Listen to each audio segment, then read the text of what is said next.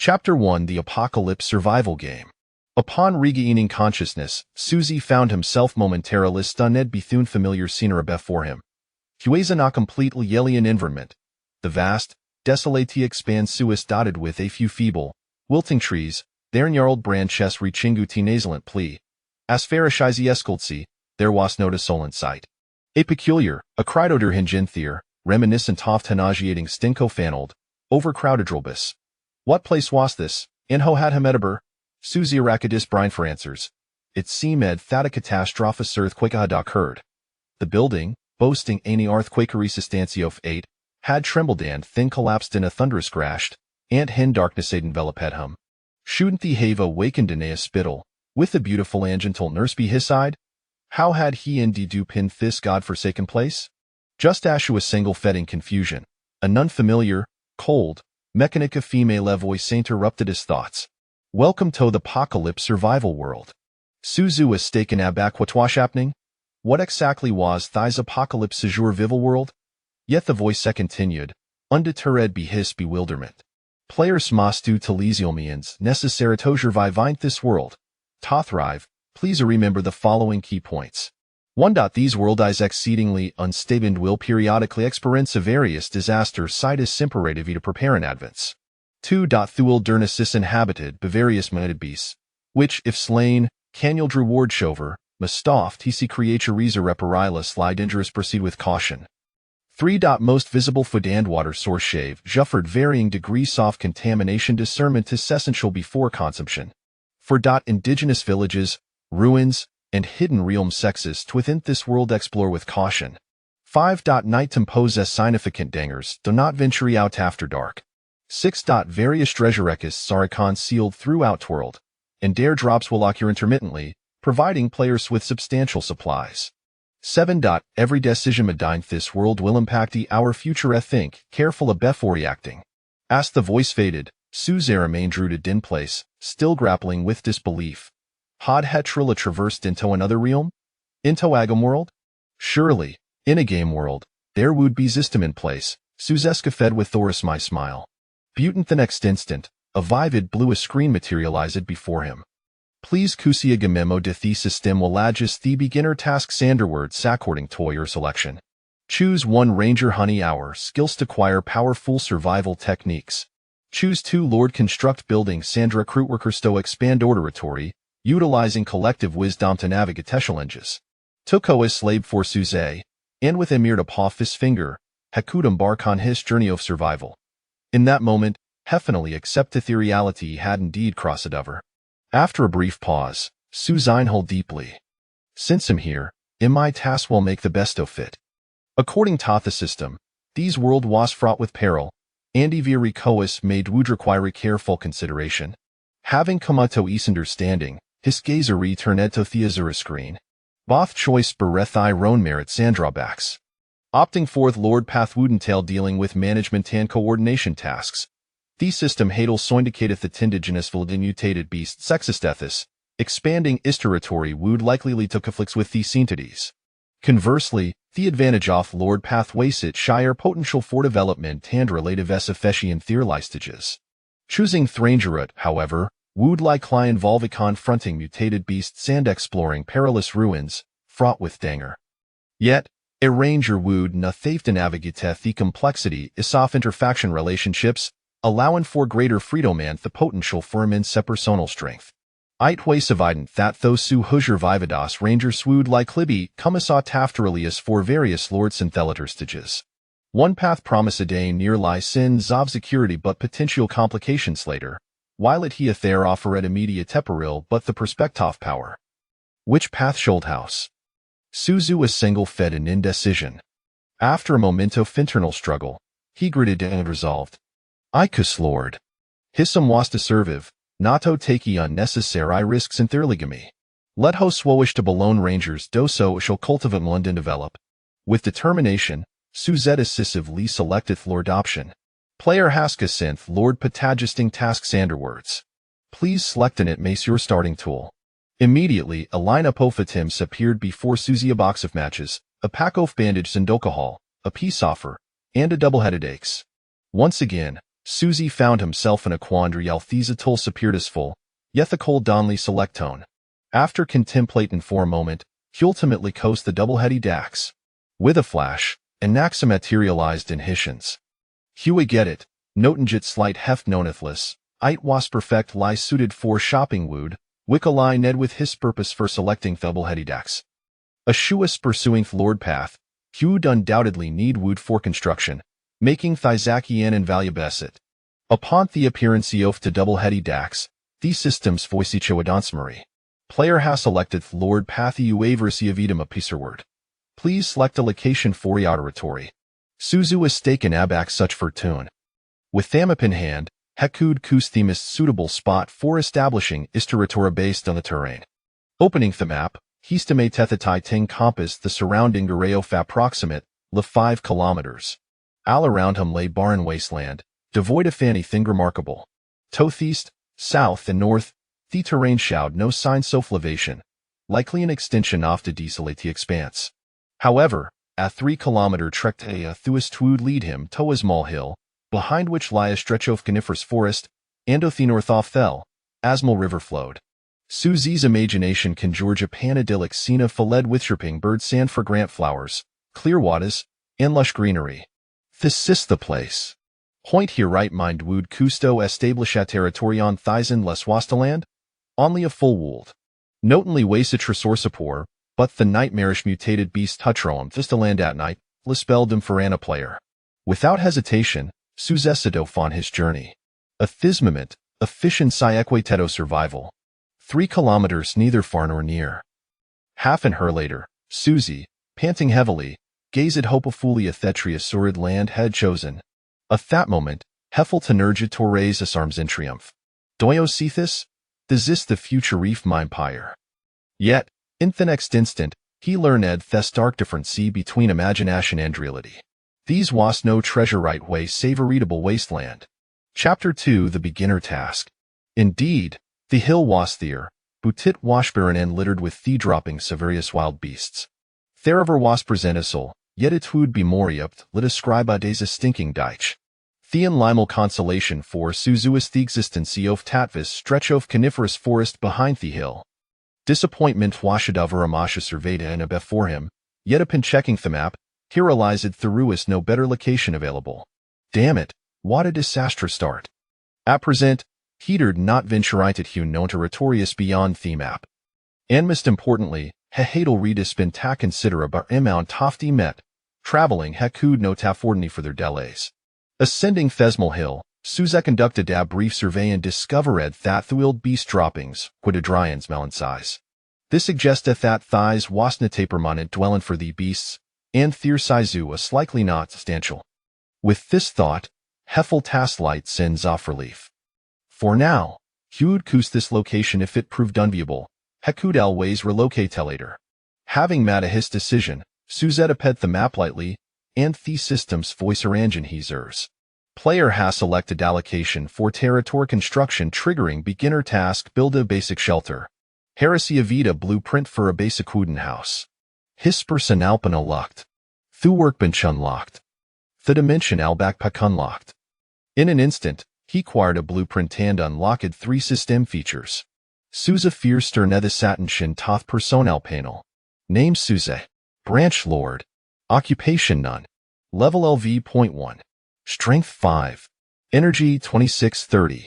Physical condition good. Special attributes none. There were no flash shy stats like Yada Cortifins Pointscom and Live, found in Otheron Lineagamus the and Limitrix available were a strength handy energy. Below Thepinol, detailed explanation soft he's matrix were provided.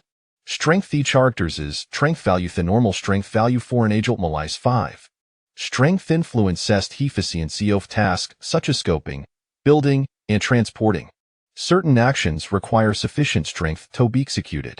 Energy the character's mental state, the normal mental limit for an agile themanis 30. If energy below 20, the character enters saphitic state. If it falls below 10, the character becomes exhausted. If energy reaches 5, the character falls into coma. A character's when energy reaches 0. All actions consume energy, while eating gone dressed in effective lie replenish it. After reviewing the C-specs, Susanna dead slightly, finding the system's design relatively reasonable. Next, he examined the workbench. These ways of convenience provided by the system for players. As long as one possesses blueprints, raw materials, and sufficient energy, one can construct the objects depicted in the blueprints. This feature is indeed remarkably convenient. The Thames create haverating ceiling, however, under most circumstances, theoreticate. The-dimensional backbook, aikit accompanying quest, allows to story or retrieve an unanimity object, with a slight drain on mental energy. Currently, the dimensional backpack has 3 slots, each capable of stacking 19 identical items. At last, Suzeg is upon the blueprint. Basic wooden house. Quality ordinary. Requirements timber 030. Effects provide slight shelter from wind and rain, offers minimal insulation, and efforts is light defense against external attacks. Evaluation everything is smear slight tidy's better than nothing. A faint frown crossed Susie's brow. Is thighs wadi ukala basic refuge? Nevertheless, a sit ways an avasi tashka sined bithi system, had not cois but a proceed step by step. With a double-handed axe slung over his shoulder and a tune in his lips, he made his way toward the coniferous forest. Before long, rows of pine trees appeared before him. Pine tree. Quality ordinary. Effect scamba decomposed in timber. Evaluation a singular pine tree. With a swift swing off his, Suze struck at the pine tree before him. With an 8 blows, the tree fell at his feet. Record acquired timber 10. A pine tree ricking the height off 3 minute ill dead 10 piece of timber, confirming that this novice tash quays indeed not challenging. Repeating his previous actions, hequaclium acid 30 piece of timber. Upon returning to the hillside, has electeth wooden house blueprint within the system, and a translucid image the house materialized before him. Has shifted disgazy and notice said that on certain pitches off ground, this'll appear green, while I know their areas, it wasard. Having frequently engaged with construction games, Susie understood the implications. Green indicate daviable construction site, whereas red signified otherwise. Have focused the donaflatex bands off ground, and the silhouette transformed into green. Hath insolently intoned. Construct. As simply wooden house emerged before him. At that moment, a slight dizziness washed over him, and he glanced at his mental energy. 1430. The construction of wooden house had consumed nearly 10 points of mental energy. This figure was rather exaggerated. Just moments ago, felling 3 trees had barely affected his mental energy by his estimation. If he had manually constructeth wooden house, it would have in like a stare around 5 points. It was evident that willeth workbench was convenient and expedited production, it tingered additional mental energy costs. Henceforth, Suze would need to carefully consider whether to utilizeth workbench in manual construction during future building evers. You have successfully constructed a basic wooden house, please attempt to upgrade it. The system's voice resonate to tan opportune moment. Susie approached wooden house. Ash appeared into the gaps, a linoff text appeared before him. Upgrade requirements plant fibers 03. Effects seals gaps. Surveying Zerendings, his gaze quickly settled on the sparse moss growing on the hillside. Record acquired plant fibers 5. Record acquired plant fibers 3. To ensure enough, Souza vigorously harvested moss from the hillside, leaving the already scanty vegetation utterly bare. Returning to the front of wooden house, he opted not to workbench this time instead. He manually stuffed the moss into the gaps of the house. After a while, all the gaps are completely filled. Upon inspecting the basic wooden house again, its quality had improved from ordinary to good. Task completed. Construct a basic shelter. Lord level 1. Construction tree unlocked. Common item blueprint unlocked. First disaster warning received. Acquired evolution count 1. Following the completion of the novice task, a series of notifications popped up. Suzes level surged to LV2. He began to explore the new changes. The construction tree presented Dabranking diagram, with the basic shelter at the top, leading down to options such as shall, farm, ranch, toolshed, and other buildings awaiting is selective construction. Additionally, Heresy evita plethora of blueprints for common items, such as wooden shovels, wooden boxes, and wooden planks. The fierce disaster warning particularly captured attention. These warning consisted of a brief statement. First disaster: basic snow disaster, estimated night to me temperature 30, anticipated occurrence 4 days hence. Ifan wishes to acquire information regarding Thesican disaster, they must seek it out or predict it themselves. A basic snow disaster in 4 days, sushi art leapt into his throat. Now under the novice Tashka Sined Bethi system was to construct a wooden house if player swear a left o thigh roan devices, one couldn't lie, imagine it a number of casualties that might ensue. Despite being merely a basic disaster, in a situation thought Berethaderm disaster was bound to be anything but trivial. Furthermore, most players current lipossessed virtually nothing. With a resolute determination, Suzy silently vowed to prepare to quit live for the impending basic snow disaster in these 4 days. Chapter 3. The choice of evolution. The final reward bestowed by the system was a multiplication of evolution opportunities by 1. Suzy activated the reward, and instantly, 4 options materialized before him. Option 1. Strength 1. Option 2. Stamina limit 5. Option 3. Cold resistance 10. Option 4. Heat resistance 10. Each option promised immediate evolutionary benefits upon selection. Gazing at the choices, Suzy experienced a sudden epiphany regarding the system's earlier assertion that every decision held significant importance. If ascending a level granted an evolution opportunity, then the disparity among individuals would manifest through their choices as their levels increased. With renewed contemplation, Suzy scrutinized the 4 options anew. The first 2 pertained to fundamental attributes, while the latter 2 corresponded to special traits on the character panel. However, a commonality among them was the modest increments, necessitating prolonged accumulation to yield noticeable effects. Weighing these enhancements, Suzy ultimately resolved to prioritize strength and stamina in the early stages. After all, as he was pursuing a lordly path, he had structures to withstand calamities, rendering the resistances less pressing for the time being. Conversely, a ranger surviving in the wilderness might have opted for some resilience to navigate the initial challenges. Having made his decision, he swiftly directed his attention to option 1, strength 1. A warm surge coursed through his body, invigorating his strength.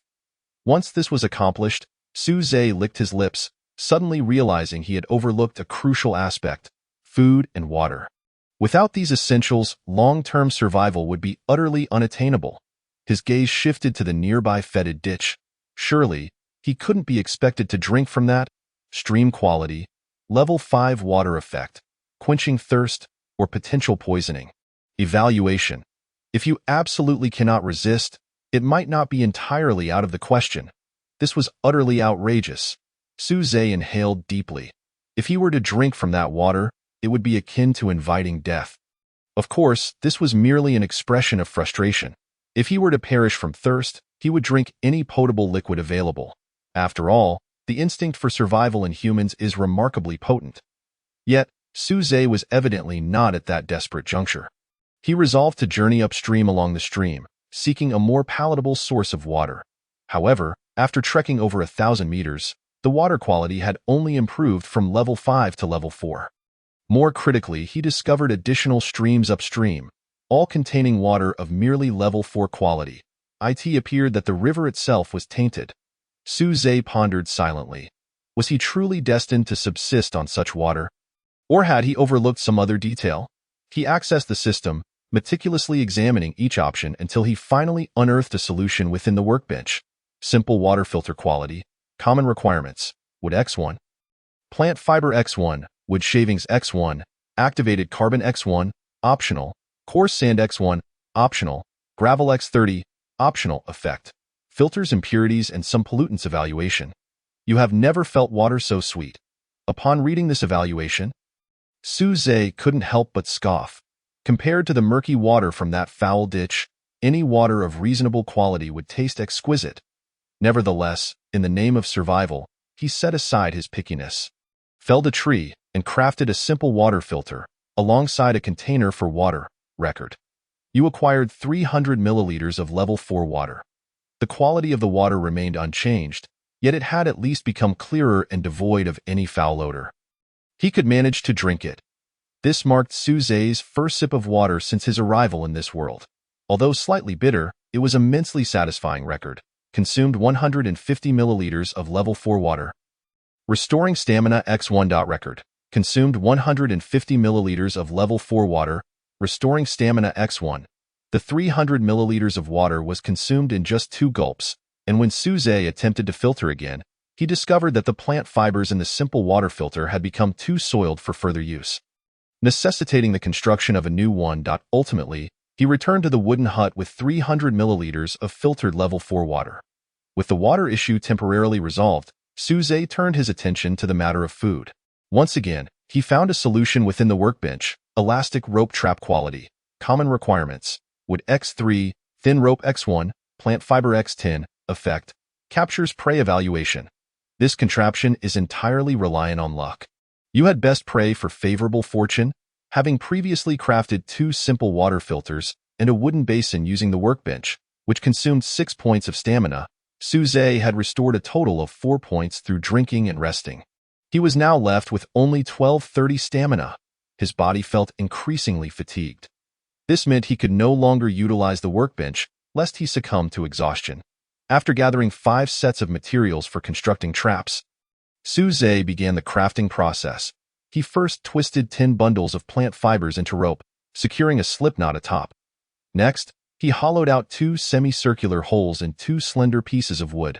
Venturing into the coniferous forest, he selected a sapling and positioned the 2 hollowed pieces of wood parallel to the ground, firmly compacting the soil. Then, he placed a whole piece of wood horizontally atop the 2, bending the sapling down and tying one end of the plant fiber rope to the top of the sapling, while fastening the other end with a slipknot to the horizontal wood. After adjusting the size of the slipknot, he successfully completed an elastic rope trap. He opted for a slipknot size of approximately 10 centimeters, sufficient to ensnare small animals such as rabbits or squirrels. After crafting 5 traps to a satisfactory standard, Suze's attention was suddenly drawn to a peculiar plant growing amidst a patch of weeds. Could it be some wild fruit? Upon closer inspection, he realized it was indeed a mutated snakeberry. Mutated snakeberry quality, good effect, unknown evaluation. Unknown. Suze hesitated. This was his first encounter with an item whose properties were indiscernible. He dared not experiment recklessly. Although regular snakeberries were non-toxic, the mutated variant was an entirely different matter. Safety was paramount. However, should he capture any small rodents, he could use them for experimentation. Adopting a mindset of caution, Suze returned to the wooden hut and resumed crafting. Currently, he lacked for wood, and he was capable of manufacturing several simple items himself, such as wooden beds, tables, and stools, if he were not concerned with aesthetics. Merely aiming for functionality, then the creation of such furniture would require only a few strokes of an axe, posing no considerable challenge. Once he completed these items, the familiar sound of the system's prompt resonated in his ears. Player has acquired sufficient experience points. Lord level 1. Gained evolution opportunities X1. Chat channel activated. Trading post activated. Chapter 4. The trading post. There is a trading post and a chat channel. Suze was somewhat astonished. The existence of a trading post and chat channel implied that players could share experiences and procure necessary items from one another. This would significantly alleviate the challenges of survival. After allocating his evolution points to strength, Suze promptly began exploring the newly activated features. The chat channel was divided into 2 segments, the world channel and the regional channel. Suze first opened the world channel. Within the channel, all avatars and names were displayed as unknown, and countless unknowns simultaneously sent forth a torrent of messages. Damn. How did I end up in this wretched place? What on earth happened? What incredible luck. I thought I'd been swept away by a flood and was doomed, but instead, I entered a survival game. It's tough here, but at least there's a glimmer of hope. Me too. A sudden sandstorm whisked me away, and I was struck by a barrage of spherical lightning. Ha ha ha, you're all unaware, aren't you? This is divine retribution. We are all doomed. Messages flew by in rapid succession, and Suze had to halt the flow to discern the contents. Excluding a handful of individuals who were still grappling with the situation, there were those who exhibited extreme pessimism, while the remaining participants divulged an exceedingly critical piece of information to Suze. Although it was unclear whether it applied to everyone, the majority of individuals entering this apocalyptic survival game had undoubtedly encountered natural disasters. It was noteworthy that among those speaking in the World Channel were not only individuals from Huaxia, but also a considerable number of foreigners. Could it be that the globe was simultaneously besieged by various calamities? A hypothesis emerged in his mind. Could this truly be the end of the world? However, he noted the absence of high-ranking officials or notable figures among the speakers and felt hesitant to fully embrace this conjecture. To ascertain the truth, he typed in the channel, "Does anyone know how many people have entered the game?" The message was dispatched, yet it vanished without a trace, receiving no response. Was it possible that his inquiry was flawed? As he was poised to send his second message, a notification abruptly appeared. Players are allowed to send only one message per day in the World Channel, while the regional channel remains unrestricted. This revelation left Suzy astonished, as he finally comprehended why his message had vanished into the void. Some individuals might genuinely be unaware, others may wish to conceal information, and a portion might desire to answer questions but find themselves out of speaking opportunities. In summary, it seems that the World Channel is primarily a place for sifting through gold. Seeking specific information is a formidable challenge. Shortly thereafter, Suzy ventured into the regional channel. In this channel, everyone's nickname corresponds to their real name, accompanied by a string of numbers akin to an identification code. Suzy's code is 0816. This regional channel comprises a total of 1,000 individuals, which, by all accounts, should be bustling with activity. Yet, at present, there are only a few scattered chat records. 6 hours ago. Chu Fei. Where are you all? I'm so scared. Is anyone able to help me? Wang Tianlu. Don't be afraid. I have a fire here. I've ignited a pile of grass. Can you see the smoke? Wang Wan. I'd like to come over too, but I can't see any smoke. Lu Zi. 1. I can't see any smoke. Chu Fei. I see it. I'm coming right away. 2 hours ago. Chu Fei. Where are you? Chu Fei. Where are you? Chu Fei. Don't scare me. Lu Zi. Could something have happened? Wu Qing. Is there really someone so foolish as to expose their location? Something must have happened. Chat records. Following this, silence reigned. No one dared to speak freely any longer. This atmosphere caused Suzy, who was prepared to contribute, to retract his hand. In this world, aside from confronting disasters and mutated beasts, the most terrifying adversary is the human heart. Suzy would never believe that the well-meaning Wang Tianlu fell victim to a mutated beast. Someone must have played a sinister hand. The most alarming aspect is that Chu Fei was only 4 hours away from the victim, Wang Tianlu. Moreover, the perpetrator is even closer to Wang Tianlu. So, could there be someone nearby him as well? This served as a wake-up call for Suzy. He must remain ever vigilant. After addressing basic issues, he needed to cultivate a certain level of martial resources. Otherwise, his very life would be at stake. He gripped the double-headed axe in his hands, feeling a flicker of reassurance. Fortunately, he had chosen this weapon at the outset. Ultimately, he opened the trading post. The trading post is a platform provided by the system for players to engage in transactions. All trading activities are based on the player's voluntary participation. The trading post features an auction function. Each transaction incurs a service fee equivalent to 5,000ths of the item's value. Listing an item for trade requires a deposit of 1% of the item's value as a storage fee. The top line of the trading post displays sales. Suzy clicked on it, as what he needed most at the moment was a source of fire, which could be matches, flint, or a lighter. Without fire, he would be unable to accomplish many tasks. Even if traps ensnared prey, he could not utilize them to sate his hunger. However, after perusing the listings, he found that most items for sale were food items like bread, all priced exorbitantly. Additionally, no one seemed to be selling fire sources. It was evident that these were highly treasured. He scrolled down to the purchase requests, which were filled with various messages. Seeking a piece of fur. I am freezing to death up here in the mountains, looking for a fire source. Willing to trade for bread. Chengdu is online, urgently seeking one. Hurry, or I'm going to die. Most of the requests were centered around the most urgently needed items. After a brief glance, Suzy closed the trading post. At this stage, posting a request would likely prove futile. Fire sources, it seemed, would not be easily relinquished by anyone. At this point, Suzy could only resort to the most rudimentary, yet least reliable method, friction fire. This technique is well known and frequently appears in countless survival shows, yet achieving a successful ignition requires a wealth of skill and knowledge. Fortunately, Suzy was one of those who possessed such know-how. First, he needed to find easily ignitable and dry tinder, such as dry wood shavings, feathers shed by birds, resin, or dry moss. Here, Susie opted for dry moss and resin, both of which are readily available in the coniferous forest. Next, he required a dry stick, one end of which he would shape into a drill point.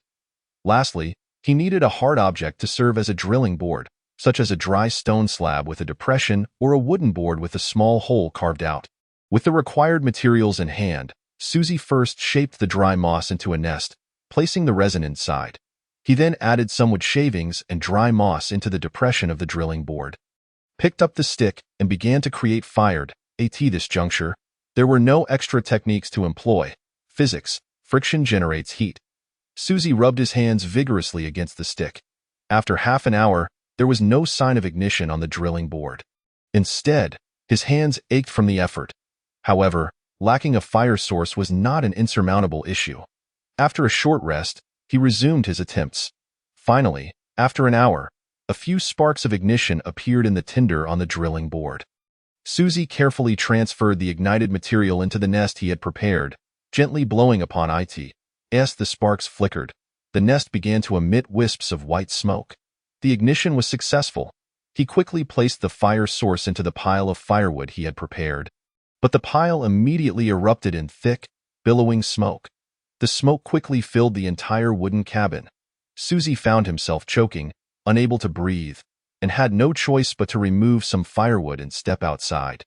Waiting for the smoke to dissipate naturally, observing the suffocating haze within the cabin, Susie shook his head. It was clear he needed to devise a ventilation system, or else burning firewood would remain a troublesome endeavor. Chapter 5. Constructing a fireplace. Speaking of a ventilation system, Susie contemplated three options. The simplest involved opening windows on either side of the cabin or creating a skylight. However, this approach was clearly detrimental to warmth, especially with a snow disaster looming in 4 days. The remaining two options included a stove commonly used in yurts, positioned centrally with a chimney-like pipe extending for ventilation. Yet, this stove's construction was quite complex, and without tools or materials at hand, Susie could only lament his predicament. The final ventilation system was a fireplace. While not commonly seen in domestic settings in China, fireplaces are a prevalent means of heating and ventilation in foreign lands, particularly in Western countries. Moreover, building a fireplace could rely on the walls, requiring simple materials, making it a suitable choice for Susie at this moment. Without hesitation, he covered the fire source with some semi-dry moss for preservation and began searching the surroundings for suitable stones.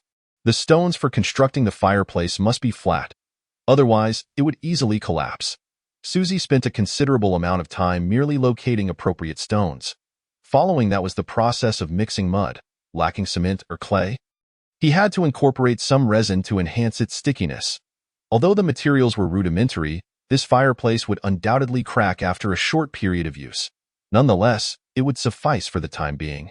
Choosing a corner inside the cabin, Susie began his construction. He first dug into the ground to create a shallow foundation, then filled it with stones, covered it with a layer of mud, and topped it with another layer of stones. Repeating this process, after an hour, rudimentary fireplace was completed. The height of the fireplace just reached the ceiling, and due to the difficulty of working above and the encroaching darkness, he decided to complete the remaining modifications the following day. The top of the fireplace's chimney needed to be sealed, with openings on either side for smoke to escape, thus preventing the impending snowfall from entering the fireplace in 4 days. Player successfully constructed a rudimentary fireplace. Lord Level 1.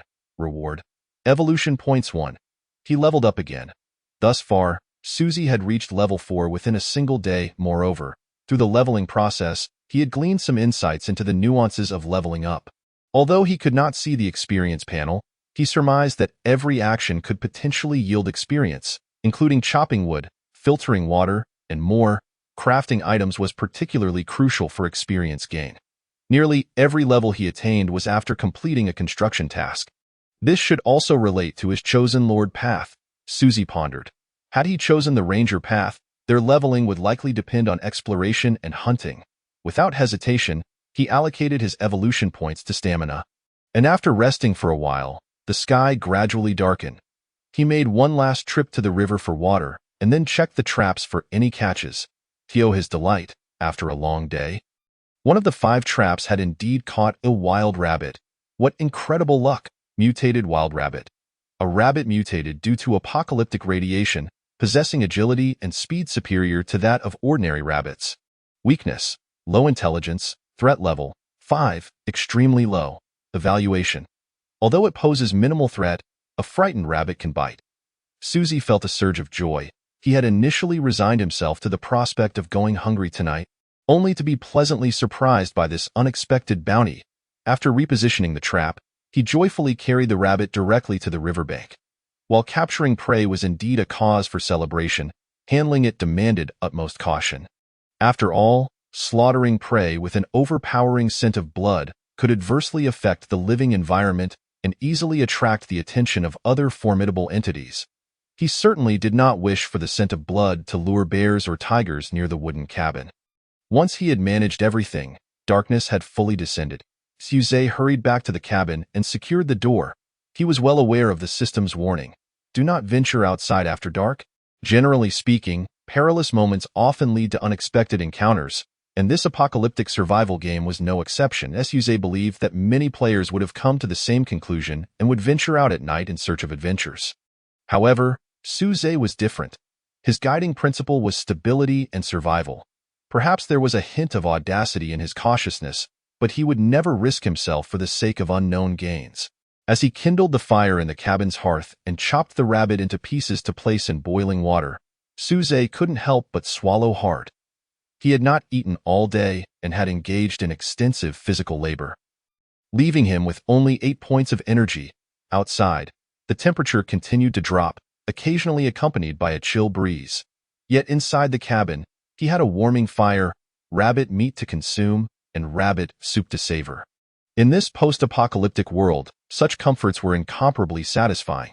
He wondered how the other players were faring, but Suzy felt quite pleased with his progress for the day.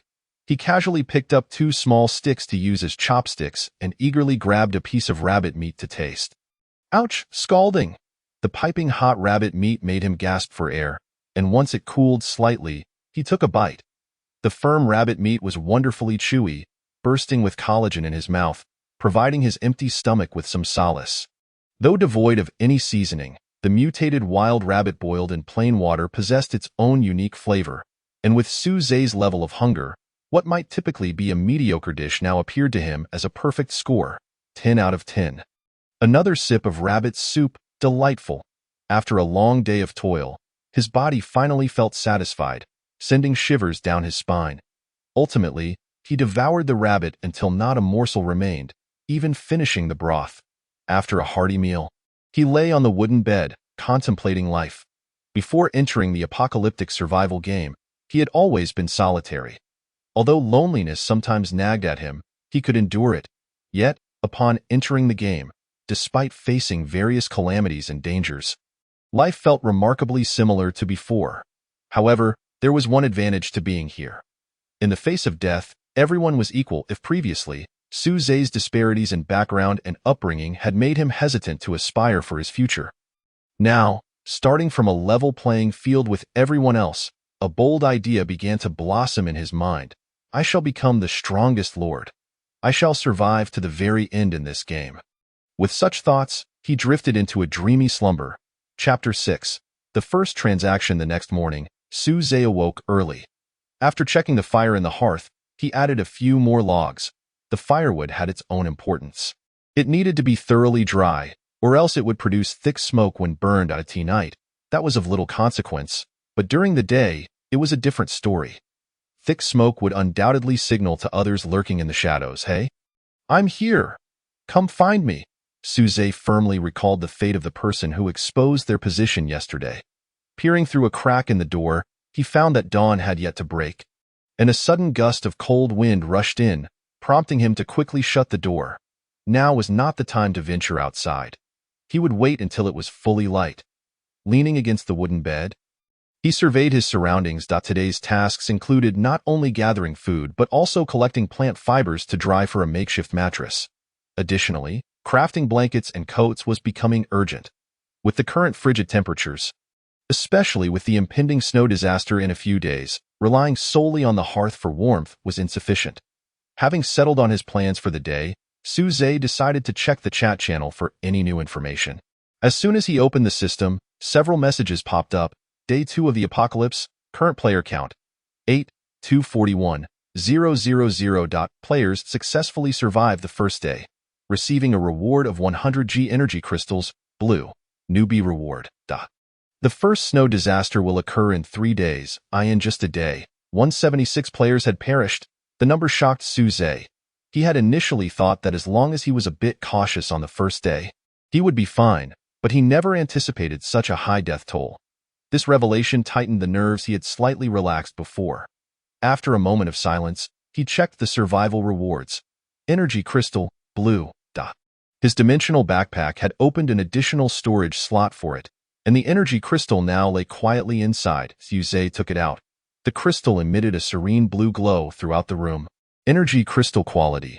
Rare effect? Evaluation. You know nothing of its powered, an item of rare quality whose effects were unknown, but judging by its name, it should relate to energy provision. However, it seemed unusable at this stage.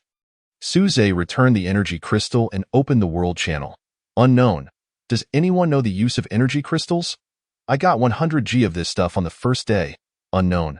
Damn, people really can die. I thought it was just a game. Unknown. I'm so thirsty. Is there drinkable water where you are? Here, all I have is radiation level 7 water, which can't be consumed even after filtering. Unknown. Haha. I just took down a big guy in the wild. Major loot. Rangers are awesome. Their combat power is incredible. The conversation conditions remained unchanged from yesterday, with each individual rambling about their situations. However, Suze gleaned a wealth of information from the chatter. Firstly, it appeared that everyone's newbie reward was the same. 100G energy crystals, yet no one knew their purpose. Secondly, some players were in locations without drinkable water, making Suze feel quite fortunate. Finally, formidable rangers had begun to emerge, indicating that he and the other Lord-type players needed to accelerate their progress. He opened the regional channel. After a day, the previously dormant regional channel, which had been quiet out of fear of revealing positions, had come alive again. Among the chatter, one player stood out for their enthusiasm. A player named Mahonkai. What's going on? Why is no one talking in the regional channel? Mahonkai. Someone come chat with me. I'm going to die of boredom in this cave. Mahonkai. Is anyone there? You all aren't bots sent by the system, are you? Wu Qing. You're too loud. Liz. 1. Mahonkai. Great. There are really living people. Wu Qing. Talk less. Don't expose your position, Mahonkai. I'm not afraid today. I opened a green treasure chest and got a good quality composite bow. Who dares to come find trouble with me, Mahonkai? I have beast pelts and beef here. If you're interested, message me for a trade. After scanning the messages, it was evident that most were from this player Mahonkai, while others remained relatively subdued, likely due to the recent attack on Wang Tianlu.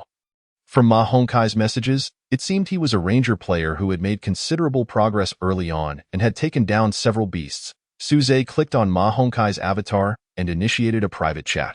Are you there? After a moment, Mahonkai's avatar flashed. Yes, yes, yes. Finally, someone is messaging me. Before Suze could respond, Mahonkai's messages flooded in like a barrage. What do you want? I have mutated yak meat, mutated rabbit meat, 5 loaves of bread, half a piece of yak hide, and 50 pieces of rabbit hide. I want water, wood, iron ore, and various mutated wild fruits of good quality or above. Ding ding ding. Are you reading my messages? Hurry up and reply. You aren't an old man, are you? You're typing so slowly.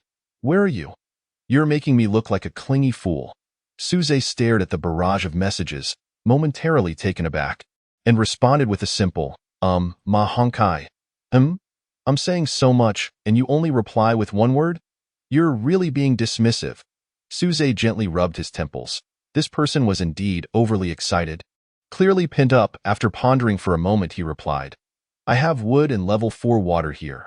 I'd like to trade for some beef and yak hide. Mahonkai quickly responded, Beef is no problem. I have more than I can eat. You give me 50 units of wood and 1,000 milliliters of level 4 water, and I'll give you 10 pounds of yak meat. But the yak hide is off limits. Aside from the piece I'm using to keep warm, I only have half a piece left. You'll need to trade with good quality wild fruits for that. Suze furrowed his brows slightly. Wild fruits. Suddenly, he recalled the cluster of snake berries he had stumbled upon the previous day. He pushed open the door, and the sky outside was already fully illuminated, though the temperature had dropped a bit more. Braving the chill, Suze rushed to the snake berries, plucking one and sending its attributes to Ma Hongkai. Is this acceptable? Attached. Mutated snakeberry. Yes, indeed. This is a splendid find. Ma Hongkai replied with enthusiasm. How many do you possess? Suze counted and discovered he had a total of 26. He promptly messaged back. 20. All right, 20 in exchange for half a yak hide. Let us trade at noon. Having sent the message, Suze immediately set about preparing wood and level 4 water. After a flurry of activity, he finally gathered all the items Ma Hongkai requested and quickly contacted him. The items are ready. After a while, the system delivered a notification.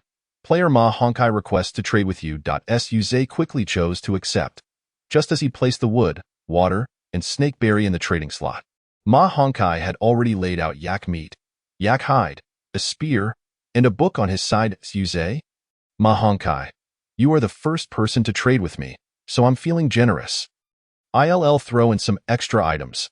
The others in the area are all timid, and I have little interest in them. Suze smiled knowingly and clicked the agree button. Chapter 7.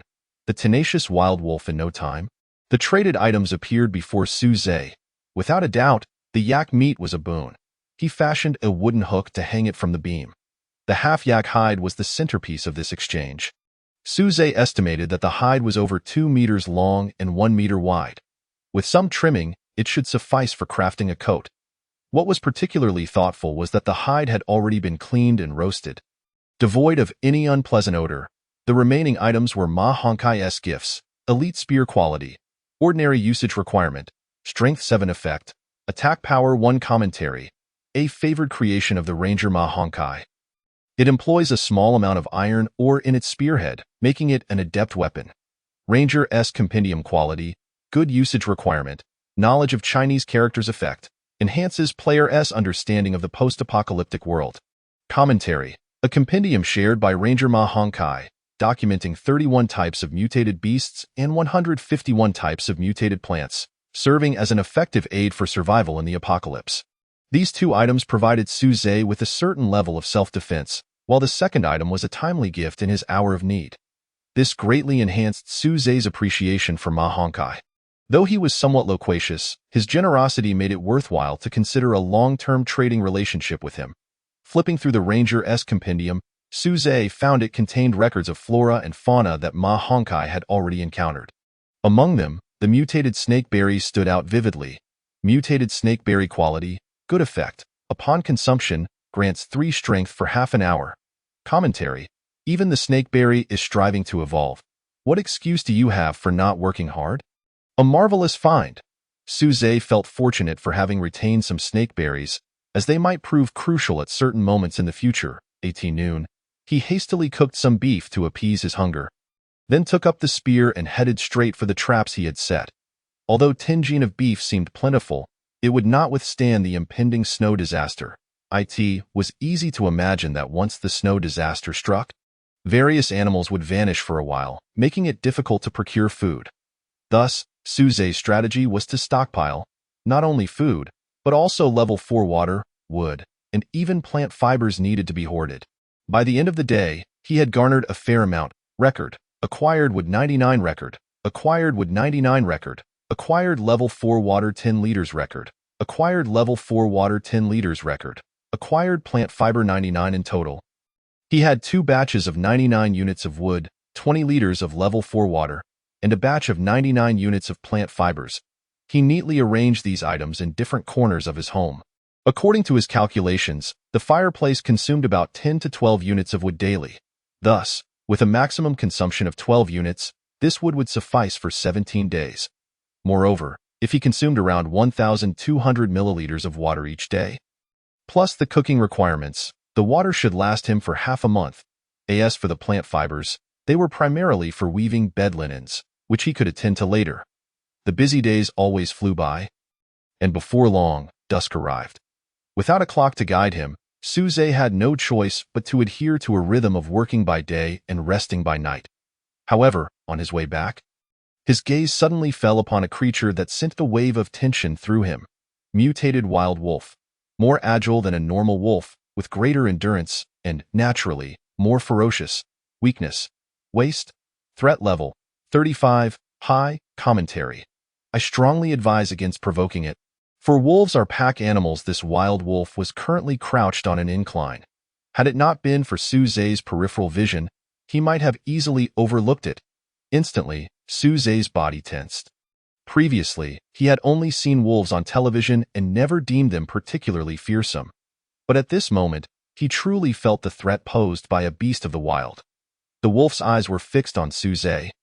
Not making a move, merely lying in wait for his next action, Su Zhe dared not make any sudden movements, fearing that he might inadvertently provoke the creature. Thus, a standoff ensued between man and wolf. This wolf exhibited remarkable patience. Time passed, yet it showed no signs of relinquishing its position. However, Su Zhe could not afford to wait any longer.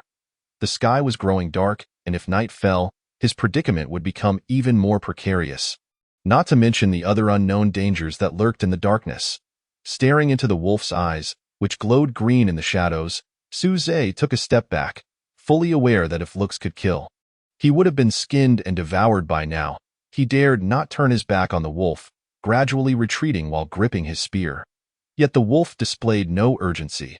As Su Zhe retreated a few steps, it advanced a few, then lay low again. It cleverly kept itself just out of reach of Su Zhe's spear while maintaining a threatening proximity. What a cunning creature! Su Zhe gritted his teeth, cursing the wolf's kin 1,000 times in his mind. However, slowly, he could see his wooden cabin in the distance, and after a while, he found himself at the doorstep. Taking a deep breath, he turned and sprinted, flinging the door open and rushing inside, locking it behind him. The motion was seamless. Leaning against the door, Su Zhe gasped for breath, having been overly tense. In just half an hour, he had depleted 10 points of his energy. His current energy level stood at 935. Had he not allocated points to increase his energy limit by 5, he would have been on the brink of unconsciousness. After securing the door, Su Zhe sat on his bed, growing increasingly agitated. How dare that wretched creature torment him like this? If only he had a full set of armor, he would rush out and deal with it. Yet after pondering for a moment, he realized that mere armor would not suffice, for he might not even be able to catch up to the wolf. He lacked proficiency with bows and crossbows, which left him in quite a predicament. In desperation, he opened the chat window with Ma Hongkai. Even if the cost were steep, he was determined to eliminate this wolf. A gentleman does not seek revenge for a grudge held overnight.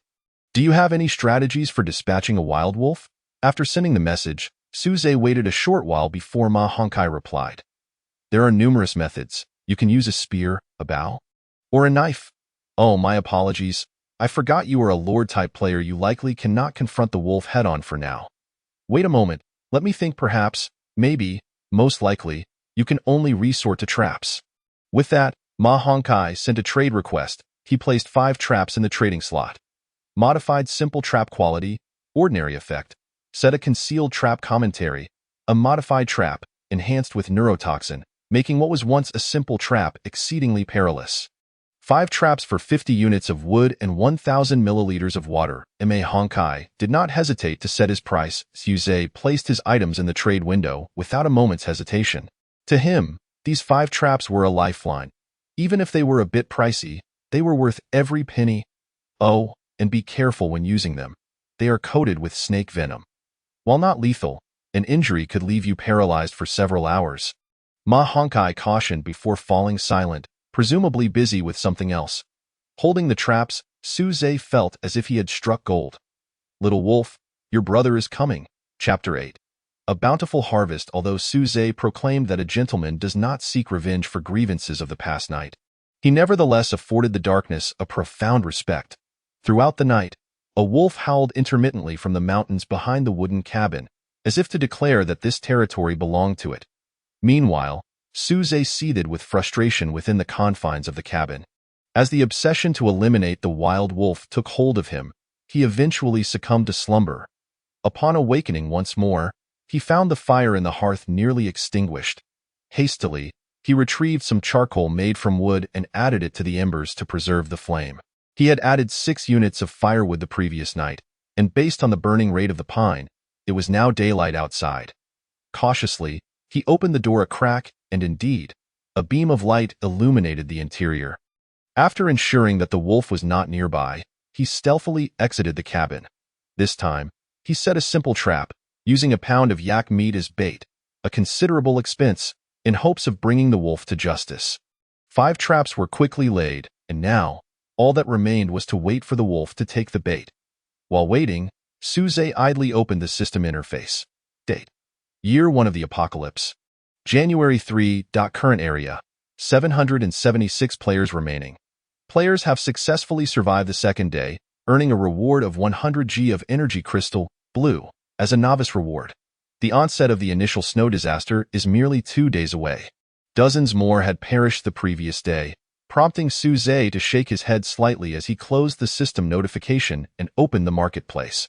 Having spent 2 days in this apocalyptic world, most players had settled in, and the marketplace had become increasingly lively with a diverse array of goods. Foremost among them were various luxury items. Here, luxury did not merely refer to jewelry, gold, or silk from the old world. Anything beyond basic survival needs was deemed a luxury. The most representative of these were spices: chili, chicken essence, monosodium glutamate, soy sauce, and dubanjiang. All these items had emerged from treasure chests, as players had yet to acquire the ability to manufacture these goods independently. At this stage, only the most exceptional players could occasionally indulge in luxury items, while ordinary players aspired to exchange such luxuries for basic necessities like water, animal pelts, and food. After all, survival was the first step toward hope.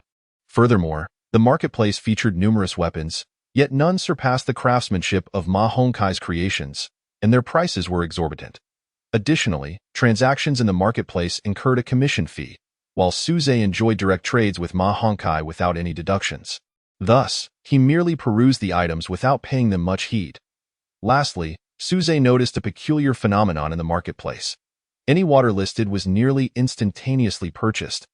This led him to surmise that many players in this game were lacking water resources.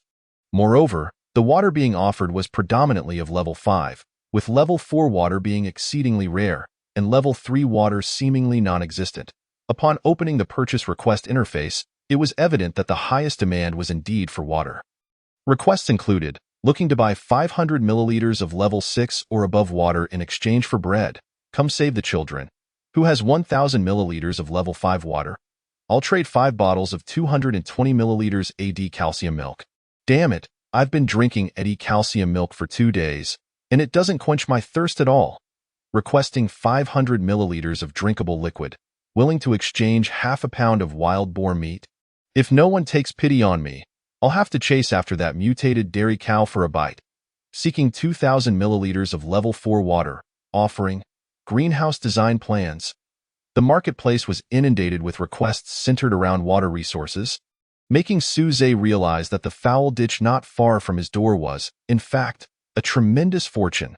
Without hesitation, he rushed back inside to check his reserves.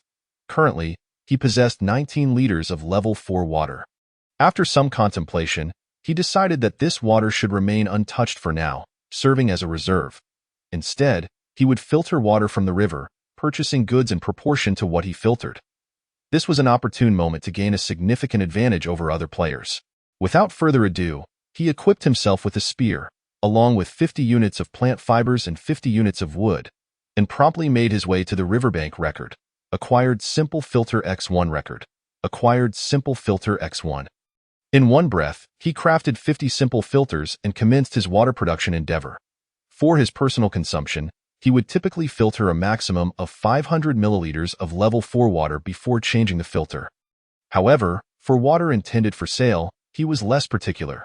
As long as the system displayed it as level 4 water, he would not cease his efforts. Record. Acquired 1,000 milliliters of level 4 water record. Acquired 1,000 milliliters of level 4 water. After exhausting all 50 filters, he successfully obtained 50 liters of level 4 water. He stored this water in the large wooden barrels he had prepared in advance. Then, akin to a leisurely shopping spree at a supermarket. He began to select items from the marketplace. Let's secure this greenhouse design plan first. It's a valuable asset. I can't overlook that half a pound of wild boar meat either. The yak and rabbit meat lacks sufficient fat, leaving me feeling weak these past few days. I'll take 5 loaves of bread for a proper intake of starch to maintain my strength, but not too much, as this item isn't conducive to preservation. Is that a bag of salt? Without hesitation, I'll buy it. I'll take one of each spice as well. After spending 50 liters of water, he acquired Greenhouse Design Plan X1, half a pound of wild boar meat, 5 loaves of bread, various spices, Fence Design Plan X1, Fertilizer X10, Mixed Vegetable Seeds X1, and 2 cans of yellow peach. Among these, the most valuable were the Greenhouse Design Plan and the tempered glass. Notably, the tempered glass was selling for 1 unit of level 4 water per piece. Had Suze not intended to construct a greenhouse, he would never have purchased such an item. Wouldn't it be more delightful to buy a couple more pounds of meat instead? Nevertheless, the greenhouse represented Suze's ambition. Following the snow disaster, food would undoubtedly become scarce. While meat might still be stored by rangers, leading to a high but limited supply in the marketplace, vegetables and grains would be far more elusive. These items would scarcely appear in the wild, and after the snow disaster, they might even vanish for a time. If Suze possessed a greenhouse during this period and could cultivate vegetables, the potential profit was unimaginable. The principle of taking one step ahead, thus staying ahead of the game, was evident here. Before long, Suze received a system notification that the items he purchased could not fit in his backpack and had been placed inside his wooden cabin. It was now time to return home and tally his gains. Chapter 9. Slaying the mutated wolf. Suze was as joyful as a child, bouncing toward the wooden cabin. If an old beggar were to approach him at that moment and ask, "Suze, when will you become the First Lord?" Suze would undoubtedly reply without hesitation, "From this day forth." The journey to prosperity begins at a small river. Despite his elation, he remained vigilant, checking the traps he had previously set along the way. The meat in the simple traps showed no signs of disturbance, indicating that the wild wolf had not yet ventured nearby. Otherwise, a beast's instincts would have succumbed to such temptation. Upon inspecting the elastic rope snares, he noticed clear signs of struggle within, but the prey had vanished. It seemed the wolf had taken advantage of the situation. Gritting his teeth, Suze retrieved all 5 elastic rope snares, thinking to himself, "Let's see what it will eat now. When hunger strikes, it will inevitably fall into the modified simple trap." At present, it was a battle of patience. Returning to the wooden cabin, he placed all the items in the center of the room, taking great care to organize them. Observing the somewhat cramped space, Suze contemplated that it was time to construct a storage facility. Otherwise, as his inventory continued to grow, there would be no room left in this small cabin. Without delay, he circled the cabin and selected a spot for the warehouse, 2 meters to the left of the wooden structure. He had 2 primary requirements for the warehouse. It must be spacious and sturdy. The latter was self-explanatory as a fundamental requirement for construction. The reason for its size was that, in addition to storing items, Suze anticipated that his activities during the impending snow disaster would likely take place within the warehouse. Opening the construction menu, he noted that the first tier was the basic shelter, wooden cabin. On the second tier, he could see 6 types of facilities: farm, pasture, warehouse, armory, fish pond, and kitchen. Upon selecting the warehouse, the construction requirements appeared as follows. Basic warehouse requirements: 9,090 units of wood. Specifications: occupies 30 square meters. Height of 3 meters. Effect: storage of items. Evaluation: a warehouse is fireproof and theft-proof. Everyone's responsibility. Upon seeing the substantial wood requirement, Suze grasped his double-headed axe and spear and ventured into the coniferous forest. As before, the resources stored within the cabin would remain untouched for contingencies, while materials necessary for development would be procured temporarily. He resolved to advance steadily, step by step, always prepared with an escape route. Thud! The axe felled the last tree, and Susie's stock of timber reached a total of 99 units. That moment, a system notification sounded. Your relentless logging efforts have borne fruit, granting you a special title, Junior Lumberjack. Quality: excellent. Effects: strength 2, mental capacity 10, logging efficiency 20. Evaluation: the Barber of Nature, a unique title. This delightful surprise came rather unexpectedly. Suzy opened his personal panel, and his attributes had already undergone some changes. Name: Suzy Branch, Lord Profession, None Level, LV.4 Strength, 9,522, Energy, 2840 Physical Condition. Good Special Title: Junior Lumberjack, Strength 2, Mental Capacity 10, Logging Efficiency 20. In terms of energy, he felt little difference. However, the surge in strength from 5 to 9 points within 3 days was utterly astonishing to Suzy, an almost doubling of his power. If this growth continued, he had no doubt he would become superhuman in the later stages. The role of the special title was immensely significant. If only he could acquire a few more special titles, that would be splendid. After a brief moment of excitement, Suzy calmed himself. He had triggered this special title through his persistent logging, which implied that repeated actions could yield special titles. Yet, he swiftly dismissed this notion. If mere repetition sufficed, acquiring special titles would be far too simple.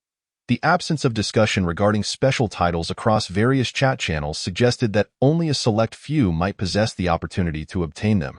After pondering for a while without arriving at any conclusions, Suzy decided to set the matter aside. There was no need to dwell on the inexplicable and invite unnecessary troubles. With time and more experience in acquiring special titles, he would naturally deduce the underlying patterns. After tidying up, Suzy hurried back to the wooden cabin.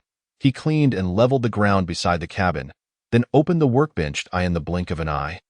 A wooden warehouse appeared before him. This time, constructing the warehouse cost him a full 20 energy points. His current energy level stood at 840. A wave of weakness washed over him, taking Suzy some time to adjust. Finally, after resting for several minutes, he took a deep breath, rose to his feet, and pushed open the warehouse's grand doors. The interior of the warehouse was supported by 2 large beams, with the rest constructed using traditional mortise and tenon joints. The space was not particularly spacious, barely adequate for his needs. There were no intricate designs, just the simplest of warehouses. However, that was to be expected, as the blueprints provided by the tree were merely rudimentary. To acquire advanced blueprints, he would need to venture out or purchase them from other players. After surveying the warehouse, Suzy placed 20 units of tempered glass inside and then plunged back into the coniferous forest. He still required more timber. With the warehouse and cabin established, Suzy's next task was to reinforce them. Otherwise, the impending snowstorm might collapse his dwelling. Successfully harvesting 30 units of timber from the coniferous forest, Suzy returned to the cabin. The reinforcement aimed to increase the house's load-bearing capacity, so only a modest amount of timber was necessary, just enough to strengthen critical areas. Reinforcing the house required 5 units of timber. Would he like to proceed? Yes. With Suzy's confirmation, the wooden cabin became even sturdier. Simultaneously, the warehouse underwent the same upgrade. Next, he planned to create a tunnel connecting the cabin and the warehouse. The decision to construct an underground passage rather than a surface one stemmed from the predominantly wooden structure of his home.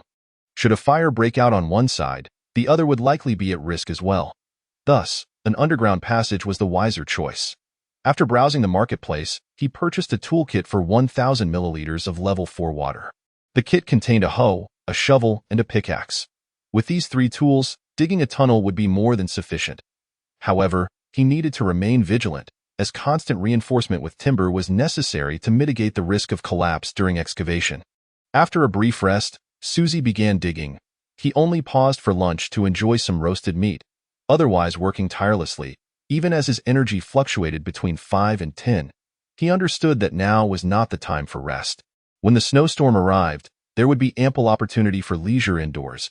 He needed to prepare everything now. Having completed a significant portion of the tunnel, Suzy's stomach began to growl.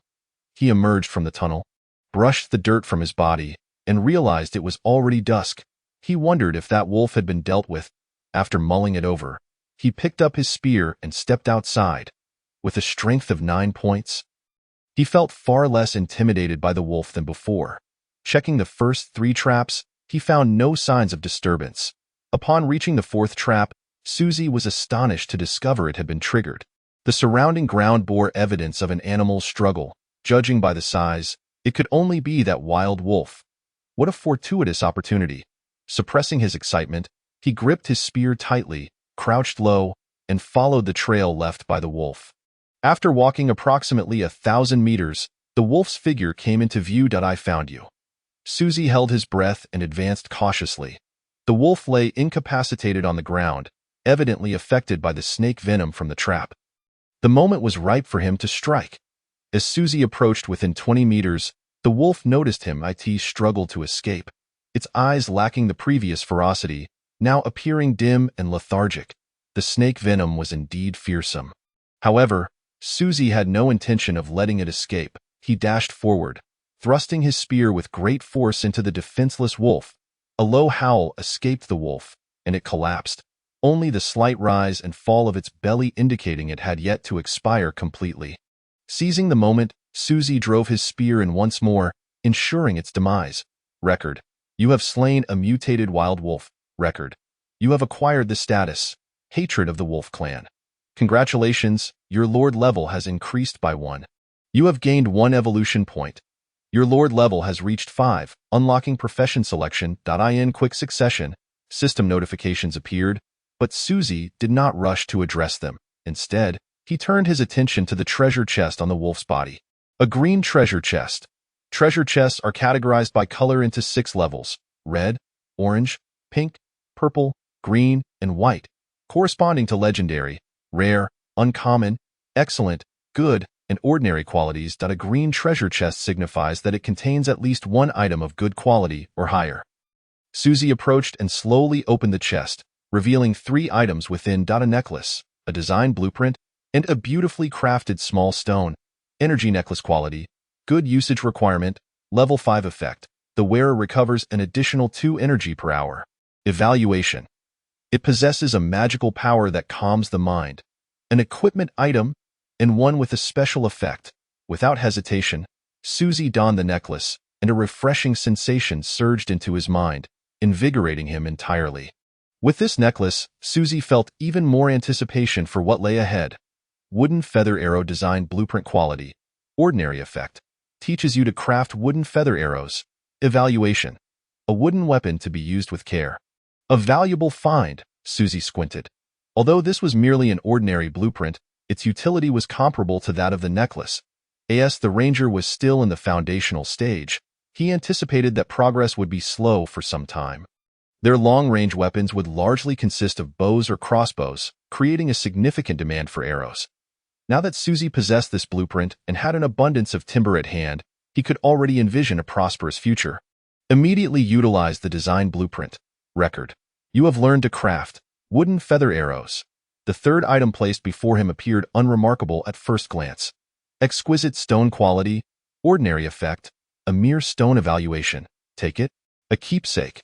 However, having retrieved it from the treasure chest, Susie was reluctant to part with it easily, opting instead to keep it close, as it occupied little space. After examining the contents of the treasure chest, Susie turned his attention to the system prompts. His gaze immediately fell upon the status of the Wolf Clan's hatred. Chapter 10. Job transition. As the description of the mutated wild wolves indicated, wolves are inherently social creatures, displaying remarkable unity. When one wolf is slain, the ire of the entire pack is ignited. Status: hatred of the Wolf Clan. The death of an individual does not signify true demise. One only truly dies when forgotten by all, and this holds true for wolves as well. Unfortunately, the memory of the Wolf Clan is formidable, particularly regarding vengeance.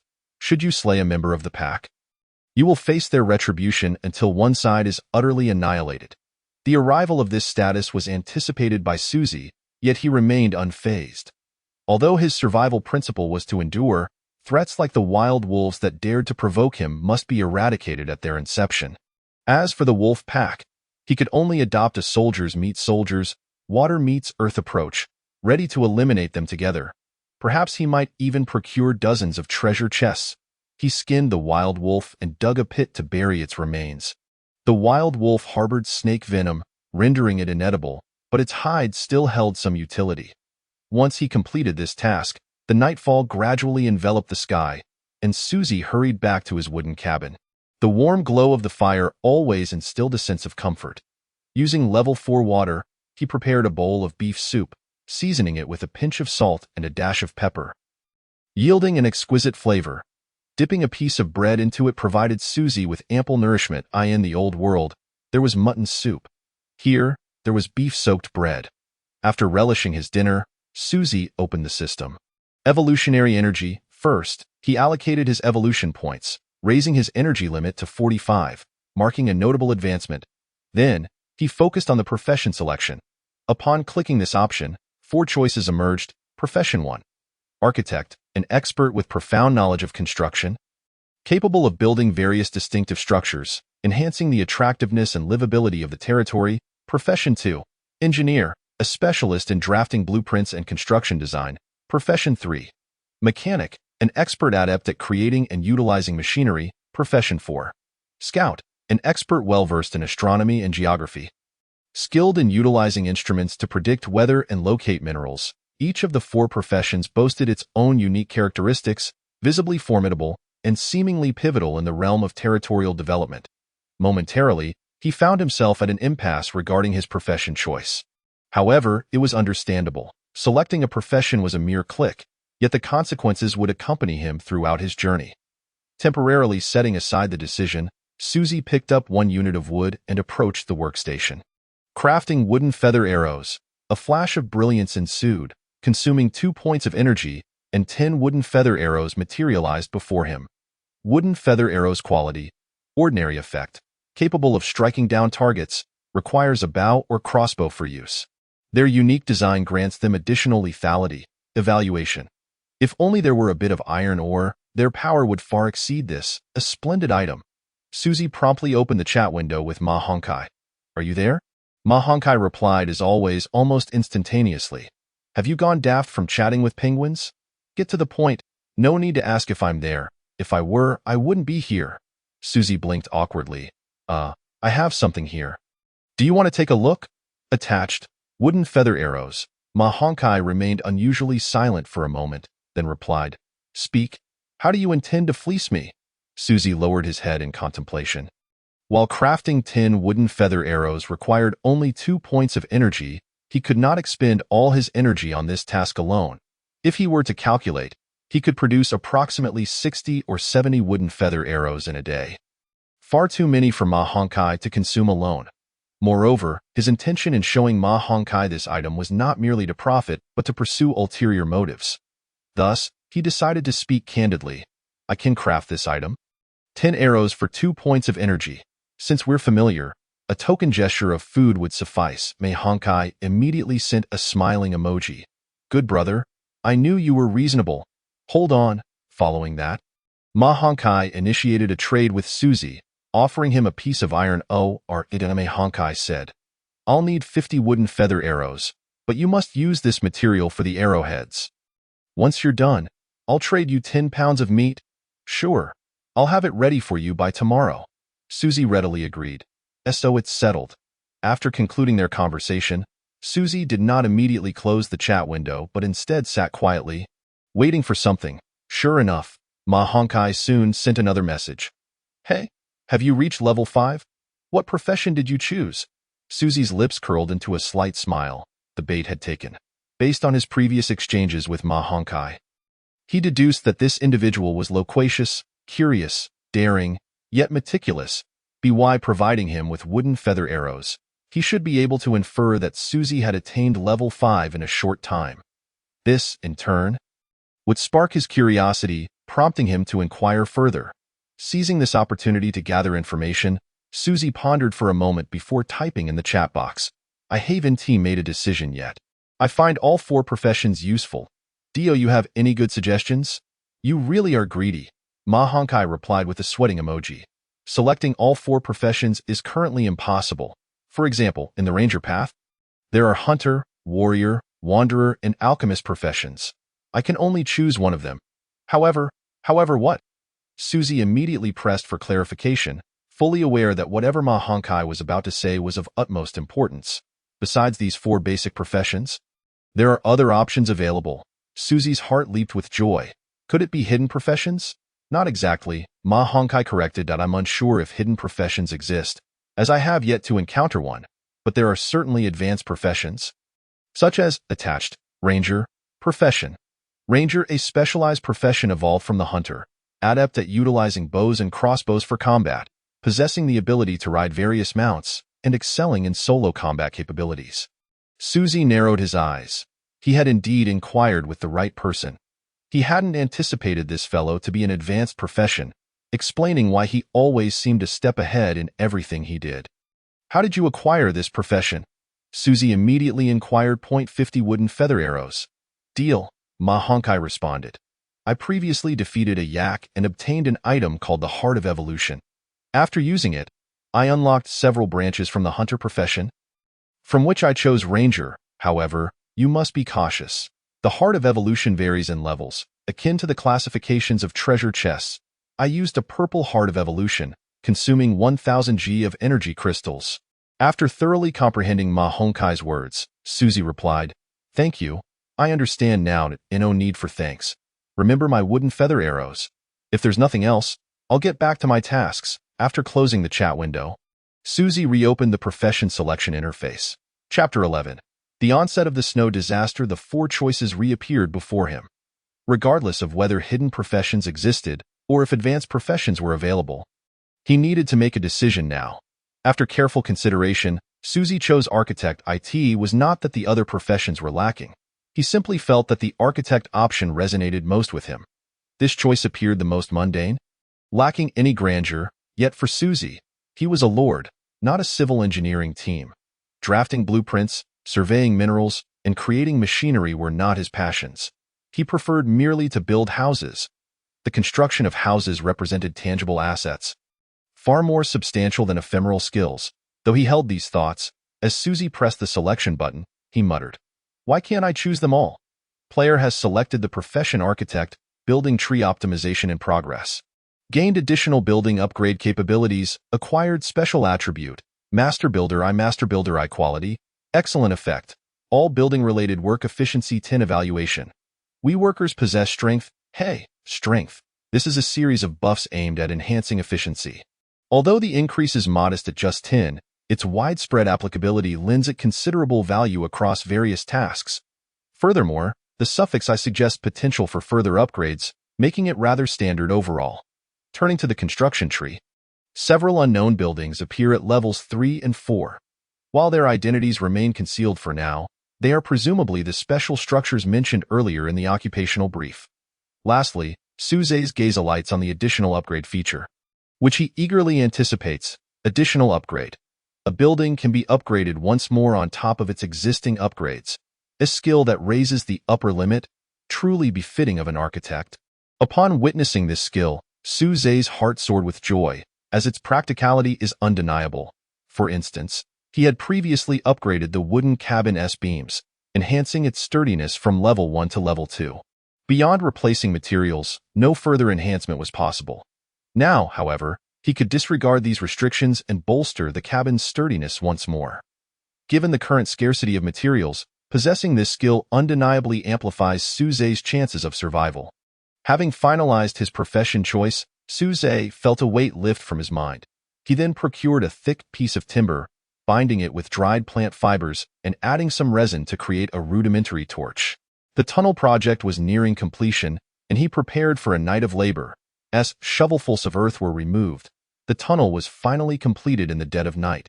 Suzy glanced back at the tunnel he had just constructed, exhaling a sigh of satisfaction. Now, during the snow disaster, he could conveniently traverse between the cabin and the storage shed. Looking up at the tunnel's frame, a prompt appeared. Upgrading the tunnel frame will cost 20 units of timber. Would you like to upgrade? Upgrade. The timber in his backpack diminished by 20 units, and the tunnel frame transformed significantly, becoming sturdier and more durable. Upgrading the tunnel frame additionally will cost 50 units of timber. Would you like to upgrade? Upgrade. A flash of light illuminated the frame, rendering it even more streamlined and remarkably robust. Suzy felt assured that this tunnel could withstand even the mightiest of earthquakes. Returning to the storage shed and the cabin, he expended a total of 120 units of timber to perform additional upgrades on both structures. With this, the safety of the buildings within his territory should no longer be a concern. After completing these tasks, Suzy felt fatigued and collapsed onto his bed, sinking into a deep slumber.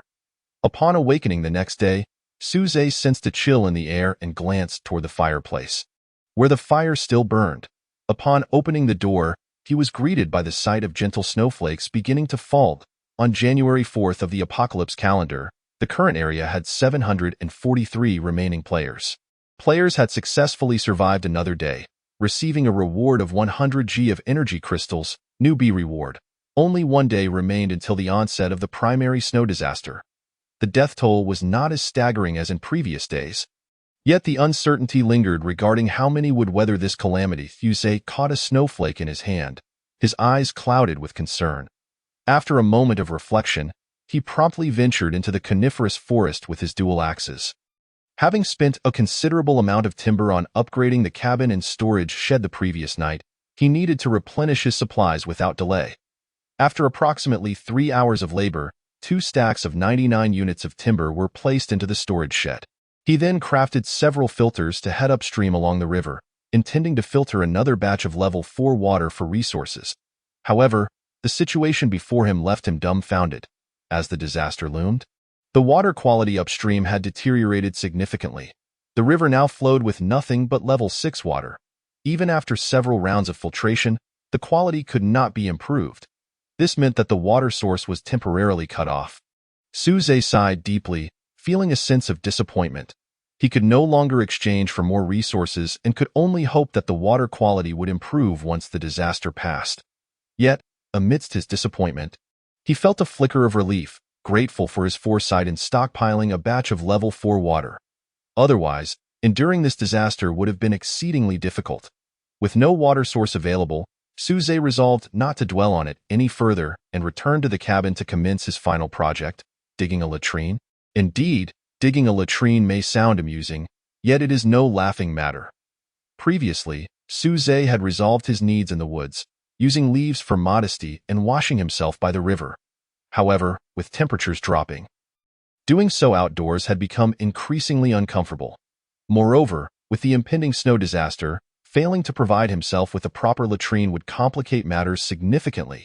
He decided to construct the latrine adjacent to the storage shed, effectively adding an auxiliary space to it. All that was required was to dig a pit measuring 5 meters in length and 2 meters in width, then lay 2 wooden planks across the top, providing the basic form of the latrine. Next, he would erect a small wooden structure over the latrine, covering 5/6 of the pit while leaving a portion exposed. Thus, the latrine was completed. The portion of the pit left outside the cabin was similarly covered with wooden planks to prevent snow from drifting in. In this manner, a simple latrine was built. Suze circled the latrine twice, thoroughly pleased with his handiwork. While it may not offer the convenience of modern flush toilets found in cities, given the current circumstances, he felt no inclination to be finicky. Moreover, human waste serves as excellent fertilizer. It would be a shame to waste it, especially when he might need it for cultivating vegetables later on.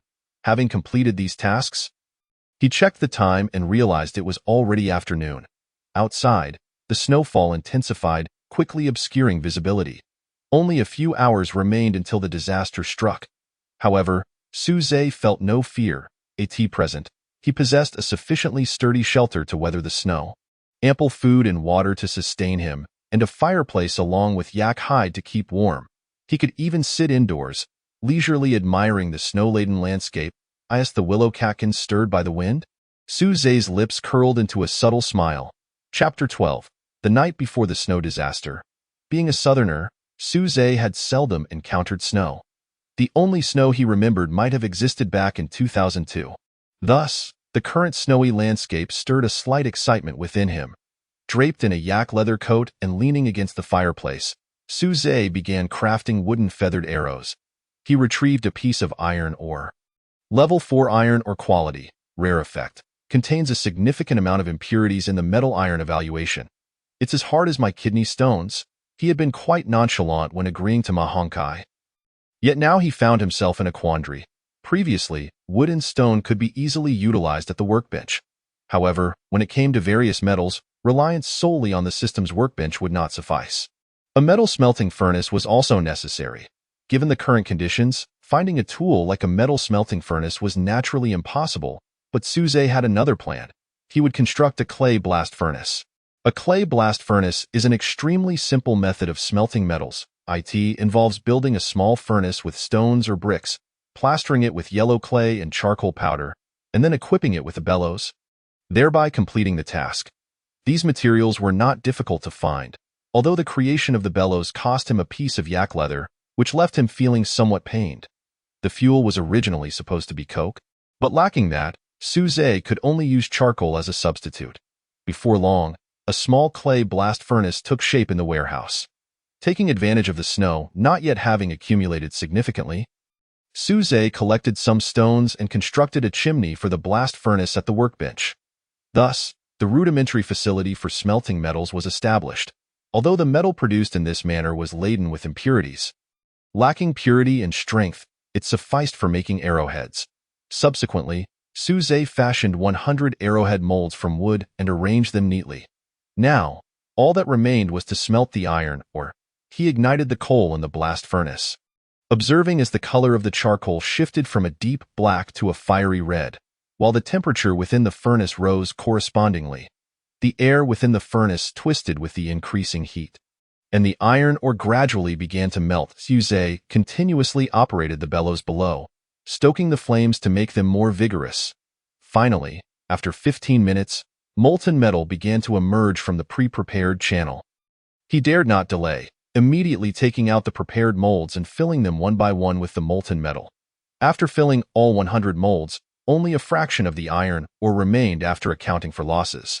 To expedite the cooling of the iron solution, Suze cleverly enclosed a patch of ground with wood and retrieved some accumulated snow from outside, creating a rudimentary refrigerator. After a short while, the arrowheads had solidified as Suze accessed the workbench and commenced the batch production of wooden feathered arrows. Wooden feathered arrow quality, good effect, equipped with iron arrowheads, enhancing lethality and capable of easily piercing the hides of large beasts. Evaluation. Wooden arrows with iron tips are certainly preferable to silver spear candle tips. Merely by changing the material of the arrowheads, the wooden feathered arrows were evidently superior to their predecessors. After crafting 10 wooden feathered arrows, Suze paused. His goal for the day was to produce 50 wooden feathered arrows, which he would then trade to Ma Hongkai. The remaining 50 would be manufactured the following day. He couldn't possibly expend all his energy on arrow production alone. He had other matters to attend to. For instance, constructing a cooking stove. Previously, in his pursuit of establishing territory and stockpiling resources, he had neglected the quality of life. Meals had consisted of boiled meat soup or simply roasted meat, and despite acquiring a plethora of seasonings, they had gone unused. Now that he had some leisure time, it was only natural to contemplate these issues. The stove was straightforward. He could build one from the leftover scraps from constructing the clay blast furnace. However, he still needed to check the trading post for a pot. Opening the trading post, Suze smiled slightly. As expected, all essential living items had increased in price, and the stock was minimal. Countless goods were snapped up every minute. Yet the newly listed items were scarce. What was even more surprising was that many individuals were specifying energy crystals as the currency for their goods. It seemed that numerous people had discovered the utility of this item. After assessing his available resources, Suze ultimately abandoned the notion of exchanging for energy crystals at inflated prices during the disaster. While it would indeed be advantageous to profit from crystal sales, ensuring his own survival remained the utmost priority. After all, no one could predict how many days this initial snow disaster would last. Entering the word pot into the search bar beside the trading post, a plethora of options instantly appeared. Among them were frying pans, stainless steel pots, and large iron pots, with the iron pot commanding the highest price. A large iron pot with a diameter of 1 meter cost either 200 milliliters of level 4 water or 500 milliliters of level 5 water. The other pots could be exchanged for around 200 milliliters of level 5 water. The disparity in price had little to do with the type of pot, but was primarily influenced by the material. Iron pots, being made of iron, held considerable value in the current context. However, 200 ml of level 4 water was hardly a concern for Suze.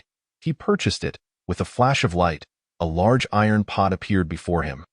He set the iron pot atop the newly constructed stove and built a vent connecting it to the clay blast furnace. A rudimentary firewood stove was thus completed. You have acquired a wooden bed? Wooden table and chairs, fireplace, and firewood stove. Habitability 1. Habitability? Another new term. It seemed the architect's class also mentioned habitability. Suze promptly chose to investigate. Habitability, the comfort level of human habitation. Territories or buildings with high habitability can attract primitive residents. Primitive residents.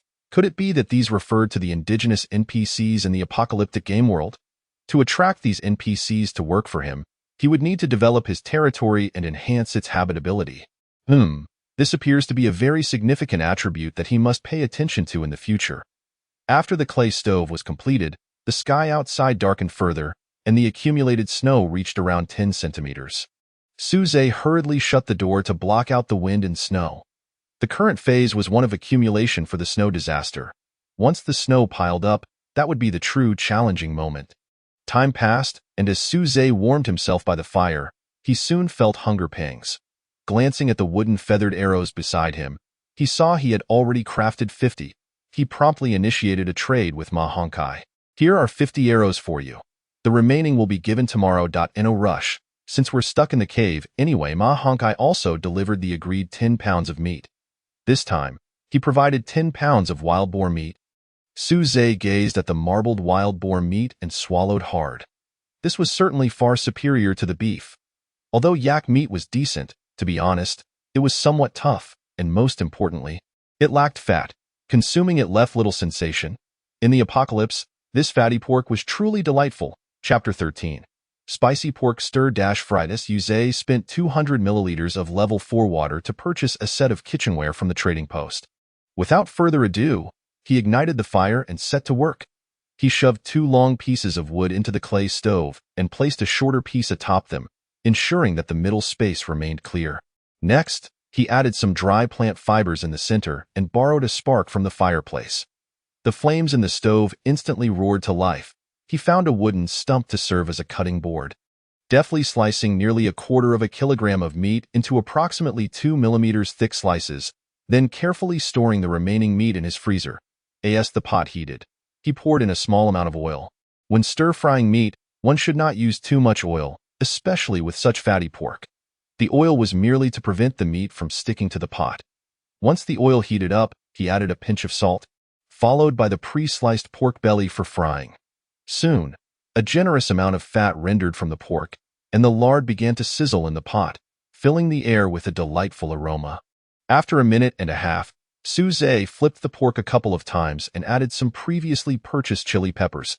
Instantly, a marvelous chemical reaction occurred between the pork and the peppers, releasing a unique fragrance.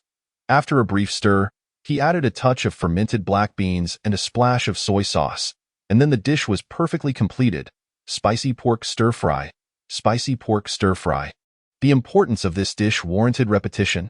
Suze proudly presented the dish on a wooden plate, his face beaming with joy. This was an apocalyptic survival game, not a culinary contest. Only someone like Suze could enjoy such a fine meal amidst the calamity outside. Even the formidable ranger, Ma Honkai, could only shiver in a cave, subsisting on the most primitive roasted meat. Meanwhile, Suze lounged by the fireplace, savoring both chili and pork. If other players were to witness this, they might very well attempt to eliminate Suze out of sheer envy. We're out here freezing and starving, and you're feasting on spicy pork stir-fry?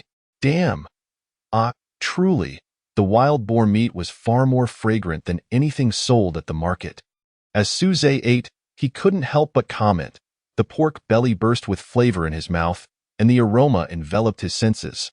For him, this was an exquisite indulgence, indeed. After finishing half a plate of meat, Suze downed a small cup of water and cut 1/3 of an apple to cleanse his palate. Oh dear, am I being too extravagant? Although Suze grumbled under his breath, his mouth did not cease its consumption of apples. Initially, the dish of spicy stir-fried pork was insufficient to satiate his appetite, yet he managed to restrain himself, despite his current satisfactory quality of life. Each meal still required meticulous planning. Moreover, if the pork belly were to return to the pan for a second round, frying the fat until crisp would offer a delight of an entirely different nature. However, he faced a dilemma. An abundance of meat with a scarcity of staple foods. Apart from a few pieces of bread, There was hardly anything that could be classified as a staple. Alas, the thought of feasting on meat daily was daunting. Frustrated, tears welled at the corners of Su Zhe's mouth. After finishing dinner, he returned to the warehouse, immersing himself in research near the clay furnace. He intended to mark out a patch of land to cultivate some vegetables. He had previously identified a shortage of vegetables while cooking. All the vegetables in the trading market were excessively overpriced, rendering them unworthy of purchase. Thus, he aimed to prepare for the future by planting some vegetables. Not only could he consume them himself, but he could also sell them for a handsome profit. Taking out the mixed vegetable seeds he had previously purchased, Su Zhe raised an eyebrow. True to its name, the mixed seeds contained a variety of seeds blended together. With no other choice, he painstakingly selected each individual seed. This packet contained a total of 120 seeds across 4 categories. Su Zhe carefully picked 10 plump and glossy seeds from each type, preparing for a trial planting. The planting process was straightforward. Dig a hole, place the seed, and then sprinkle a small amount of water. This minimal water amounted to approximately 20 ml. He was reluctant to use more. As for the snowmelt outside, he had long tested it, discovering it to be of 6th grade quality, utterly unsuitable for normal use. After planting 40 seeds, he decided to leave the rest to fate. Most, he would water them every couple of days, relying on the warmth and light from the flames of the stove. As for how many would survive, he held no expectations. Without sunlight, in frigid temperatures, and with insufficient water, he could only hope these seeds possessed enough resilience and leave the rest to destiny. Once this disaster passed and Su Zhe established his greenhouse, he would commence proper cultivation. For now, it was merely an experiment. Having completed this task, Su Zhe turned to fetch 2 units of timber, beginning to ponder over them with his axe. Before long, 2 humanoid wooden stakes emerged before him. Differing in that one was bare while the other bore a target, he needed to practice his combat skills. The first, devoid of anything, was meant for spear training, primarily thrusting. The second, with a target, was naturally for archery practice. During a snow disaster, one could hardly afford to remain idle at home. This was indeed a prime opportunity to hone both body and skills. Su Zhe grasped a stick to simulate a spear, thrusting it fiercely into the humanoid stake, striking precisely at its heart. With a second thrust, he missed the mark slightly. The third and fourth thrusts ensued, and the results became increasingly absurd. The more he thrust, the lower his accuracy fell. However, he did not succumb to discouragement. Instead, his spirits lifted. He even practiced until he was flushed with heat, shedding his outer layer and donning the thin, short-sleeved shirt he had started with upon entering the game. Practicing in the warehouse. After about half an hour, feeling fatigued, Su Zhe finally ceased his training and returned through the tunnel to the wooden cabin. Reclining on his bed, he opened the chat channel. As everyone found themselves with little to do, the channel buzzed with more activity than usual.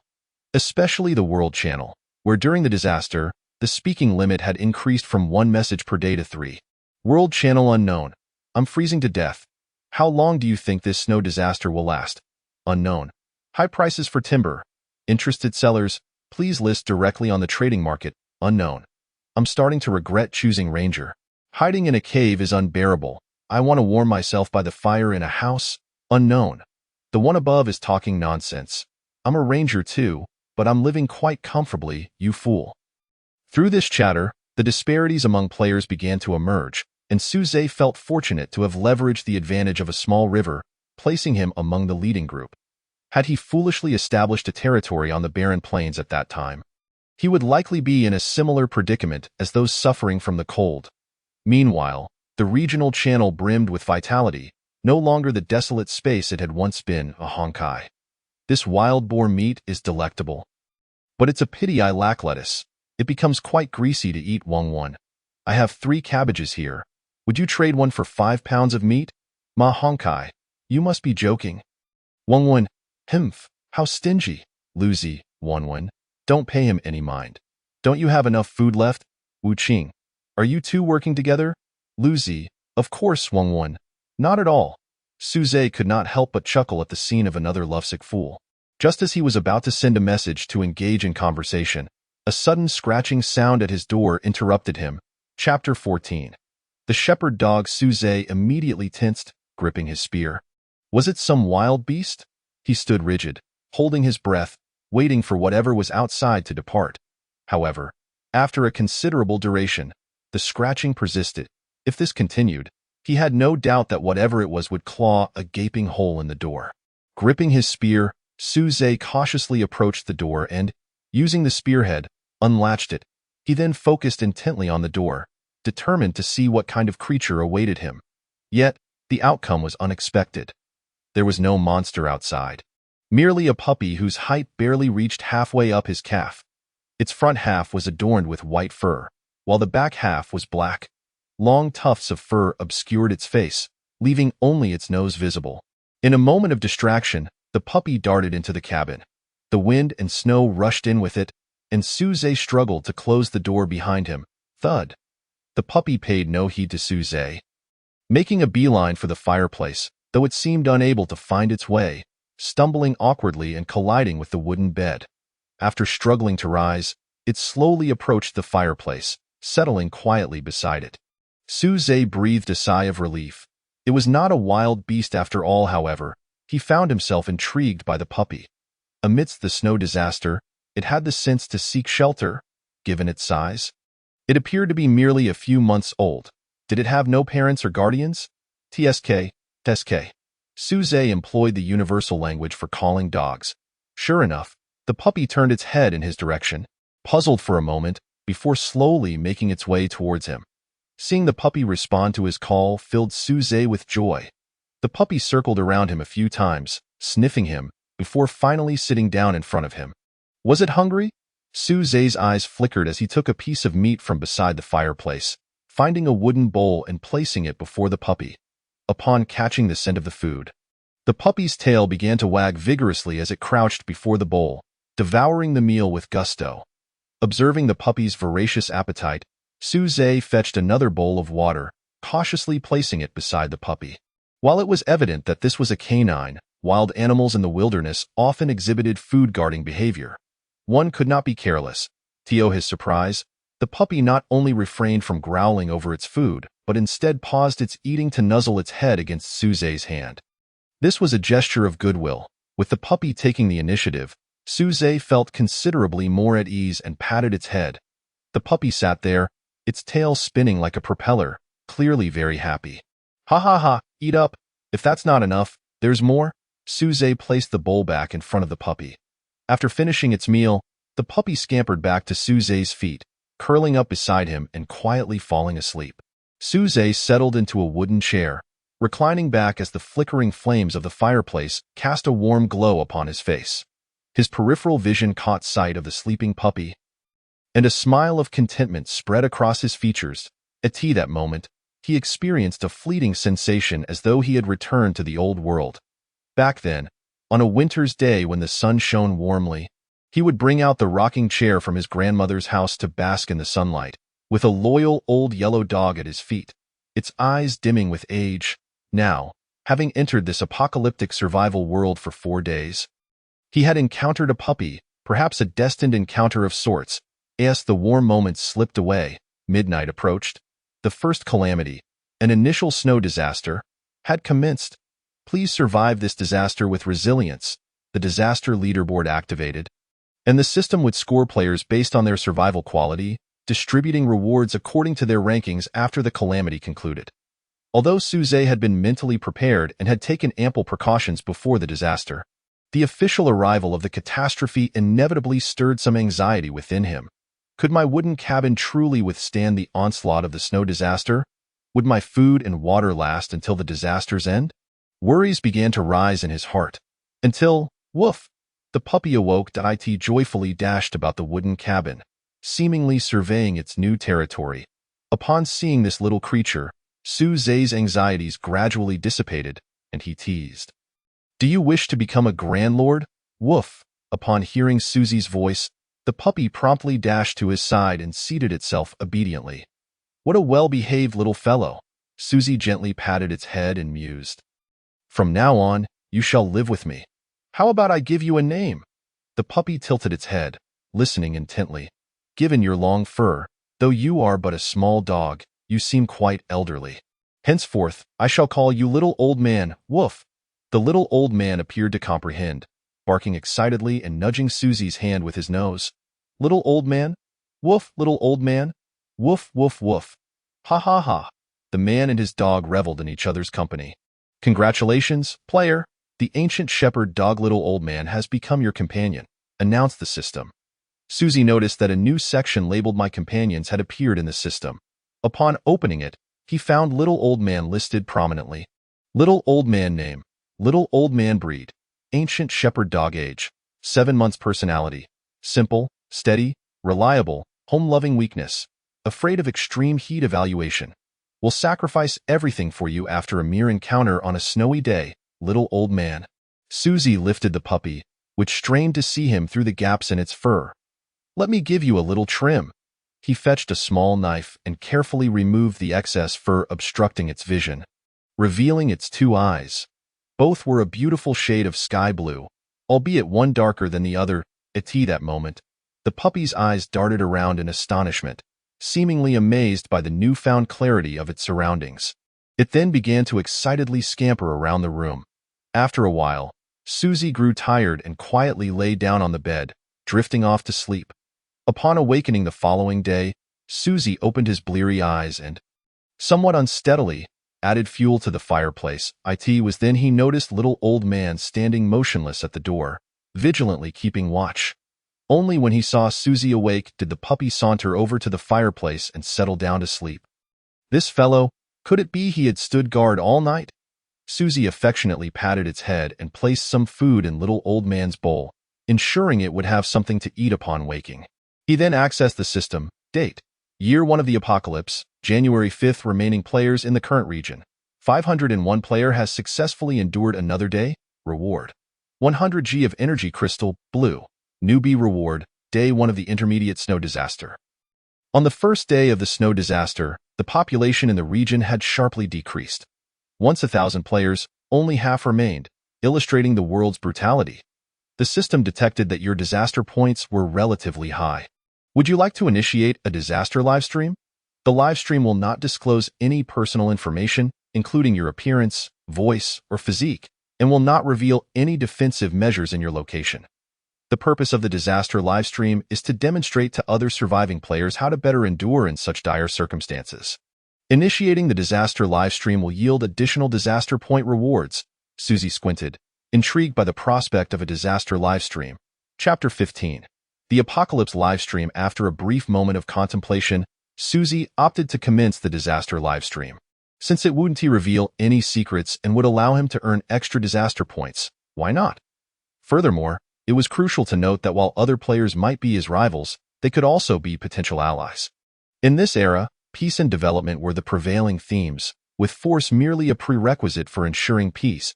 If his livestream could reduce the sacrifices of others, Susie was willing to do so. Commencing livestream. Please confirm your livestream channel name. A channel name?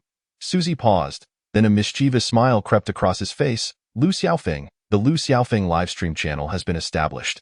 You can watch your livestream in real time and adjust your viewing perspective.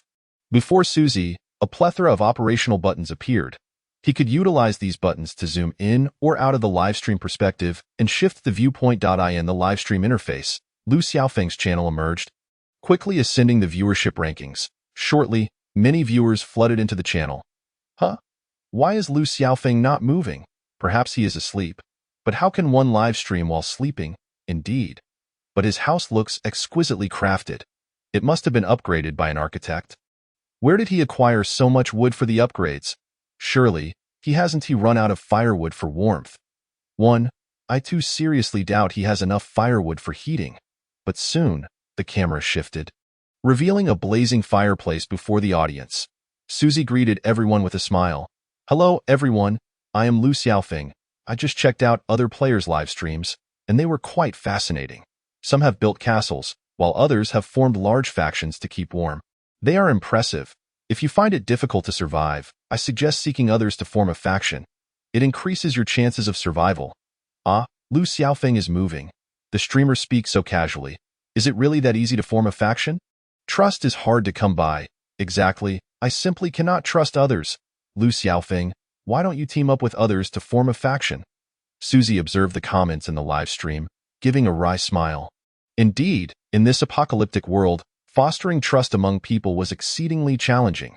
He cleared his throat. Of course, it is merely a suggestion. My purpose in live streaming is to provide you with a reference to help you navigate this apocalypse a bit more successfully. Without further ado, let us begin. The barrage of comments was already impatient. Hurry up, we've been waiting. Yes, let us see that fireplace. I swear I saw meat hanging from it. How did you construct that fireplace? Why don't I have that option in my buildings? Yeah, why don't we have the option to build a fireplace? The smoke from this campfire is suffocating. Oh, you mean this? I built the fireplace myself. It isn't in the system, but you can use the workstation to assist in its construction. It's quite convenient. However, do ensure that the filling for the fireplace is preferably semi-damp plant fibers to prevent smoke. As Susie elaborated on his building process, many viewers expressed their intent to construct one immediately. After explaining the fireplace, Susie showcased the interior layout of his home. The comments erupted in chaos. What is this? What is this? Can someone tell me what I am witnessing? Isn't that just a wooden table, wooden benches, wooden chairs, and a wooden bed? It's still a wooden house. How does he have so much wood? He must spend every day chopping wood, right? If he is next to a forest and has been chopping since the first day of the apocalypse, he should have enough. Didn't he, you see? In the corner, there are at least 3 piles of 99 units of wood. I'm going insane. What does he need all that wood for? Doesn't he know to trade it for other resources? Truly, some people are infuriatingly fortunate. I regret not seizing the opportunity to hoard that much wood myself. Susie, noticing the comments, promptly clarified. The wood I've hoarded isn't actually that much. Primarily, I need it for warmth. The fire in the fireplace must remain constant, and I also require firewood for cooking and illumination. In fact, I fear I might not have enough. Viewers gasped in astonishment. It never stops? You cook too? Are you serious? Did I hear incorrectly? Did Lu Xiaofeng say he cooks? Aren't we just supposed to nibble on some bread? I can't even fill my stomach with bread. Don't talk to me about cooking. Observing the lively discussions in the comments, Susie ventured into the cellar, stating, actually, that wooden house is only part of my living situation. The other part is over here. The viewers were momentarily engulfed in darkness before Susie entered the storage area and ignited a simple torch. The full scope of the storage room was unveiled to them. This was a space that appeared exceedingly luxurious in the apocalypse. It contained a fire stove, an earthen furnace, rudimentary icehouse, and 2 wooden man-shaped targets. As for the piled tempered glass and experimental vegetable garden, Susie tactfully shielded them from view. Displaying such items might evoke negative feelings among the viewers. It was possible that someone might feel despondent late at night after witnessing it. Even so, the barrage of comments momentarily halted before flooding in with fervor. Wow! Is this the kind of life a person can lead? Though simple, it is entirely sufficient. That's incredible. To accomplish all this in just 4 days. Is the streamer a superhuman? The streamer must be a game master. Come on, are you the puppeteer behind this game? I admit, I'm jealous, streamer. Take me in. I'm willing to be your loyal follower. Observing the flurry of comments, Susie slowly replied, everyone, amidst our struggles for survival in this apocalypse, we must also pay attention to our quality of life. To speak candidly, the quality of my life leaves much to be desired. Today, I must resort to yesterday's leftovers. As he spoke, he made his way toward the icehouse, and in an instant, the contents within were revealed to the onlookers. The items were quite simple: a piece of yak meat, a slab of wild boar, a plate of leftover spicy stir-fried meat, and an apple that had been consumed to the core. Yuzhe sighed, picking up the spicy stir-fried meat. There was little else. So let us simply heat the stir-fried meat and have a modest meal. The firewood stove was ignited, and warmth enveloped the warehouse immediately. Once the pot was heated, the spicy stir-fried meat was added. Sizzle! Smoke wafted upwards to that moment. Countless players watching the live stream swallowed audibly. Chapter 16. Power Dynamics in this post-apocalyptic survival world. One cannot fathom how many people are currently suffering from hunger and cold. Yet here was Susie, indulging in spicy stir-fried meat. Though merely a simple dish, It had become an extravagant affair in these dire times. Countless eyes were fixated on Su Zhe's pot, where the stir-fried meat danced about. The aroma of the dish was indeed tantalizing. However, there was a pressing issue. It was hardly filling, Su Zhe sighed, acknowledging its superficiality. If only I had a bowl of rice, that would truly be happiness. The comments exploded. I suspect this streamer is flaunting, damn. If it's superficiality, then let me partake. Can you not act like a human? Please, what benefits are there to being a dog? Glancing at the barrage of comments, Su Zhe was taken aback momentarily. Everyone, please calm down. Let us continue watching. It is clear that the spicy stir-fried meat will not suffice, so I shall prepare some dumpling soup. I have no flour. So let us substitute with bread. Bread soup will suffice. With that, he took out half a loaf of bread and skillfully prepared a pot of soup. He picked up a piece of meat, savored it, and then took a hearty sip of soup. Comforting. A sigh of contentment escaped Su Zhe's lips. Meanwhile, the live-stream chat was filled with lamentations. I too wish to eat spicy stir-fried meat. I do not want to merely fantasize about it here. The esteemed Lu Xiaofeng possesses great culture. Watching others eat is not so bad. Regarding the streamer's living conditions, I can only express envy and jealousy. Once his hunger was satiated, Su Zhe smiled at the audience and said, "Dear viewers, my purpose in hosting this live stream is not only to earn some extra points, but also to engage with all of you. The reason I am faring somewhat better during this snow disaster is primarily due to my prior preparations, coupled with a stroke of luck. Even if you lack luck, I believe you can still endure the calamity. Remember, survival is the foremost objective. You see, the system indicates that the initial snow disaster is merely novice protection, and indeed, that is the case. Future calamities will surely be even more terrifying and absurd. If we cannot withstand the most basic of disasters, how shall we manage in the future? Hence, I advise everyone to exert themselves daily and not to wait until disaster strikes to regret." The tone of the comments gradually shifted in response to Su Zhe's words. "Streamer, I thought you were genuinely here to tease us, Lu Xiaofeng. You speak the truth. I now regret my previous timidity in not gathering more supplies. Where is the streamer? We wish to seek refuge with you. Indeed, I see that the streamer is quite capable. Perhaps he can lead us, akin to the foreign Odin and Zeus organizations. Is the streamer truly capable? Is that so?" At that moment, reading these suggestions, Su Zhe felt a stir of desire. To become a formidable leader, one cannot do so in isolation. Aside from the native inhabitants of this world, the players also constitute a significant force. Previously, when he perused other live streams, the leading ranks were almost entirely occupied by foreign organizations, with no substantial organizations from Huaxia in sight. If he could leverage the platform of his live stream, he could rally numerous individuals to join him. However, after some contemplation, Su Zhe chose to set this notion aside for the time being. The reason was simple. His own strength was insufficient. Once the numbers increased, management would pose a considerable challenge. If he wished to develop in this direction, establishing a core team would be paramount. Thus, he replied, "Dear viewers, please do not be overly excited. I currently lack the capability and intention to form a large organization. If that changes, I will certainly inform you." A collective sigh resonated from the audience. In the afternoon, he live-streamed his training in marksmanship and crafting wooden feathered arrows, maintaining a consistently high level of viewership. Aside from the larger bases and organizations, Su Zhe's livestream was among the most popular.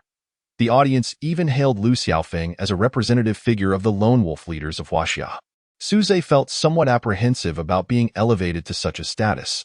Yet, he understood that Huaxia was home to countless talented individuals.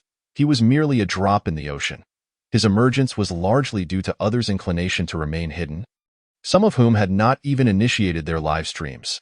Thus, what he needed to do was to remain grounded and not become conceited due to flattery and praise. As time passed, the 12-hour live stream came to an end in the blink of an eye. Su Zhe smiled and bid farewell to the audience, who expressed their reluctance in the comments. "Woohoo, Lu Xiaofeng, if you decide to form a faction, please inform us promptly. No matter the distance, I will come to you." Why only 12 hours of streaming? I will perish without Lu Xiaofeng's live stream. Lu Xiaofeng, best of luck in your development. Do not fall behind that foreign crowd. Once the live stream was concluded, Su Zhe let out a sigh of relief. collapsing onto his bed in a state of exhaustion. The little old man finally approached, seeking Su Zhe's affection. During the previous streams, Su Zhe had signaled the little old man to keep his distance, deliberately avoiding angles that included him as a means of protecting his privacy. Otherwise, the little old man's conspicuousness would expose his identity. After stroking the little old man's head, Su Zhe reflected on the gains from the 12-hour livestream. The most significant reward was the extra points, followed closely by the accumulation of popularity. Though this popularity may not be immediately apparent, should his territory truly flourish in the future, it would be essential for attracting players to join him. It could be considered a form of latent asset. Ultimately, his livestream might provide some assistance to those struggling to survive in the apocalypse. The survival strategies he shared and the life he showcased could offer a glimmer of hope to those in despair. In summary, while there were no immediate tangible benefits, he felt a profound sense of joy within. After resting for a while, he finally opened the chat window with Ma Hongkai, only to be taken aback when the latter messaged first, "You're quite the flirt?" Lu Xiaofeng. Su Zhe paused, then recalled his livestream where he crafted wooden feathered arrows, prompting a wry smile. He had indeed overlooked a detail. He sent a rolling eyes emoji. "Do you still want those 50 wooden feathered arrows?" Yes, of course. Let us make a scene." Ma Hongkai quickly backtracked. After the transaction was completed, Ma Hongkai remarked, "Do you truly not plan to establish a faction? This is the initial phase. If you do not seize this opportunity, it will become increasingly difficult later on. Of course, I plan to establish a faction, but there's no rush." "Oh? What do you mean?" Su Zhe typed slowly. "I must take my time in building a faction, starting with establishing my own core team, then recruiting capable individuals. I do not want a disorganized faction, as that would not endure." After a pause, he added, "Would you like to join me?" Ma Hongkai's response was rather haughty. "Well, I shall consider it. I am a free-spirited man." Chapter 17. The explorer Roland Su Zhe smiled faintly, not taking the matter to heart. After all, Ma Hongkai was a skilled ranger, and without the legendary aura of a sovereign, he couldn't simply entice him over with ease. It was necessary to remain pragmatic and develop gradually. He made do with the bread soup for lunch and began practicing with a spear. For a player pursuing the Lord path, combat prowess was desperately lacking. While in the later stages he could rely on architecture or technology to arm himself, in the early phase, vigorous training was essential. His goal was not to match the skill of ranger players, but at the very least to ensure he would not be easily overwhelmed. After practicing with the spear for a while, Su Zhe purchased a wooden longbow at a low price from the trading post to practice archery. Time flew by, and 5 days passed in the blink of an eye. During these 5 days, Su Zhe seized every moment to train, taking breaks only to rest or play with the little old man. In this manner, he lived a leisurely life, as if the wind and snow outside had no bearing on them.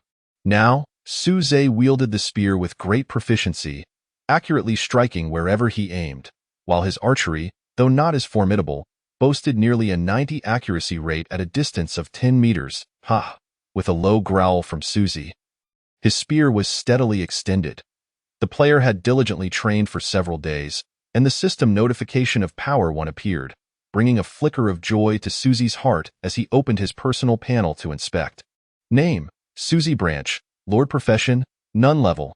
LV.5 Strength: 10, 5221. Stamina: 3240. Physical Condition: Good. Special Traits: Novice Lumberjack. Strength 2. Mental Cap 10. Lumbering Efficiency 20. Proficient Builder I. All Construction Efficiency 10. Strength had increased slightly, a testament to his arduous training over the past few days.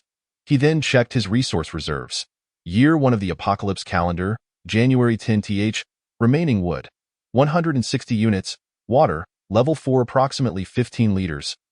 Meat, 15 pounds. Apples, 2. Bread, 1. Plant fibers, 50 units. Various seasonings. Energy crystals, 900 G'd. This was all that Su Zhe possessed at present. The consumption of water and meat had increased, primarily due to his new companion, the little old man, aside from some used for purchases at the trading post.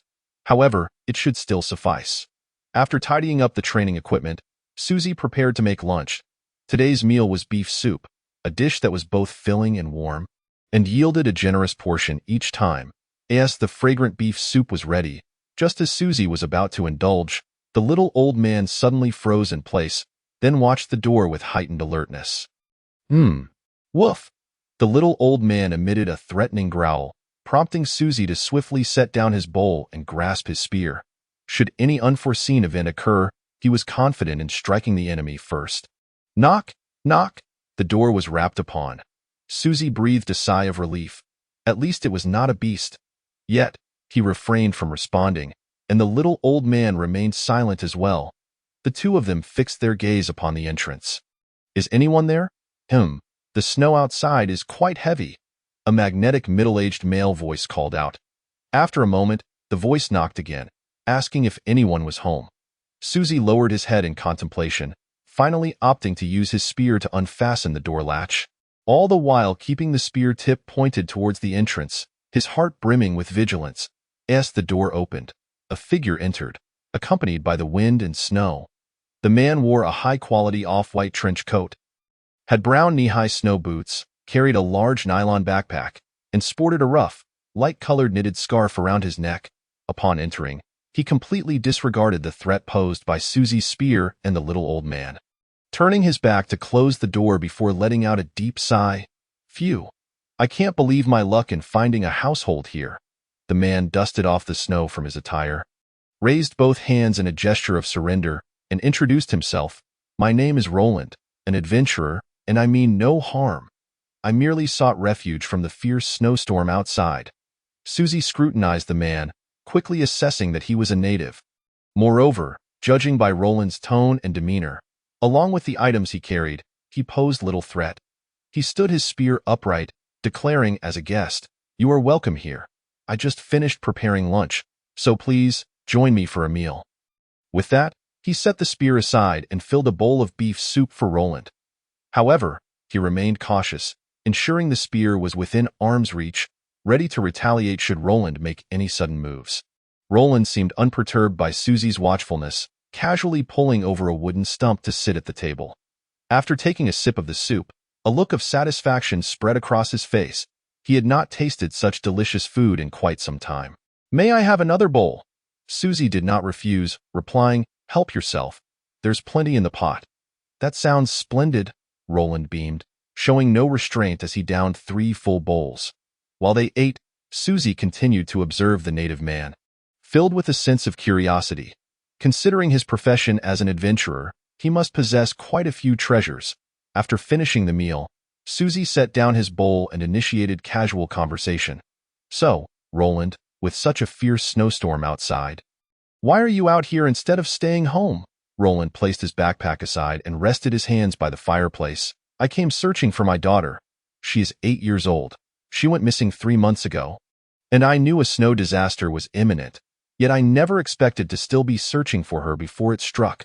Upon hearing this, Susie's previously light-hearted thoughts shifted into a deep sense of sympathy for this middle-aged man.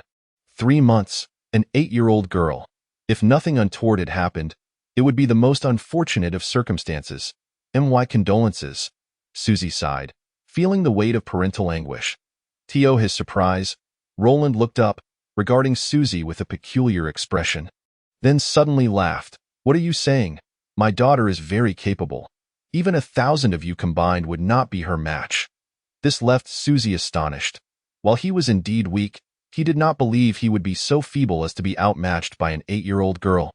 Even in 1,000-fold, he questioned with skepticism, "You can't be serious, can you?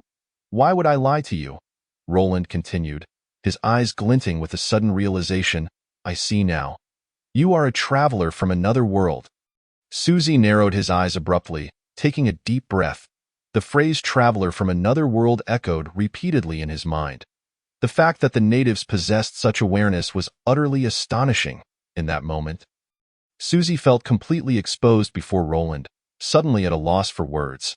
Yet Roland seemed unconcerned, instead comforting Susie. "Not all residents are aware of this. I might just be a little special. You can rest assured to live here." Susie finally exhaled a slight breath of relief and cautiously inquired, "What else do you know about travelers from other worlds?" Chapter 18. The ruined civilization. Roland rubbed his hands by the fireplace. "To be honest, I don't know much. I've merely heard others speak of it. Frankly, You are the first traveler from another world that I have encountered, and you don't seem all that different." Susie fell into a brief silence. "Can you tell me what I said earlier that led you to recognize me?" "Oh, that's quite simple," Roland replied with a smile. "Your ignorance of the existence of the mystical side made you doubt your inability to match my daughter." Yet the mystical side is hardly a secret among the natives of this world. Mystical side? Susie found himself increasingly restless. Theo put it more plainly, the mystical side refers to phenomena akin to magic, martial energy, and superpowers. If this survival world truly possesses a mystical side, then the future development of players will undoubtedly unfold many unknown paths. Ah, the mystical side. Roland turned around, rummaging through his backpack. This world has developed both technological and mystical sides to a certain height. And the most perfect product of this is this. Roland produced a 1-gram energy crystal from his backpack. Susie's eyes widened in astonishment. Energy crystals provide energy for nearly all mystical creations and technological products, making them one of the most indispensable resources in this world. Since their emergence 700 years ago, they have replaced the role of currency. Roland placed the energy crystal before Susie. Susie did not overly fixate on the energy crystal. Having received plenty from the system already, he was more intrigued by the fact that energy crystals were a product of 700 years ago.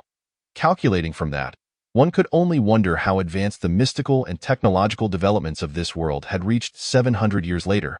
Thus, every inch of land and resource in this world should be influenced by these powers, and such severe pollution and natural disasters should not exist. Therefore, only one possibility remained. Some issues had arisen during these 700 years.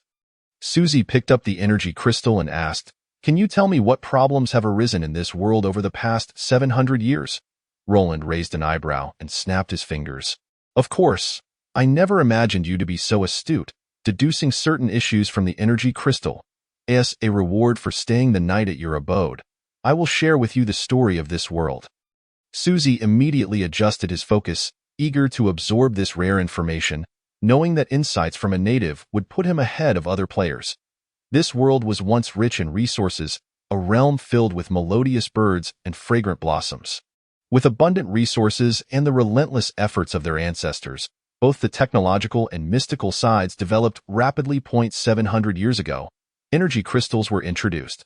The advent of energy crystals caused a tremendous stir, marking an unstoppable energy revolution, and within a year, energy crystals replaced all other forms of energy supply. The impact of this energy revolution propelled both technological and mystical developments into a period of rapid advancement. Peaking a century later, however, peaks often lead to bottlenecks, and failure to address these bottlenecks results in ruin. It was at that juncture that this world began its decline. That time, there were three most powerful factions: the Transcendentalist from the mystical side, the Mechanist from the technological realm, and the most terrifying of all, the Ancient Gods faction. Each faction held distinct and completely incompatible ideologies, each believing they could lead the world towards a new era of glory. Their disagreements escalated, and thus, war loomed on the horizon. The pinnacle of civilization and the zenith of combat power clashed in a brutal struggle.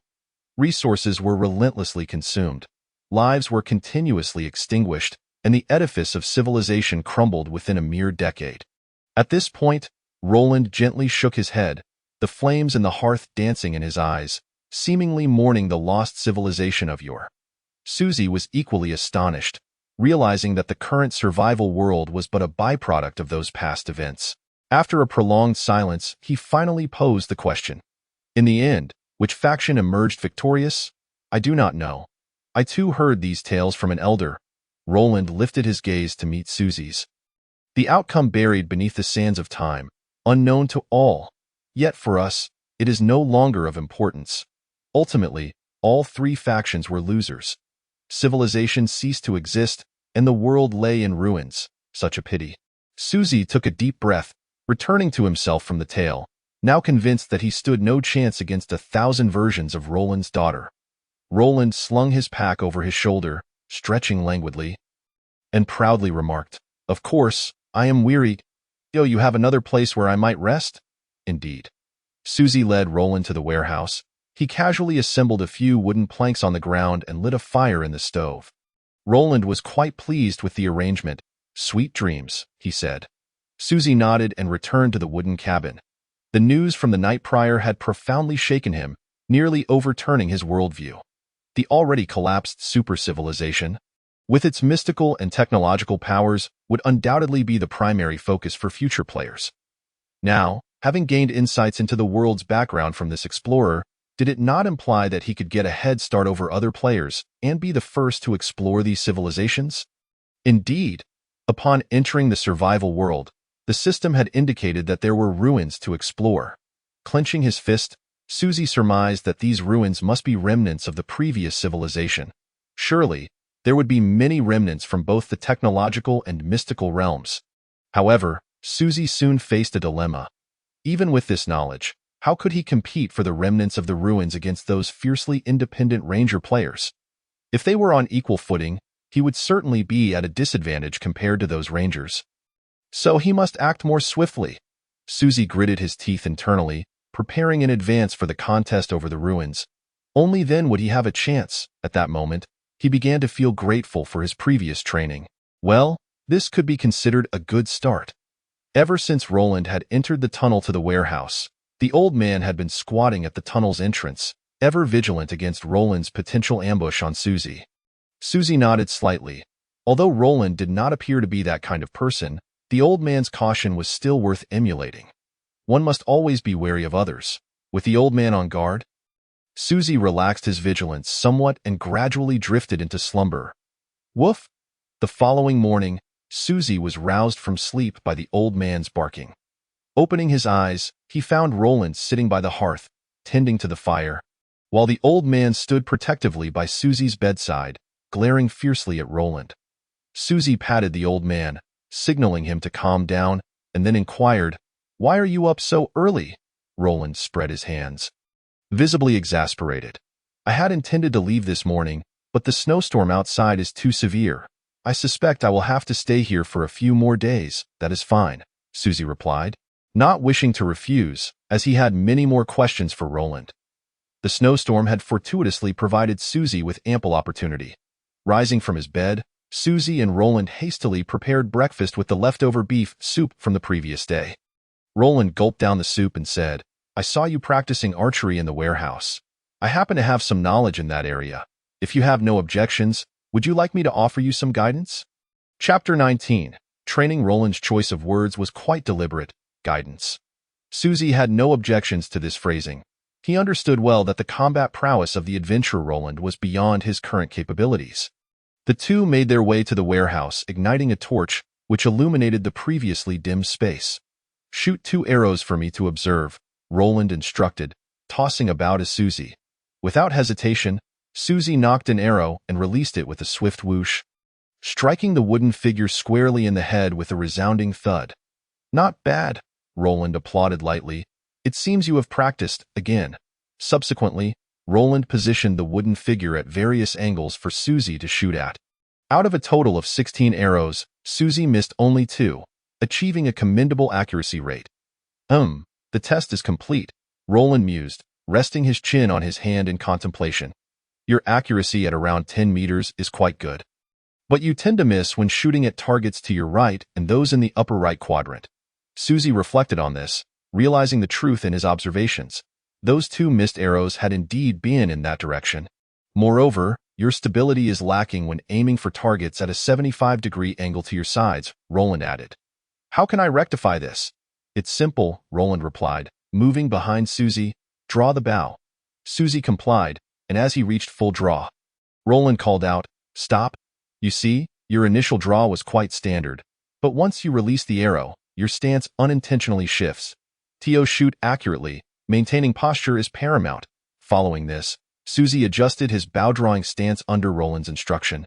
With the equipment in proper condition, it was the operator's aiming proficiency that determined shooting accuracy. When using a bow, you must not separate yourself from it. Instead, view yourself and the bow as a single entity. Imagine you and the bow as a cannon. You are the base, the bow is the barrel, and the arrow is the projectile. Only when the base is stable can the cannon strike its target. Susie listened intently to Roland's earnest teachings, continuously refining his shooting posture. As he absorbed the guidance, the system frequently displayed notifications. record. Received shooting guidance from adventurer Roland. Shooting stability 3 record. Received shooting guidance from adventurer Roland. Shooting stability 5 record. Received shooting guidance from adventurer Roland. Shooting stability 1.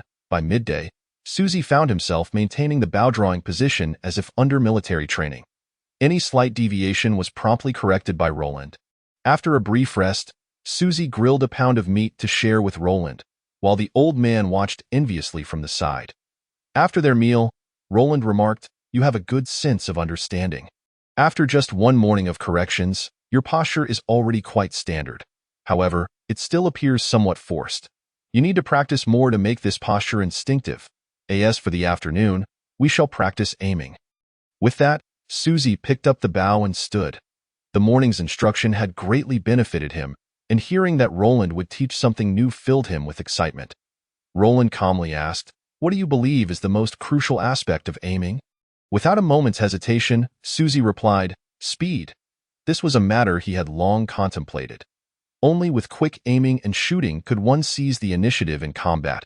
Roland smiled and shook his head, "Not quite. It is stability." As he spoke these two words, a glimmer seemed to light up in Roland's eyes. Aiming, in essence, is the process by which the body first perceives the target's position, followed by sending commands from the hand to shoot at the target. At your current stage, the primary observational tool is your eyes, so what you must focus on is the coordination of hand and eye. In simpler terms, it involves 3 steps: locking onto the target, conveying information, and initiating the shot. This process must be stable, so stable that once I observe the target, I shall assuredly hit it. There is no need for extravagant shooting techniques. The simplest act of drawing and releasing an arrow can instill fear in the enemy. This is the significance of stability. The speed you mentioned is built upon a foundation of stability, honed through continuous practice. As long as you maintain stability, you shall undoubtedly become an exceptional archer. Now, reflecting on the 3 steps I outlined, execute the actions. Susie lowered his gaze, observing the dummy, and instinctively drew the bow at that moment. His entire focus was on the dummy, and his body assumed the proper stance, ensuring he need not worry about the arrow's trajectory. Good, again. Once more. This time your focus wavered. Concentrate. Record. Received shooting guidance from adventurer Roland. Shooting accuracy 10 record. Received shooting guidance from adventurer Roland. Shooting accuracy 5. By the end of the afternoon, Susie's shooting accuracy had skyrocketed. He was astounded at the prowess of his own archery. Stability and precision. When combined, they truly instilled a sense of dread. At dinner time, Susie could only feel a pervasive soreness throughout his body. With his arms rendered almost immobile, Roland, smiling, began to massage his muscles. It must be said that Roland's technique was exceedingly adept. After the massage, the soreness had diminished by at least 50%. That evening, the duo was to train for the final exercise. Reaction time. They hastily finished their meal, and Roland extinguished half of the torches illuminating the area, plunging the room into significantly deeper darkness. Following Roland's instructions, Susie lay on the ground as Roland placed 10 glowing balls into his hands. "You will throw these balls against the ceiling and catch them as they fall." Susie cast a glance at Roland, thinking this should be quite simple. Roland merely smiled, remaining silent. As the exercise progressed, Susie soon realized he had underestimated the task. From the moment he threw the 3rd ball, he recognized the challenge it posed. The glowing balls would adhere to the ceiling for a brief period before descending slowly. The repeated motions of throwing and catching not only honed his reaction speed but also developed his spatial awareness. With a resounding thud, a ball struck his face. While it caused no real harm, it was certainly painful. After several rounds of training, Susie winced in discomfort. Gradually, as he began to adapt and perform more skillfully, Roland marked several points on the ceiling, instructing Susie to aim for those targets. This addition of precision shooting reduced the time he had to react even further, leaving him flustered and disorganized. Throughout the night, Susie lost count of how many times he was struck by the balls, yet eventually, he began to resemble a skilled practitioner. Record. Completed Roland the Adventurer's spatial training, reaction speed 1 record. Completed Roland the Adventurer's spatial training, reaction speed 3. In the dead of night, Roland called a halt to Susie's efforts. advising him to rest well, for while training was vital, so too was the necessity of recuperation. Once the training ceased, a wave of drowsiness suddenly washed over him. It was only then that Suze realized his once nearly full mental energy had dwindled to a mere 8 points. He expressed his gratitude to Roland and wearily made his way back to the wooden cabin. Behind him, Roland observed Suze's retreating figure, his eyes glimmering with an enigmatic light. Chapter 20. Orange Special Trait. Precise shooting. Last night, Suze had a dream. In this dream, he found himself continuously drawing a bow, aiming and catching the flickering glowing balls. The number of balls he had thrown to the ceiling increased, and he gradually felt overwhelmed until the final ball struck his face.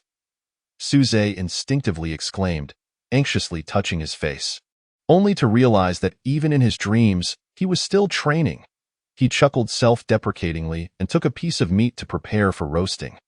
The previous day's training could not be compensated for with just a bowl of beef soup.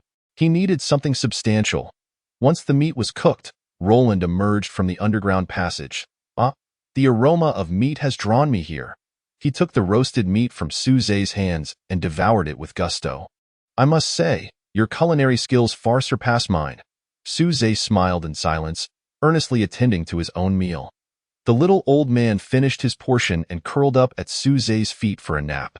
Although still wary of Roland, he no longer greeted him with hostility as he had 2 days prior. Delicious, Roland exclaimed, gnawing on a large chunk of meat and licking his fingers. Today, I'm going to teach you something different. Suze, filled with curiosity about what this different thing could be, quickly finished his meal. The two continued their training in the warehouse. Let's review yesterday's exercises. Roland observed Suze's movements closely. Ready, draw the bow. Suze drew the bow, knocked an arrow, aimed, and shot in one fluid motion. Well done, Roland applauded encouragingly. You have quite a talent. Flattered by this praise, Suze bashfully scratched the back of his head. Roland continued, I noticed your keen interest in the mystical side of things, and given your talent with the bow, I have decided to impart a unique skill to you. However, let me clarify that my teaching you this skill is merely a matter of equal exchange. Given that I am eating and living off you, there is no master-disciple relationship involved. You are also forbidden from mentioning that I have taught you to anyone. Suze nodded vigorously. Understood. Good, Roland said, settling into a cross-legged position before Suze and gesturing for him to do the same.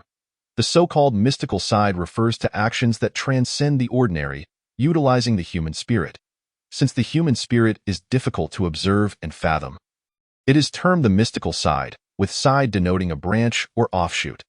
However, human ingenuity is beyond imagination. Based on centuries of accumulated experience and insights into mental cultivation, humanity has gradually discovered various paths in the mystical side, leading to different methods of utilizing the spirit. What I am about to teach you is my own original method of mental cultivation, which greatly benefits archery. I call this method the Great Star Meditation Technique. The Great Star Meditation Technique? Suze inquired, intrigued by the name. Indeed, Roland replied, a brilliant blue light emanating from him. This name carries 2 meanings. Firstly, as the name suggests, the Great Star Meditation Technique involves envisioning oneself as a star in the sky, undergoing the 4 phases of formation, maturity, decline, and extinction, thereby strengthening one's mental power. Secondly, due to severe pollution and radiation in this world, the stars have become nearly invisible. The inability to see the stars is akin to the absence of hope. I aspire to one day restore clarity to the sky through my efforts, hence the name. Now, I will guide you through a cycle of the Great Star Meditation Technique. Relax your mind. Suze took a deep breath. Striving to clear his thoughts, Roland's finger touched his forehead. Instantly, a vivid image unfolded in his mind. In a vast, chaotic nebula, gas and dust coalesced, forming a celestial body. The nebula's outer layers transformed into the ring surrounding the star, signaling the birth of a protostar in the cosmos. Gradually, the gas and dust within the star increased, causing it to expand. Eventually, the star ignited, radiating its light. Boundless cosmic winds surged forth from its vicinity, rushing into the void. After an unknown passage of time, the star's combustion stabilized, bestowing its light, heat, and gravitational pull upon everything nearby, in a future beyond reckoning. The star would exhaust its fuel, begin to collapse, and ultimately become an inconspicuous black dwarf within the universe. Thus, the cycle of the Great Star Meditation technique was completed. Suze slowly opened his eyes, exhaling deeply. Record. Player successfully executed the Great Star Meditation technique. Energy-20, energy cap 5 current energy, 1845 record. Player's shooting accuracy reached 200, stability reached 200, reaction speed reached 200, and has learned the Great Star Meditation technique, gaining the special trait precise shooting quality, rare effect, shooting hit rate 20, shooting activation speed 100, shooting stability 50, critical hit. Active imbues shooting projectiles with a modicum of magical energy, enhancing their penetrative power and destructiveness, with a 20 hit rate for this attack, consumes 10 mental energy per activation. Evaluation: stable, precise, lethal, exaggerated. The attributes of this trait can only be described as extravagant. This was also Suze's first encounter with a rare grade item. The orange glow of its name and its active effect underscored its extraordinary nature. Particularly, the critical hit active effect signified that Suze had officially entered the ranks of the mystical side. Even though it required 10 points of mental energy to activate, it could not diminish the potency of this critical hit. Not bad, Roland remarked, sensing the aura emanating from Suze. Theo, achieve this level in just 2 days of training is indeed commendable. Thank you. Haha, no need for that, Roland replied with a smile. As long as you diligently practice and do not squander the skills I have imparted to you, that is sufficient. Now, would you like to test the power of the critical hit? Suze hesitated, glancing around his warehouse. Here? Wouldn't I risk shooting through the warehouse? What are you thinking? Roland's expression shifted to one of exasperation. Do you think you're shooting explosive arrows? With your current level of training and this wooden arrow, the power is quite limited. There's no need to be afraid. Reassured by Roland's words, Suze steadied himself. He drew the bow, nocked an arrow, and aimed at the wooden dummy. Critical hit. In an instant, everything around him seemed to slow down by 4 or 5 times, and the outline of the dummy became strikingly clear. The arrow was released. Bang! The wooden dummy exploded, shattering into pieces, with the wooden arrow embedding itself deep into the ground. Roland approached to inspect the remains, then turned to Suze with a smile. After 2 days of training, it seems we have seen some returns. Chapter 21. Frantic advancement. Thank you for your guidance. Suze bowed respectfully to Roland. Roland accepted the gratitude without hesitation but remarked, "This is a transaction. Both parties are satisfied, and that is all that matters, is it not?" Upon finishing his words, he pushed open the door to the warehouse, surveyed the tumultuous winds and snow outside, and then turned to hoist his travel bag over his shoulder. Suze was momentarily taken aback, but quickly realized that Roland was preparing to depart. He urged, with such fierce winds and snow outside, would it not be wise to wait a few more days before setting off? Roland waved his hand dismissively, stating that despite the severity of the storm, the object he had been concerned about had already left, and he had no further worries. It was time to embark on his journey. With a smile, he added, "You don't truly believe I fear such trifling disasters, do you?" Suze came to his senses. The adventurer Roland, indeed a man of genuine skill, would naturally not cower before the storm. Our fates are intertwined. Had it not been for my concern over my daughter's antics outside, I would have lingered here a few more days, Roland remarked as he adjusted the collar of his coat to shield his profile. Until we meet again, he concluded, stepping resolutely into the swirling snow, leaving Suze with a solitary silhouette. Watching as Roland gradually vanished into the tempest, Suze felt a wave of emotions wash over him. Though Roland had consistently emphasized that their relationship was one of transaction, in Suze's heart, he had long regarded Roland as his mentor. A teacher, after all, is meant to impart knowledge and dispel doubts. Roland had fulfilled both roles effectively, qualifying him as a capable instructor. The latter, however, was a path Suze must tread alone. His path was one of survival. Simply put, live on. 3 words, straightforward and unadorned, yet immensely challenging. Once Roland departed, Suze felt a twinge of despondency. But he quickly rallied his spirits. We shall meet again. Roland had resided there for 2 nights, consuming an additional 20 units of wood, 3 pounds of meat, and 1 liter of level 4 water. He still had 80 units of wood, 10 liters of level 4 water, and 8 pounds of meat remaining. As long as Suze exercised some frugality, these supplies would suffice to endure the impending calamity. After taking stock of his provisions, Suze began tidying the warehouse, only to discover a scroll beside the wooden planks where Roland had slept. Dimensional scroll quality. Rare effect. Increases dimensional space by 50 slots usage. Tear apart requirements. Must possess a dimensional backpack evaluation. Back? Hoisted the travel bag. This must surely be a parting gift from Roland. Without further thought, Suze tore it apart. Record. Dimensional scroll used, expanding the dimensional backpack to 54 slots. Simultaneously, a letter and a longbow appeared within Suze's dimensional backpack. He first opened the letter, penned by Roland. Surviving in a post-apocalyptic world is no easy feat. In times of trouble, remember to think twice. Yet do not fear danger. Seize opportunities and move forward. Serene longbow quality. Rare effect. Shooting stability 50 serene strike. Active focus your spirit to shoot arrows at remarkable speed. With a 20 chance to interrupt an enemy's mystical sidecasting. Consumes 5 spirit points. Cooldown time 2 hours. Evaluation. Originally a training tool prepared by the adventurer Roland for his daughter, why would it be left for you? This longbow, crafted from some unknown composite material, bore many intricate engravings that Suze could not comprehend. Moreover, it could be conveniently collapsed and folded, easily carried without the necessity of constant storage in the dimensional backpack. Gripping the longbow tightly, Suze inhaled deeply, a letter and a bow, symbols of Roland's earnest blessings. Within his heart, he silently vowed not to disappoint Roland's expectations. As time flowed, days turned into nights.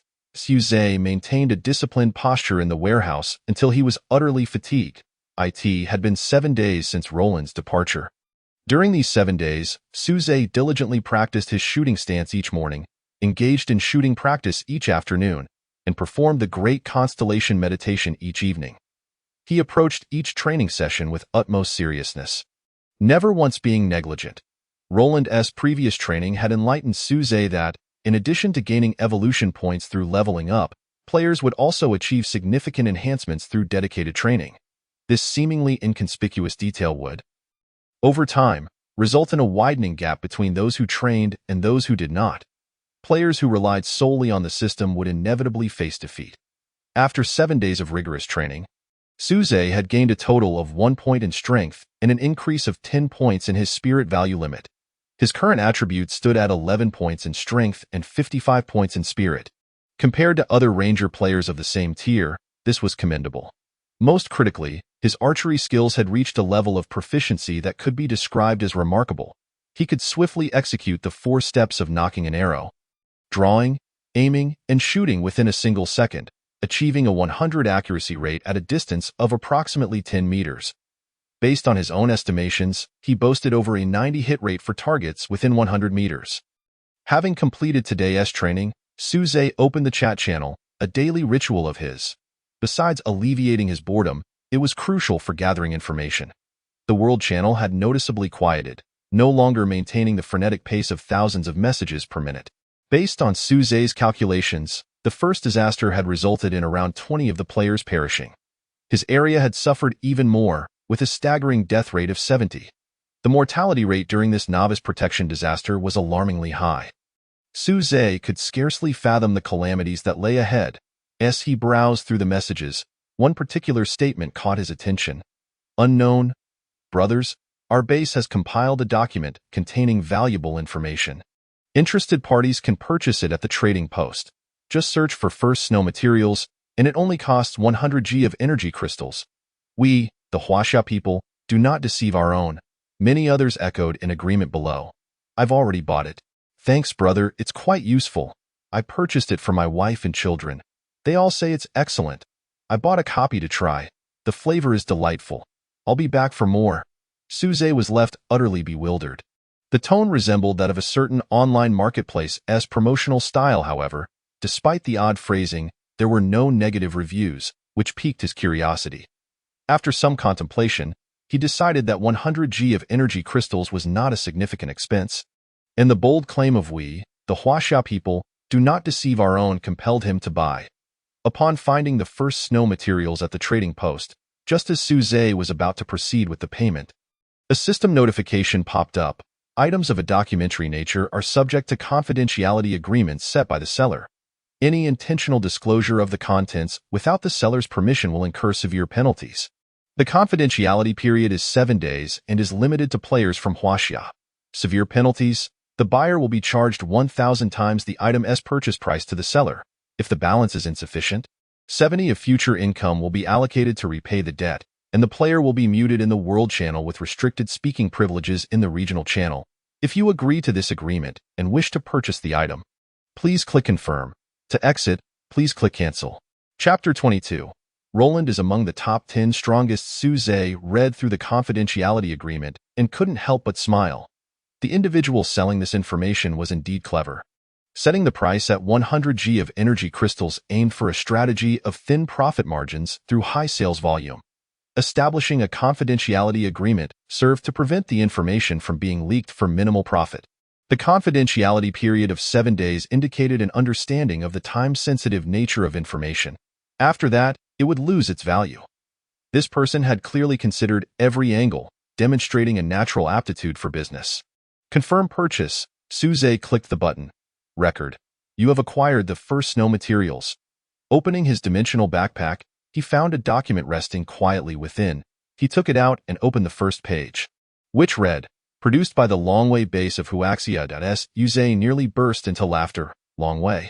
Could it be the legendary mysterious group known for selling spicy strips? The second page contained a table of contents, listing 3 items. 1. Climate forecast. 2. Top 10 strongest. 3. Snow country relics. First snow. Just from the titles alone, it was evident that the document was packed with valuable information. Su Zhe licked his lips, eager to turn to the next page. Climate forecast. On January 15th of the first year of the apocalyptic calendar, a scout from the Longwei base triggered a fortuitous event and obtained intelligence. Following the initial snow disaster, there will be a 2-month period of calm, after which a medium-level snow disaster will ensue, with a chance of evolving into a severe snow disaster. The expected nighttime temperatures will range between -40 C and -70 C. All are advised to stockpile food, upgrade heating facilities, and reinforce their homes. This message has been system certified as the prediction of the Longwei base. A medium-level snow disaster has a chance of evolving into a severe snow disaster. This news caused a slight unease in Su Zhe's heart. Indeed, once the initial snow disaster, designed to protect novices, passed, the difficulty of the calamities surged dramatically. Just considering the nighttime temperatures, if he were to rely solely on this fireplace for warmth, he would likely succumb to the cold long before dawn. Should the situation escalate into a full-blown snow disaster, it would be akin to adding insult to injury. It is easy to imagine that. With the announcement from the Dragon Guard base, the prices of food and water would skyrocket in the near future, potentially leading to a scenario where commodities are available yet unattainable. The first to receive this intelligence. The Dragon Guard base must have stockpiled a considerable amount of resources from the trading post. Upon inspecting the trading post, it was evident that the prices of food and water had indeed tripled. Resources that previously could be exchanged for 100 G of energy crystals now required a staggering 300 G. Moreover, the goods displayed on the shelves had plummeted from over 5 million to around 1 million. Such is the advantage of being well-informed. The authenticity of this news is beyond doubt.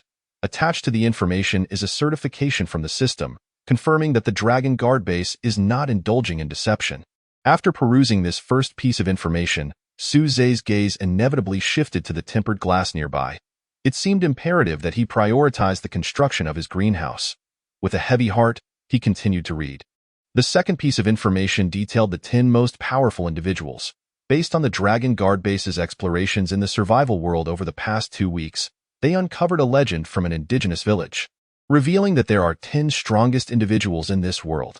After thorough investigation, we have obtained the names of 6 of them.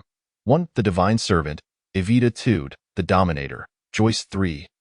The Grand Mage, Kent Ford. The Explorer, Roland. 5. The Shadow King, Fanzheng Sixth, the Shattered Millennium.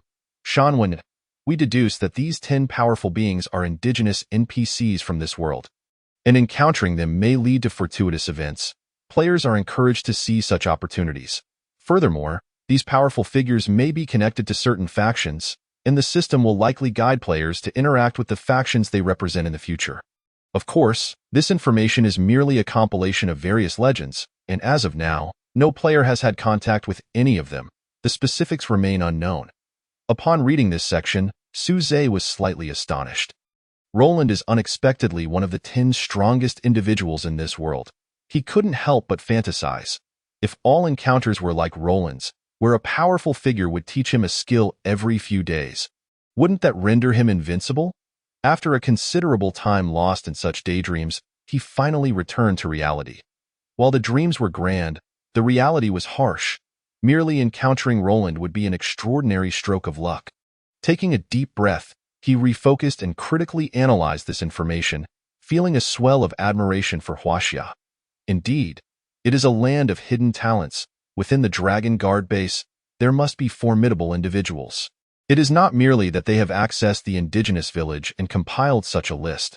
It is that while most individuals are preoccupied with survival, they have already begun to ponder the origins and intentions of the system. The system has thrust players into this apocalyptic survival game, yet it confronts them with the specter of real death. This makes the game's implications profoundly intriguing. Is this truly a game for the players?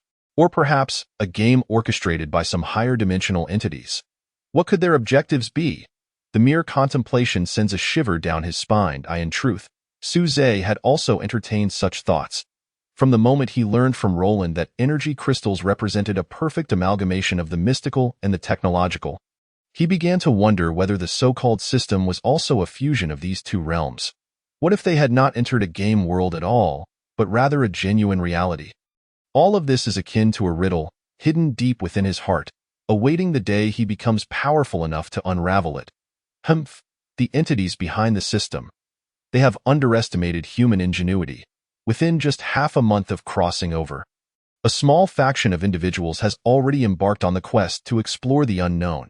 A smile crept onto Suze's lips. In the near future, I too shall unveil the secrets of this world. Turning the page, he revealed the final piece of information, the one he had been most eagerly anticipating. The ruins. He had previously speculated that remnants of shattered civilizations could be discovered within these ruins. As long as players could uncover even the slightest fragment, their ascension would be imminent. Now, having received guidance from Roland, Suze's combat prowess was undoubtedly superior to that of the majority of players. This first ruin represented a pivotal step towards his wealth and success. It must be handled flawlessly, the document stated. Forward, regarding the Snow Country ruins, we initially did not intend to disclose this information. However, after deliberation by the base's higher-ups, we have decided to share this news with players from Huaxia, aiming for mutual development. We hope that in the future, brethren will also promptly share information under similar circumstances. Signed, Dragon Guard Base. After reading this forward, Suze felt compelled to commend the Dragon Guard Base. Brothers, your vision is truly expansive. With the forward concluded, the content follows. Firstly, an introduction to the ruins. Ruins are special architectural complexes that exist within the survival world, remnants of certain civilizations. They do not appear on the current map and are presumed to be located within spatial rifts or dimensional spaces. Entry into the ruins can only occur through a summons from the ruins themselves or via special means. Generally, one can obtain substantial rewards within the ruins. However, one must also be cautious, for dangers lurk within. Within the first half-month of entering the survival world, many members of the Dragon Guard base have triggered fortuitous encounters, with several having entered the ruins. Based on our experience, we have discovered that ruins are categorized into 6 tiers: legendary, rare, uncommon, excellent, good, and ordinary. The level of a ruin can be discerned from the radiance it emits prior to entry. According to our information, the Snow Country ruins are classified as a legendary level ruin. The abundant resources and rewards within require no further elaboration. Following the conclusion of the initial snow disaster, approximately 3 days from now, the Snow Country ruins will open. Given the level and scale of this ruin, we anticipate that at least 100,000 individuals will be summoned. with participants expected to remain for 15 days before being expelled. Should one wish to exit early, a payment of at least 1,000 G of energy crystals is required. Therefore, we urge all to prepare their crystals, food supplies, and weaponry in advance to avoid entering the ruins in a state of confusion. This opening will pertain to the outer section of the ruins, the initial snow phase. We hope all participants will reap fruitful rewards within the ruins. After finishing this document, Suze closed his eyes and took several deep breaths. This information arrived with perfect timing and is of utmost importance. Chapter 23. The initial snow of the Snow Country. Armed with this document, should players from Huaxia indeed enter the Snow Country ruins in the future, they will possess a monumental advantage from the outset. Suze did not dare to delay any further and immediately began preparations. First, he placed the silent longbow, spear, and 100 wooden feathered arrows into his dimensional backpack, ensuring he would have weapons readily available. Next came tools such as axes and pickaxes. Lastly, he focused on food, water, and a source of fire. Food and water were relatively straightforward. He could smoke the stored meat in the fireplace to create jerky. As for water, it was simply a matter of crafting containers and filling them with level 4 water. The final concern was the source of fire, which posed a bit of a challenge, but ultimately, Suze devised a solution. Creating fire sticks. Fire sticks were a method used before the advent of lighters and matches to preserve flames. Although their effectiveness is moderate, they are simple to make. A more advanced fire stick utilizes sweet potato vines as the core, soaked in water, flattened, and then combined with cotton and other materials, repeating this process before adding flammable substances such as nitrates, sulfur, rosin, camphor, and various spices, twisting the mixture into a rope-like form and storing it in a bamboo tube. A second-tier fire stick consists of paper money twisted into a rope and placed in a bamboo tube. Although Suze currently lacked the aforementioned materials, crafting them would still be quite easy. Essentially, a fire stick involves placing flammable and heat-resistant materials within a container, igniting them for storage. This can also be achieved by combining resin with semi-dry plant fibers. Suze first crafted 5 cylindrical wooden tubes with a diameter of 2 centimeters and a length of 15 centimeters, each equipped with a strainer. He then extracted resin and semi-dry plant fibers, mixing in a bit of the solidified lard from his previous chili stir-fry, and pounded this mixture on a stone until it coalesced. He then filled each of the 5 tubes with about 2/3 of the mixture. With that, 5 fire sticks were successfully created. With the fire source issue resolved, the next step was to train and patiently await the summons of the Snow Country ruins. Hopefully, he would be among the fortunate chosen. 3 days later, the heavy snow ceased. While Suze was outside shoveling snow, a blinding white light suddenly appeared before him. The summons of the Snow Country. 150 seconds remaining. The summons of the Snow Country. 149 seconds remaining. The summons of the Snow Country. 148 seconds remaining. It has arrived. Though his heart had long been prepared, he still felt a surge of excitement when faced with the summons. He hurried into the room, ignited one of the torches, extinguished the fire in the hearth, and closed the door behind him. Turning around, he stepped into the radiant light. The player entered the legendary ruins, the Snow Kingdom. Background.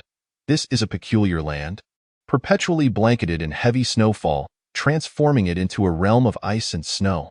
Soon after, a group arrived, elated by the discovery of the abundant mineral resources here.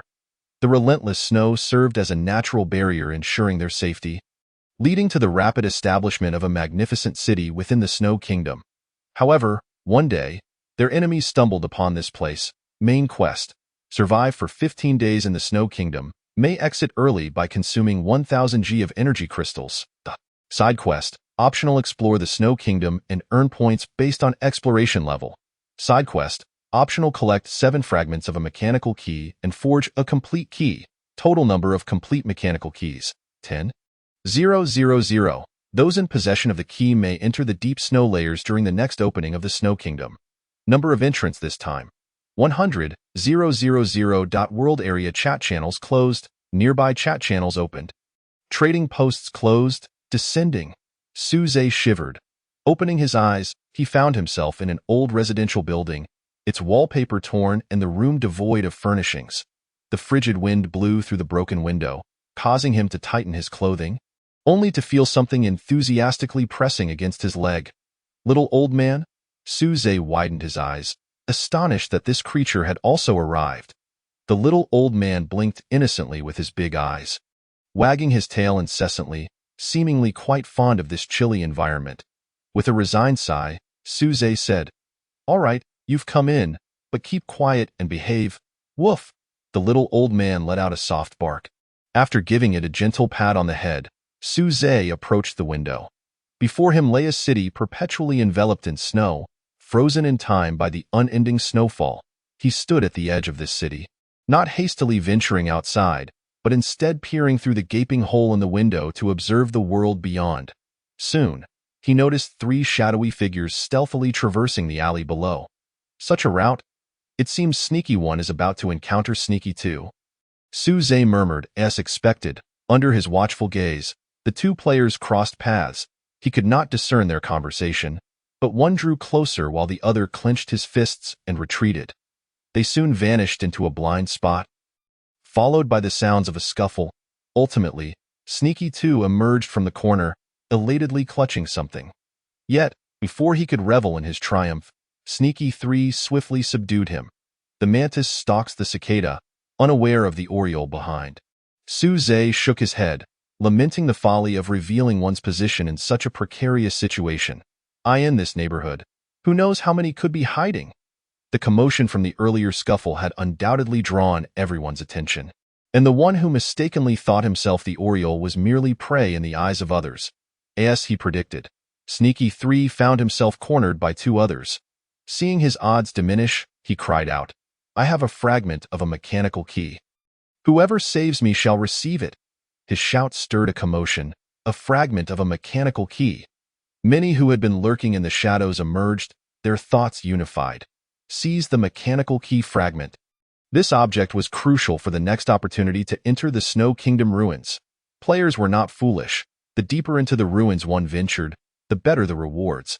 Possessing a mechanical key was tantamount to gaining an advantage over other players. With 100,000 players entering the ruins and only 10,000 mechanical keys available, the odds dictated that only 1 in 10 would hold a key. Considering some fragments remained unfound, some players returned to the survival world with fragments, and some strong players hoarded multiple keys. The final tally might dwindle to around 4,000 who would possess complete keys. The competition would be fierce. Thus, the sooner one could assemble a complete key, the better. Consequently, those who appeared below exchanged little dialogue before abruptly engaging in a brutal melee. Yet Suze remained composed, his gaze shifting to the other floors nearby. Indeed, on the 7th floor of the adjacent residential building, he spotted another observer. Seemingly sensing his gaze, the individual suddenly turned towards Suze, but all they saw was an empty window. Close call. This person is formidable. Suze pressed against the wall, narrowing his eyes. However, that fragment of the key is mine for the taking. For, as he spoke, his gaze turned to the little old man. It is your time to shine. Chapter 24. Sunshine Amusement Park. Huff, huff, a young man gasped for breath, eyeing the competitors around him, then erupted into laughter. "Ha ha ha, this key fragment is mine." He lofted the key fragment in his left hand high into the air, catching it with a flourish, his demeanor brimming with arrogance. However, the bloodied machete in his right hand deterred others from approaching. As the others contemplated retreat, a deep, gravelly voice resonated. "Leave everything behind, and I shall spare your lives."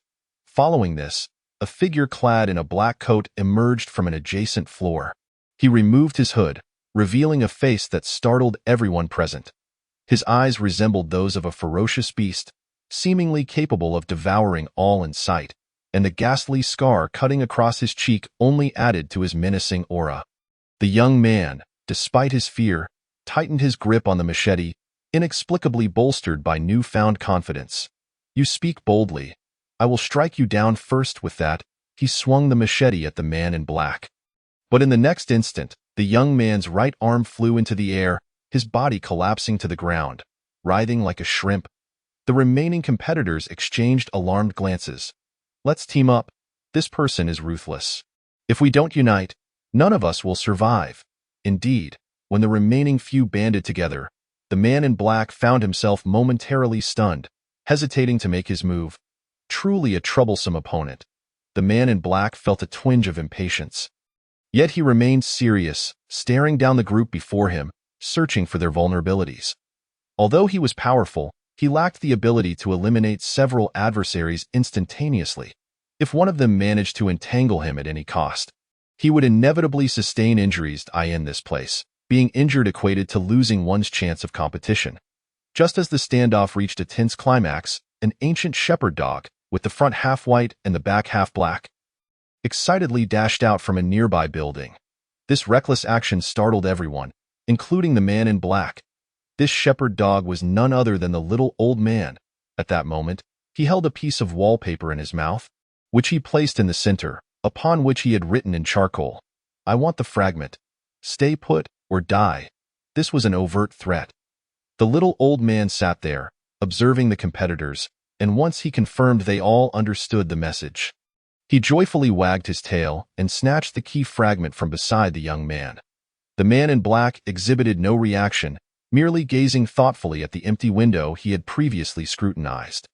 The other competitors, seeing the formidable presence of the man in black, dared not make a move, and thus were even less inclined to act. Yet one individual, undeterred by superstition, provocatively pursued the little old man for a couple of steps. In the next moment, a sickening squelch echoed as his head exploded like a watermelon. What just happened? The onlookers gaped in disbelief. Could it be that someone possessed a powerful firearm? Yet, how could such a weapon discharge without a sound? As they soon realized the assailant had been struck by a wooden arrow, their astonishment morphed into sheer terror, a fear that resonated from the depths of their souls, especially as the arrow embedded itself into the ice. Its tail still quivering. Is this an arrow that a human could shoot? Preposterous, terrifying. Gazing at the diminutive figure of the old man as he entered the building, all onlookers dared not make a single movement. It was not until a few individuals stood foolishly in the biting wind and snow for half an hour that the cloaked figure let out a sigh of relief, hastily fleeing the scene. The others also departed from various directions, with one individual silently paying 1,000 G for an energy crystal before leaving the ruins. They had no desire to confront such a nightmare again. Suze retrieved the fragment of the mechanical key from the old man's mouth and promptly left the spot. Mechanical key fragment 3 quality. Rare effect. Assemble 7 different pieces to gain entry to the mid-level of the snow country. Evaluation. The gears of fate are turning upon finding a new resting point. He realized he had yet to claim a reward. Kill player, Xiao Yuanliang. The player possesses an evil value of 10. Please select your kill reward. Option 1. Gain the player's energy crystal balance of 50. Option 2. Obtain a random piece of equipment from the player. Option 3. Acquire 3 random items from the player's backpack, residence, or trading post. The 3 options lay before Suze. Without hesitation, he chose the first option, 50 energy crystal balance. Record. You have obtained 500 G of energy crystals. His reasoning was straightforward. At this stage, the likelihood of players possessing good equipment was exceedingly low, thus ruling out option 2, as for option 3. It was hardly worth considering, as it would likely comprise mere wood, stone, or similar items. The concept of evil value piqued Suze's interest. Evil value. Killing players with an evil value of 0 will increase your evil value by 10 points. Severely injuring players with an evil value of 0 will increase your evil value by 5 points. Evil value accumulates. Killing players with an evil value will grant additional rewards. From the evil value system, it was evident that the system did not encourage players to kill one another, but rather guided them to eliminate those with high evil values. Therefore, he resolved to act as a hero of justice more often. For the rewards were indeed generous. Having processed his rewards, Suze dared not linger and continued his journey deeper into the snow country. Along the way, the snow fell heavily from the sky, and the ground was frozen solid. For an ordinary person, walking normally would be a formidable challenge. Fortunately, Suze was quick-witted. He found some plant fibers and fashioned a pair of straw sandals to wear over his shoes, allowing him to walk more normally. On either side of the path were residential areas, with occasional glimpses of shops. Regrettably, the goods within these shops had long been scavenged, leaving only empty rooms behind. As he walked along the road, a walled area came into view, with two 10-meter-wide iron gates covered in rust and frost. Above the gates hung several colorful letters that read, Sunshine Amusement Park. You have entered the Sunshine Amusement Park area. This place is extremely dangerous. Please exercise caution. Background: the outskirts of a city sealed by the harsh cold, once the warmest place for children. Yet, as time passes, what remains here? A castle of joy or a wasteland of steel? Suze took a deep breath and ultimately pushed open the gates. Before him lay the most well-preserved cluster of buildings he had encountered. If he wished to find anything useful, he had to explore the amusement park. Creak, squeak. As he pushed open the unlocked iron gate, the sound of shattering ice and the noise of rusty bearings echoed starkly in the desolate silence of the place. Suze dared not linger, hastily entering the amusement park. At first glance, the park's attractions were the old favorites: a Ferris wheel, a carousel, a small pirate ship, and a mini roller coaster. However, unlike the old world, these attractions were adorned with certain contraptions: damaged steam heating device quality, damaged effect, heating evaluation. The steam heating system could significantly elevate the temperature of an area, but at this moment, parts of it were broken. Suze shook his head slightly, noticing that all the steam heating devices were similarly damaged. Suddenly, an idea sparked in his mind. If he could dismantle all these broken devices, perhaps he could piece together a functional heating apparatus. Chapter 25. Sister 1 and her 4 adoring followers. Once the thought emerged, Suze could no longer contain his impulse. Without hesitation, he seized a pickaxe and pried the entire heating device from the amusement ride. As he gazed at the shattered remnants of the carousel, he muttered about his sins, yet his hands did not cease their work. While he was engaged in his fervent dismantling, the old man ambled about, incessantly nodding his head in a patrol-like manner, resembling a bodyguard captain. After 10 minutes, having removed the first damaged steam heating device, he dashed toward the second ride, fully aware that he could not afford to pause. Such commotion could draw unwanted attention at any moment. The second, third, fourth. When he was dismantling the 5th steam heating device, the old man suddenly rushed over and bit his pant. Suze understood the implication immediately, gathered his tools and fled with the old man. He hid in a ticket booth outside the amusement park, stealthily observing the internal commotion. Before long, a pack of ferocious wolves charged out from within the park. Transformed wild wolves. A single wolf may not be terrifying, but a pack of them can dominate the land. Weakness. Waste. Threat level 100, extremely high, special. You have incurred the wrath of the wolf pack. They will pursue you relentlessly. The pack of wolves frantically sniffed around the area where Suze had lingered, clearly detecting the scent of the individual who had slain their comrade. A robust male wolf howled toward the heavens, and the others echoed its call. They sought vengeance. The wild wolves surged forth from the amusement park like a tide. As soon as Suze caught sight of the wolves, he sprinted away. His initial impulse to look back vanished in an instant. What manner of creature lurked in the amusement park was of no concern. It was the wolves that had become his adversaries. Even after fleeing 4 to 5 kilometers, he feared that the wolves might track him down by scent. This was the most disconcerting aspect of being targeted by a pack of wolves. Their keen noses allowed them to pursue their prey over great distances. To shake them off, the most effective method was to mask his scent. Generally, one could use water sources, perfumes, plant juices, or any pungent odors to obscure their scent. And Suze understood this principle well. He took some plant fibers, added 500 milliliters of level 4 water, and vigorously squeezed out the juice, then evenly applied it to himself. Naturally, the old man required a coating as well. After completing this task, he let out a slight sigh of relief and continued to explore the outskirts with the old man. Woof! As they approached a residential building, the old man suddenly crouched low and barked softly toward the interior. Suze quickly concealed himself, and shortly after, 5 individuals emerged from the building. The leader was a woman clad in leather, her striking figure unmistakable, while the 4 men surrounding her fawned upon her. Oblivious to the disdain evident in her gaze, Suze observed the scene, inwardly commending the woman. This lady, doesn't she feel cold dressed so scantily? And those 4 sycophants, how pitiful! The 5 appeared unaware of Suze's presence.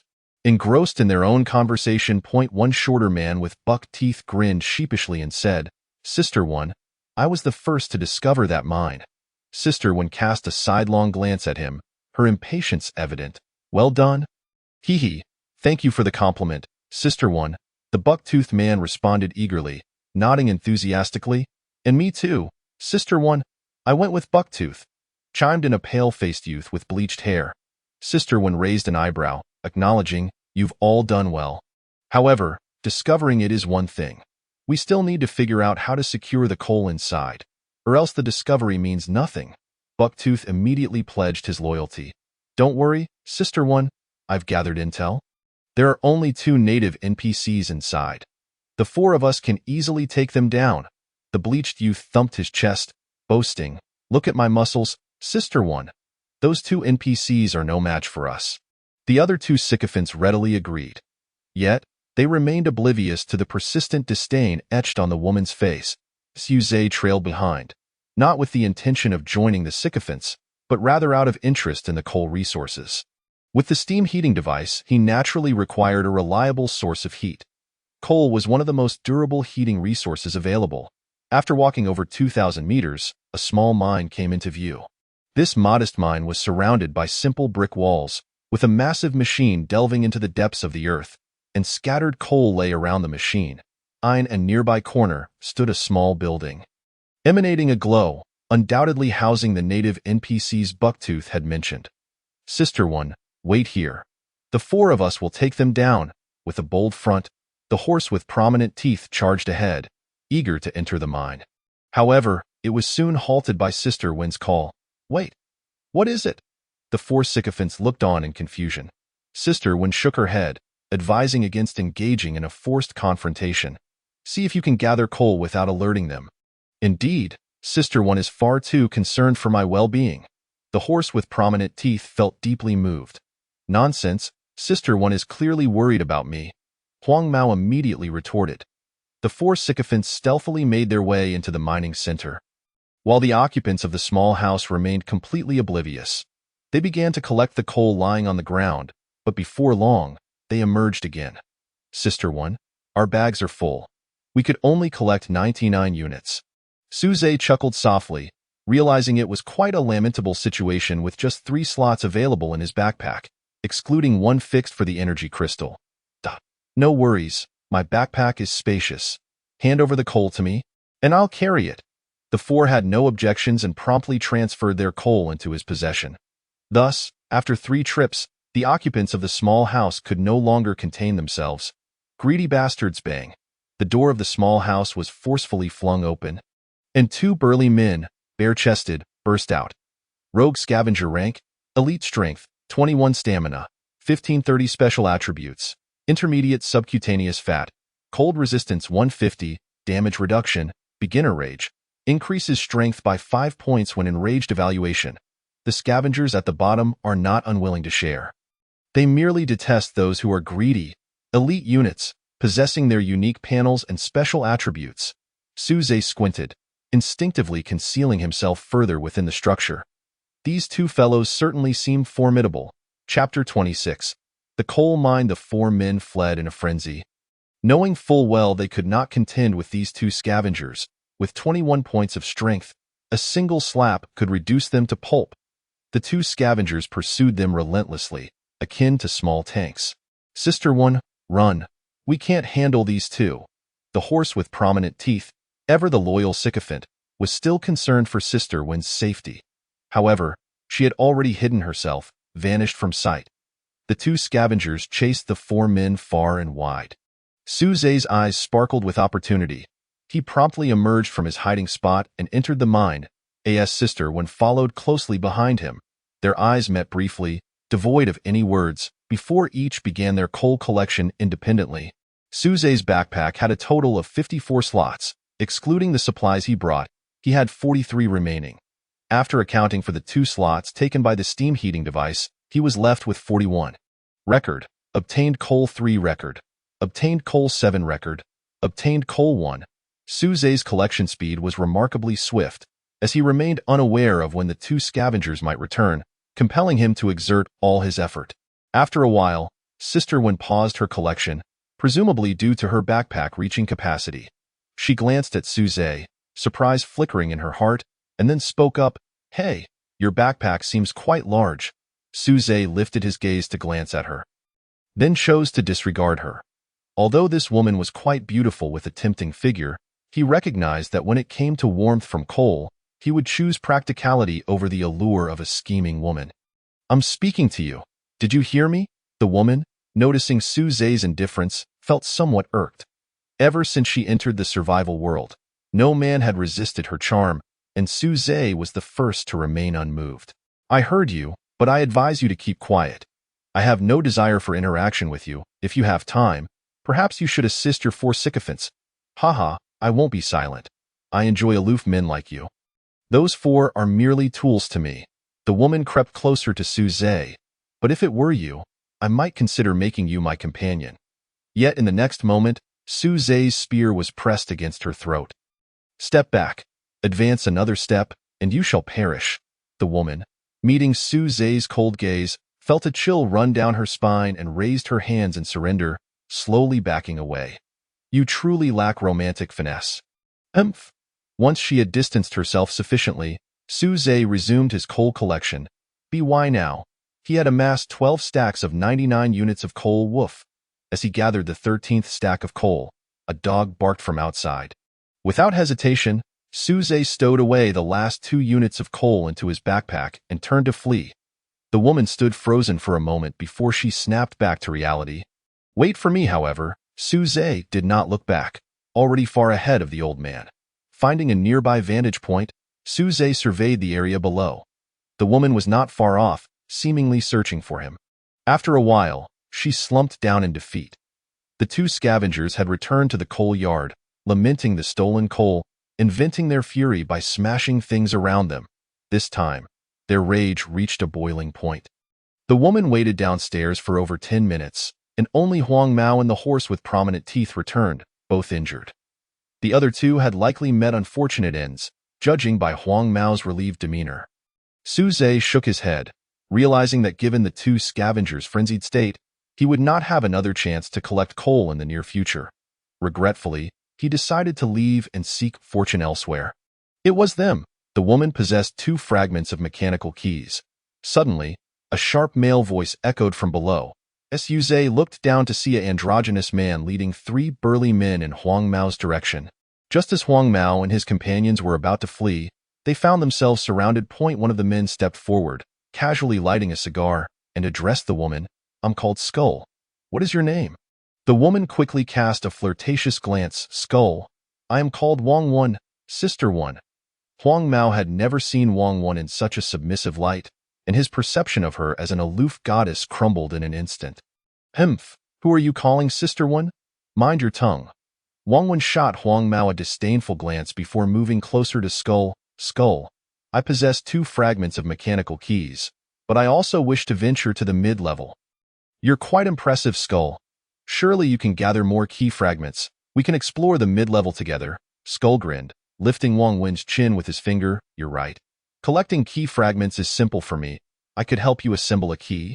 But what will you offer in return?" Wang Wen swayed her waist. "Whatever Skull desires." "Ha ha ha." Skull beamed, taking a hearty puff from his cigar as he wrapped an arm around Wang Wen and departed. His subordinates showed no intention of harming Huang Mao and the horse with prominent teeth, following closely behind. Huang Mao helped the disheartened horse with prominent teeth to his feet. "Brother, don't cry. I see through it now. It's not worth it for Wang Wen." Yet Huang Mao abruptly shoved the horse with prominent teeth away. "Don't you dare speak of Sister Wen. It's all my fault for not being strong enough." "It's my fault." He contemplated for a moment before dashing after Skull. "Sister Wen, Skull, wait for me." Suze found himself in a state of disarray on the upper floor. Is this truly the resolve of a sycophant? Today has certainly opened my eyes to it. Nevertheless, that Wang Wen is undoubtedly a formidable woman, adept at leveraging her advantages and possessing a profound cunning. While such individuals might evoke disdain in the old world, under the current circumstances, she is likely to thrive and become one of the more successful figures. Shaking his head, Suze proceeded in the opposite direction from the skeletons. He was naturally intrigued by the two fragments of mechanical keys on Wang-1. Yet the strength of the skeleton crew dissuaded him from engaging in conflict at this moment. After traversing a distance, Su Zhe glanced at the sky. It was time to find a sheltered spot for the night. Within the ruins of the snow country, visibility during the day was already compromised due to heavy snowfall, and nighttime was even more treacherous. One can only imagine the beauty that would unfold upon igniting a campfire in the pitch-black and perilous night. Su Zhe, however, dared not light a fire, opting instead to seek a narrow and wind-sheltered location to keep warm as much as possible. You have entered the number 3 family area. This region is extremely dangerous. Please exercise caution. Chapter 27. The family area's peril. This marked the second extremely hazardous area Su Zhe encountered since entering the ruins. The previous coal yard scavengers posed little threat, lacking any hostility, all due to the insatiable greed of the yellow-haired group that had provoked them. In reference to the Sunshine Amusement Park, it was likely that this area contained entities that would actively assault players, thus earning the label of extreme danger. Silently dismissing the warning, Su Zhe continued to explore cautiously. He decided to spend the night here for 2 reasons. Firstly, given the perilous nature of these areas, they often retained a wealth of unlooted resources. Secondly, although dangers lurked within, they typically followed discernible patterns, and with the old man's warnings, he anticipated encountering no significant issues. Moreover, while these threats posed a danger to him, they simultaneously offered a form of protection. Upon entering the number 3 family area, most doors were ajar, likely left so by previous scavengers, which conveniently aided Su Zhe. Guided by the old man, he entered one of the rooms on the 4th floor and securely locked the door behind him. The bedroom was barren, but he found solace in the presence of a large bed, presumably left behind due to its cumbersome size. After meandering through the bathroom and kitchen with little to show for his efforts, he was pleasantly surprised by the study. Although many items had been taken, a few newspapers and a map remained. Glancing at the newspapers revealed mostly job notices and trivial matters, save for the headline that caught his eye. The Snow Country's ultimate weapon has been developed. No longer fear external invasions. Su Zhe chuckled softly at the irony. If they truly had no fear of external threats, the Snow Country would not have been reduced to ruins. Tossing the newspaper aside, he diligently examined the map, which proved to be his most significant find. It was a map of the Snow Country's periphery. From the map, it became evident that the city's overall structure was circular, with the outer ring encompassing roughly 2/5 of the city. The center, occupying 3/5, was entirely obscured in black. Among the outer buildings, the most numerous were the mines, totaling over 70, with 6 large-scale mining operations. The mineral resources were abundant, including coal, iron, copper, and salt for everyday life. However, these did not capture Su Zhe's attention. What intrigued him most was a steel recycling plant. Smelting steel had become a pressing challenge for players. Although Su Zhe had constructed a clay furnace, it could only process metals of lower purity, resulting in impure and flawed products. A facility like the steel recycling plant would undoubtedly house metal smelting furnaces. If he could procure some steel, it would be a tremendous windfall. With steel, Su Zhe could bypass the stone construction phase for his territory and forge ahead of other players by utilizing steel for building. Yet, the map indicated that traversing from the number 3 family area to the steel recycling plant would require crossing nearly half of the Snow Country's periphery, an estimated 2-day journey. After solidifying his route of action, he carefully stowed the map in his backpack and prepared a meal of jerky and water for dinner. The day's exertions had left him quite fatigued, and after instructing the old man to keep watch, he leaned against the headboard and fell asleep. Time passed, and Su Zhe was roused by the old man nudging him with his nose. The old man then leapt from the bed, placing his front paws on the windowsill, signaling Su Zhe to look outside. Instantly, Su Zhe's nerves tightened as he quietly peered out, in the dim light of dawn. A pack of wolves lay in wait below the number 3 family area. The wild wolves had tracked him down. It seemed the effects of the grass juice were not as formidable as he had imagined. Oddly enough, these wolves dared not venture beyond the 1st floor of the building. At last, one wolf attempted to ascend the staircase, but the next moment, a horrific howl echoed. Following that, a torrent of fist-sized insects surged forth from the residential building. Iron thorn worm, a vicious insect dwelling deep within iron mines. Infamous in the snow country, its potent neurotoxin can kill an adult male in a second. Weakness: fire, light, heat. Threat level: 200, instant death upon contact. The pack of wolves, overwhelmed by the onslaught of the iron thorn worms, succumbed within 5 minutes, their lifeless bodies becoming a feast for the ravenous insects. Suze held his breath, a cold sweat trickling down his back. It was truly astonishing that he had managed to survive the night unscathed. But why had he not encountered the iron thorn worms upon entering, while the wolves had stumbled upon them? Moreover, the old man had provided no warning upon his entry. Ultimately, he could only attribute the phenomenon to the habits of the iron thorn worms. They thrived in darkness and detested light. Even the slightest glimmer of illumination and warmth repelled them.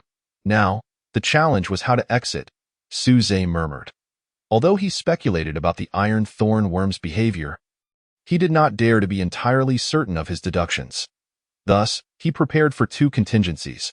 First, to wait until noon to depart, and second, to have a torch ready to ignite at the first sight of the iron thorn worms. With these 2 strategies in place, he felt assured. Without delay, he set to work preparing the torch, ensuring the fire starter was ready, and then settled in to wait. Suze swore he had never experienced such torment. Not even during the most challenging math exam had he felt this way. Thankfully, time marched on relentlessly, and before long, it was noon. He could sense a slight increase in temperature. Old man, lead the way and stay vigilant. Suze grasped the fire starter in his left hand, poised to ignite the torch in his right. Each step down the 4 flights of stairs was fraught with tension, but he was relieved to find no sign of the iron thorn worms on his descent. Upon exiting the number 3 family area, Suze suddenly felt a wave of weakness wash over him. He glanced back at the long-dead wolf carcasses, a shiver of trepidation running through him. Silently grateful for his escape, spitting on the ground to regain his composure, he muttered curses to himself, vowing never to act recklessly again. Why not find a safe place to sleep instead of overthinking everything? With that, he hastily fled with the old man. Due to the time wasted in the number 3 family area, he no longer intended to search the 2 schools he had planned to explore. Instead, heading straight for his lodging for the night. The Radiant Grand Hotel, Suze observed that the buildings in the snow country favored names imbued with light and brilliance, indicating a yearning for sunlight among its inhabitants. He pondered the circumstances that had forced them to rebuild in the snow country, only to have others come to seek them out. It was quite a frustrating thought. Before darkness fully enveloped the sky, Suze arrived at the base of the Radiant Grand Hotel. He looked up in awe. True to its name, the hotel soared over 60 stories high. Chapter 28. The old man, thinking of his master, the remnants of decorations still clinging to the walls attested to its former opulence.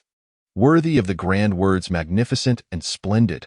However, with the passage of time, even the most exquisite blooms must eventually wither. The hotel's lobby now lay shrouded in a darkness akin to an abyss. Suze dared not make any loud noises, as was his custom, allowing the old man to lead the way. From the old man's anxious demeanor, it was evident that players lurked within the hotel. And likely more than one group, he skirted the expansive lobby, intending to ascend to the 2nd floor via the staircase, only to discover a rudimentary trap at the corner of the stairs. Had it not been for his keen eyesight honed through archery practice, he might have unwittingly triggered it. Upon closer inspection, the trap posed no lethal threat. Instead, it would activate a nearby tin can. Producing a loud clamor, Suze shook his head slightly, carefully stepping over the trap, only to encounter a series of additional mechanisms. Fortunately, his quick reflexes saved him. Otherwise, he would have truly fallen into their trap. He maneuvered through the series of intricate pitfalls with the agility of a cinematic treasure-hunting agent, utilizing a variety of peculiar stances, and swiftly slipped into a partially ajar room on the 2nd floor. After closing the door securely, Suze sat on the bed and exhaled deeply. This group was indeed insatiably greedy. He couldn't help but mutter to himself, in a hotel with over 60 floors. The sheer number of traps set on the staircase to the 2nd floor made it seem as though they intended to claim the entire establishment for themselves. Glancing around the room, everything appeared to be in order. The bedding was pristine and white, likely a result of the hotel's excessive number of rooms, leaving some untouched. A quick look at the old man revealed that he was sniffing the air excitedly, his demeanor reminiscent of an overly enthusiastic dog, occasionally stealing glances at Suze with a fervent gaze. "What's wrong with you?" Suze wondered, instinctively grabbing a nearby blanket to sniff it. The scent of women's shower gel wafted towards him. Suddenly, he realized the alarming truth. This room was occupied. No wonder the door was slightly ajar. He immediately prepared to exit and find another room, only to hear the voices of two women approaching from the hallway. "Why, you Fei, have you checked the traps at the staircase?" "Sister Chio-e, rest assured. It's perfectly SA upon her mention of the heating apparatus." Suze immediately cast a glance around the room, and indeed, the devices had been removed by them in a 60-story building. How many small heating units could there be? 3 seemed rather stingy. Suze opened his mouth and declared, 50. Su Chui took a deep breath and replied, "At most 5. I understand what you're thinking, but you must realize that we are not the first group to enter here, and our options are limited." Acknowledging this logic, Suze conceded, 5 it is then. "Now, tell me about the strength of the 7 individuals across from us. The more detailed, the better." Among the 7 adversaries, 6 were of comparable strength to mine. But the leader was exceptionally formidable. I could scarcely withstand 3 strikes from him. As Su Chui spoke, she loosened her outer garment, revealing her collarbone. Suze's gaze fell upon her, where bandages were tightly wrapped from her collarbone down to her abdomen. One could only imagine the length of such a wound. Had that strike been any deeper, I would have been cleaved in 2, Su Chui admitted, a hint of trepidation in her eyes. Moreover, had Yu Fei not possessed a special medical profession, I would not have survived to this day. Upon hearing this, a thought flashed through Suze's mind. An ominous opponent, one not to be engaged in close combat. Thus, it would be necessary to use the present girls as bait. Suze stated, "I am also an archer," and not par. Suze consumed the food before him, taking a deep breath as he slipped back into a meditative state. The next step was to muster all his strength in preparation for the battle that awaited him the following day.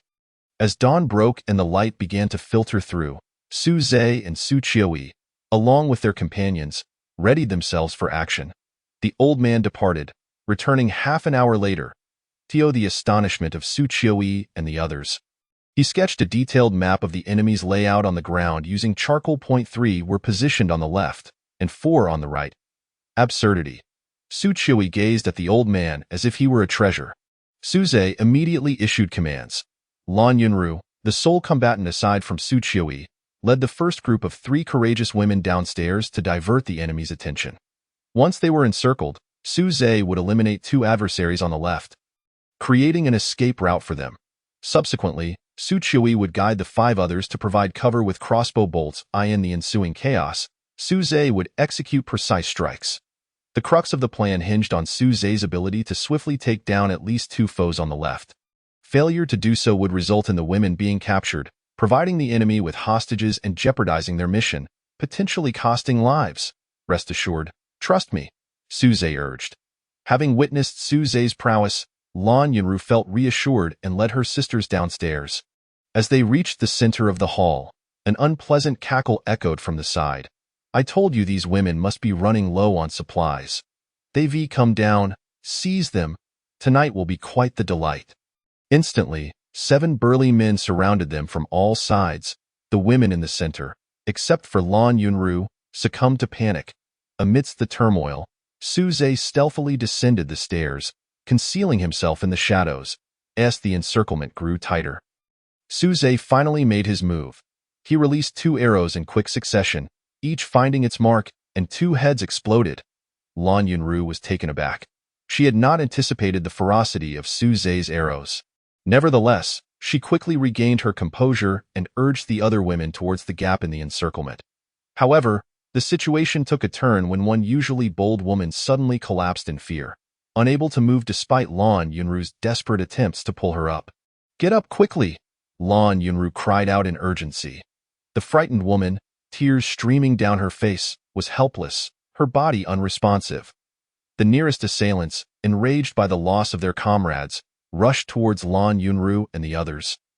Brandishing their blades, in a critical moment, Lan Yunru drew a dagger to parry, but the force of the impact sent her reeling, leaving the fallen woman entirely exposed to the attackers. Fortunately, Su Zhe's next arrow saved her. The assailant's head exploding in an instant. With Lan Yunru and the others supporting her, the woman managed to reach the edge of the hall safely. 3 of the 7 assailants had already fallen. The remaining 4, seething with rage, were about to pursue Lan Yunru when they were met by a formidable contingent of women charging down from the upper floor. Su Qiui led the charge, and each woman wielded a finely crafted crossbow, launching a rapid assault on the remaining 4 adversaries, forcing them to retreat.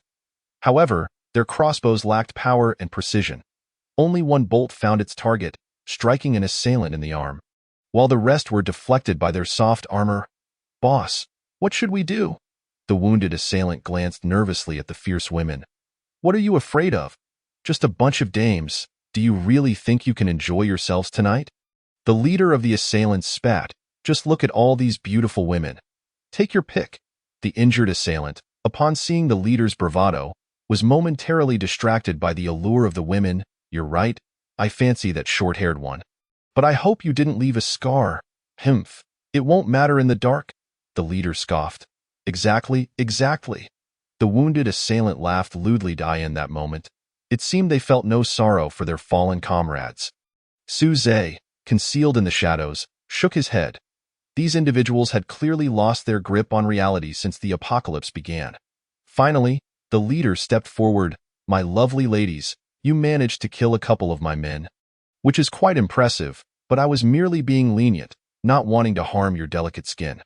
Now that I've lost 2 men, I see no need for so many women. If you do not surrender, I may have to resort to more direct measures." "Get lost, you pathetic creature," Su Qiui retorted defiantly. "Even if I were to please a dog, you wouldn't be included." Infuriated, the leader charged forward. At that moment, the women readied their crossbows once more, and Su Zhe seized the opportunity, releasing 3 arrows in rapid succession. His arrows blended seamlessly with the rain of bolts from the women, swiftly claiming the lives of 3 more assailants. However, the leader had already lunged into the throng, seizing a woman by the left hand, none other than Lin Yufei. Upon witnessing one of their sisters being captured, panic struck the remaining women. Some hesitated to fire their bolts.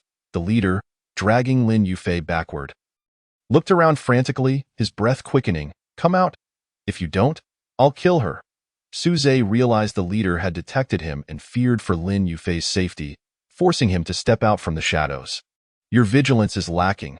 It took the deaths of 6 men for you to notice my presence. I must have overestimated you," Su Zhe said quietly. "I should have eliminated you sooner. Release her. Put down your bow and kick it over here." The leader barked. Su Zhe spread his hands, displaying his lack of options, and placed his bow along with a quiver of wooden arrows on the ground, then kicked them toward the leader's feet. Seeing Su Zhe comply, the leader let out a sigh of relief, glaring at Su Qiui with resentment and rage. "You? Where did you find this person?" Su Qiui scoffed. "Why should that concern you?" The leader glared at Su Qiui before shifting his gaze back to Su Zhe. "Brother, I know you didn't recognize these women before. They must have offered you something. How about we join forces? Then all these women will be ours. We could split their supplies. You take 7. I take 3. Pick whichever woman you fancy." "Go ahead." Upon hearing this, Su Qiui and the other women tensed up. As the leader had suggested, if he and Su Zhe were to ally, the women present would likely find themselves powerless, reduced to mere captives. What a splendid idea! Su Zhe's eyes lit up as he leered at Su Qiui and the others. Su Qiui's face momentarily reflected a myriad of complex emotions: fear, anger, and the sorrow of betrayal, as she stared incredulously at Su Zhe. Wanting to speak but unable to find the words, the leader, grinning widely, chimed in, "Exactly. By teaming up, we can have it all." Suddenly, a loud bark echoed from behind the leader. He instinctively turned to look at a shepherd dog, with a white front half and a black rear, sat there. Was it smiling at him? What was happening? Why did he feel as if the dog was laughing? Can dogs even smile? What could it possibly be laughing at? Never mind, it's just a dog. I'm making a fuss over nothing. A series of questions flooded his mind, but the next moment, he turned back only to find an arrow poised before his nose. with Su Zhe's enigmatic smile behind it, a fatal strike. The leader of the assailants fell in a daze. Hadn't they just made a deal? How had he moved so swiftly after kicking the bow to his feet? With the leader's demise, Su Zhe exhaled deeply, feeling considerably lighter. Su Chui's expression shifted dramatically. What was happening with this person? Su Zhe shrugged nonchalantly, explaining that his conversation was merely a ruse to lower the leader's guard and buy time for the old man. Don't dwell on it. Su Chui's eyes brimmed with tears. I knew I could trust you. Lan Yunru stepped forward to support Lin Yufei, expressing her gratitude with a simple thank you. Lin Yufei, overwhelmed, threw herself into Su Zhe's arms, sobbing uncontrollably. After comforting Lin Yufei, Su Zhe approached the fallen leader's body, kneeling slowly. Brother, I must say your idea was clever, but I never agreed to it. I merely offered you some praise. Moreover, I suspect you're quite curious as to how I moved so quickly. The bow I kicked to you was merely a practice one. Surprise? Eh? Meanwhile, Su Chui observed Su Zhe's actions with furrowed brows, wondering what he was doing. Was he casting some sort of spell? Lin Yufei, wiping her tears, rolled her eyes. He's probably just trying to show off. Harvesting rich rewards. Lin Yufei's words echoed in Su Zhe's ears, leaving him feeling somewhat embarrassed. Hadn't anyone noticed his earlier display of skill? Never mind, however. The events here can be considered satisfactorily concluded. Approaching Su Chui, she promptly presented the promised reward. Here you go. She effortlessly handed over 5 small steam heating devices and 2 fragments of mechanical keys to Su Zhe. Small steam heating device quality, ordinary effect, provides heating within a 3 by 3 range evaluation. The violent disassembly has caused some damage. Su Zhe pursed his lips. It seemed they too lacked suitable tools and had resorted to a wild method of disassembly. Just like himself, had they dismantled it with care, this device could have easily reached good quality. Mechanical key fragment I mechanical key fragment 7 quality. Rare effect. Assemble 7 distinct fragments to gain entry to the mid-level of the Snow Kingdom. Evaluation. The wheels of fate are already turning by now. Su Zhe possessed 3 mechanical key fragments, 1, 3, and 7. Taking a solid step toward the goal of gathering all 7 fragments. Well, the transaction is complete. After inspecting the gains from this venture, Su Zhe bid farewell to the group of charming ladies with a smile. Su Zhe, tell me honestly, were you not the least tempted by that rogue's offer? Su Chui teased. Su Zhe appraised Su Chui's figure, noticing a scar on her chest. I swear I'll knock you out. Su Chui feigned striking Su Zhe on the head, prompting him to dash away swiftly. Not daring to look back, Su Chui shook her head and turned to Lin Yufei. Why didn't you talk to him? Lin Yufei rolled her eyes. Don't think I'm unaware of your intentions. I am just worried that your beauty trap might ensnare us all. Is he truly that formidable? Su Chui asked, her surprise evident. I don't know, but he should be quite impressive, Lin Yufei replied seriously, recalling Su Zhe's physique. You too, pull yourselves together. Lan Yunru interjected, unable to bear it any longer. Have you been lonely from living in this apocalyptic world for too long? Don't forget our primary objective. We know, Lin Yufei said, linking arms with Lan Yunru. Tonight, we'll sweep through the nearby fabric site and leave. The Snow Kingdom ruins are far too perilous. I shan't return here again. After running quite a distance, Su Zhe finally halted at the corner of an alley, gasping for breath. He now understood why the Kingdom of Women was the most challenging obstacle in Journey to the West. With so many alluring women teasing him, any man would find it unbearable. Fortunately, Su Zhe's resolve was unwavering, and his aspirations lofty, allowing him to barely escape. Meanwhile, the little old man beside him wore a look of regret, as if silently cursing his master for being unambitious. He had provided him with such a splendid array of potential partners. How could he not seize the opportunity? It seemed this fellow had rather discerning tastes. So next time, he would need to find someone even better. Unbeknownst to Su Zhe, he was oblivious to the little old man's schemes, as he was currently grappling with which kill rewards to select. Kill player, Xiang Feihong. The player has a sin value of 50. Please select your kill reward. Kill player, Wu Rueji. The player has a sin value of 45. Please select your kill reward. Kill player, Zhang'an. The player has a sin value of 30. Please select your kill reward. Kill player, Tu Yehua. The player has a sin value of 150. Please select your kill reward. Goodness, each of these 4 individuals possesses a considerable sin value. Particularly Tu Yehua, whose 150 sin points suggest he is no mere villain but rather one of notorious infamy. Without much hesitation, Su Zhe chose energy crystals as his kill reward. Record. Acquired a total of 5700 G energy crystals. 5700 G. Su Zhe nearly forgot to breathe. This was a tremendous profit. However, it made sense. These individuals had undoubtedly robbed many innocent lives, and at this stage, the players they successfully victimized possessed energy crystals as the most valuable plunder. Notably, the villain leader, with 150 sin points, provided an energy crystal ratio of 80, contributing nearly 4,000 G of energy crystals on his own.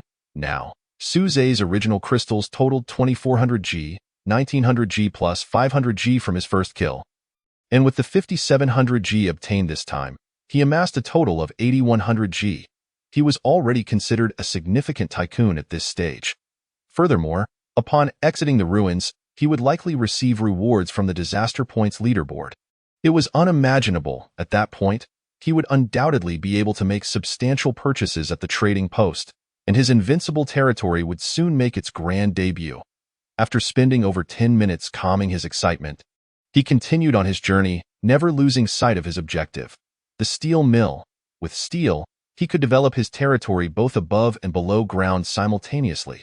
If he were to construct a shelter underground using timber or ordinary stone, he would flatly refuse. After all, while these 2 materials may suffice for temporary housing, in the unstable underground environment, reinforced concrete was far more practical. He harbored serious doubts that his wooden cabin could withstand the onslaught of snow during the next blizzard. Hence, acquiring superior materials to upgrade his territory was imperative. This expedition to the steel mill must yield results. After a day of travel, Su Zhe finally arrived near the steel mill as darkness fell. However, to his surprise, he discovered that he was not alone. Many others had also set their sights on the steel mill. This group congregated at the entrance, illuminating the area with various lighting tools. From their disorganized postures and lax discipline, Su Zhe easily deduced that these individuals did not belong to a single faction. What is the situation then? He stealthily approached the back of the crowd, surveyed the area, and found a seemingly marginalized young man to inquire, "Hey brother, what is going on here?" The young man replied earnestly, "I'm not quite sure either. I only heard that there are robots guarding the steel mill, and we need to attack together to defeat them. Otherwise, no one will get any resources, I see." Su Zhe continued, "Do you know who first spread this information?" The young man shook his head. "Thank you," Su Zhe said before retreating to a shadowy corner at the back of the crowd. Suddenly, 2 large torches were raised in the front, illuminating the surroundings, as a middle-aged man with a commanding presence stood atop a wooden stump. Adjusting his gold-rimmed glasses with his finger, he proclaimed loudly, "Everyone, quiet down and listen to me. Everyone quiet down." After repeating this thrice, the raucous crowd finally settled somewhat. "I am Zhou Diyuan, the first to uncover the situation at the steel mill, and I wish to inform you all about it." Upon hearing this, everyone perked up, the area falling utterly silent. Seeing this, Zhou Diyuan was quite pleased. Grinning broadly, "I personally ventured to investigate and discovered that within the steel recycling mill, there are 2 formidable robots guarding the steel. These robots are approximately 3 meters tall, nearly a meter wide, and judging by their equipment, they are likely armed. However, when they spotted me, they did not attack directly with their firearms but rather attempted to expel me. Therefore, I deduce that as long as we do not touch the steel, the robots will not use their weapons against us. I believe we can exploit this weakness to defeat the robots, and then share the resources." As soon as these words left his lips, the crowd erupted into a clamor, everyone discussing fervently. After a while, a straightforward young man stepped forward.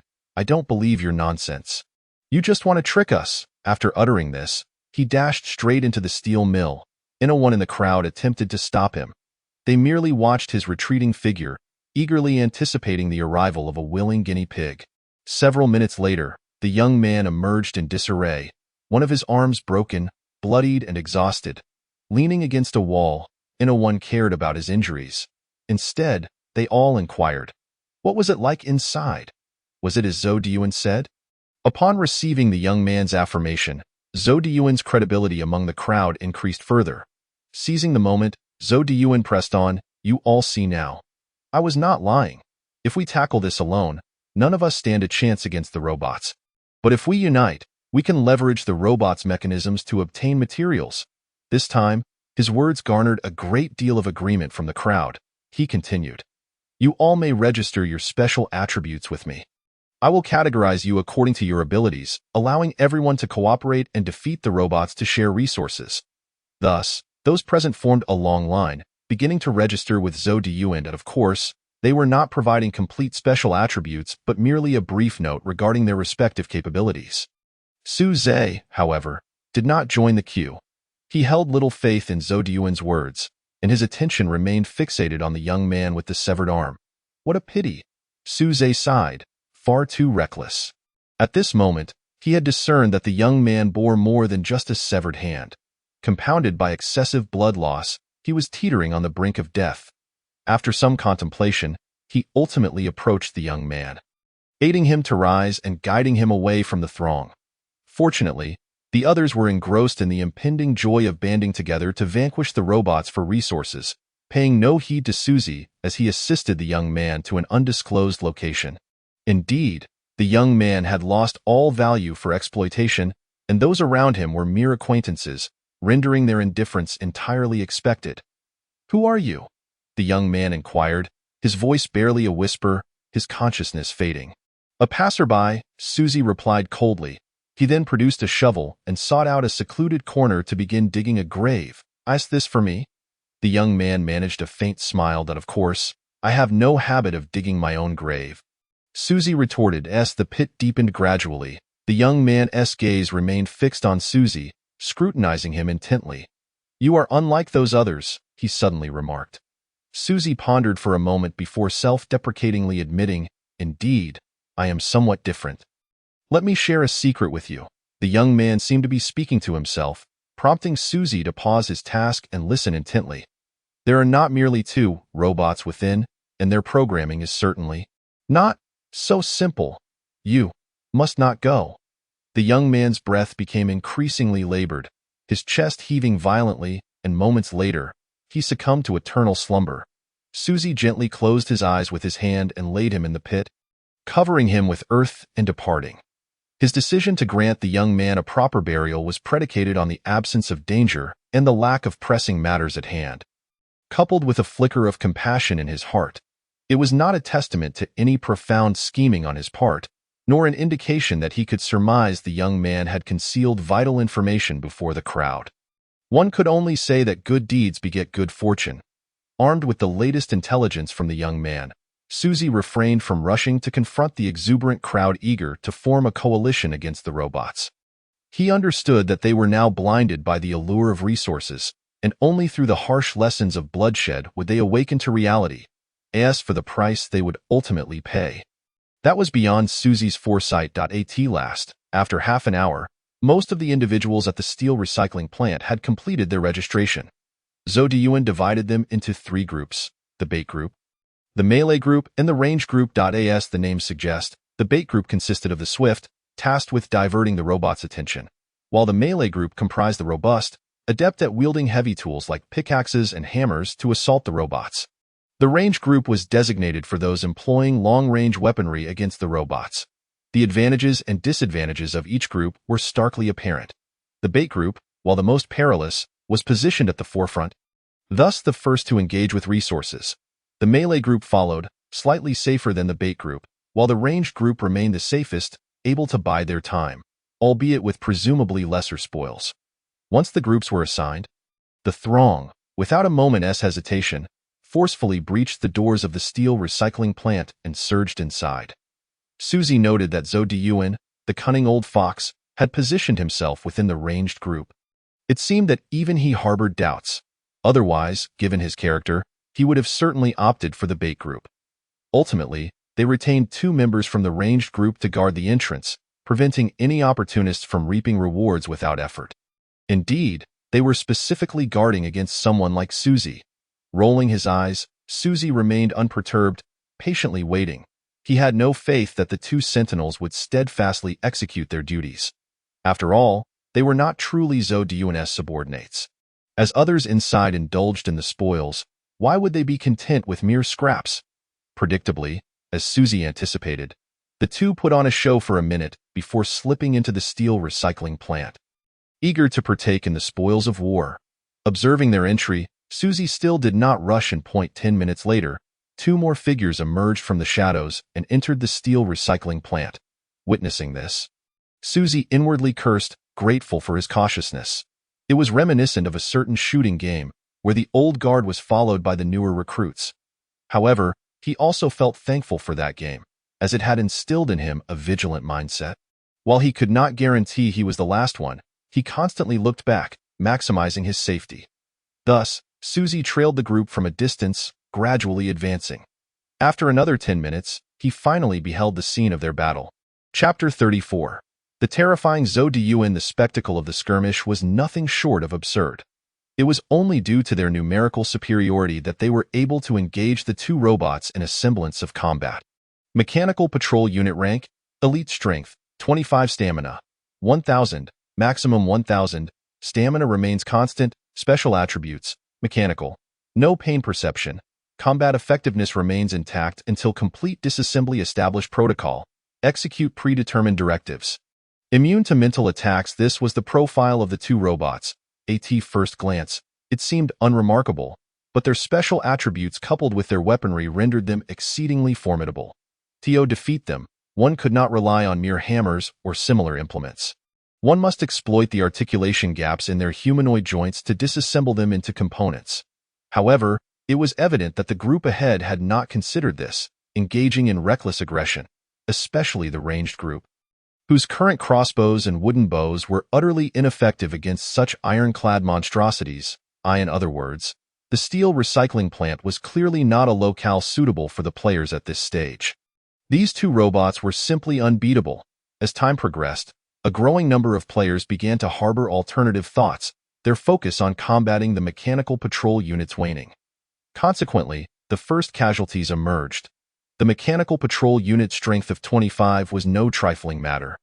Coupled with its mechanical structure, a single punch could reduce several melee group players to mere pulp. Bait group, divert their attention. Melee group, fill in the gaps. Zhou Diyuan commanded urgently upon witnessing the dire turn of events. Amid the chaos, the players instinctively followed his orders, and within moments, the situation stabilized. Let us not entertain other thoughts. We must defeat these two robots before we can share the resources, someone in the crowd proclaimed. Following the earlier turmoil, the group heeded Zhou Diyuan's commands with renewed obedience. Indeed, one of the robots had its arm severed in the ensuing struggle. From a distance, Suzy furrowed his brow and retreated further back. An ominous premonition filled his heart. Something disastrous was about to unfold. Yet the frenzied players remained oblivious, convinced they had achieved a significant victory and would soon reap bountiful rewards. Ding! Threat level elevated. Expulsion protocol initiated. Directives altered. Annihilate the enemy. A mechanical female voice resonated from within the robots, their blue eyes abruptly shifting to a menacing red. A moment later, the players began to frantically flee. Rat-tat-tat-tat. The mechanical patrol units suddenly produced two machine guns from their waists and unleashed a hail of gunfire upon the crowd. In an instant, players fell like wheat before the scythe. With two mechanical patrol units and 4 machine guns spewing death, it was the kiss of oblivion. In the blink of an eye, only a handful of ranged group players remained. The gunfire finally ceased. Zhou Diyuan, among the survivors, observed the many fallen players without a shred of remorse. Instead, a triumphant grin spread across his face. I knew it. I knew it. He clenched his trembling hands tightly, exclaiming, "Thank you, fools, for depleting my ammunition." The surrounding survivors cast bewildered glances at him, only to be met with his menacing glare. "What are you staring at? You can all perish alongside them. No one shall seize these resources from me." Having uttered this, a sharp blade materialized in his hand, and with a swift motion, he dispatched all remaining survivors. This man is utterly ruthless. Suzy observed the entire scene from a distance, silently grateful for his restraint. Realizing that in this apocalypse, it was far better to be cautious, Once he had dealt with the survivors, Zhou Diyuan turned his attention to the two patrol units. Without your guns, you are nothing but scrap metal. In an instant, his movements became remarkably agile, akin to a dance, as he effortlessly dismantled the two patrol units. Powerful. The only word that could describe the impression he left on Suzy, if within 10 steps. He would surely be slain in an instant. Only when he was 10 steps away did he possess the strength to contend with him. Little did he expect that Zhou Diyuan was not only a master of concealment, but also a formidable swordsman. Although Suzy was astonished, he had no intention of retreating. The current situation was, in fact, highly advantageous for him. Had Suzy entered the steel mill alone, his archery skills would have been insufficient to handle the two mechanical sentinels. However, after such a chaotic battle, the players had effectively cleared his obstacles. Moreover, even if Zhou Diyuan was exceptionally strong, he could not possibly exhaust all the resources within the steel recycling plant. In the end, he would merely be paving the way for Suzy.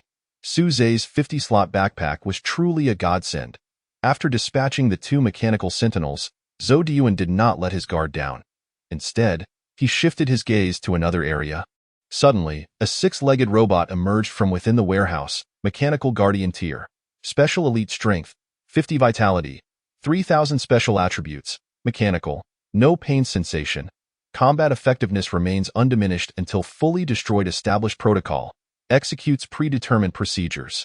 Immune to mental attacks. Basic Overload. In critical moments, can activate the Overload core, increasing strength by 50 for 10 minutes. Following Overload, will enter a state of weakness. Basic Energy Shield. Provides immunity to a certain degree of attacks until the shield's energy is depleted. This special elite could easily be considered a mini-boss, evidently serving as the final line of defense for the steel recycling plant. Compared to the previous mechanical sentinels, its special attributes were on an entirely different level. Yet, Zhou Diyuan showed no fear. He seemed inclined to challenge it. However, before that, he needed to eliminate the pesky adversaries. With a flash of light, a compact, earthy-hued Glock pistol materialized in Zhou Diyuan's hand. Bang, bang, bang. 3 gunshots rang out, and 3 corpses toppled from the shadows. Suzy felt a wave of dread wash over him. Who on earth was this person? Not only was he cunning, but he also possessed exceptional combat skills. He wielded both knife and gun. Moreover, his vigilance was extraordinarily high. Fortunately, Suzy had kept his distance from Zhou Diyuan from the outset, allowing him to narrowly escape detection. Now, I can finally enjoy myself with you. Zhou Diyuan leaped forward. Engaging in a fierce struggle with the mechanical guardian, as they fought, they gradually moved away from their original position. Suzy's eyes darted. His opportunity had arrived. Chapter 35. Mechanical repairer. As the saying goes, the bold die of overindulgence. While the timid starve, Suzy firmly believed in this adage. One should never miss an opportunity. He swiftly approached the remnants of the 2 mechanical sentinels, glanced around to confirm safety, and immediately began stuffing their shattered parts into his backpack. What thrilled him most was their cores. Energy core I quality, rare effect, emits light and heat, providing kinetic energy to machinery evaluation. It would be quite handy if one could create robots to serve as light bulbs. What a treasure! However, Suzy had no time to linger and admire. He plunged into the warehouse. He had to seize resources while the mechanical guardian and Zhou Diyuan were engaged in battle. Otherwise, either one could return, and he would find himself in dire straits. Upon entering the warehouse, he couldn't help but take a deep breath. It was brimming with steel, though it was all scrap metal from the snow country. Destined for remelting, to Suzy, these materials were invaluable. Record. Acquired Steel X1 record. Acquired Steel X3. So slow. Suzy began to worry about the pace at which he was collecting resources. At this rate, he wouldn't gather much. Yet, there was no alternative. The dimensional backpack only allowed the collection of items that a player could physically lift, and with his strength of 11, it was already quite impressive that he could collect anything. Half an hour had passed, and he had successfully gathered 3 full sets of 99 units of steel. With this steel, Suzy could construct several substantial buildings, significantly enhancing the safety of his territory. Aware that time was running short, he shifted his focus away from the steel and began exploring other areas. The vast warehouse was predominantly filled with scrap metal, with little else in sight. He maneuvered through the gaps between the steel, took a few turns, and discovered a robot in a corner. What terrible luck! Suze quickly pressed himself against the steel, hoping the robot had not detected him. After a moment, he felt something was amiss. Why was this robot not making any noise? He peered again, scrutinizing the machine closely. Damaged mechanical repair tier. Elite strength. 15 vitality. Special attributes. Repair. Stores a vast array of repair protocols. Capable of fixing most basic infrastructures. Technician. Stores numerous technical procedures, able to perform welding, excavation, logging, and various other tasks. This is a household robot. Lacking offensive capabilities, it serves as a helpful assistant in daily life. If Suze could acquire this, the efficiency of his base construction would increase dramatically.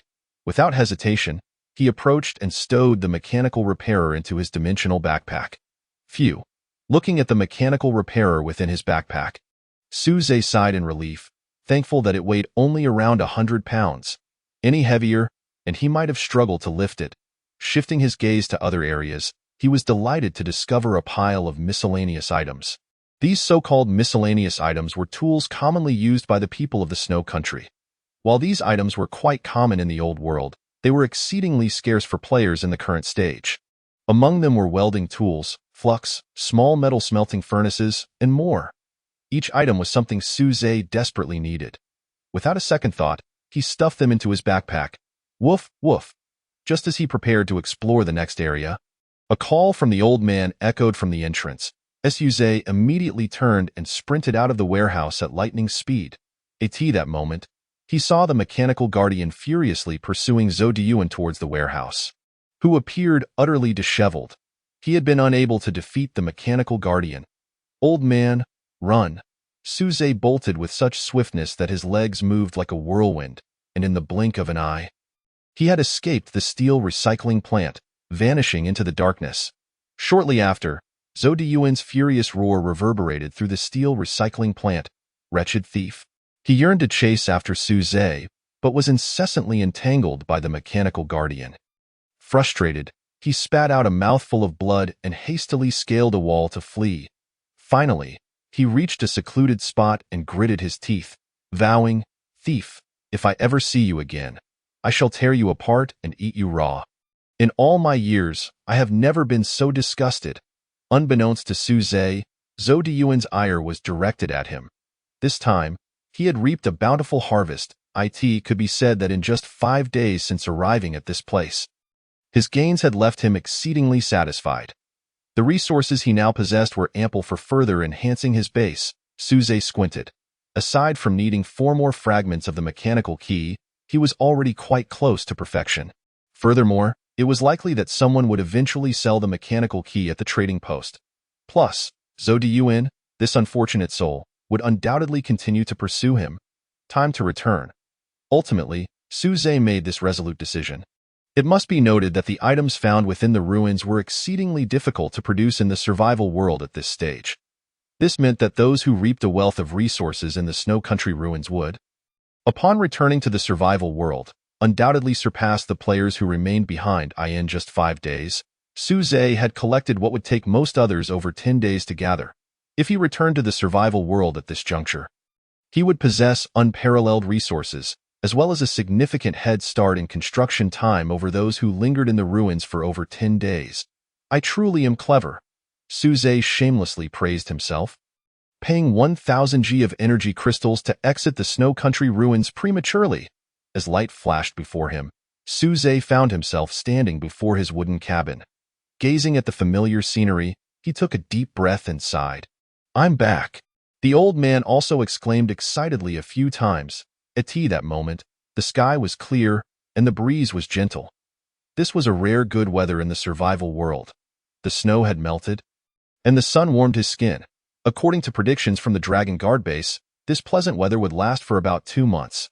Thus, these 2 months would be an ideal opportunity for Suze to construct his base. Organizing his backpack, Suze meticulously cataloged the spoils from his recent expedition to the outskirts of the Snow Country ruins. 12 sets of 99 units of coal, 3 sets of 99 units of steel, 2 energy core units, a heap of mechanical patroller fragments, a collection of welding tools, a small metal smelting furnace, and a broken mechanical repair unit. Lastly, there were 3 fragments of mechanical keys from the Snow Country ruins. After a moment's contemplation, Suze decided not to store these items in the wooden warehouse for the time being. After all, some of them were of significant importance, and he could no longer fully trust this wooden structure. He required a more discreet and sturdy storage solution for these treasures. Basking comfortably in the sun for a while, Suze prepared to embark on the first step of his construction. He would first attempt to repair the mechanical repair unit.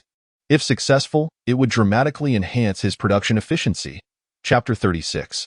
Constructing the greenhouse. By all accounts, Suze was not particularly adept in the realm of machinery. His limited repair experience was confined to childhood endeavors of fixing flashlights and calculators, and later assisting female classmates with computer issues or changing light bulbs for his landlady. He had never encountered such advanced technology. However, when it came to repairs, there were methods for both the experienced and the inexperienced. Suze's approach was straightforward: replace. Wherever there was a problem, he would swap it out. Taking the mechanical repair unit from his backpack, he scrutinized it carefully. Its primary issue was the missing energy core, and the surrounding wires were all torn apart, a classic case of violent disassembly. However, Suze had a plethora of disassembled mechanical devices at his disposal. He retrieved an energy core eye, examining it closely in his hand. This device featured 3 large interfaces that required specialized wiring to connect. After rummaging through a pile of mechanical patroller limbs, he successfully located compatible wiring. He connected the wires to the mechanical repair unit and inserted the energy core. Why was there no response?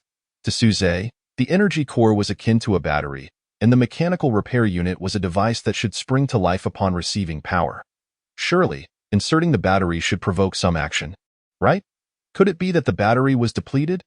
Upon rechecking the energy core, Suze discovered that it was indeed empty. A portion of it was meant for storage, and at that moment, it was entirely void of content. It was obvious to him that it required energy crystals. Suze used a full 2 kilograms of energy crystals to replenish the energy core. After reconnecting it to the mechanical repair unit, he heard a satisfying click. Suddenly, the mechanical repair unit came to life, its eye sockets illuminating with vibrant blue data displays. Suze's repair efforts had yielded initial success. Shortly thereafter, the mechanical repair unit ejected a tablet-like object from its shoulder. Upon taking it in hand, Suze was astonished to find it was the operating system for the mechanical repair unit. With a simple tap on the tablet, the unit could autonomously search for and complete tasks based on his commands. How incredibly convenient. The tablet displayed 3 main categories related to repair resources, and particularly in the repair section, there was a red alert. Upon opening it, a message appeared. Detected body damage. 22. Would you like to initiate self-repair? Yes. Without hesitation, Suze confirmed. The mechanical repair unit immediately surveyed its surroundings, and moments later, locked onto the mechanical remnants Suze had discarded on the ground. It extracted several wires, stripped their insulation, and connected them to the freshly repaired wiring on its chest. Subsequently, it gathered various components to fill the gaps in its structure, even appropriating the outer casing of a mechanical patroller to weld onto its chest. Suze watched in awe, exclaiming, "Impressive! I can repair myself." Repair complete. Please assign a task. Without a moment's doubt, Suze selected the construction section, which housed an extensive array of building blueprints, many of which he had yet to unlock. This was a tremendous windfall. With this mechanical repair unit, he could even construct buildings that surpassed his current technological capabilities. The first structure he chose was an underground shelter. Basic underground shelter quality. Good requirements. 29,750 steel. 90 cement can be substituted with stone. 90 stone can be substituted with cement. Evaluation. A simple shelter built underground, providing greater safety and concealment than above ground, though its disadvantages are evident. To construct the basic underground shelter, an estimated 20 energy units would be required. Suze furrowed his brow. Having just expended 2 kilograms of energy crystals, was it truly reasonable for the construction of a basic underground shelter to consume 400 G? That seemed a bit excessive, yet it was a necessity. If he were to undertake the construction himself, not only would it be laborious, but the efficiency would undoubtedly pale in comparison to that of the mechanical repair unit. Yes, Reluctantly, he ultimately acquiesced to the machine. However, to Su Zhe's surprise, the mechanical repair unit did not commence construction immediately. Instead, it scurried off to cut and polish the stones nearby. It appeared that if materials were insufficient, the unit would first gather the necessary supplies. Calculating the situation, perhaps the 400 G of energy crystals were not such a loss after all. Su Zhe placed 50 units of steel on the ground, allowing the unit to work its magic while he retreated into the warehouse. He had not forgotten about the vegetables he had planted earlier. Approaching his experimental plot, he was delighted to discover a small cabbage had sprouted. The other plants showed no signs of growth, making this cabbage the sole survivor. Nevertheless, Su Zhe understood the circumstances.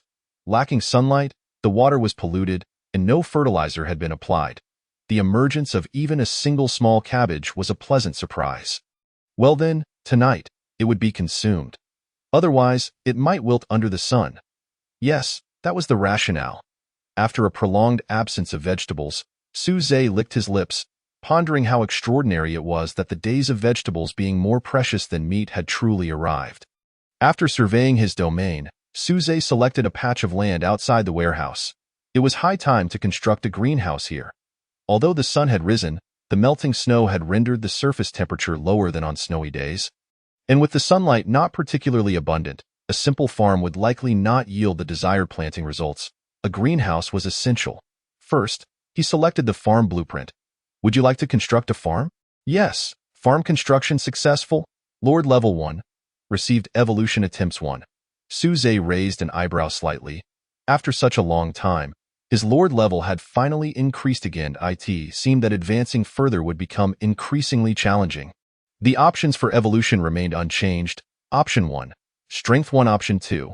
Maximum stamina 5. Option 3. Low temperature resistance 10. Option 4. High temperature resistance 10. Su Zhe chose Strength 1.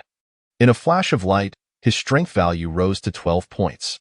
Until other special evolutions presented themselves, both strength and stamina were undoubtedly his top priorities.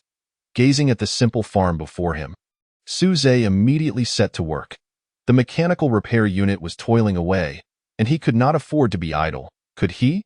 The efforts of today were for the promise of a better life ahead. Retrieving the greenhouse design blueprint. Greenhouse design blueprint quality. Ordinary requirements. 160 soil, 200 red bricks, can be substituted with stone, 20 tin glass, 10 leather, 12, 040 wood. Evaluation. The simplest brick mixed foundation sunlit greenhouse. While its exterior may lack aesthetic appeal, it excels in durability. Well, it appeared that many raw materials were still lacking, particularly the stone, of which he had a severe shortage. Casting a glance around, Su Zhe abandoned the idea of collecting stone here, as the underground shelter would also require a significant amount. After much deliberation, he turned his gaze toward the desolate wasteland from which he had first arrived. Chapter 37. Greenhouse construction completed. What could be found in the wasteland? Soil, stones, beasts, and fierce winds. The poem captures the essence. No birds in the sky, no grass on the ground. 100-mile no man's land, where the wind blows stones around. This vividly illustrates the scene of the wasteland. If he could procure stones from this barren expanse, it would greatly alleviate the current construction pressures. Without further ado, accompanied by the little old man, Su Zhe set off toward the wasteland. Along the way, he also checked the trading post for cement, only to find that no one was selling it. Seemed the underground shelter would have to rely entirely on stone substitutes. Half an hour later, he arrived back at the initial wasteland.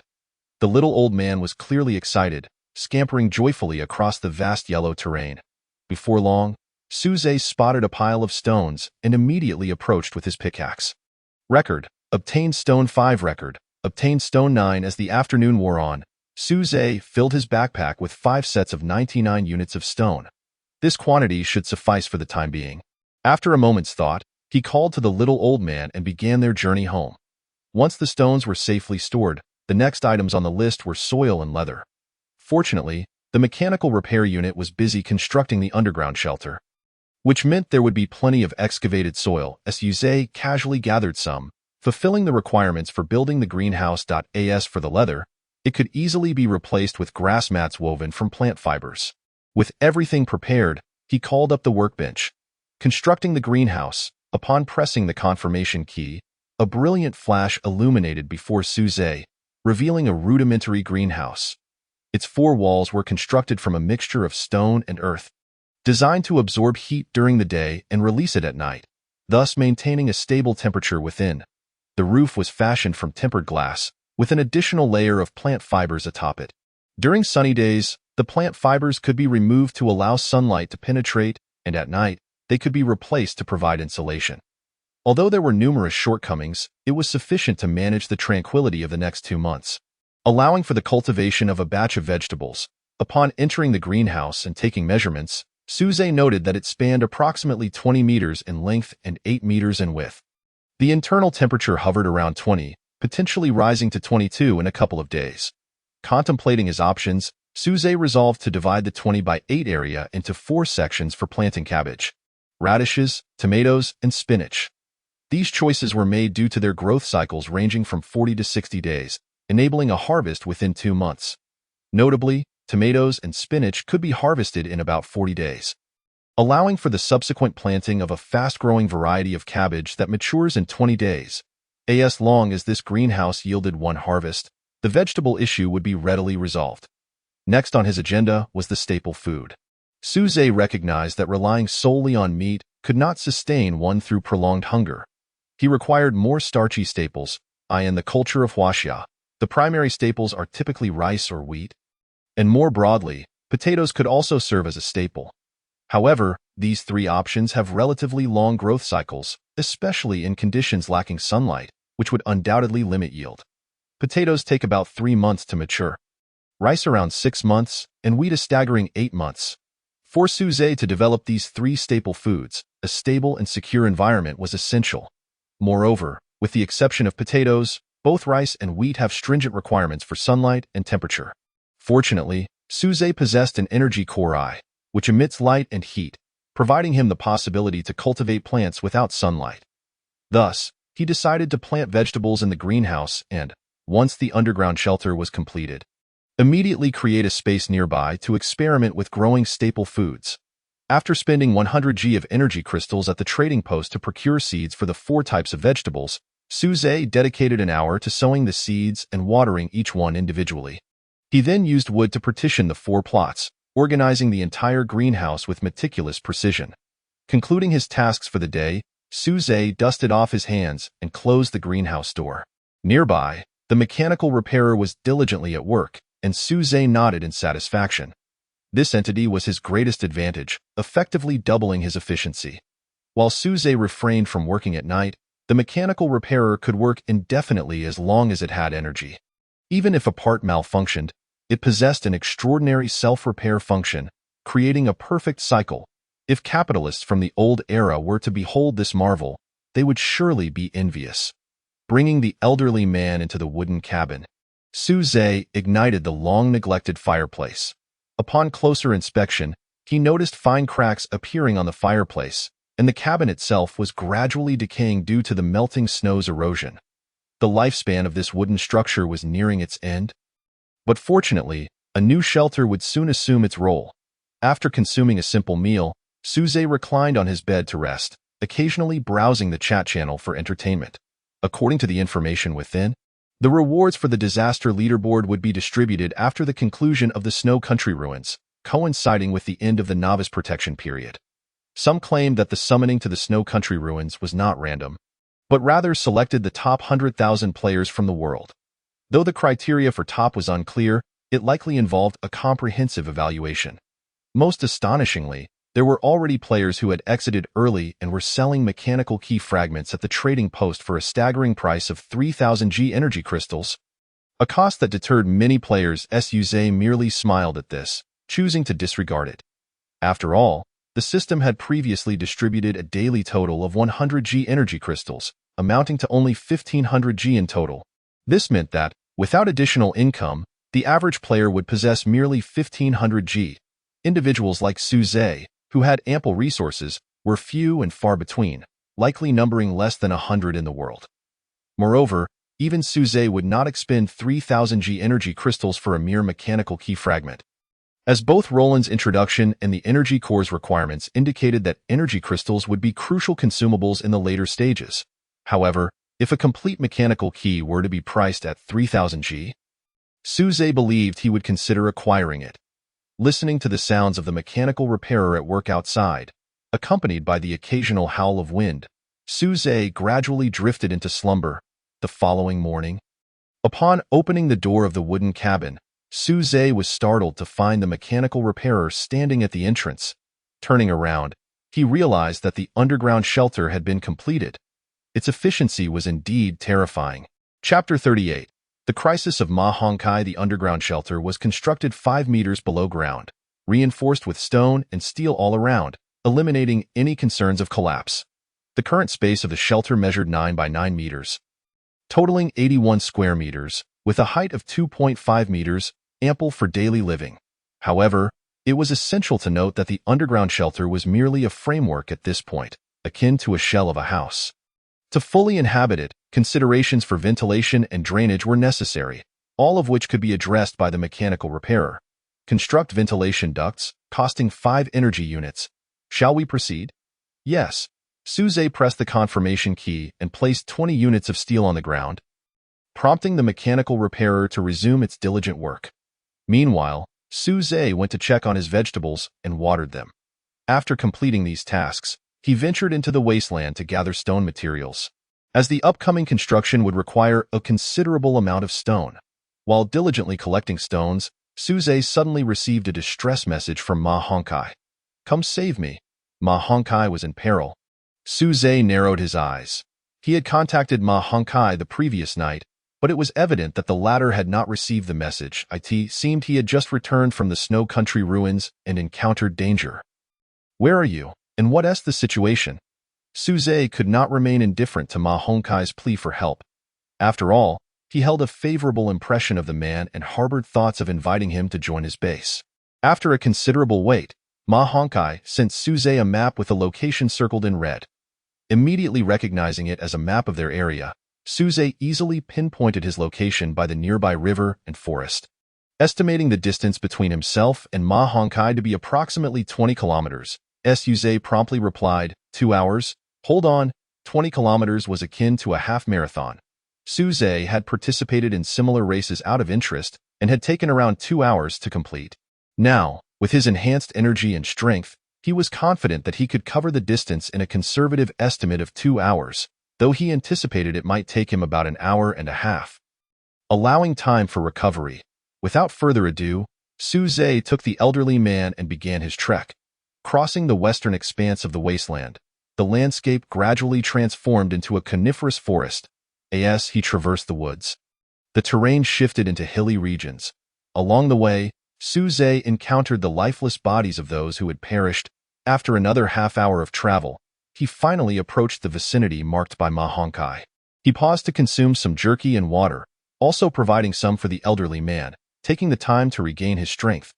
Although the situation was urgent on Ma Hongkai's end, Suze needed to ensure he was in optimal condition. Having just covered 20 kilometers, he required a brief period of recovery to maintain his combat effectiveness. After a few minutes, Suze messaged Ma Hongkai, "Where are you? What's the enemy situation?" Ma Hongkai's tone was slightly frantic. "Are you here? I'm hiding in the dense forest on the mountain. Damn it, there are a man and a woman on the other side. The woman practices witchcraft, so be careful. I've already been poisoned by her." A chill ran down Suze's spine at the mention of witchcraft. It seemed she wielded powers of the mysterious kind. "This was indeed troublesome," he replied. "I'm at the foot of the mountain, slowly making my way up to see if I can ambush them." "All right." Ma Hongkai, affected by the poison, continued to speak rapidly. "If it weren't for that woman's trick, I would have taken them both down already." Suze disregarded the antics of the fool, shutting down the chat interface instead. He withdrew the tranquil bow and set off from the foot of the mountain alongside the old man. The mountain appeared to be of modest height, perhaps no more than 300 meters to the summit. However, the forest above was lush and dense, providing ample cover for concealment. Yet, these factors posed no challenge for the old man. Shortly thereafter, the old man returned from a distance, signaling to Suze with his eyes that the man and woman were just ahead.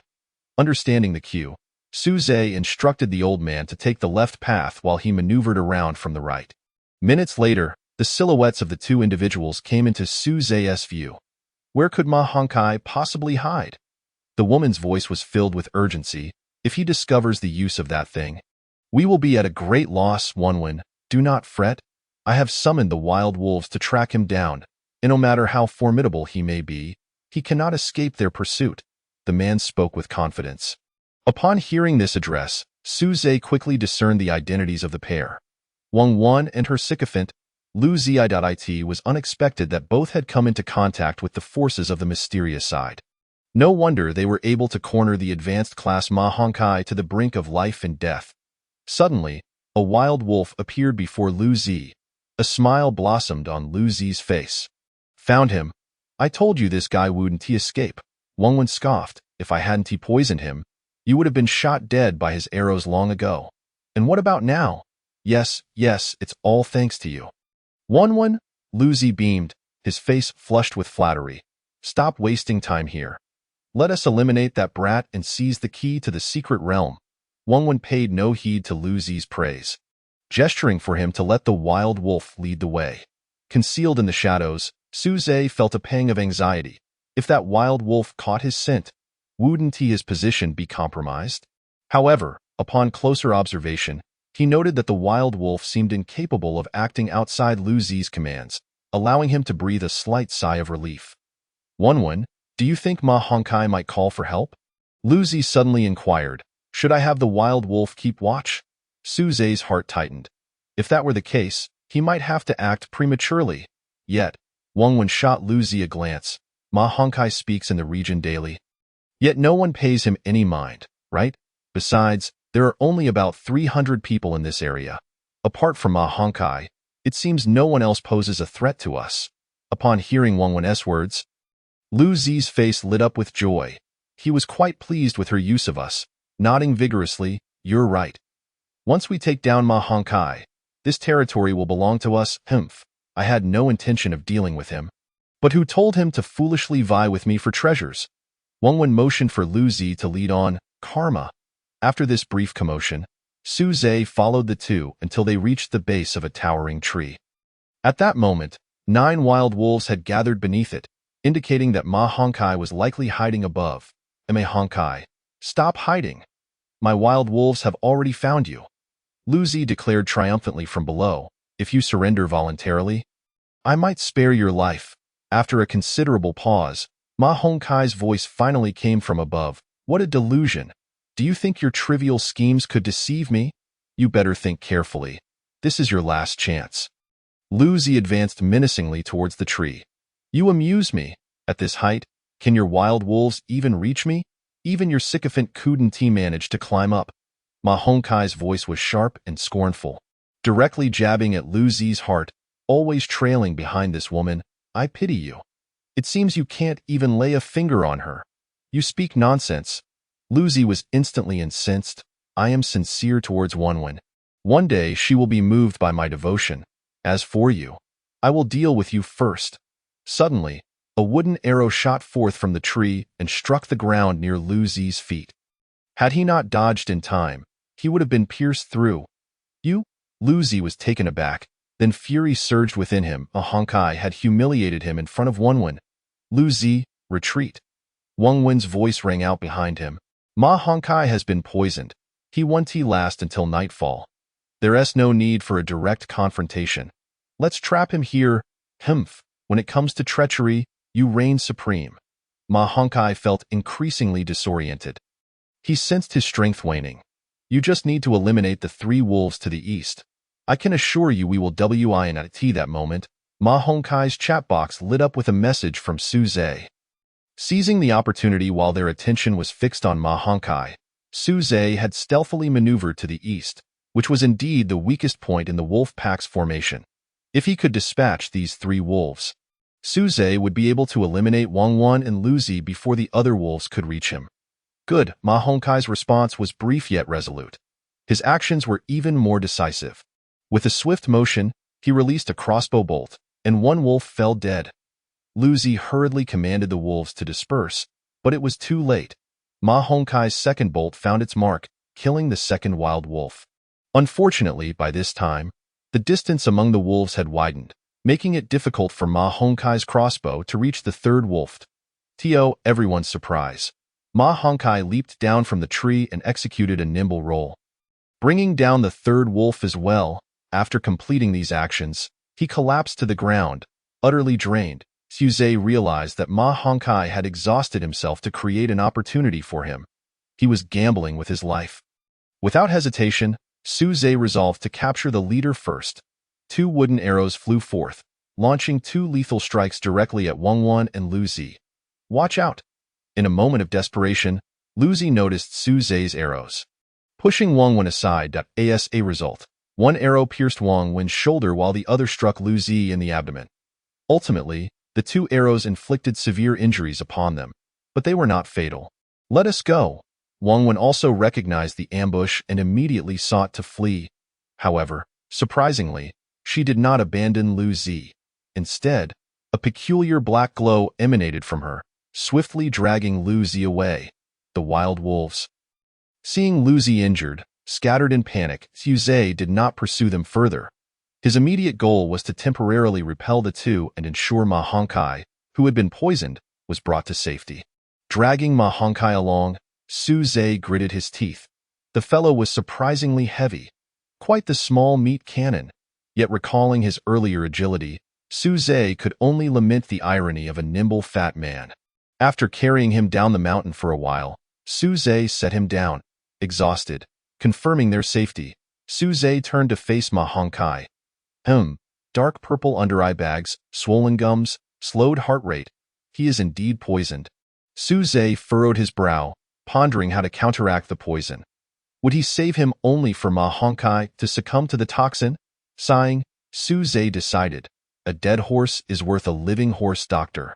He promptly fashioned a pot from wood, purchased honeysuckle, Houtuinia cordata, dandelion, and coptis from the trading post, and combined them with 4 levels of water, igniting a fire for a haphazard stew. Children, do not attempt this. It is of little use. Subsequently, he spent a considerable sum, 1.5 liters of water, to acquire a liter of milk, which he forced down Ma Hongkai's throat. This was the extent of the antidotes Suze could conceive. After administering the concoction, Ma Hongkai suddenly convulsed, awakening to violently vomit on the ground, ultimately expelling a mass of black substance. Upon closer inspection, it appeared to be the decayed remains of a centipede.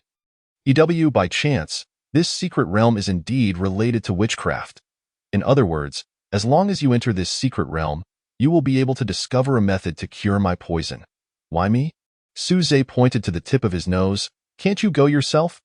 Ma Hongkai unceremoniously flopped onto the bed, groaning. Oh dear. I'm already poisoned, and you still want me to go? Oh dear, I might die. Stop, stop, stop. Enough. Suze could no longer endure his cacophony, conceding, I'll go. But you must help me take care of my territory. Agreed. Ma Hongkai readily acquiesced. There are only 2 matters to attend to. Remember to water the vegetables in the neighboring greenhouse every day. And ensure that the robot outside isn't stolen. All right, you can rest easy. Ma Hongkai appeared somewhat impatient with Suze's words, yet he forgot that he was the true king of chatter. Seeing Ma Hongkai's agreement, Suze stepped outside and assigned the mechanical repair tasks for the next 5 days, expanding the underground shelter, leaving all his remaining steel for it. Suze pondered over the small stone in his hand, wondering how to reach the secret realm when suddenly, a flash of light dazzled his eyes, and upon reopening them, he found himself in an unfamiliar place. Chapter 40. The White Dog Clan. Before him lay a shadowy forest, enveloped in an eerie silence, so profound it sent shivers down one's spine. Ha! Ha! An old man beside Suze gasped heavily, unfazed by the current environment. So this is indeed the secret realm. Seeking the antidote for Ma Hongkai in such a place would prove quite challenging. Suze had no leads whatsoever. Kill them.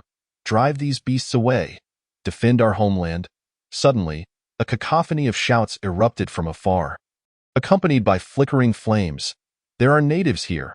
A spark of hope ignited within Suze. Perhaps interacting with them could yield some clues. he immediately hastened towards the direction of the firelight. After a brief 15 minutes, the man and his dog arrived at the illuminated site. It was a fortified village, where towering wooden walls were aglow with the torches of numerous people, and robust archers atop lofty towers unleashed flaming arrows to slay certain creatures lurking in the darkness. Canister after canister of burning oil cascaded from above, incinerating everything in its vicinity. As Suze drew closer, he suddenly discerned that the creatures in the shadows were wild wolves, scorpions, centipedes, and various nameless venomous insects. Despite the relentless flames, they could not suppress the onslaught of these toxic creatures, which crawled over the flames, using the carcasses of the dead insects as stepping stones, recklessly scaling the walls of the village.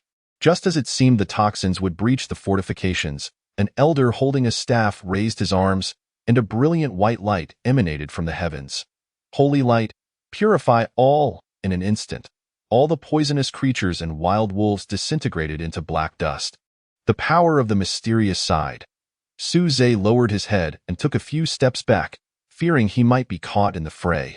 After the elder unleashed that strike, his energy visibly waned. Yet it granted the other young warriors above a chance to reorganize the battlefield. Before long, the poisonous insects surged back, these vile creatures. A young man atop the tower clenched his fists, seemingly eager to leap down and cleanse the area of the toxic menace. Cough, the poison itself is not terrifying. It is the one who commands them that is truly fearsome, the elder gasped. The young man quickly supported him. Grand Elder, what shall we do? The toxins are back. The elder's wrinkled face revealed a sliver of worry. That last strike exhausted all my strength. To summon another is difficult, Dong Chung. If we cannot hold out, take the clan to the temple. There, we shall be safe. So this authoritative figure was named Dong Chung. Grand Elder, are we to surrender all our resources to the Black Wolf clan? Dong Chung frowned. I refuse to accept that. Do not fear. We are merely retreating temporarily. The divine will return to save us at that time. We shall reclaim this land. Although the elder was frail, his eyes sparkled with vitality at the mention of the divine. Observing the poisonous insects scaling the walls, Dong Chung skeptically remarked, You speak of the divine returning, yet after all these years, we have seen no sign of it. Could it be? Do not speak nonsense. The elder's expression turned stern. You must lead the retreat now. Yes, bound by the elder's authority, Dong Chung dared not argue further, yet in his heart, he deemed the so-called divine to be a figment of imagination. Not far away, Suze noticed the group atop the tower gradually retreating. Preparing to slip into the shadows himself, he had no desire to confront these toxic creatures directly. However, he turned back only to find himself quietly encircled by the insects. Luck was certainly not on his side. Suze gazed at the encroaching toxins, a sense of dread creeping in. Given their previous terrifying display, he knew he stood no chance alone. He loosed a few arrows, felling the foremost insects, but soon thousands more surged forth. With no other recourse, he decided to seek assistance from the villagers in the fortress, turning to sprint toward the light. As soon as Suze emerged, those with sharp eyes above instantly spotted him. There's someone. Is it a member of the Black Wolf clan? Not likely. I've never seen him before. He is surrounded by poison. Should we rescue him? But there are so many toxins below. Wait, he is accompanied by, naturally, beside Suze stood the old man. This moment, the old man's demeanor in the face of the poisonous creatures far exceeded Suze's expectations. As a shepherd dog, he exhibited no fear whatsoever. Woof! As the toxic insects closed in, the old man barked furiously, attempting to shield Suze. The instant the bark rang out, silence fell upon the villagers above, and the poisonous creatures paused in bewilderment. Suddenly, the insects retreated like a receding tide. In the ensuing silence, the city gate swung open with a crash. A throng of plainly dressed individuals, brandishing torches, surged forth, encircling Suze, and promptly knelt in reverence, exclaiming, God! Our God has returned. Suze was momentarily taken aback. What was happening? How had he become their deity? After a lengthy period of worship, the previously esteemed elder approached, scrutinizing the old man before turning to Suze. Inquiring, I presume you are the most devoted emissary of the divine. Su Zhe was struck dumb, 1,000 thoughts racing through his mind. According to him, the god they referred to was the old man? Disbelievingly glancing at the old man, Su Zhe was 100% certain they had erred, a dog lost in the snow that he had found. Truly preposterous. Su Zhe and the old man were ushered into the most magnificent building within the village. Surrounded by mysterious engravings, they were invited to sit in the principal seats, with the old man at the center and Su Zhe merely as his accompaniment. The elder examined the old man for a long moment. Stifling tears of excitement, "God, you have finally returned." The old man tilted his head, glancing at the elder, then at Su Zhe, seemingly questioning, "Su Zhe, what on earth is this fool doing?" Su Zhe gestured with his eyes for the old man to remain calm, explaining to the elder, "You must truly be mistaken. This dog is my companion, the old man, and he is not your deity. I have come to this place solely to seek a remedy for voodoo." The elder repeatedly waved his hands, dismissing Su Zhe's words. "Regardless of how you or the divine have returned, or the purpose of your return, it is the guidance of fate, as long as the divine touches the divine stone. It can awaken its memory. This is the prophecy and heritage passed down through the White Dog clan for millennia. It is no jest." Su Zhe furrowed his brow slightly. This clan was called the White Dog clan? Thus, it was possible that the old man truly had some connection with them. If you are so certain that the so-called divine stone can awaken the old man's memory, then produce the divine stone and let us see. Su Zhe replied nonchalantly, "But if the old man is not your so-called deity, I implore you to share with me the method to dispel the voodoo." Upon hearing Su Zhe's words, the expressions of those present turned awkward, and the atmosphere became tensed. At long last, the elder spoke in a low voice. The divine stone was stolen by the Black Wolf clan and sent to the outside world. Chapter 41. The Colossus of 1,000 Years. The god of the White Dog. Su Zhe's expression grew icy. Was he being treated as a fool? As one speaks of the divine stone's ability to awaken the old man's memories, they swiftly claim it has been stolen. It seems that words alone are all that matter. Noticing the sudden shift in Su Zhe's expression, the elder appears somewhat apprehensive. Realizing he has incited the wrath of a divine emissary, he promptly declares, "We possess evidence that proves this is indeed our deity." "Oh, what further proof do you have? Feel free to present it." The elder gestures subtly, signaling those present to step back. Dong Chung assists him, leading Su Zhe and the old man to the rear of the structure. Behind this edifice lies an artificially carved cavern. The nearly eroded marks on the walls suggest that this place has existed for at least a millennium. As they venture deeper, the cavern expands. At its innermost depths, they find a vast, open space.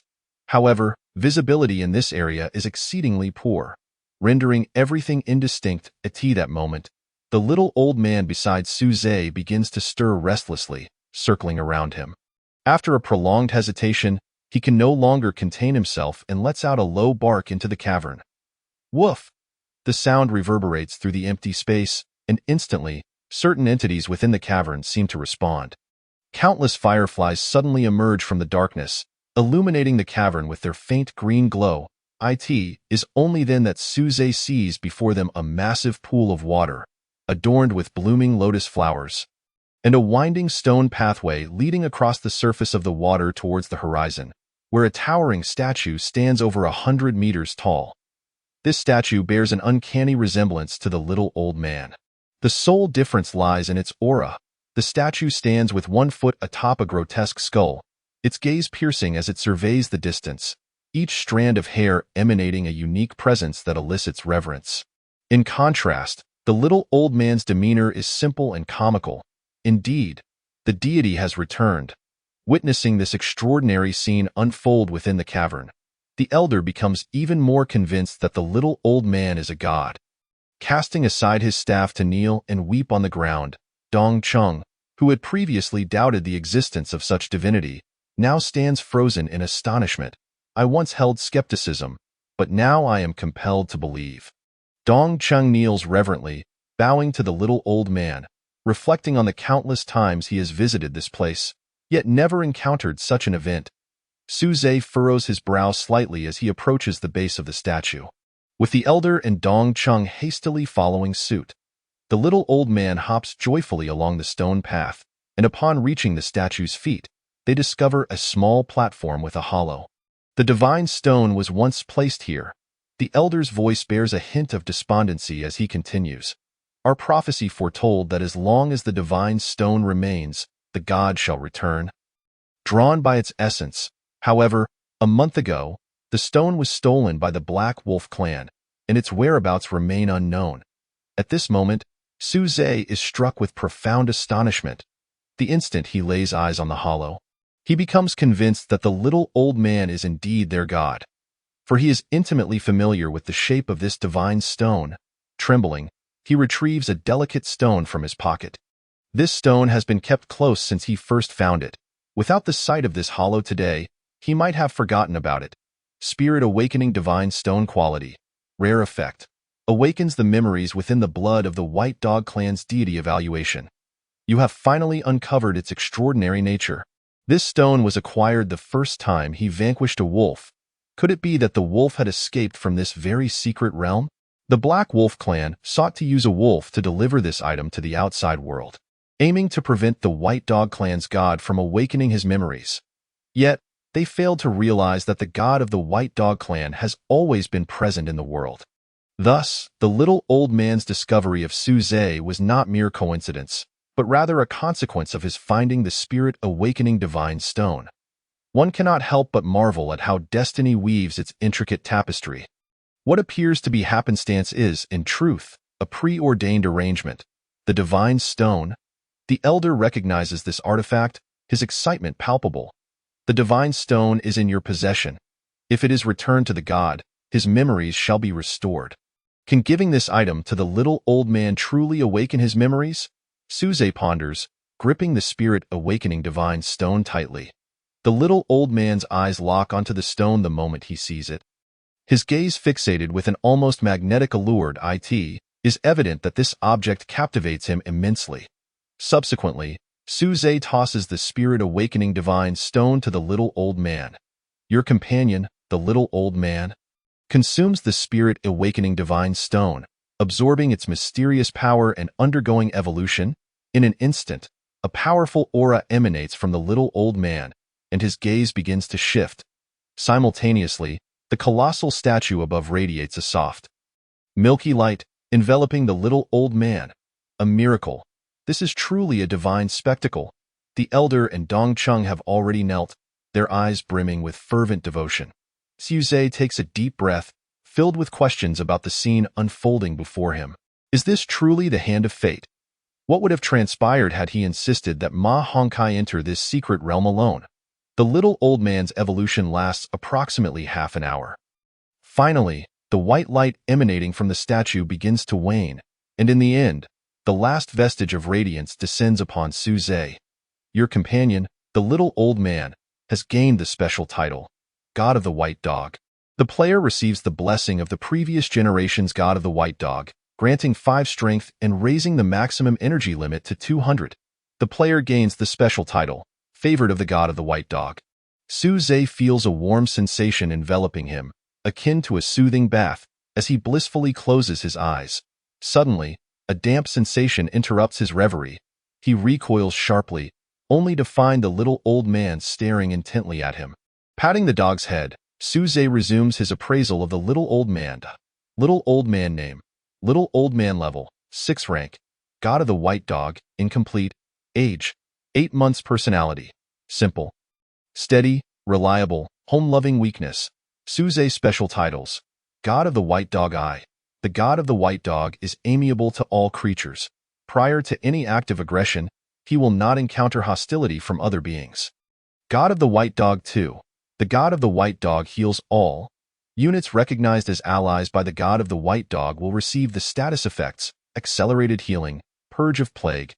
God of the White Dog III. The God of the White Dog is the nemesis of all dark forces, inflicting intimidation upon creatures possessing dark powers, increasing damage dealt by 100. Evaluation. Inheriting the title of the God of the White Dog. Yet it seems he has not reached the full extent of his power. It turns out this fellow truly is a deity. Chapter 42. The invincible aura, however, the so-called restoration of memories by the Spirit Awakening Divine Stone likely refers to the awakening of power, rather than inheriting the experiences of the previous god of the White Dog. This is evident from the little old man's unwavering affection towards Suze. The powers inherited by the little old man have left Suze utterly astonished. A special title with 3 effects, each one extraordinary in its own right. Suze now comprehends the motives behind the Black Wolf clan's theft of the Divine Stone. Were he in their position, he too would seek to pilfer the Divine Stone and devise ways to destroy it. Bestowing such a boon upon the enemy, how could one possibly contend with that? Particularly with God of the White Dog 3, which effectively counters the attributes of the Black Wolf clan, and Suze's instincts suggest that the effects of this title far exceed its descriptions. As for the buff from God of the White Dog 2, Suze is already reaping its benefits. Accelerated healing. Buff: you are recognized as an ally of the God of the White Dog. Injuries sustained will heal at an accelerated rate of 120, effect based on the level of the God of the White Dog 10. Due to your favor from the God of the White Dog, the effect is doubled. Purge of Plague. Buff: you are recognized as an ally of the God of the White Dog. You will gain 12 poison immunity, effect based on the level of the God of the White Dog 1. Due to your favor from the God of the White Dog, the effect is doubled, exaggerated, terrifying, prompting one to exclaim, "Is this truly the God of the White Dog?" The most frightening aspect of this buff lies in its aura effect. As long as one remains within a certain radius, allies of the little old man can benefit from it. Thus, should a large-scale battle arise in the future, Suze's side is likely to gain a significant advantage. Furthermore, the favor of the God of the White Dog has piqued Suze's interest, compelling him to check his current status panel. Name: Suze Branch. Lord Profession: Architect Level. LV.6 Strength: 17, 12.5. Energy: 164200. Physical Condition: Excellent. Special Titles: Junior Lumberjack I. Skilled in Construction I. Critical Strike. Favored of the God of the White Dog. You are the object of the contemporary God of the White Dog's favor. Enjoying double the benefits of the God of the White Dog, the level of the God of the White Dog is equivalent to your level. Suze also partook in the benefits of the little old man's evolution. The most significant change pertains to his energy, which has been elevated to a maximum of 200 points.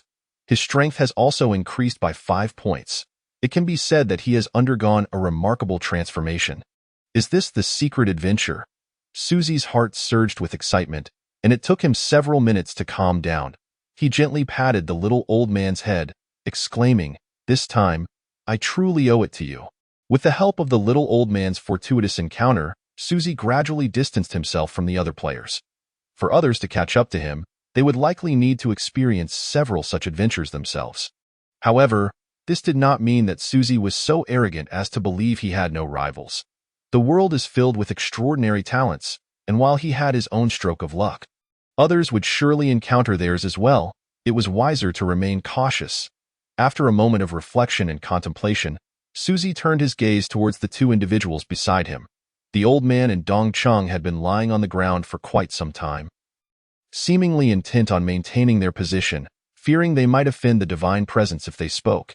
"You two need not be so formal," Susie said. "We originally came here merely to seek a way to lift the curse of voodoo. Yet now we find ourselves graced with such an opportunity. We should be the ones to express our gratitude to you. To believe, to guard, and to adhere to the will of the White Dog God has been the creed of my White Dog clan for centuries. I am overwhelmed with joy that the esteemed White Dog Lord and the emissary have returned in my generation." The old man trembled with emotion, unable to fathom that the deity his clan had awaited for so long would return in his time. Susie regarded the old man before him. Once a staunch materialist, he had never believed in gods or religions. Yet today, he perceived faith shining in the old man's eyes. Dong Cheng's eyes were filled with hope as he bowed repeatedly before the little old man, imploring, "Please, White Dog God, help us through this calamity." The little old man turned his gaze towards Susie, as if awaiting his decision. After a moment of silence, Susie understood. Since the little old man had become the new White Dog God, this was his destiny, as well as his responsibility. As his companion, Susie knew he could not shy away from this duty. "I will find a way to resolve the troubles posed by the Black Wolf clan." Suzy declared, affirming his stance, yet added, however, I cannot guarantee that we will be able to defeat them. I can only do my utmost. That is difficult. The old man shook his head. Though the white dog god has returned, his divine essence is not yet complete. It will be challenging to triumph over the current Black Wolf clan. Great Elder Dongcheng gazed at the old man in disbelief, unable to reconcile this statement with the revered status of the white dog god. Yet the elder waved his hand, saying, we must see the reality. The white wolf god has just awakened and will require more time to grow. Suzy cast an admiring glance at the elder. Truly, he was the leader of the white dog clan, for while he held immense reverence for the white dog god, he remained rational. What do you think I should do? Suzy inquired. After a moment's thought, the elder produced a map from his robes. He pointed to a location at the edge of the map. This is where we currently stand. 1,000 meters ahead lies a temple that once honored the white dog god. Great Elder, do you mean the third temple? Dongqing asked, puzzled. Indeed, the elder presented the map to Suzy. If you can help us reclaim this place, we can harness the power of the white dog god to establish a protective barrier and buy time for his growth. Suzy examined the map, which marked 7 temples, each approximately 5,000 meters apart. They were currently at the first temple. Very well, Suzy folded the map. We must not delay. Let us depart at once. Yes, the elder bowed his head in acquiescence. Suzy and the warriors of the White Dog clan swiftly traversed the dense forest, excitement evident on every face. Previously, they had refrained from such bold movements out of fear of the venomous creatures and beasts of the Black Wolf clan, proceeding with utmost caution at every turn. Yet now, under the protection of the White Dog god, the pests dared not approach. After a while, the pace of the group slowed as Dongcheng approached Suzy, whispering, "Emissary, the second temple lies ahead." Suzy raised his eyes to see a stone cave ensnared by vines, where several individuals with sun-kissed skin stood guard at the entrance. "Emissary, the sentinels of the Black Wolf clan await us ahead," Dongcheng whispered, his voice barely above a murmur. While their combat prowess is lacking and their vigilance is low, they often operate in groups of 4 or 5. If one encounters danger, they will shatter the pots at their sides, allowing the poisonous creatures within to escape and alert their comrades. Suzy looked ahead and noted that indeed, each sentinel was accompanied by a ceramic pot. Although they appeared relaxed, the pots remained within arm's reach. This posed a challenge. While Suzy could easily shoot down 2 targets simultaneously, the opposing group consisted of 4 to 5 members. Additionally, there may be hidden foes, rendering it quite difficult to eliminate all sentinels at once. At that moment, the little old man nudged Suzy's hand and stepped out of the forest. "White Dog God." Dongcheng watched anxiously as the little old man approached the enemy. "Fear not," Suzy halted Dongcheng, who attempted to follow the little old man. He understood that the little old man possessed great intelligence and that his actions were purposeful. "Who goes there?" The sound of the little old man stepping out of the forest certainly caught the attention of the Black Wolf clan sentinels, who immediately tensed, their hands reaching for the pots. However, upon seeing the little old man, their taut nerves relaxed. "Just a dog. What is there to be alarmed about? Surely you are not frightened by the White Dog clan?" One of them chuckled. "Hey, don't you think this dog looks quite adorable? Much better than those dark, ugly wolves in our tribe. Are you interested in playing with those pots? Go ahead, but be careful not to get bitten by the insects inside." The little old man strolled leisurely into the midst of the enemy, casually snatching the pots from their grasp, and astonishingly, the Black Wolf clan sentinels exhibited no signs of alertness, even cautioning him to be careful. Is this the charm of the White Dog god? This is absurd. After collecting the enemy's pots, the little old man entered the second temple. Moments later, he emerged confidently, winking at Suzy before retreating from the scene of his mischief. Suzy understood that the enemies inside had also been dealt with. Attack. With the enemy's means of communication disrupted, Suzy no longer hesitated and issued the command to attack. Whoosh, whoosh. Countless arrows flew from the forest, lacking precision but abundant in number, quickly turning the sentinels into pincushions. One sentinel, in the midst of the chaos, attempted to send a warning, only to discover that his signaling pot was missing. Wasn't it just at his side? He perished with this unanswered question. With the external sentinels eliminated, Suzy led his comrades into the second temple. Inside, there stood a statue of the white dog god, albeit considerably smaller than the one in the first temple. At this moment, dozens of members of the Black Wolf clan were present, several accompanied by black and gray wolves. Suzy and the warriors of the White Dog clan encircled them. Dong Chung leaned closer to Suzy, saying, "Those few with the wild wolves are the elite warriors of the Black Wolf clan, skilled in close combat. The others are their sorcerers. They were the ones who controlled the poisonous insects we encountered yesterday. So we must be particularly cautious of them." "Understood," Suzy nodded. These sorcerers were merely a more advanced version of Wang Wen. It was likely that Wang Wen had previously entered this secret realm and joined the ranks of the Black Wolf clan. Learning her sorcery from these sorcerers, delving deeper, it was conceivable that the Black Wolf clan's oppression of the White Dog clan could be partially attributed to her influence. "These White Dog clan members are despicable." One of the sorcerers spat, gritting his teeth. "Though you think that by stealing our signaling insects, you can contend with us, you are sorely mistaken." As he spoke, swarms of poisonous insects suddenly erupted from his body. These creatures had turned their bodies into breeding grounds for the insects. The insects surged forth like a tide of darkness, rushing toward the warriors of the White Dog clan, as the sorcerer's face twisted with excitement and madness. "You shall pay the price for your recklessness." Dong Cheng's eyes widened. "Everyone, fall back." In swift succession, the warriors of the White Dog clan unslung the oil pots they had prepared and ignited them. Hurling them into the swarm of insects, flames spread instantly, incinerating the insects before them. However, as more sorcerers summoned forth their own insects, the supply of oil pots dwindled rapidly, and like the previous day, the insects began to march over the corpses of their fallen comrades. But just then, a soft bark from the little old man rendered the insects momentarily frozen, and they scattered in all directions. "What is happening?" The sorcerer's eyes widened in fury, bewildered as their carefully cultivated insects suddenly spiraled out of control. Their panicked gazes finally landed on the little old man. Could it be that yesterday's events were not a mere coincidence? A sorcerer reminisced about the scene of yesterday's assault on the White Dog clan. "The White Dog deity, the guardian of the White Dog clan, has returned." A Black Wolf warrior observed the trembling wolves beside him and took a deep breath. "What? Is that the White Dog deity?" The members of the Black Wolf clan were incredulous. "Humph, indeed." Upon realizing that the enemy had guessed the identity of the old man, Dong Chung boldly acknowledged, "This is the deity of my White Dog clan." "Black Wolf clan, your doom is upon you." After uttering these words, Dong Chung brandished his blade and charged towards the Black Wolf clan. Devoid of the aid from poisonous creatures and wolves, only a handful of Black Wolf warriors managed to resist for a brief moment before the rest were utterly annihilated. "Delightful," Dong Chung gasped for breath, pondering how, without those nefarious methods, the Black Wolf clan could hope to contend with them.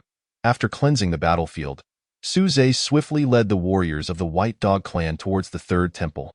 Although they had just rushed 5 kilometers and engaged in battle, Suzy dared not delay. After all, back home, Ma Hongkai awaited his return with the antidote. Even if that fellow only bore residual poison, prolonging the situation would not bode well. The White Dog clan held no objections. They held great trust in the commands of their envoy, especially after having secured a long-awaited victory under the leadership of the White Dog deity. Without a moment's pause, the group hastened to the outskirts of the third temple.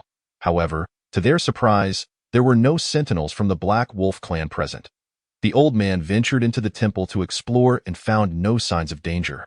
Entering the temple with a sense of curiosity, Suzy and his companions confirmed multiple times that the location was indeed vacant. Not long after, Suzy touched the warm ashes on the ground, indicating that the old man had received news and retreated in advance. Yet, this was fortuitous, as it allowed them to capture another stronghold without the loss of a single soldier. About an hour later, the Grand Elder of the White Dog clan arrived. He bowed to the old man, expressing gratitude for the blessings of the White Dog deity. Chapter 44. Dual deities. The other members of the White Dog clan promptly knelt, paying homage to the old man. The old man paid little heed to this, his gaze flitting about. In his heart, the reverence of these people paled in comparison to the morsels Suzy provided for his dinner. Suzy felt similarly indifferent. In his mind, this was merely a transaction, a trade of strength for responsibility. He pressed his lips together and addressed the crowd. Raised, his words, the members of the White Dog clan returned to their usual demeanor. Suze approached, producing a map, and consulted with the Grand Elder. Taking the third temple did not require much effort. Should we advance further and reclaim the fourth temple as well? The Grand Elder shook his head vigorously, declaring, absolutely not. The area of the 3 temples is sufficient for our people to recuperate. Once we activate the barrier, it can sustain us for a year, a time ample for the White Dog deity to grow. If we were to extend the barrier to encompass the 4th temple, it would only last for half a year, significantly compressing the growth period of the White Dog deity. Should the White Dog deity fail to reach a certain level of strength, we would be at a disadvantage against the Black Wolf deity. The growth of the White Dog deity is far more crucial than our trivial territorial gains. Suze furrowed his brow slightly, inquiring, is the Black Wolf deity formidable? Very formidable, the Grand Elder replied candidly. According to clan records, the White Dog deity governs pure power, while the Black Wolf deity commands dark power. They have battled for millennia, with victories alternating between the two. Currently, the White Dog deity has just been awakened, and its power is insufficient to overwhelm the adversary. It may even become a target for the enemy. Thus, I propose we adopt a defensive posture to develop our strength until the White Dog deity matures, at which point we shall launch our offensive. Having said this, the Grand Elder silently awaited Suze's decision. Let us proceed as you suggest. Activate the barrier. Suze promptly concurred with the Grand Elder's counsel. The Grand Elder possessed a far deeper understanding of both clans than he did. There was no need for him to assert his authority by proposing alternative ideas. Professional matters should be entrusted to those with expertise. Yes, we shall adhere to the will of the envoy of the White Dog deity. The Grand Elder waved his hand, and the warriors of the White Dog clan brought forth a massive stone sphere into the temple, placing it beneath the statue of the White Dog deity. Please, White Dog deity, imbue this sphere with your sacred power. The Elder was the first to kneel, bowing with utmost reverence. The other members of the White Dog clan also prostrated themselves, pleading, please, White Dog deity, infuse this sphere with your sacred power. Suze exchanged a glance with the old man, who then let out a low bark towards the sphere. A beam of white light erupted from him. Infusing the sphere, your companion, the old man, White Dog deity, has infused the sphere with sacred power, entering a state of weakness. The special status, White Dog deity 2, has been sealed, lasting for 48 hours. A system prompt emerged, but Suze paid it little mind. A 2-day seal posed no significant impact on him at present.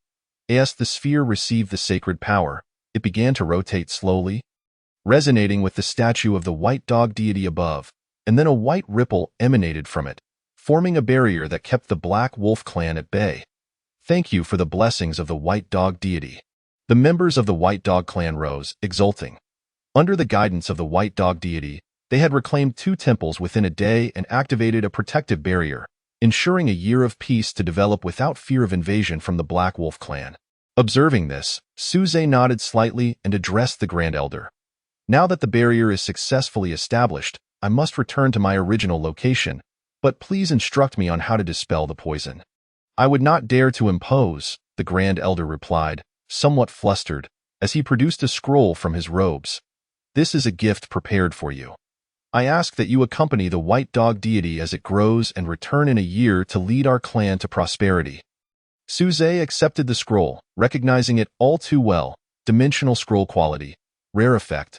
Increases dimensional space by 50 slots usage method. Tear it apart usage requirement. Must possess a dimensional backpack evaluation. This is the White Dog clan's tribute to their envoy. You are their beacon of hope. Upon tearing the scroll, Suze's dimensional backpack instantly expanded to 104 slots, and several items appeared within. First was the antidote he sought, comprising 10 pills. Detoxification pill quality. Rare effect. Eliminates all poison with a severity level below LV5. If used on a target afflicted by witchcraft poison, the effect increases to LV8 evaluation. A precious medicinal pill of the White Dog clan, utilized for treating witchcraft poison. Next were 2 pieces of equipment. White Dog clan strength gauntlets quality. Good effect. Grants 2 strength when worn. Immune to damage from attacks below LV2 evaluation. The exquisite craftsmanship makes it quite popular among the youth. White Dog Clan Agility Boots quality. Rare effect. Increases jump height by 10. Movement speed by 10. Reduces falling damage by -30. Decreases noise while moving by -20. And prevents slipping on ice evaluation. Boots blessed by the previous White Dog deity, granting unparalleled agility. Upon seeing these, Suze did not express gratitude but instead made a solemn promise. I shall return in a year. He understood that this statement held far greater significance than mere thanks. With your word? The White Dog Clan can rest easy.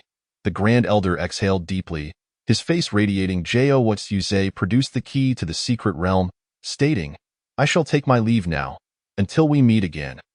The members of the White Dog Clan bowed in unison. We bid farewell to the White Dog deity. Amidst their calls, Suze felt a flash before reappearing at the door of the wooden cabin. At that moment, the system prompted, player exiting the secret realm. Player actions influenced the secret realm, triggering subsequent quest, War of the Dual Deities. War of the Dual Deities. The White Dog deity and the Black Wolf deity are ancient adversaries. You have entered the Dual Deity secret realm, aligning with the White Dog Clan and becoming the envoy of the White Dog deity. Your actions within the secret realm have garnered the admiration of the White Dog Clan, and your promise will affect the realm's development. In a year, you shall return with the matured White Dog deity to fulfill your fateful battle. The key to the Dual Deity secret realm is now on cooldown, remaining unsealed for 1 year. Old man, our tasks have just begun. Suze glanced at the prompt and turned to the old man with a wry smile. What if, in a year, you cannot contend with that Black Wolf deity? The old man rolled his eyes and tilted his head, nonchalantly dismissing the concern. Only then did Suze realize that the old man's abilities seemed to be entirely supportive. Would he need to confront the Black Wolf deity himself? Goodness, he inhaled deeply, thinking, the revolution has yet to succeed.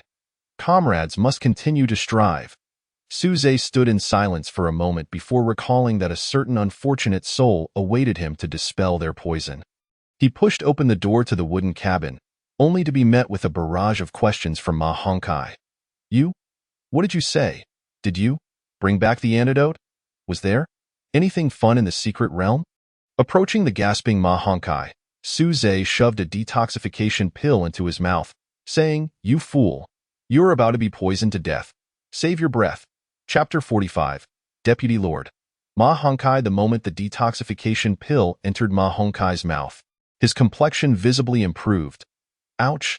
It hurts! It hurts! It hurts! Suddenly, he clutched his stomach, his expression quite grotesque. Upon witnessing his condition, Suze furrowed his brow slightly, thinking it shouldn't be so. After all, this was a specially formulated antidote for voodoo curses. Before he could finish his thought, Ma Hongkai abruptly leapt from the bed. Get out of my way! I need to use the restroom. Suze, momentarily taken aback, asked, What did you say? Ma Hongkai, eyes wide with determination and fueled by an unknown surge of energy, shoved Suze aside, exclaiming, I need to take a dump. He then dashed to the toilet with lightning speed. After a brief interlude of several minutes, Suze caught a whiff of something unusual in the air. This fellow, surely he isn't unleashing a toxic gas bomb. After another stretch of time, Ma Hongkai emerged from the depths of the lavatory, his face glowing with vitality, and enveloped Suze in a hearty embrace. Good brother, I've been completely cured. Suze, repulsed, pushed him away. You haven't washed your hands. Ma Hongkai replied with a nonchalant expression. The newly invigorated Ma Hongkai became quite animated, pestering Suze to regale him with tales from the secret realm. Seeing his eagerness, Suze relented and began to narrate with vivid detail. Naturally, he omitted the more sensitive details regarding the War of the Twin Gods, instead focusing on the struggles between the two factions. What a pity I didn't attend the nest, Ma Hongkai lamented. His spirits high. If I had been there, I would have surely vanquished the so-called Black Wolf clan. Suze's expression fell, for if this man had gone, he would likely have perished at the first wave of venomous insects.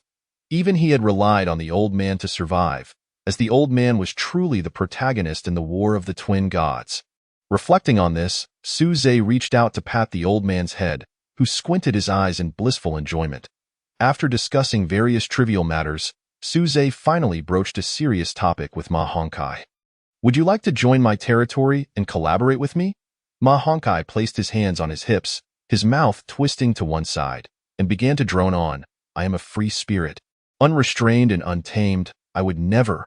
I saved your life, Suze interjected calmly, and Ma Hongkai continued. But my profession is quite rare and advanced. I saved your life, Suze reiterated. Your territory is in disrepair. I saved your life. I, the esteemed one, I saved your life. Very well, Ma Hongkai conceded, rolling his eyes dramatically, his hands spreading in surrender. All right, you saved my life. You are impressive. You have a point. I shall join you. A faint smile crept across Suze's lips. His objective had been achieved. Who would willingly run a half-marathon to rescue this man if it weren't for the desire to have him join his territory? Although now, a 2-kilometer run seemed trivial to Suze. A prompt appeared before Ma Hongkai. Player Suze invites you to join his territory. Do you accept? Upon acceptance, you will be governed by Lord Suze, and betrayal will result in severe punishment. Without hesitation, Ma Hongkai clicked to accept. Suze accessed the territory management panel and designated Ma Hongkai as the chief of security. This move met with vehement protests from Ma Hongkai, who even threatened a ridiculous 3-day hunger strike. Though Suze secretly hoped he would indeed starve for 3 days to save on provisions, he ultimately relented and changed Ma Hongkai's title to Deputy Lord. Cough, cough, Suze, Ma Hongkai began. As the Deputy Lord of our territory, I must offer critical suggestions for its development. Upon seeing his title altered, Ma Hongkai placed his left hand behind his back, clenched his right fist against his mouth, and began his address. First of all, this wooden house, look at it, it's nearly falling apart. Is this suitable for the Deputy Lord? Furthermore, there are no watchtowers or fences surrounding this territory. Can this truly be called a territory? It's merely a dilapidated shack. And last but certainly not least, he continued, clearing his throat, as a Deputy Lord, how can I be expected to water the vegetables daily? I should be leading troops to expand our lands. Suze chuckled softly, amused at Ma Hongkai's articulate delivery and sensible suggestions. However, aside from the last point, they were indeed open to discussion. Suze acknowledged Ma Hongkai's assertions, conceding that the development of the territory needed to be prioritized. I admit, my previous perspective was somewhat narrow, but you will still be responsible for tending to the vegetables. Huh? Why should I? Have I not reasoned with you at great length, only to be tasked with such menial labor? Suze retorted with a smile. If you neglect the vegetables, don't expect to eat when they grow. Upon hearing this, Ma Hongkai's expression shifted dramatically. Oh brother, I was mistaken, my lord. I'll tend to the watering right away. Observing the little rotund figure of Ma Hongkai scurrying off to water the plants, Suze couldn't help but burst into laughter. With his presence, life would undoubtedly become much more entertaining. Yet Suze was also aware that Ma Hongkai was quite astute. His earlier remarks, though seemingly light-hearted, were steeped in rhetorical finesse. Each suggestion he made, aside from his reluctance to work, struck at the heart of the matter. The construction of the territory needed to be prioritized. Now, within the territory, there were the robot, Ma Hongkai, the old man, and himself. The pace of construction would surely accelerate. Suze mused to himself. The robot will handle the underground projects, while the three of us can commence building defensive structures starting tomorrow. Though his murmurs were soft, they were clearly heard by the old man nearby. What? Am I, a mere dog, to partake in the construction of the territory? Who is the dog, you or I? The incredulity on the old man's face betrayed his inner thoughts. Shortly after, Ma Hongkai returned from watering. Suze retrieved the regional map that Ma Hongkai had previously sent him and proposed. I've decided to begin constructing defensive fortifications tomorrow. What do you think is the best course of action? You've come to the right person, Ma Hongkai exclaimed, rubbing his hands together, clearly enthused by the prospect of construction. He magnified the map, revealing the topography of their location. While your construction progress may be lacking, the site selection is indeed commendable. Ma Hongkai elaborated. To the northwest, there is a water source. To the west, dense forests. To the east, an expansive wasteland. And to the north, hilly mountains. This area serves as a convergence point for several terrains. which means we can access resources from all types of landscapes. What's most significant is that there is a gentle slope leading southeast, becoming most pronounced near the wasteland. If we can locate a slightly elevated hill nearby and erect a watchtower, we would capture at least 70% of the eastern vista. Suze reminisced about the routes he had traversed across the wasteland and concurred with Ma Hongkai's assessment, encouraging him, continue. Emboldened by Suze's support, Ma Hongkai continued, next, regarding the western thicket. While it provides ample timber and wildlife resources, its presence poses a threat to our territory. The dense foliage restricts our line of sight, making it difficult to detect anyone hiding within. Therefore, I propose we advance the boundary of the western thicket by at least 100 meters. That makes sense, Suze remarked, his gaze towards Ma Hongkai growing increasingly intrigued.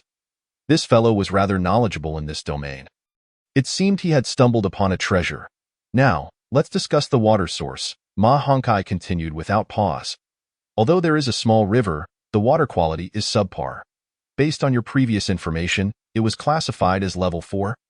But it has now degraded to level 6, indicating a decline of at least 1 grade since before the catastrophe. While we can use the river for some work-related water, it is imperative that we refrain from using it for drinking or irrigation purposes. I propose 2 options. Firstly, to drill a well for groundwater, or secondly, to trace the river upstream.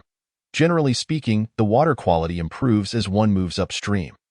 However, this may involve crossing regional boundaries, and given our current capabilities, drilling a well is likely the best option. Of course, pursuing the upstream route is also feasible if you desire to. At this juncture, Ma Hongkai paused slightly, awaiting Suze's response. After a moment of contemplation, Suze agreed, let us drill a well first to assess the groundwater quality, and we can consider the upstream exploration later.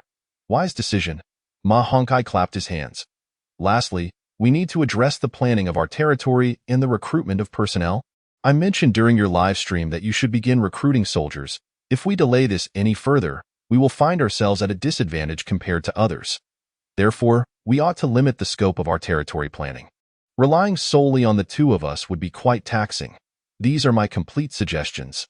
After Ma Hongkai finished speaking, Suze handed him a glass of water, signaling him to take a moment to rest. While drinking, Ma Hongkai occasionally glanced at Suze, seemingly attempting to discern his thoughts. Once Ma Hongkai had finished his drink and caught his breath, he said, Little Ma, since you have joined my territory, it is time for me, as the Lord, to share my general plans with you. Ma Hongkai interjected, please call me Deputy Lord. Not Little Ma. Suze nodded, understood, Little Ma. Hongkai. To discuss the plans, one must first address this world. After teasing Ma Hongkai for a bit, Suze adjusted his demeanor and grew serious. Tell me, are you aware of the power dynamics in this world? Ma Hongkai, recognizing the gravity of the topic, set aside his earlier frivolity and replied, I do not know, but I always feel that this world is filled with peculiarities. Indeed, this world possesses 2 distinct forms of power. Suze elaborated. What are those 2? Ma Hongkai's interest was piqued. As a warrior, he naturally craved power. These 2 powers are known as the mystical side and the technological side. As the names suggest, they represent transcendent spiritual forces and the might of technology. Suze went on to explain that the best examples of the mystical side were the individuals he had previously encountered, Wang Wan and Lu Zi, while the mechanical monsters found within the ruins of the Snow Country epitomized the technological side. I see. Ma Hongkai absorbed this knowledge rapidly. I had pondered this vaguely before, but your explanation has clarified everything. Therefore, in light of the uniqueness of these 2 powers, I believe our territory must adopt an elite-oriented approach. Suze stated emphatically. Elite-oriented? Ma Hongkai inquired, somewhat perplexed, but doesn't an elite approach necessitate sacrificing a significant labor force, which is essential for the construction and daily operations of the territory? Suze smiled mysteriously. That is precisely why I mentioned the mystical and technological sides. For the combat strength of our territory, the elite's capabilities, due to the extraordinary and irreplicable nature of these powers, will enable them to face hundreds or even thousands of foes single-handedly in the future. Furthermore, when it comes to productivity, mechanical efficiency far surpasses that of human labor. Have you seen that mechanical repairman outside? As long as it has power, its daily output is equivalent to what 2 of us could achieve in 2 days. It is tireless, devoid of emotions, and utterly obedient to commands, far superior to a group of human workers. After hearing this, Ma Hongkai smacked his forehead, promptly conceding, "You're right. This contraption is much more effective than people. Even working through the night, it drives me mad. Moreover, adopting an elite approach does not mean we will not accept those who are less skilled. They can join our territory and live and work here. We will provide them with a safe environment. However, the core affairs of our territory must still be managed by our own people. Thus, Deputy Lord, your responsibilities are substantial," Suze remarked with a knowing smile at Ma Hongkai. A mechanized territory with an elite recruitment and management system. Ma Hongkai licked his lips, rolled up his sleeves, and exclaimed, "You've got quite the talent for painting grand visions. If this were the Three Kingdoms era, you'd be Liu Bei now. Tell me, where do we start?" Ultimately, Suze and Ma Hongkai decided to begin by clearing the thicket and constructing a watchtower. Thus, Suze took up an axe and, alongside Ma Hongkai, resumed his former profession as a lumberjack. He remembered how he had earned a special title of junior lumberjack from his constant woodcutting. Empowered by Suze's earlier encouragement, Ma Hongkai threw himself into the task with fervor, declaring proudly as he chopped, "Humph, this kind of work is best suited for us rangers. You, as the Lord, should step aside." With 3 powerful swings, he felled a tree as thick as his waist, raising an eyebrow at Suze. "See that? That's my efficiency. You should show me more respect as Deputy Lord." Suze simply smiled in response, felling an even thicker tree with 2 swift strikes. With a strength of 17 points and the junior lumberjack's efficiency of 20, he was perhaps unmatched in the world when it came to chopping wood. Humph. Ma Hongkai, feeling competitive, became increasingly fervent in his efforts. Meanwhile, Suze maintained a steady pace, always slightly ahead. Gradually, Ma Hongkai began to sense something was amiss. Why was it that he could only fell 1 tree while Suze could fell 2? Why did he feel like a dog after chopping 50 trees, while Suze appeared unfazed? Could it be that Suze's strength and spirit surpassed his own? After all, he was a ranger player. He cast furtive glances at Suze, akin to observing an alien, ultimately realizing that he genuinely could not compete with this individual.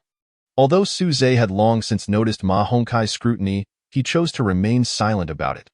The two continued their silent competition. Finally, 3 hours later, Ma Hongkai threw down his axe. "I'm exhausted. Clearly, I cannot match you." He lay back on the ground, feeling a wave of relief wash over him. "Yes, that's right. You are the Lord, and I am the Deputy Lord. I shouldn't be comparing myself to you, but rather to the others in the territory." With this thought, Ma Hongkai began searching for others in the territory, ultimately locking his gaze on the old man. "Yes, I'll compete with him. Come on, let's see who can chop wood better." The old man stared in disbelief, rolled his eyes as if to call Ma Hongkai a fool, then ambled away to inspect the thicket. The atmosphere grew awkward, and Ma Hongkai sighed deeply. "If you get tired, just cut these trees into lumber and stack them in front of the woodhouse." Suze called out to Ma Hongkai. "Understood." Ma Hongkai, initially despondent, perked up at Suze's task and diligently set to work. Meanwhile, Suze also began chopping at full capacity, his speed increasing several-fold. He felled trees with 2 strikes each. And had it not been for the need to ensure the trees fell in the right direction, he could have brought them down with a single blow in just one afternoon. Suze advanced the edge of the thicket by 100 meters. Ma Hongkai struggled to keep pace behind him, eventually shaking his head in disbelief. This guy works harder than a beast. After felling the last tree, Suze wiped the sweat from his brow. And the system's voice echoed, "Your persistent lumberjack efforts have borne fruit. The special title, Junior Lumberjack, has upgraded to Intermediate Lumberjack. Intermediate Lumberjack quality. Excellent effects. Strength 4, Spirit maximum 30, Lumberjack efficiency 50 evaluation. Have you upgraded the tools for nature's haircut?" With this upgrade, Suze's strength soared to an impressive 21 points, and his spirit maximum increased to 220 points. A strength of 21 points far surpassed the beasts Ma Hongkai had mentioned. Had Suze not been flesh and blood, he might have been able to confront the mechanical patrols within the snow country ruins directly. Yes, worth noting that these mechanical patrols, powered by energy core I, only possessed a strength of 25 points. As for Suze's stamina, it was leagues ahead of the current players. He was gradually transforming into something extraordinary, feeling a surge of joy. Suze returned to work. He began assisting Ma Hongkai in gathering the lumber. Thanks to his 104-slot backpack, Suze did not need to run back and forth like Ma Hongkai. He simply stored everything directly into his pack. This seamless action further reshaped Ma Hongkai's perception of him. This guy seems to be significantly more capable than myself. Being a deputy lord doesn't he seem so unfair after all, at long last. Night fell, and the two had completed the first step of establishing their territory, pushing the edge of the western thicket back by 100 meters. Now, should anyone attempt to invade from that direction, they would first encounter 100 meters of open space, allowing the inhabitants of the territory to monitor the enemy's movements with clarity. That evening, seeing Ma Hongkai utterly fatigued, Suze took it upon himself to dig out a cabbage from the warehouse and prepared a stir-fried cabbage with meat as a reward for him. Take it slow. No one is competing with you. Watching Ma Hongkai devour the food as if it were a race, Suze could only smile wryly and set down his chopsticks to let him eat his fill. After all, he has been chased, poisoned, and laboring hard. This kid has it tough. As night deepened, a thoroughly exhausted Ma Hongkai was unceremoniously kicked by Suze into the warehouse to sleep. Ma Hongkai sulked, wanting to sleep in the wooden house's bed. On the following morning, Suze awoke to an alarming sight. Ma Hongkai, with his prominent dark circles and a haggard expression, stared at him with dismay. It was utterly foul there. Suze nearly burst into laughter in bed, thinking it served him right. The two hastily finished their breakfast and set about constructing a watchtower. The design plans for the watchtower were absent from Suze's construction system, so they had to rely solely on their imagination and scant knowledge of physics to create it. No, that's not right, Ma Hongkai interjected, modifying the design sketch that Suze had drawn with charcoal. You see, like this, however, as he continued to revise, he suddenly froze, looking up at Suze with realization. You were right. Change it back quickly. I've forgotten how you drew it, with a sigh. Suze redrew the design. Ma Hongkai scrutinized it and suggested, I think we could modify this part. Look, the slope of your staircase is unnecessary. It would be more efficient to replace it with a straight ladder. It saves materials and is easier to build. Climbing it won't be a hassle for us. Who said this watchtower was built for us? Suze chuckled, patting the little old man's head. Vice Lord, I hereby declare that the little old man will serve as the temporary lookout for our territory. The watchtower shall be guarded by him henceforth. At this, the little old man sat upright, proudly lifting his head and gazing at Ma Hongkai with a raised chin. Ma Hongkai gritted his teeth. Humph. Silly dog. What are you so proud of? I am the Vice Lord. You are merely a lookout. Suze found it amusing to see him so eager to vie for honor against a dog and stood up to drag him away. What a disgrace to compete with a dog. Lu Sun once said that anger is the most abundant source of motivation for a person. How true that was. Ma Hongkai channeled his frustration towards the little old man into the construction of the watchtower. And by the end of the morning, they had completed this rather intricate structure. The watchtower, wider at the base and tapering towards the top, was supported by 4 main pillars, standing approximately 15 meters tall. It covered an area of 6 by 6 meters at the bottom and 3 by 3 meters at the top, forming a square. Numerous horizontal beams reinforced the structure. The upper section was enclosed with a barrier to protect against minor ranged attacks, with openings allowing the little old man to observe. Naturally, if a person stood atop it, they could see outside. The pinnacle was a pavilion-like roof to shield from sunlight and rain. A small staircase allowed the little old man to ascend and descend with ease. It's hard to believe this structure is for a dog, Ma Hongkai mused, gazing at the impressive edifice with a tone filled with envy. Meanwhile, the little old man had excitedly scampered up to fulfill its duty. Should danger arise, it would sound a loud alarm. Observing Ma Hongkai's envious demeanor, Suze felt a twinge of sympathy. Vice Lord, to commend your diligent efforts these past few days, I have decided to allocate you a spacious room in the newly constructed underground shelter. What? An underground shelter? Ma Hongkai blinked in surprise, suddenly recalling something. That mechanical repairer has been working every day to build the underground shelter. Suze nodded. Ma Hongkai immediately clutched Suze's leg, exclaiming, "Great Lord Suze! Please take me to see it." Suze smiled slightly. It was indeed time to check on the progress of the underground shelter's development. Chapter 48. The initial form of the underground shelter, since he had set the mechanical repairer to automatically excavate the underground shelter. He had not checked in on the robot for quite some time and was curious about the current progress. Upon lifting the stone slab that concealed the entrance, the sound of a power drill echoed in their ears, causing the entire underground space to tremble rhythmically. Watching the dust cascade down, Suze took out the controller and powered down the mechanical repairer, bringing a moment of tranquility to the subterranean area. "Well done, Suze. I take back what I previously said. You have indeed achieved some small success in the construction of our territory," Ma Honkai remarked, striding forward to examine the underground shelter illuminated by the light from the mechanical repairer. His face alight with satisfaction. The two circled the underground space.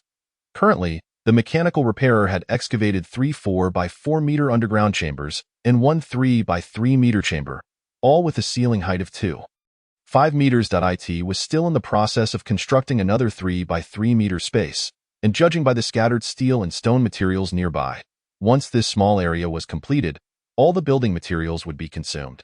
This meant that Suze's underground shelter could ultimately accommodate 3 large rooms and 2 small rooms. The ventilation systems for these rooms had already been installed, awaiting the addition of concealment and defense measures at the surface air outlets. However, the drainage system, lighting system for emergencies, and daylighting system were still incomplete and needed optimization from Suze. While the underground space has indeed been developed, I feel it lacks sturdiness, Ma Honkai suggested as he followed Suze around. "How about we procure some cement for reinforcement?" "Cement is rarely sold in the trading post. Even if it is, it gets snatched up immediately," Suze replied, expressing his long-standing frustration over the scarcity of cement. "We're also in need of steel and a large quantity of plastic piping. These materials are essential for the various circulation systems in the underground shelter." "Steel? Plastic piping? Those items are all quite expensive," Ma Honkai exclaimed, his eyes wide with astonishment. "Our territory has only just begun its construction. We have a long way to go." Suze retrieved a shovel from his backpack. "For these rooms, let us divide the large rooms into 2 for our bedrooms. I plan to expand the 3rd large room, ideally to an area of 1 mu, where I'll attempt to grow rice and potatoes. The adjacent 3 by 3 small room will serve as a kitchen for well digging. As for the not yet constructed small room, we can partition it later into a storage room and a lavatory." In no time, Suze had laid out arrangements for all 5 rooms, and Ma Honkai had no objections. His mind was now filled with thoughts on how to decorate the room that would belong to him. Thus, the current task was straightforward: dig a well. Water is the source of life, and the remaining amount on their persons would only last about a week. They needed to dig a well soon to find underground water. The reason for using the term find was that digging a well did not guarantee success simply by digging deeper. Without adequate geological surveying knowledge, the success of well digging would be left to chance. The depth of underground water varies by region. For instance, in humid basin areas, one might find underground water at around 10 meters, while in arid highlands, it could take about 150 meters to reach it. The difficulty of extraction in these 2 scenarios is not comparable. However, Suze and his companion were fortunate. After digging down 10 meters without encountering water, they instructed the mechanical repairer to continue digging, and at 15 meters, murky underground water began to flow in from all sides. Once the mechanical repairer was hoisted up with a rope, Ma Honkai frowned at the murky water, asking, "Is this water safe to drink?" Suze, however, was unconcerned, explaining, "Well, water often appears this way initially. It will clear up after a while." Sure enough, not long after, the impurities in the well water began to settle gradually. They fashioned a simple water bucket and drew a bucket of water from the bottom of the well. Record. Obtained level 4 water, 2L level 4 water. Suze exhaled in relief. The water from the well was sufficient for daily needs. Yet, his cautious nature prompted him to fill a large tank with water to store, fearing that one day the well might cease to yield level 4 water, as evidenced by the nearby river. "Today, we common folk are truly elated," Ma Honkai exclaimed, luxuriating in a hot bath within a wooden tub. Suze was enjoying a separate wooden tub nearby. After a long day of toil, a hot bath brought immense satisfaction. This is my first hot bath since arriving in this world. Finally, I've washed away all the unpleasant odors. Ma Honkai raised his arm and cautiously sniffed his armpit. Not bad. Suze relaxed in the warm water, realizing he truly rested in a while. Eventually, the water began to cool, and Ma Honkai stood up with a splash, stretching lazily. Suze, are we being too wasteful? Many people are lacking even drinking water. That's not my concern. If we have resources, we should enjoy them. As he spoke, Suze opened the trading interface. With the influx of players returning from the Snow Country ruins, the exchange began to teem with a plethora of resources. Among these, the cement and plastic pipes that Suze required were now available. You exchanged 5 liters of level 4 water for 5 bags of cement. You traded 7 liters of level 4 water for another 5 bags of cement. You spent 10 liters of level 4 water to acquire 8 bags of cement. You exchanged 5 liters of level 4 water for 10 meters of 75 millimeters diameter plastic pipe. You traded 10 liters of level 4 water for 25 meters of 75 millimeters diameter plastic pipe. You spent 2 liters of level 4 water to obtain 30 mirrors. Although the purchasing power of level 4 water had diminished by approximately 30 since its inception, it remained a valuable commodity. With access to a well, both Suze and Ma Honkai were unreserved in their purchasing frenzy. In total, they procured 120 bags of 50 kilograms cement, 75 meters of 75 millimeters diameter plastic pipes, 50 mirrors the size of dinner plates, 50 units of steel, and 100 meters of 20 millimeters diameter iron pipes. Essentially, they bought up anything that was slightly scarce. With ample water, they indulged freely. Oh dear, this is infuriating. Ma Honkai exclaimed, slapping his thigh, causing his ample flesh to jiggle. The moment the wheat bread was listed, it was snatched away. Their hands are incredibly swift. No worries, I just secured a whole box of noodles, enough to last us for a while, Suze reassured him. Once our territory grows in population, I will assemble a dedicated team to monitor the exchange daily, purchasing anything worthwhile as it becomes available. Ma Honkai, still aggrieved, muttered on the side. Hearing his words, Suze shook his head, suspecting that many large territories had likely already implemented such a strategy. Chapter 49. Establishing basic territorial defenses. Now, the advantages of large territories with a significant population were beginning to manifest. Before Suze's mechanized and elite territory was fully constructed, the resource and labor advantages of larger territories would persist. For Suze, this period was particularly challenging. Currently, we have an abundance of construction materials, food, and water. It is time to acquire some energy crystals, Suze contemplated before directly listing level 4 water on the trading post. Level 4 water 5L seller. Suze demand. Energy crystal, blue, 100 G stock, 30 message. Clearing inventory. Selling at a low price. Don't miss out. 30 units of 5L level 4 water were listed on the trading post. Suze was aware that such mass sales would devalue level 4 water. However, the reality was that, over time, players' demands would inevitably shift from level 4 water to level 3 water, and then to level 2 water. This meant that even if he refrained from selling, level 4 water would gradually depreciate. Thus, it was wiser to capitalize on the situation while most players had yet to achieve freedom with level 4 water. In addition, Suze posted a request for purchase. Wanted. Mechanical key fragments purchaser. Suze quantity. Unlimited message. 500 L of level 4 water for 1 key fragment. Those wishing to sell, please leave a message or contact me privately. In an instant, Suze's actions caught the attention of many.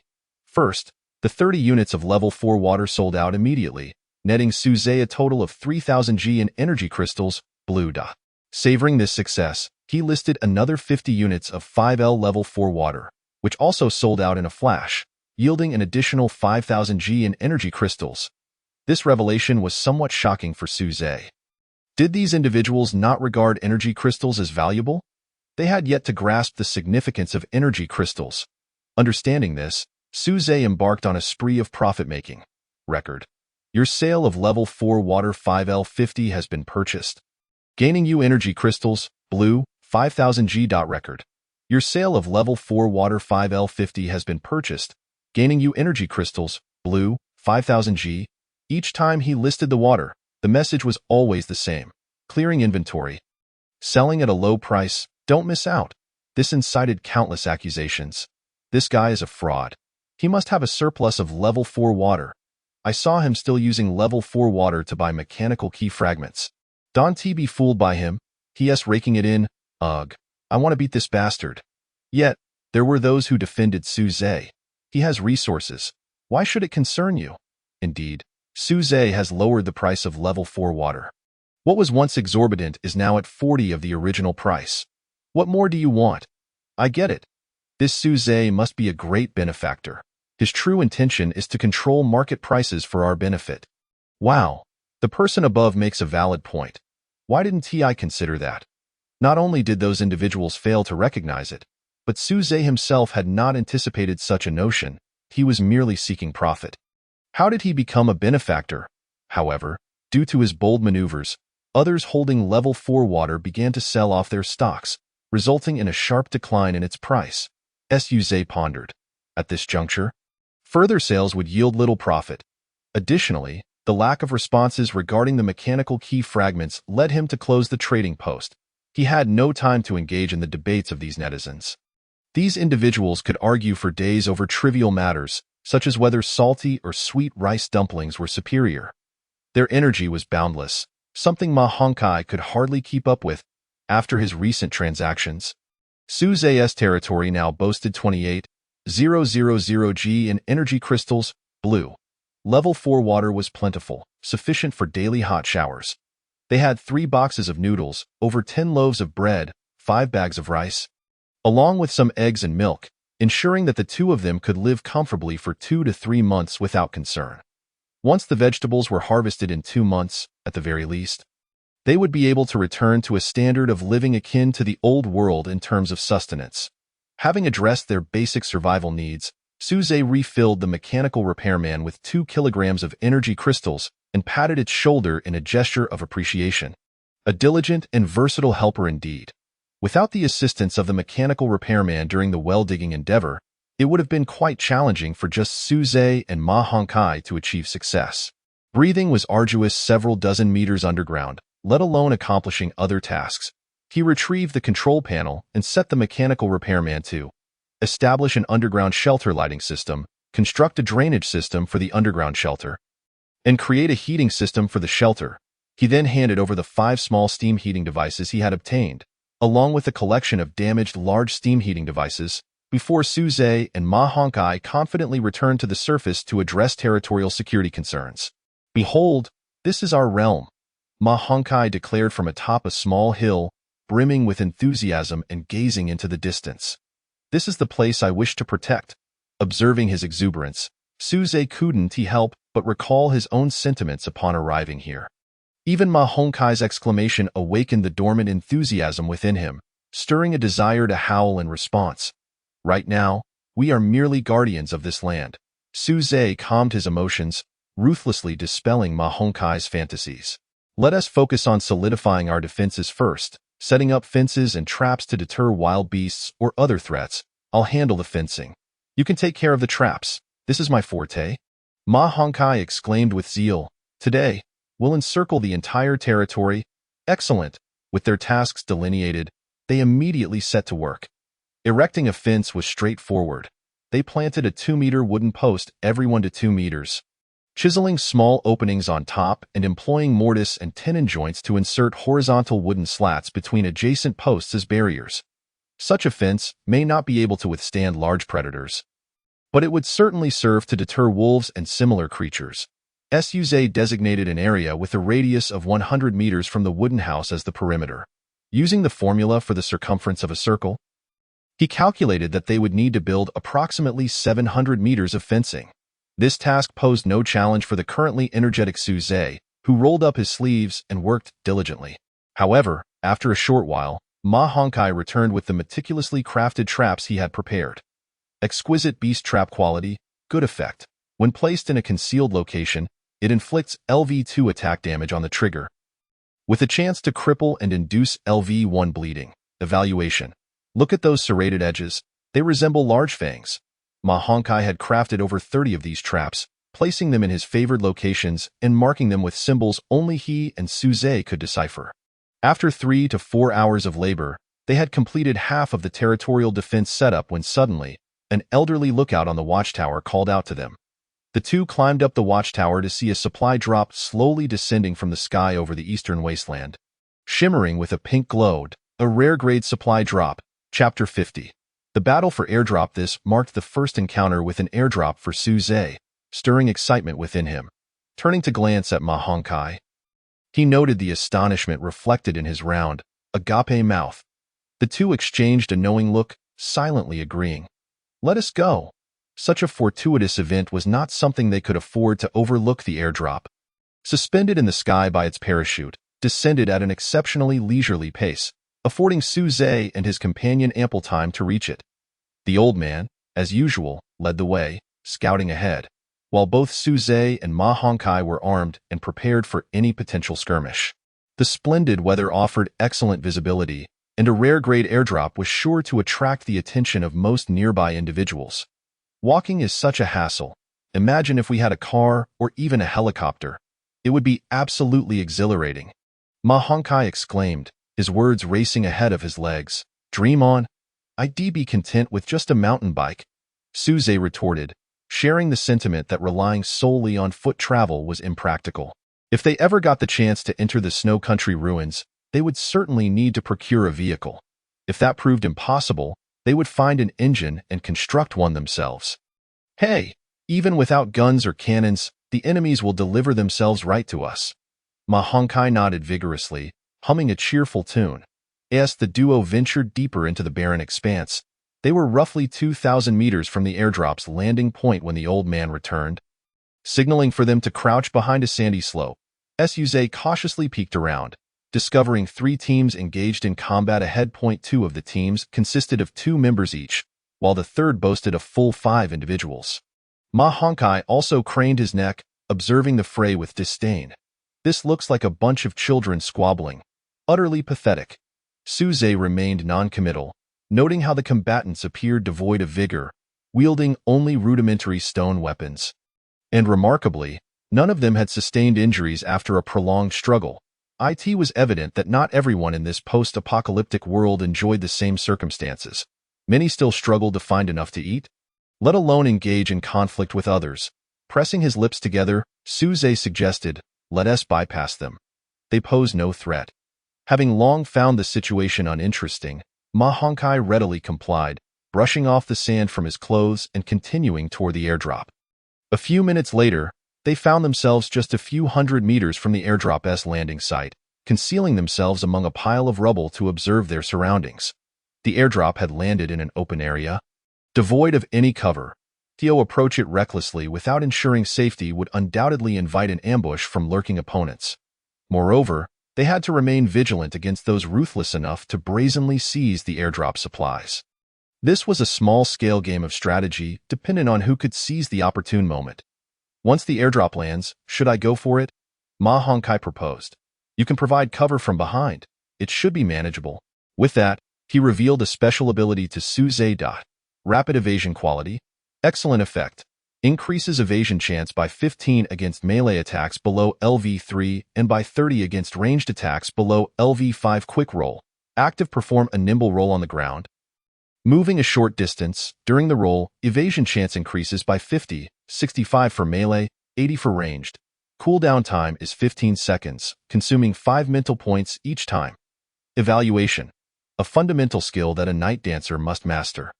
I possess this ability, so the likelihood of successfully retrieving the supplies is quite high, Ma Hongkai asserted confidently. However, Suze shook his head, in a rush. Let us observe the situation a bit longer. Securing the supplies is secondary. Our primary concern is to avoid injury. Though Ma Hongkai's special ability was undeniably potent, the passive evasion rate still seemed rather low. The active roll, while impressive, had a 15-second cooldown period. In a one-on-one confrontation, it might prove invaluable, but against dozens of foes, it would not offer sufficient protection. Don't get hurt. Ma Hongkai gazed at Suze, his expression one of exasperation. Honestly, you're so cautious, just think how exhilarating it would be to charge in and snatch it. Despite his jests, he respected Suze's judgment in action. All right, their SA squad behind the eastern thicket with 4 members. 2 are at the northeast rock pile. 2 more are on the southern slope, and 3 are hidden behind the northern boulder. Suze surveyed the area, noting the considerable number of individuals present. Let us take down a few if they come our way. Anyone who dares to contest us for supplies is asking for trouble. Ma Hongkai meticulously wiped his crossbow with his sleeve, barely able to contain his excitement, as the airdrop descended closer to the ground. It seemed as though everyone held their breath. The air was laden with silence, broken only by the wind sweeping across the arid landscape. Clang! The airdrop landed with a resounding chime, akin to a starting gun, prompting several teams eager to pilfer the supplies to charge forth. Let us go, Ma Hongkai urged, growing increasingly anxious. If they get to it first, we'll be at a significant loss. Patience, Suze replied calmly. Only 3 teams have emerged. Let us wait a moment longer. Fine. With Suze remaining steadfast, Ma Hongkai had no choice but to refrain from rushing in, though the tension was palpable in his poised fingers on the crossbow string. After a short while, the initial 3 teams began to suffer casualties, and soon after, 2 additional teams joined the fray, escalating the chaos. Are we still not moving? Ma Hongkai inquired again after several minutes. Suze felt the urgency mounting within him. The risk of approaching now was exceedingly high, and ensuring safety amid such tumult was exceedingly difficult. Yet, if they hesitated, the airdrop would likely slip from their grasp, as the victorious teams might simply seize the supplies and depart without a trace, leaving them unable to pursue. Just as he grappled with his indecision, the old man nudged his hand, sparking joy in Suze. How could he have forgotten about the old man? Let us go. He patted the old man's back, who, understanding the cue, darted toward the airdrop with a playful wag of his tongue. Hey, come back, Ma Hongkai hissed, alarmed at the old man's bold move. Yet, the old man paid him no heed. Continuing on his path toward the airdrop. What are you sending the old man to do? Ma Hongkai turned, his face a mask of urgency. You need to call him back. Suze smiled, signaling for Ma Hongkai to remain calm. Just keep an eye on him. Chapter 51. A dog would never steal. The old man swiftly approached the tumultuous crowd engaged in battle, causing Ma Hongkai's heart to race with anxiety, fearing for the old man's safety. However, it appeared that the combatants were oblivious to the old man's presence, remaining engrossed in their conflict. In fact, the old man even managed to slip beneath the feet of 2 brawlers, who remained completely unaware, their eyes glazed with fury as they focused solely on their adversaries. Ma Hongkai stood speechless, bewildered by the scene. What was happening? Were these fighters so absorbed in their duel that they couldn't notice the old man? Suze merely smiled in silence. The affinity of the god of white dogs was no trifling matter. As long as the old man did not initiate any aggression, he was perceived as an ally by all creatures. With no hindrance, the old man reached the airdrop. Moments later, Suze received a system notification. Your companion, the old man, has picked up supplies. New style lanterns X10, added to your backpack. Your companion, the old man, has picked up supplies. Pure soil X20, added to your backpack. Your companion, the old man, has picked up supplies. Small mechanical destroyers X5, added to your backpack. Your companion, the old man, has picked up supplies. Compressed biscuits X200, pure water X50, added to your backpack. Suze was taken aback. The old man could directly collect items and store them in his backpack. His original intention had been to have the old man retrieve the supplies in batches, but he hadn't anticipated this hidden feature they shared. This was incredibly convenient. However, once the old man had finished collecting the airdrop supplies, the pink airdrop in the center lost its color. The teams, previously embroiled in fierce conflict, immediately recognized that the airdrop had been stolen. They halted their skirmishes and turned their attention to the now empty airdrop box, only to find a solitary dog standing beside it. Oh no! Suze, look, the old man has been discovered. Ma Hongkai clenched his fists, his anxiety surpassing that of the old man amidst the fray. Yet, the gathered individuals merely cast a fleeting glance at the old man before shifting their focus to one another. Who took the airdrop? Was it that guy? I've noticed him lurking around. Indeed, he has been acting suspiciously. Not me. The dog is closest to the airdrop. Don't be absurd. Do you really think a dog can extract supplies from an airdrop and hide them? Have some respect for our intelligence. Enough talk. If he doesn't return the supplies, we'll deal with him together. At that moment, the little old man leisurely rose to his feet and ambled away from the crowd. Ma Hongkai, with his eyes wide open, was filled with swirling question marks, utterly perplexed. Su Zhe smiled slightly and said, "Prepare to assist the little old man. We shall take our leave, however." The supplies had already been secured. After waiting for the little old man, the trio, 2 humans and a dog, immediately made their escape. Although Ma Hongkai was running, his gaze was clearly unsettled, still pondering how Su Zhe had acquired the supplies. The little old man hadn't returned with anything in his mouth.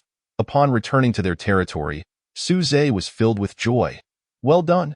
He retrieved a hefty piece of smoked beef, bone weighing around 7 or 8 pounds, and tossed it to the little old man. "Your reward?" The little old man wagged his tail excitedly, clutching the bone as he ascended the lookout tower. Meanwhile, Su Zhe began to tally their spoils. First came the compressed biscuits and purified water. The compressed biscuits were of little use, as food was abundant in Su Zhe's territory. However, the purified water brought him considerable delight in these times. 4-level water was highly sought after, and 50 bottles of 550 milliliters purified water constituted a significant fortune. Next was the new type of electric lamp, quality, good, effect, illumination, consumes 1G energy crystal per week. Evaluation: a resource-saving lamp utilizing energy crystals, a splendid item. Su Zhe had previously worried about the safety of using torches for lighting in the underground shelter. But now, with the new electric lamp, all concerns were alleviated. What pleased him most was that the lamp was equipped with a small suction cup, allowing it to be easily hung anywhere. Following that were 10 portions of pure soil. Quality: excellent. Effect: plant cultivation, 1 portion of pure soil can cover 1 square meter. Evaluation: I believe everyone understands how precious untainted soil is in this world. This was yet another pleasant surprise. With these 20 portions of pure soil, Su Zhe's plan to cultivate rice and potatoes underground received a significant boost. Finally, Su Zhe unveiled the item he had been eagerly anticipating, the only rare-grade item from the airdrop box. Small mechanical destroyer quality, rare tier, elite strength, 5 stamina, 500 special attributes, guardian. The Awakener has the highest authority and can set guardian protocols.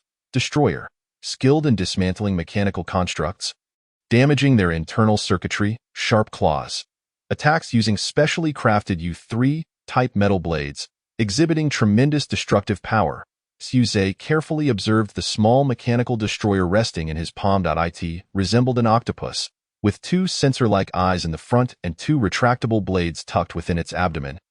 Presumably the special metal blades mentioned in the attributes.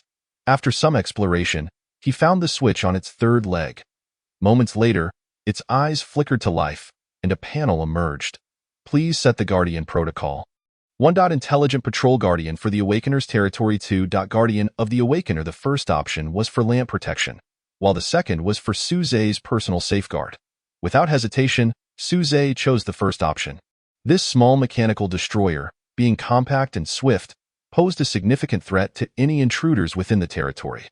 Once the protocol was set, it requested a recall command. Su Zhe pondered for a moment and declared, "Autobots, roll out." "Are you watching too much Transformers, Su Zhe?" Ma Hongkai remarked as he approached, drying his hair. Ever since they had dug the well, this fellow had been bathing daily, leading Su Zhe to suspect he might have a cleanliness obsession. Having just returned from a sweat-inducing endeavor, he naturally sought a shower. "Whoa! What is this?" Ma Hongkai was taken aback by the small mechanical destroyer, which had been eyeing him intently. Unrecognized biological entity detected. Initiate attack? Negative. Su Zhe decisively refused and called the little old man back, adding both Ma Hongkai and the little old man to the white list of the 5 small mechanical destroyers. "This is the rare item from the airdrop?" Ma Hongkai, oblivious to his disheveled appearance, gazed at the mechanical destroyer with excitement in his eyes, feeling as though they had struck gold. Chapter 52. Declaring the territory. This device has excellent concealment and speed. Ma Hongkai praised. With it, our territory's security has undoubtedly increased by 2 levels. It is far more reliable than the barriers and traps we set. Indeed, Su Zhe looked at Ma Hongkai and reminded him. However, we must also complete the barriers and traps. Don't even think about slacking off. Wow, you caught me there. Ma Honkai scratched his head. Fine, I'll begrudgingly continue with the traps. Suze chuckled as he installed a new electric lamp in each underground shelter before proceeding to build barriers on the surface. Meanwhile, the battle at the airdrop site continued. Suddenly, the sound of vehicles echoed across the wasteland, causing everyone present to pause and exchange glances. Within seconds, several robust men, their faces adorned with black and white war paint, arrived in two rugged vehicles. One of them disembarked and brazenly walked through the crowd, approaching the airdrop box. Rasha, it's empty, he said, turning back. Where are the supplies? Rasha, the man being addressed, scanned the crowd with hawk-like intensity. But no one spoke. Swish, swish, swish. The men in the vehicle suddenly raised their finely crafted crossbows, aiming them at the crowd. Rasha narrowed his eyes. Speak quickly. Do not test my patience. At last, one man, unable to withstand the psychological pressure, confessed, we don't know. The supplies just vanished into thin air. What? The supplies disappeared? Rasha furrowed his brow. Are you jesting with me? They truly vanished without a trace. Enough. Kill them all.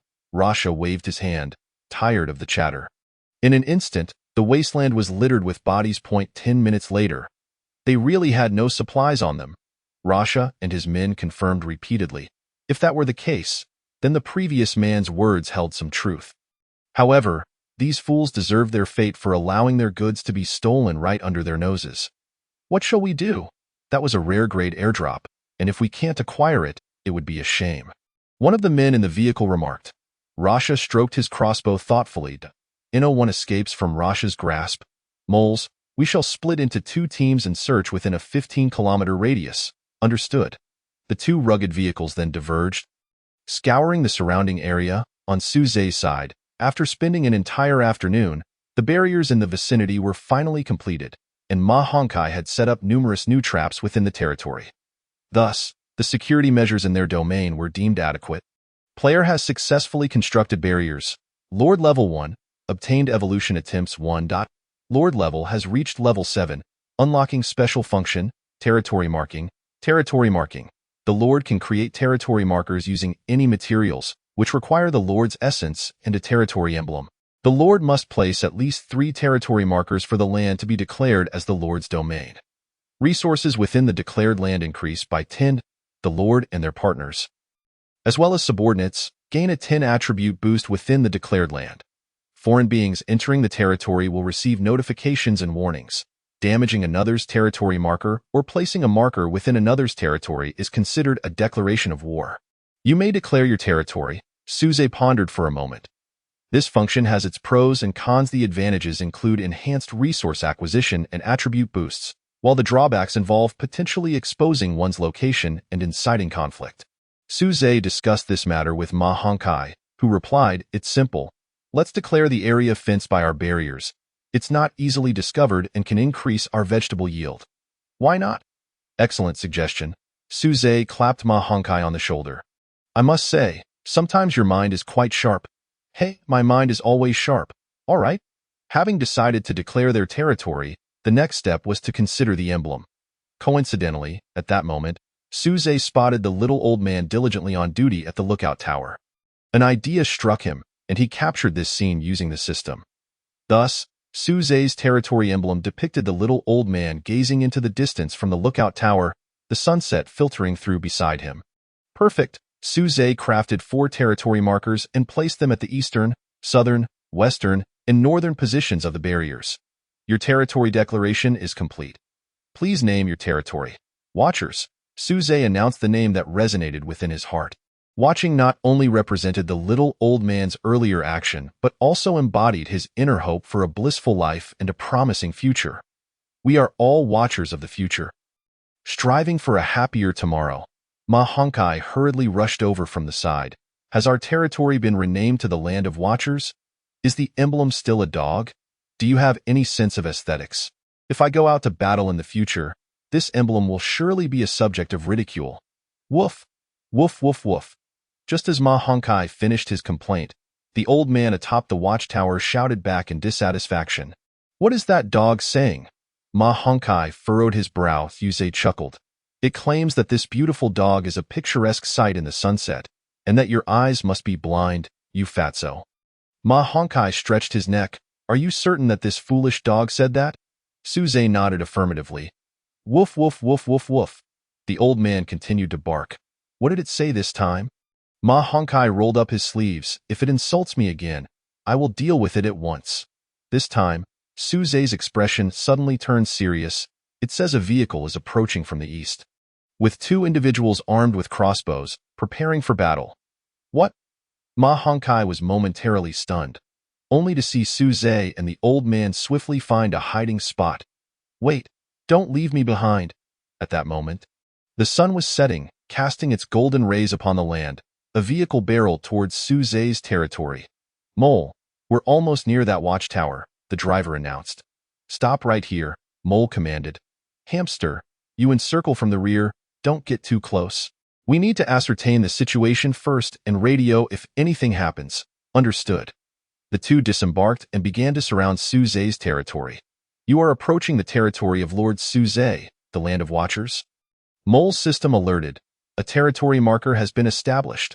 Mole frowned and immediately contacted Hamster via radio. Report your position. Hamster quickly replied.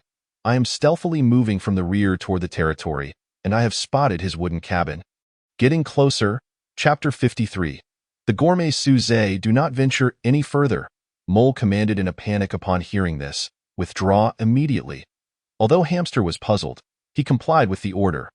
The two circled around Suze's territory for reconnaissance before departing. Mole, why didn't you let me continue infiltrating? Hamster questioned along the way. They have established a territory marker, indicating at least a level 7 lord. Mole's expression was grave. Even a level 7 lord should still be inferior to the combat power of the two of us. Level 6 rangers, right? Mole shook his head. You underestimate level 7 lords too much. Think about it. The most formidable lord player in our base is only level 5. How many resources did he expend to reach that level? Indeed, it took quite a bit. That fellow is a significant drain on our base's resources. I don't understand why the boss keeps him around. Hamster complained incessantly. If only those resources were used to train us, we would have been level 7 rangers long ago. You know how much resources a level 5 lord requires. What about a level 7? How many more resources would it consume? In other words, a lord capable of acquiring such abundant resources, especially one who appears to be a lone wolf player, how ruthless do you think he must be? After hearing Mole's words, Hamster felt a chill run down his spine. Sensing he had narrowly escaped death, You're quite impressive, Mole, Hamster sighed in relief. However, we will eventually take down this level 7 lord. A hint of ferocity gleamed in Mole's eyes. He possesses a warehouse and a greenhouse. Who knows what treasures he might be hiding? Once we contact Captain Rasha, we'll return together to harvest the crops. Ha ha ha. Hamster also laughed heartily as the car's speed began to rise. Meanwhile, Suze learned through the mechanical destroyer that the two individuals had already departed. The trio, 2 men and 1 dog, emerged from their concealment. These two are truly cowardly. They actually ran away. Ma Honkai sheathed his crossbow, just 5 more meters ahead, and they would have been within my firing range. Ensuring they wouldn't return, he turned to Suze. Why do you suppose they fled? Do you know why thieves mark the walls at another's doorstep? Suze countered. Do scout the area? Ma Honkai quickly realized. Then why didn't you let the mechanical destroyer eliminate them? If they call for reinforcements, it will be troublesome. Hee hee. Suze suddenly smiled mysteriously. Calling for reinforcements is perfect. I relish the thought of them doing so. Those who live by plundering must carry many sins upon them, ripe for the taking. If they could just deliver us a couple of vehicles. Ma Honkai immediately chimed in. Then we each get one. Suze shook his head, stroking the old dog's head. One for the old man. Woof woof. The old dog agreed. Only Ma Honkai was left with the burden of this world, that evening, to reward the old dog for its contributions. Suze personally cooked noodles while Ma Honkai tended the fire. Cough cough.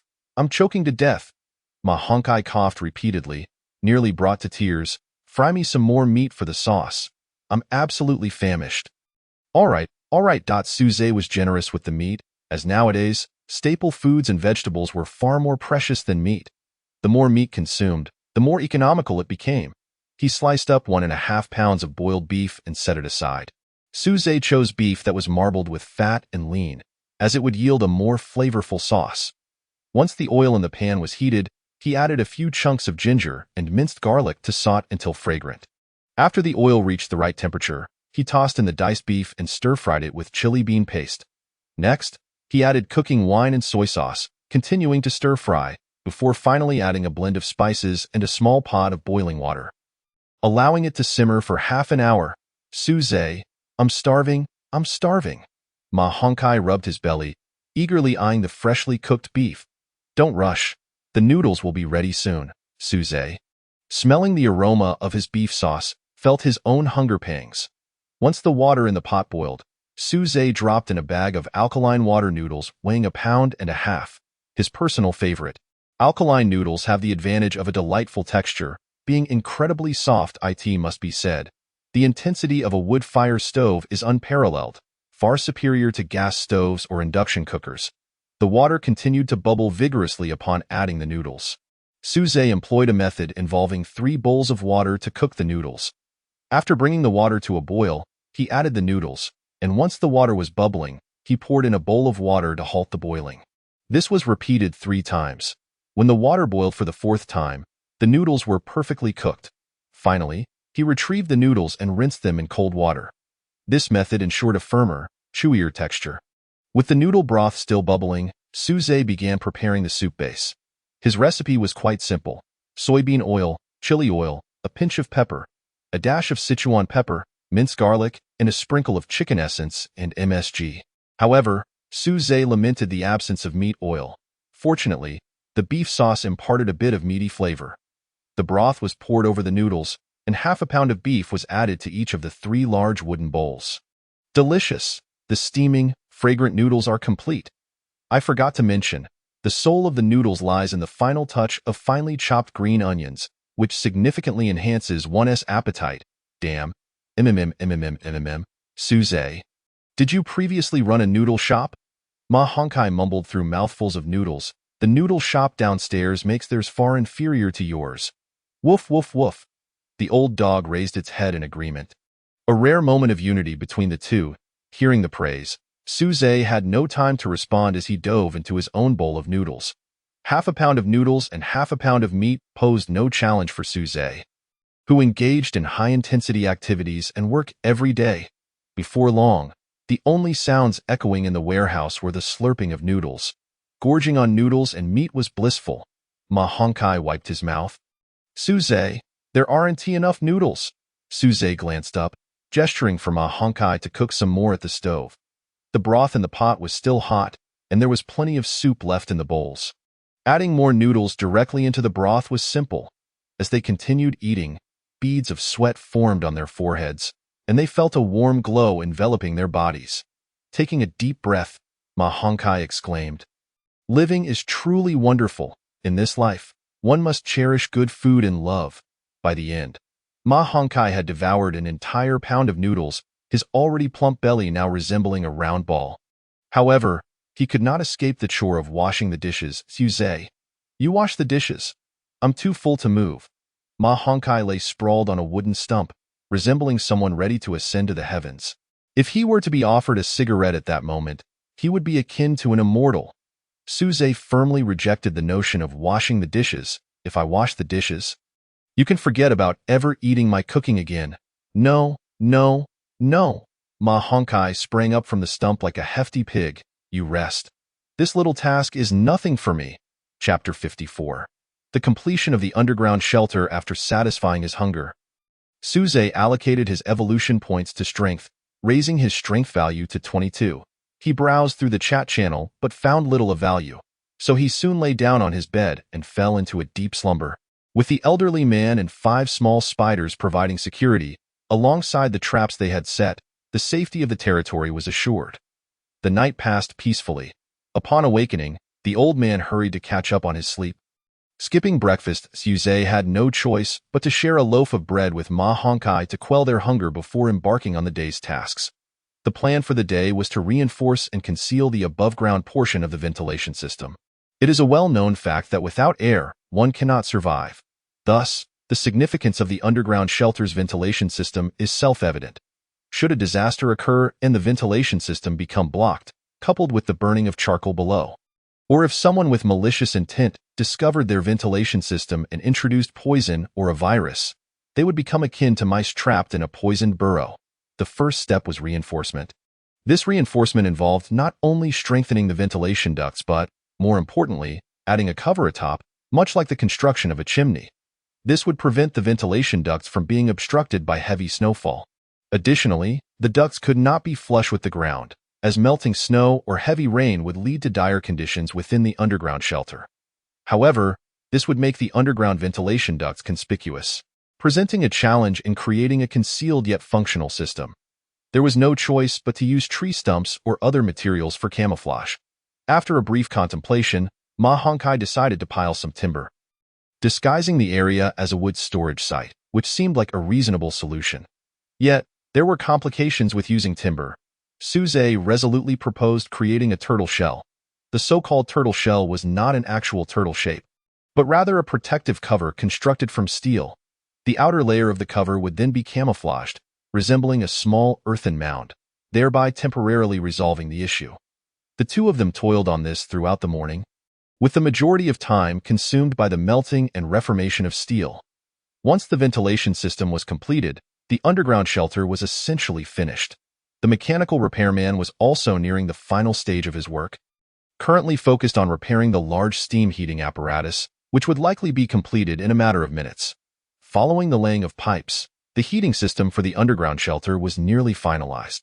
Suze and Ma Hongkai then turned their attention to the creation of concrete, by mixing cement, sand, gravel, and water in a ratio of 1:1.11, 2.72, 0.38, and vigorously stirring, they could produce concrete. With the concrete prepared, the two commenced the reinforcement of the underground shelter. By the end of the afternoon, they had exhausted all the concrete they had mixed, completing half of the reinforcement work. The following morning, the reinforcement was fully realized. The shelter was now considerably more secure, though they would need to wait an additional day for it to dry thoroughly. Suze, hands on hips, expressed great satisfaction with their labor's results. However, the absence of a waterproof layer might pose some discomfort. Should I procure some at the trading post? Ma Hongkai inquired. The waterproof materials are industrial composite materials, and acquiring them now would likely prove challenging. At this stage, the only possible sources would be treasure chests and airdrops. I doubt anyone would sell them, Suze assessed, only to be interrupted by Ma Hongkai. You're overthinking it. Those people can barely feed themselves. If they find such materials, they would be eager to sell, not hide them away. Suze paused, then chuckled softly. Indeed, he had become muddled in thought amidst labor.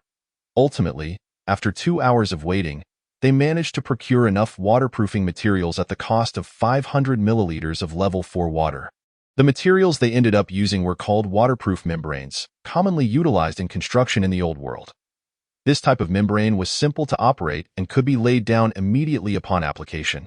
As they surveyed the increasingly complete underground shelter, Ma Hongkai lamented, I wonder why I ever chose to be a ranger. I actually think being a lord could be quite enjoyable. With your personality, you'd have perished long ago as a lord, Suze retorted mercilessly from the side. Ma Hongkai was purely a combat maniac. The thought of him becoming a lord was absurd. With all tasks completed, the mechanical repairman entered a dormant state. At that moment, a message popped up on Suze's controller. The underground shelter was fully constructed. They only needed to survive the night to move in successfully. The shelter, though small, was well equipped, boasting comprehensive ventilation, lighting, illumination, and heating systems. It had been reinforced with steel, stone, and concrete, and a waterproof barrier was now in place. The remaining task was to gradually expand the shelter, ultimately developing it into an underground kingdom. Of course, construction above ground was also essential, yet for Suze at this juncture, the underground territory felt markedly safer. In this world of survival, safety reigned supreme. As the sun approached the horizon, the sky gradually dimmed. At that moment, the lookout old man issued a warning, and Suze understood immediately. The group of bandits had returned. It was time to prepare for battle. He and the old man concealed themselves in a pile of weeds to the left of the wooden cabin. while Ma Hongkai stealthily took position among the timber on the right. As soon as the enemy entered the cabin, they would be met with their crossfire. On the opposing side, "Stop," Rosha commanded. Raising his right fist to signal the convoy to halt, he turned and asked, "Mole, is the location you mentioned just ahead?" Mole nodded in affirmation.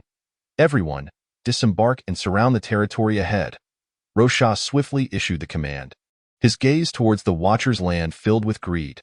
Initially disheartened by the loss of a rare-level airdrop, his mood shifted to exhilaration upon receiving Mole's report, discovering a level 7 Lone Wolf Lord player. Was this not a succulent morsel delivered to him? If he could plunder the abode of a level 7 Lord player, the rewards would far exceed those of a rare-level airdrop. Not to mention, he had brought along the grasp of greed specifically for this occasion. Equipping this item would allow him to unconditionally loot 60 to 80 items from a player's secondary backpack upon their demise. Although it had a cooldown period of 1 month for each use, a level 7 Lord player was certainly worthy of utilizing such an item. With the grasp of greed donned, Rosha confidently advanced towards the territory. "Little Lord, wait for me, soon. I shall possess all that you have." Chapter 55. The Stalwart Enemy. Rosha. The moment the enemy breached the territory, Suze was instantly alerted. His 5 small mechanical destroyers sent him an immediate warning. Suze quickly messaged Ma Hongkai. There are 6 of them in total, paired in twos, advancing in a fan shape from the east, northeast, and northwest, providing mutual cover. Each of them wields crossbows and dons leather armor. Understood. Engage when they get close, and flee immediately after taking one down. Ma Hongkai replied promptly. Suze held his breath, focusing his mind as he awaited the enemy's approach. However, the enemy displayed remarkable patience, refraining from a reckless charge and instead cautiously advancing while covering one another, which added pressure to Suze. "Those bastards are dismantling my traps. I can hear them." Ma Hongkai's message arrived. "They need to move another 15 meters before entering my range. I still have 10 meters to go." The small mechanical destroyers continued to monitor the enemy's movements. Simultaneously, the enemy's radio chatter was frequent. "Everyone, be advised. There are numerous traps within. Do not act recklessly. Proceed with caution. This is a tough nut to crack." Rosha. "We advanced 50 meters, and there's been no activity here. Is the enemy absent? Do not let your guard down. Even a lion exerts full strength when hunting a rabbit. I worry the enemy might be lurking in the shadows, watching us. Do not act recklessly and grant them an opportunity." Understood. The group advanced with utmost caution, methodically dismantling the traps set by Ma Hongkai. They exhibited skill, coordination, and impressive awareness, and Ma Hongkai's tone became unusually serious. "We cannot match them in strength. Shoot an arrow and retreat." Suze lowered his head and replied, "I see that. You stay safe. I should be fine here." From the information relayed by the small mechanical destroyers, Suze comprehended that this group was exceptionally formidable. They were, arguably, the most skilled adversaries he had encountered aside from Zhou Diyuan, and in a united front of 6. They posed an even greater threat than Zhou Diyuan had. Observing their slow and meticulous advance, Suze knew he could not allow them to continue. If he waited for them to dismantle the traps and familiarize themselves with the terrain, he would lose the advantage of his home ground.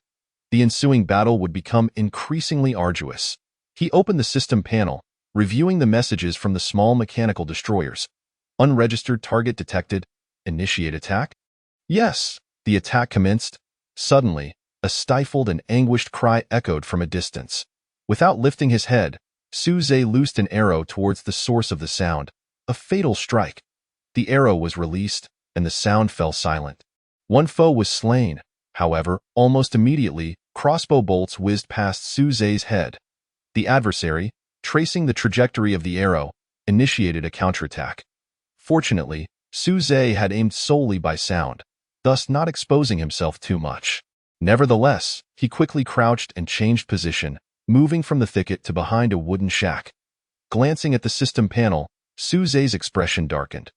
The first small mechanical destroyer that had launched the attack was already destroyed, causing him great distress. In his view, the loss of a small mechanical destroyer in exchange for a single enemy's life was a thoroughly and profitable trade. Moreover, after such an assault, the enemy would undoubtedly heighten their vigilance, rendering the success of another attack in the near future quite unlikely. After waiting behind the wooden structure for a while, Suze received a message from Ma Honkai. One individual is crawling forward. Having reached your previous position, Hmph, daring to encroach upon my location? Suze snorted coldly, closed his eyes, and mentally simulated the terrain, positions, and distances around him. Then, he astonishingly leapt up, grasping the eaves of the wooden shack with one hand, and flipped onto the roof, in an instant. He drew his bow and shot an arrow towards where he had just been. The enemy reacted swiftly, having heard the commotion on the roof, and was preparing to aim at Suze. Yet, Suze was faster, for he knew the position and did not require aiming. The second enemy met their demise. Immediately after, he descended from the shack with utmost speed, kicking apart the already cracked base of the chimney, and then burrowed inside, entering the warehouse through the tunnel. That moment, the old man also entered the warehouse, clutching a crucial item in his mouth. The enemy's radio intercom. Suze donned the headset, and a voice emerged. Rosha, the third squad has been completely annihilated. Should we continue? Continue. I am near the woodpile. Just a couple more steps and I can take a shot at another one. If discovered, I will shoot without hesitation. Suze's heart trembled. These individuals had actually located Ma Honkai's position, and Ma Honkai seemed unaware. He promptly messaged Ma Honkai. Evacuate. The enemy has discovered you. After a while, the intercom crackled with a voice. Rosha, that person seems to have noticed me and has already retreated. Retreated? Your position should be undetectable. It is highly likely our intercom has been compromised. Suze's heart sank. The enemy's instincts were indeed keen. The voice on the intercom continued, this time directed at Suze. On the opposite side, surrender and hand over your supplies, and we shall spare your life. Suze coldly laughed in response. Dream on. Your skills are far from adequate. Wait for it. Everyone, switch to the backup channel. After that, there was no further sound in Suze's headset. Narrowing his eyes, a murderous intent arose within him. I do not seek conflict, but if one seeks to provoke me, to be so audacious in my territory, do they not know the meaning of death? The small mechanical destroyer still tracked the enemy's movements as Suze sought the optimal moment to strike. The remaining 4 enemies appeared to be rather formidable. Their movements consistently remained within the protective range of their comrades. Whoosh! Suze heard the sound of a crossbow bolt piercing the air. The wooden door of the warehouse was struck by a powerful bolt, leaving a gaping hole, and then a gas tear bomb was tossed inside. This is disastrous. My position has been compromised. Seizing the opportunity before the smoke from the tear gas dissipated, Suze dashed into the restroom and shut the door. I'm trapped. Suze messaged Ma Honkai. The enemy may soon launch an assault on me. Ma Honkai replied. I will help relieve the pressure right away. Immediately, sounds of combat erupted outside. Suddenly, a scream pierced the air. Suze instantly assessed that at least one enemy had been incapacitated. Gritting his teeth, he decisively lifted the restroom lid and crawled out from the other end of the cesspool. Just in time to see the back of one enemy. Released the arrow, dead. Only 2 enemies remained. Whoosh! Simultaneously, an arrow flew in from afar. Suze sidestepped, narrowly avoiding it, but his left arm was grazed, leaving a mark. Suddenly, an unusual sensation emanated from the wound. Suze quickly deduced that the arrow was poisoned. Sure enough, a system notification followed. You have been afflicted with poison status LV2. Suze instantly felt a gradual numbness spreading through his body. As if he were on the verge of losing strength. Chapter 56. Repelling Rosha in this critical moment, Suze held a pill in his mouth. The detoxification pill, nullifies all poison statuses with a coefficient lower than LV5. If the target is a voodoo poison, the effect level increases to LV8, a precious elixir obtained from the Bai Quan tribe. The moment the pill was ingested, the numbness throughout Suze's body dissipated instantly. But he still pretended to collapse lifelessly. Rosha, the medicine has taken effect, the mole communicated solemnly over the radio. Hurry and eliminate him. Delay could lead to complications. Understood. With Rosha's affirmation, the mole hastily approached Suze's fallen position.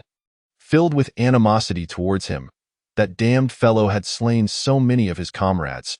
Retribution was inevitable. Almost there, just beyond that earthen embankment lies the spot where he fell. He has been poisoned and should be powerless to resist. Humph! I found you. In the hamster's line of sight, a portion of Suze's body was exposed beyond the embankment, rendering him a lamb awaiting slaughter. He approached Suze step by step, as if counting down to the latter's demise. Woof! Just as he prepared to strike, a sudden bark rang from behind him. A dog. He instinctively turned around, only to see Suze springing up from the ground, drawing his longbow to its full extent, and an arrow pierced through the mole's throat. As he watched the mole fall in disbelief, Suze seemed to glimpse the ruthless leader from the ruins of the snow country. The manner of their deaths was nearly identical. This technique was called repeating old tricks. After dispatching the mole, Suze swiftly concealed himself. Now, only the most troublesome adversary remained, the one who had been boasting over the radio. Small mechanical destroyer, position locked. Ma Hongkai, that individual intends to flee. Intercept. Upon learning the enemy's position, Suze immediately messaged Ma Hongkai. Before long, sounds of a struggle erupted at the border of their territory. It was Ma Hongkai in combat with Rosha. Suze hurried towards the commotion, but he only caught sight of a one-armed man speeding away in a vehicle.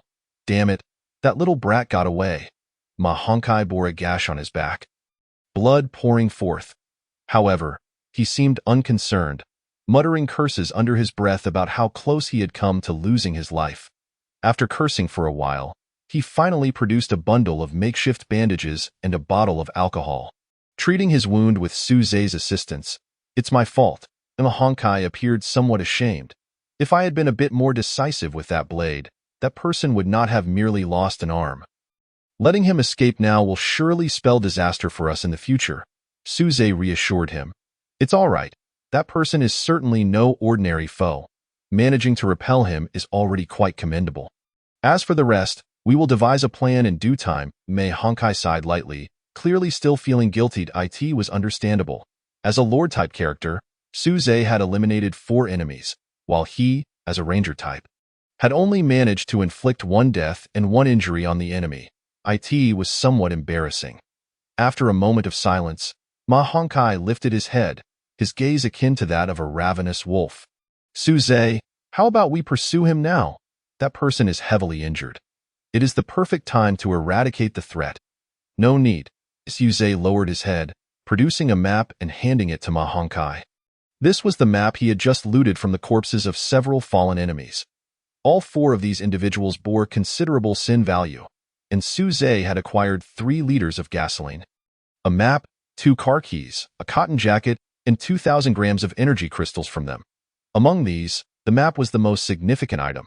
From the map, it was evident that Suze's area was designated as Region 86145, and this group had originated from the adjacent Region 86146, a place marked on the map red, Yellow Sandbase.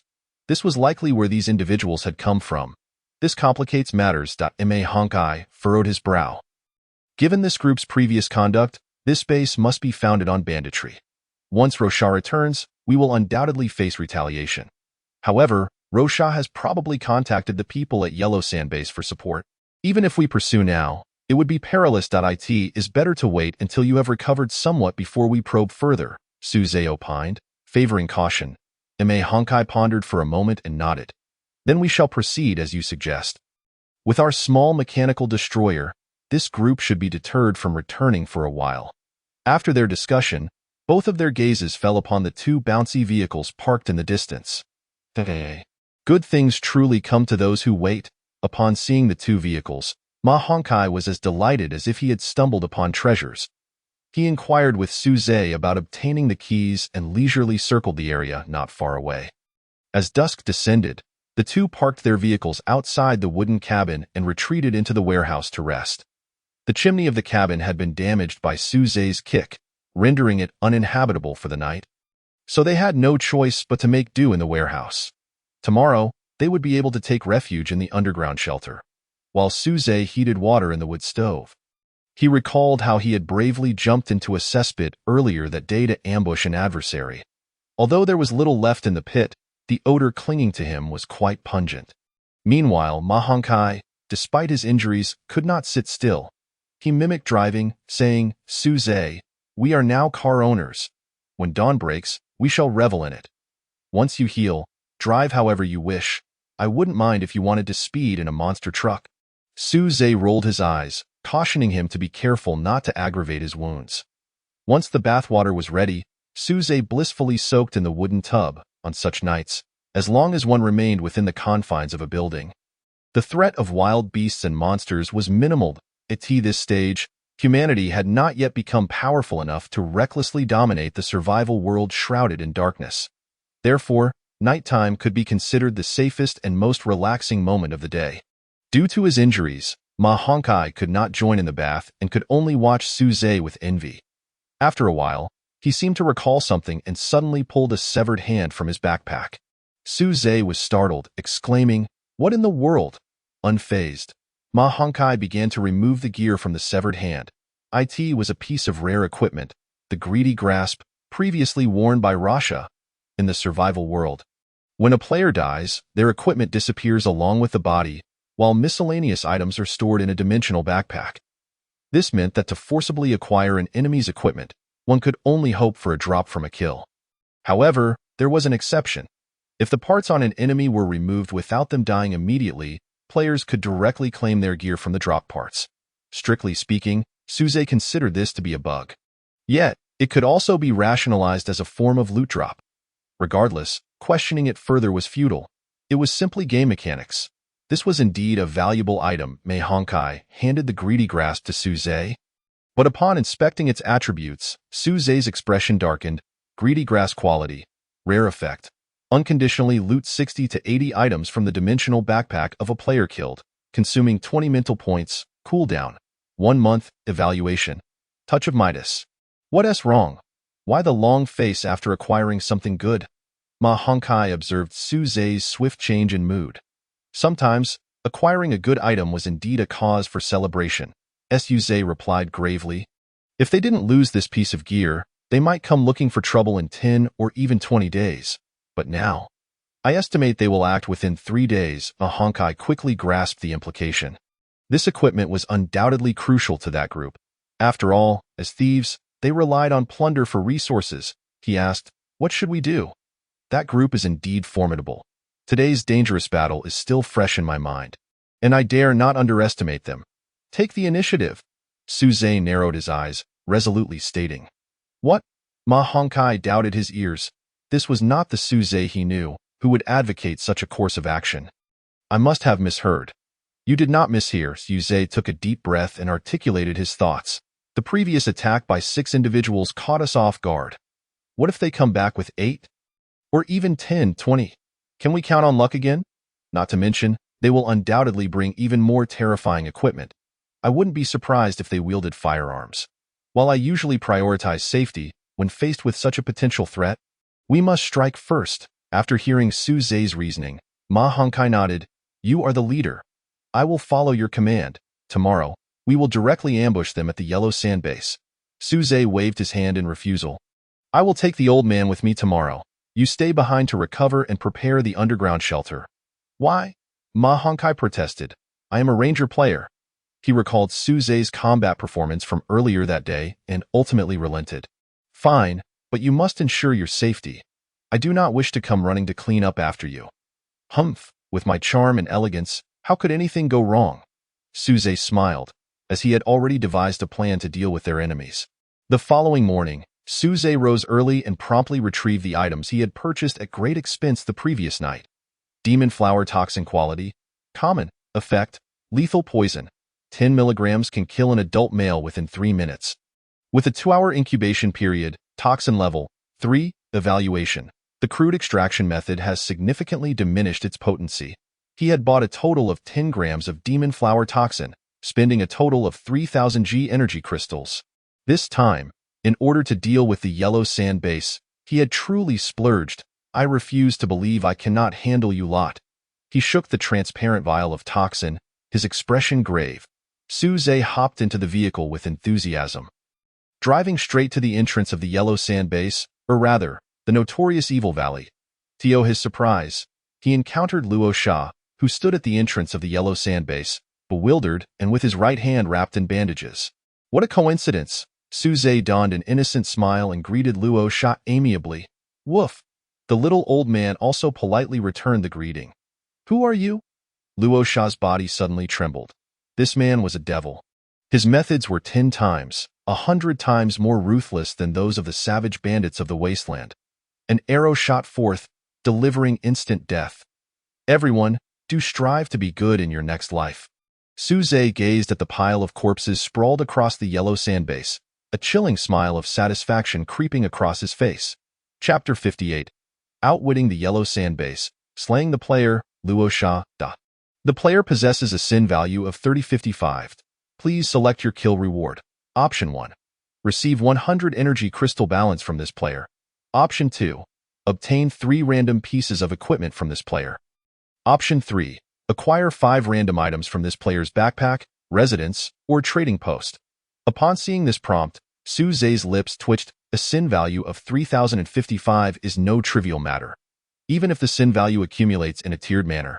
The number of players who have perished at Luo Sha's hands must be at least in the hundreds. This individual could truly be described as wicked to the core. Taking a moment to consider the options, Su Zhe refrained from hasty decisions and instead retrieved the grasp of greed he had acquired from Luo Sha earlier. Today, I, Su Zhe of the Moron clan, shall repay you in kind. Log. You have used the grasp of greed. Log. You have obtained energy crystals, blue, 56,000 G. Log. You have received a mountain bike key 1, leather armor 1, a powerful crossbow 1, swift boots 1, exquisite crossbow bolts 20, and a construction blueprint for the moon well 1. Log. You have acquired gasoline 3, alcohol 3, tear gas grenades 3, a hand grenade 1, wild boar jerky 3, level 5 water 500 ml, and a cooling accelerator 1. A flurry of notifications erupted, nearly stripping this fellow of all his possessions. The exhilaration was overwhelming. In an instant, Su Zhe began to comprehend why Luo Sha had amassed such a high sin value.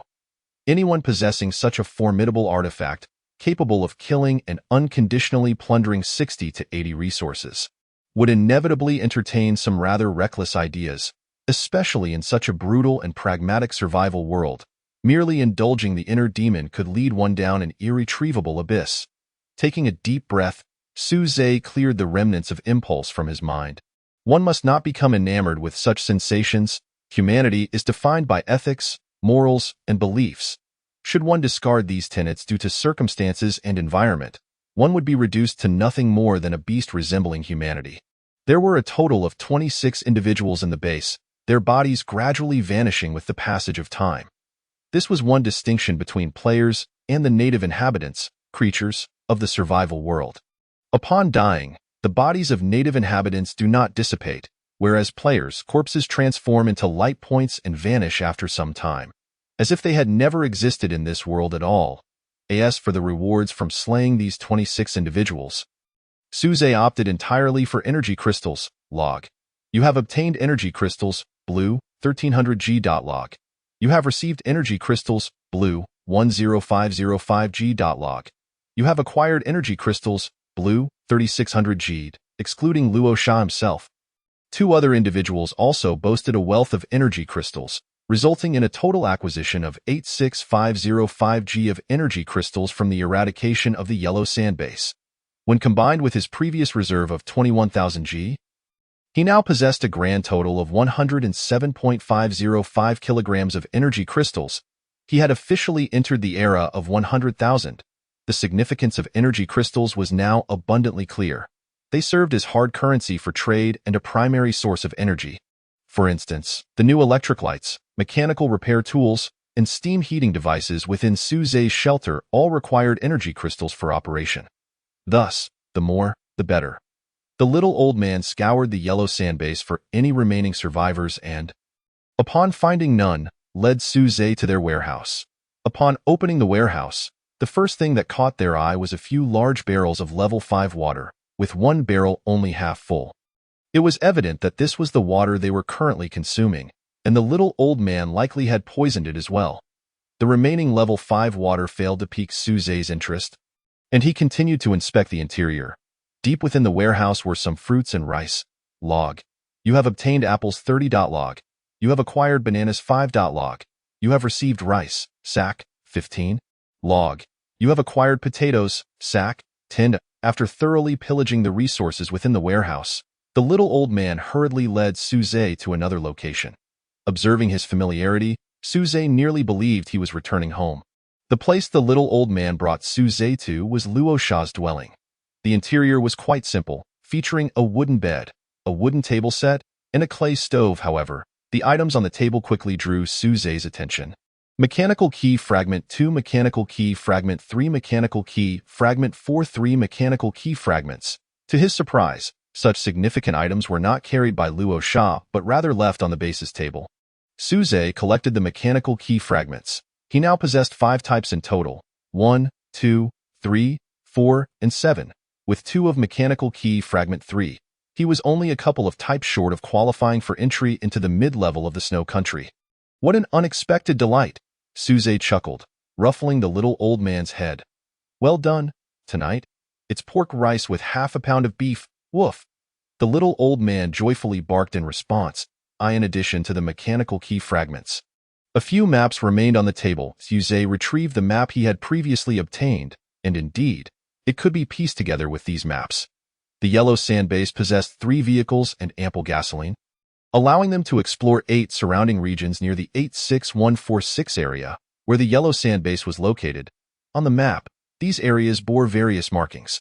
Notably, in the northern region of the yellow sand base, a large skull symbol was drawn, labeled the Land of Skulls, while in the southern regions lay the territories of Quicksand and Sunset. To the east of the yellow sand base were 2 bases, Windstorm Base and Tiger Base, with a cross marked over Windstorm Base. These represented the various factions surrounding the yellow sand base.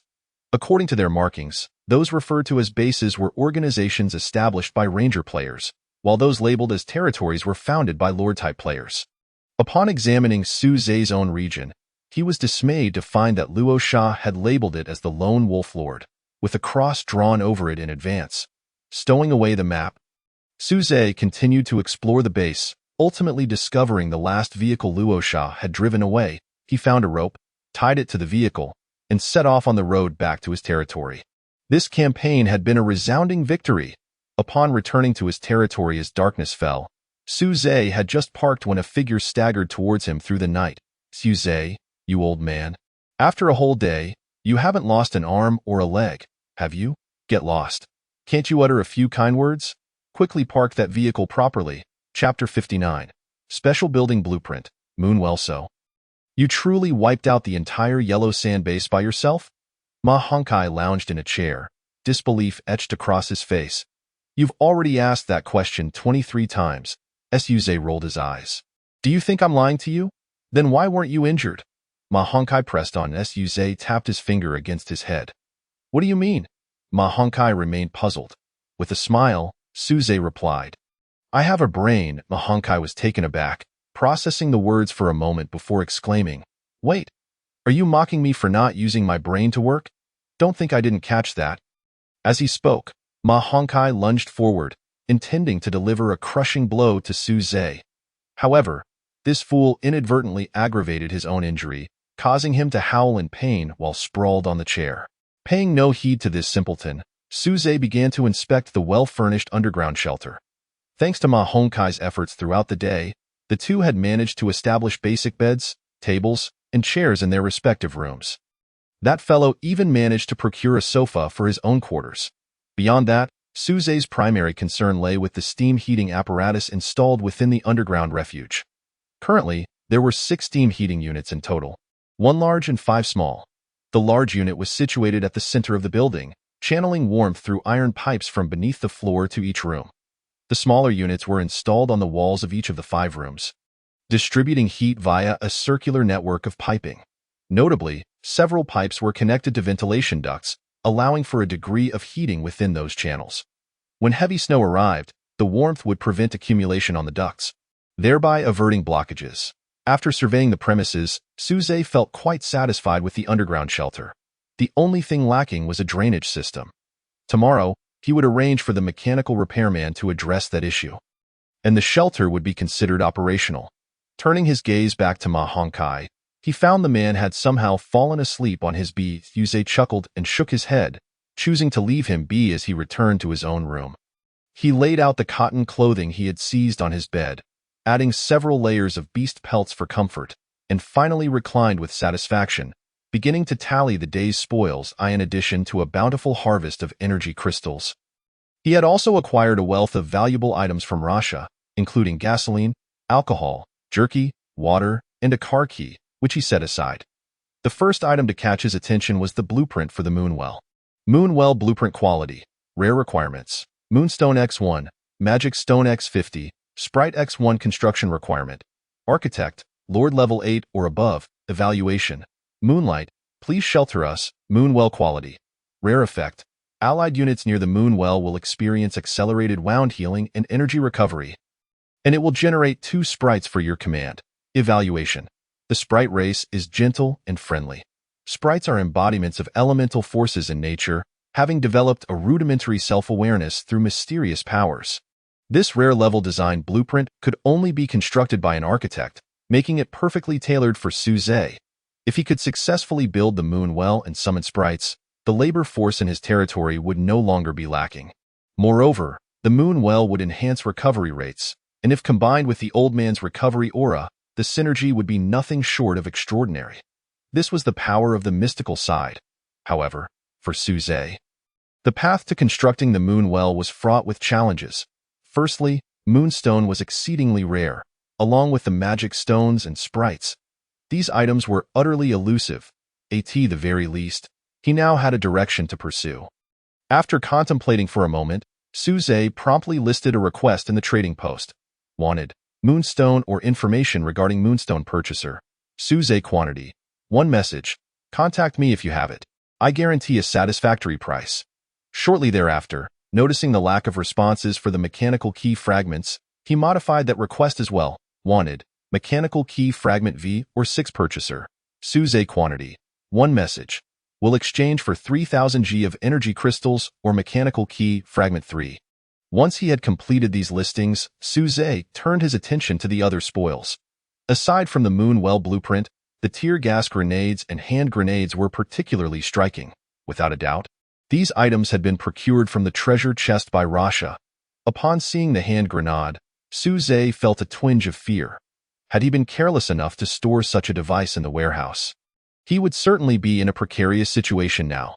Next came Rasha's set of equipment: leather armor X1, powerful crossbow X1, speed boots X1, and 20 fine crossbow bolts.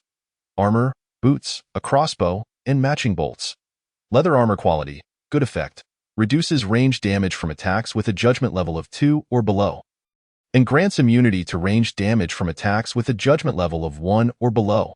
Evaluation, crafted from resilient rhinoceros hide, it offers a degree of protection. Powerful crossbow quality, good effect, fires bolts with a judgment level of 2 at enemies. Evaluation, its simple construction ensures durability over time. Speed boots quality, ordinary effect, increases movement speed by 10. Evaluation, a pair of unremarkable boots. Though the quality of these 3 pieces was not exceptional, their effects were reasonable. Without hesitation, Suze donned the leather armor. As he was currently in need of protection. As for the powerful crossbow and speed boots, he decided to reserve them for Ma Hongkai the following day, as he already possessed the agile boots of the White Canine clan and the Quiet Bow, rendering these items superfluous. Lastly, he examined the Cooling Acceleration Agent. Cooling Acceleration Agent quality, rare effect, reduces the cooldown time of effects from equipment below the rare level by 80. Each piece of equipment can only be used once every 30 days. Rare quality equipment reduces cooldown by 60. Has no effect on legendary equipment. Evaluation, efficiency is everything. Suze recognized that this item was likely utilized by Rasha in conjunction with the Grasp of Greed, as each use would reduce the 30-day cooldown to 12 days, significantly enhancing their plundering efficiency. However, his path diverged from that of the Huangsha base. He had no intention of deliberately killing to seize others' resources. Thus, he planned to keep the Cooling Acceleration Agent, as it might prove useful someday. After meticulously reviewing and organizing the spoils, Suze collapsed onto his bed, exclaiming, "Sometimes, examining the loot can be quite exhausting." It's truly frustrating. The old man beside him was nearly rolling his eyes to the heavens. Chapter 60. The world changes. The newbie protection period ends at dawn the following morning as the sun began to rise. Suze and Ma Hongkai were already hard at work. Today's tasks were quite demanding, involving the construction of a garage and the fortification of defenses within the territory. Their recent battle had revealed the inadequacy of their protective measures, prompting them to incorporate numerous powerful traps that could be triggered actively by midday. Although the sun blazed brightly overhead, the temperature showed no signs of rising. The boots he wore were far more comfortable than the previous pair of leather boots. Ma Hongkai, admiring the speed boots Suze had just gifted him, occasionally stomped his feet on the ground to show off. Feeling good, he threw himself into the work. Suze wiped the sweat from his brow and hefted a stone weighing over 400 pounds towards the underground shelter. With a strength score of 22, Suze had far surpassed the standard strength of a normal adult male, which was merely 5. Such labor would typically fall to the mechanical repairman, but as that individual was currently occupied with drainage repairs, the task fell to Suze and Ma Hongkai. After 2 more trips, they finally collected enough stone for the garage's construction. The process for building the garage was straightforward. Excavate a cave underground, construct a framework of steel and concrete, and finally fill it with stone. As Suze retrieved the cement from the warehouse, he began mixing it with concrete with ease. At that moment, the system issued an announcement. System announcement. On February 17th of the year of the apocalypse, the last player has exited the outskirts of the Snow Country ruins. The newbie protection period officially ends. Suze and his shovel froze in place, exchanging incredulous glances with Ma Hongkai. The newbie protection period? It had officially ended. Had they truly been within the confines of a protection period all this time? This was preposterous. Suddenly, a series of system announcements followed in quick succession. Announcement. The power of mutation has been unleashed. The aberrant beasts of this world will become increasingly active. The mysterious power has been unsealed, allowing players to enhance special attribute levels through items. Mysterious tome. The technological force has been released, increasing the number of airdrops by 30, with a chance to obtain weapons and special architectural blueprints. Most secret realms have been unlocked, permitting players to form cross-regional teams to explore these areas. Changes in trading. The transaction fee at the exchange will be calculated based on the quality and weight of the traded items, as well as the distance between the trading parties. The fee will only be accepted in energy crystals, and various resources will no longer be accepted as intermediary fees. Changes in regional chat channels. Merging of 9 adjacent regions. Introduction of a reputation system. By enhancing the strength of their own territory, players can earn reputation points monthly through hunting aberrant beasts, completing significant events, and eliminating players with negative morality for additional points. The points will generate a leaderboard, with players at the top enjoying extra material subsidies, and special colored fonts for speaking in the world channel, with no limits on the number of messages. One message after another fell like raindrops. To summarize, various powers have been unleashed, becoming more active, providing players with increased opportunities to grow stronger.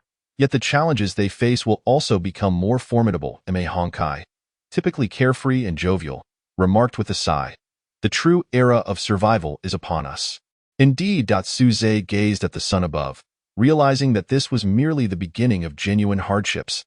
The system had imposed restrictions on cross-regional trading, meaning that players could no longer purchase items recklessly as before. They would need to rely more on their own development. Look, the regional channel is buzzing with activity again, Ma Hongkai exclaimed with excitement. Since the last minor snow disaster, the regional channel, which once boasted over 1,000 participants, had dwindled to a mere 300, further exacerbated by his long-standing feud with Wang Min and Lu Zi, rendering the channel lifeless. Now, however, Ma Hongkai could once again enjoy lively conversations in the regional channel. Suze opened the regional channel and noticed numerous players engaged in fervent discussions, and to his surprise, many of their names now bore prefixes. Lord of the Quicksand Territory, Su Feisha, everyone.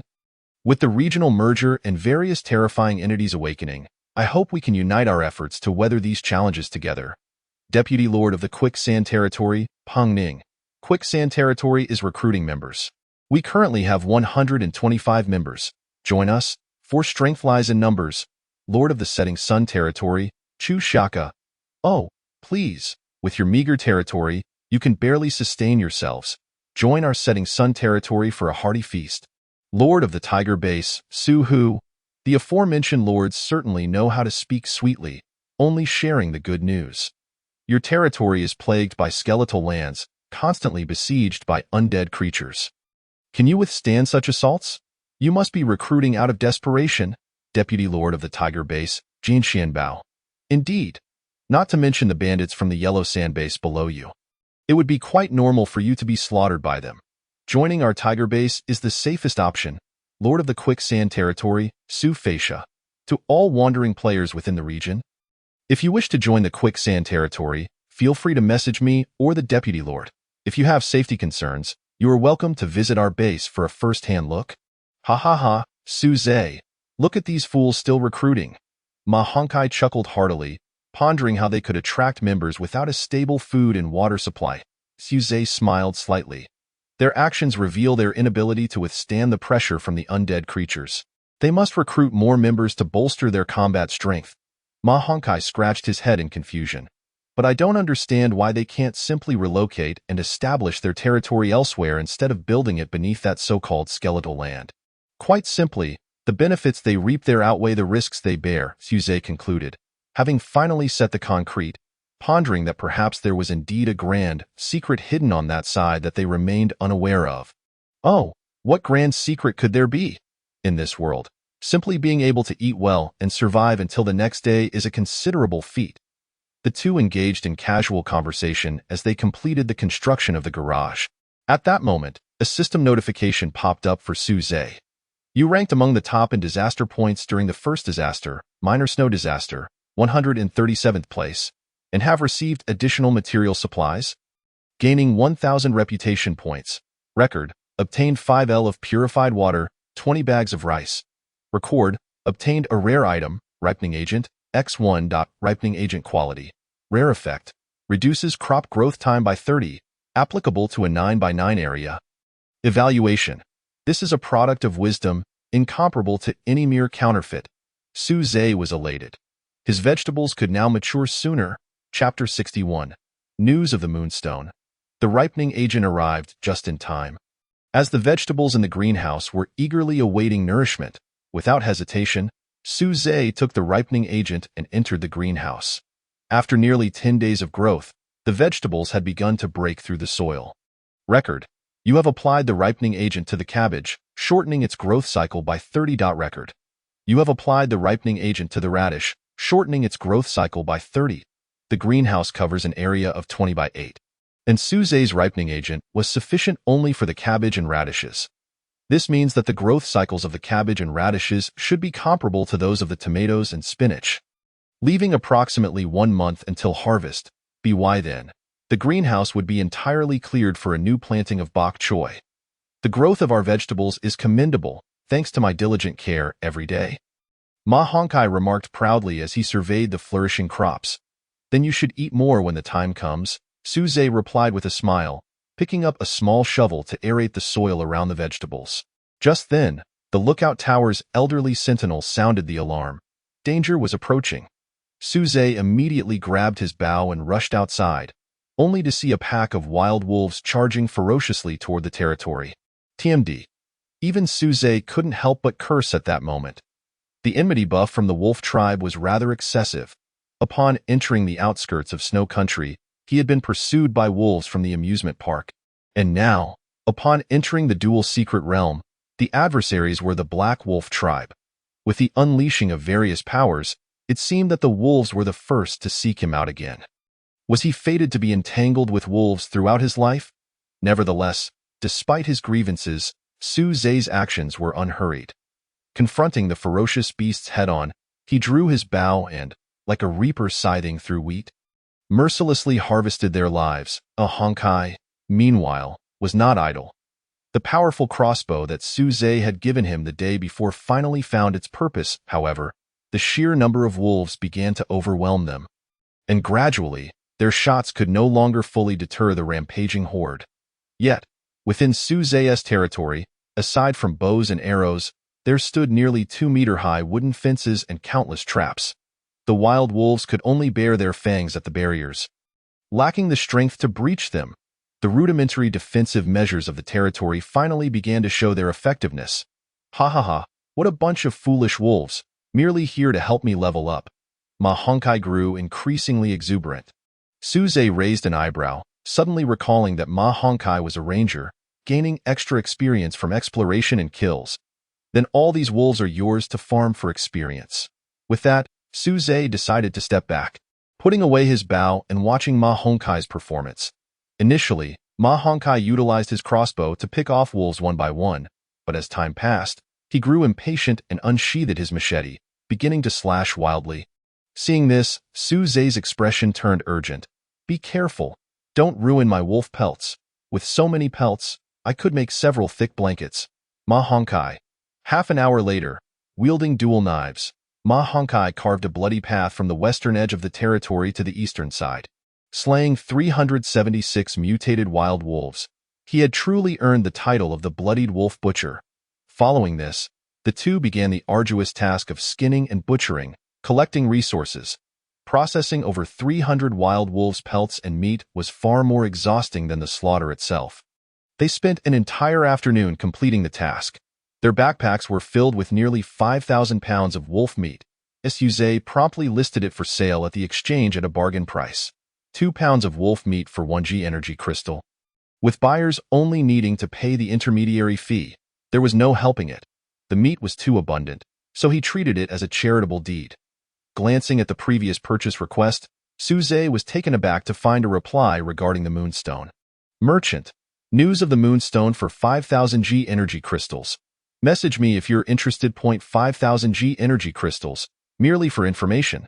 This individual truly had the audacity to demand such a high price. Suze furrowed his brow, hesitating for a moment before ultimately deciding to open a private message to the individual. Are you there? The news about the moonstone is non-negotiable. A black line appeared above Suze's head. Before he could inquire, the individual had already sealed his lips. After pondering for a few minutes, Suze replied, 5,000 G energy crystals is no small sum, even if you truly intend to sell at such a price. You should at least divulge some information to me, enough to make it seem worth my while. After a moment of silence, the other party spoke, revealing that it was a single person's secret realm key, containing a plethora of valuable items, not limited to just moonstones. The mention of the secret realm key and its treasures made it reasonable to sell the energy crystal for 5,000 G. May I take a look at the key's attributes? Suze inquired, deciding that if what the other party said was true, he would indeed purchase the energy crystal for that price. The merchant replied, Attachment, West Coast Secret Realm Key. West Coast Secret Realm Key quality. Rare background, mysterious side. High chance of triggering encounters, danger level, low to high.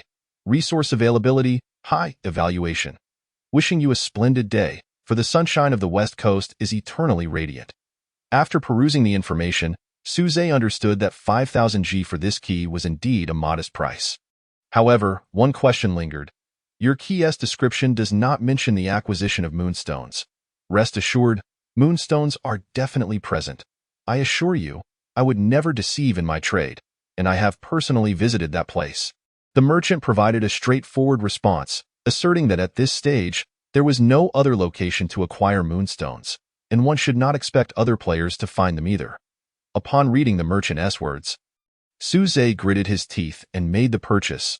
Given the high encounter triggering rate and abundant resources indicated on the key, even without obtaining a moonstone, it should still yield profit.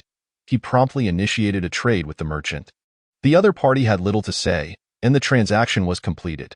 Including intermediary fees, Suze ultimately paid 5,100 G in energy crystals to acquire the West Coast key.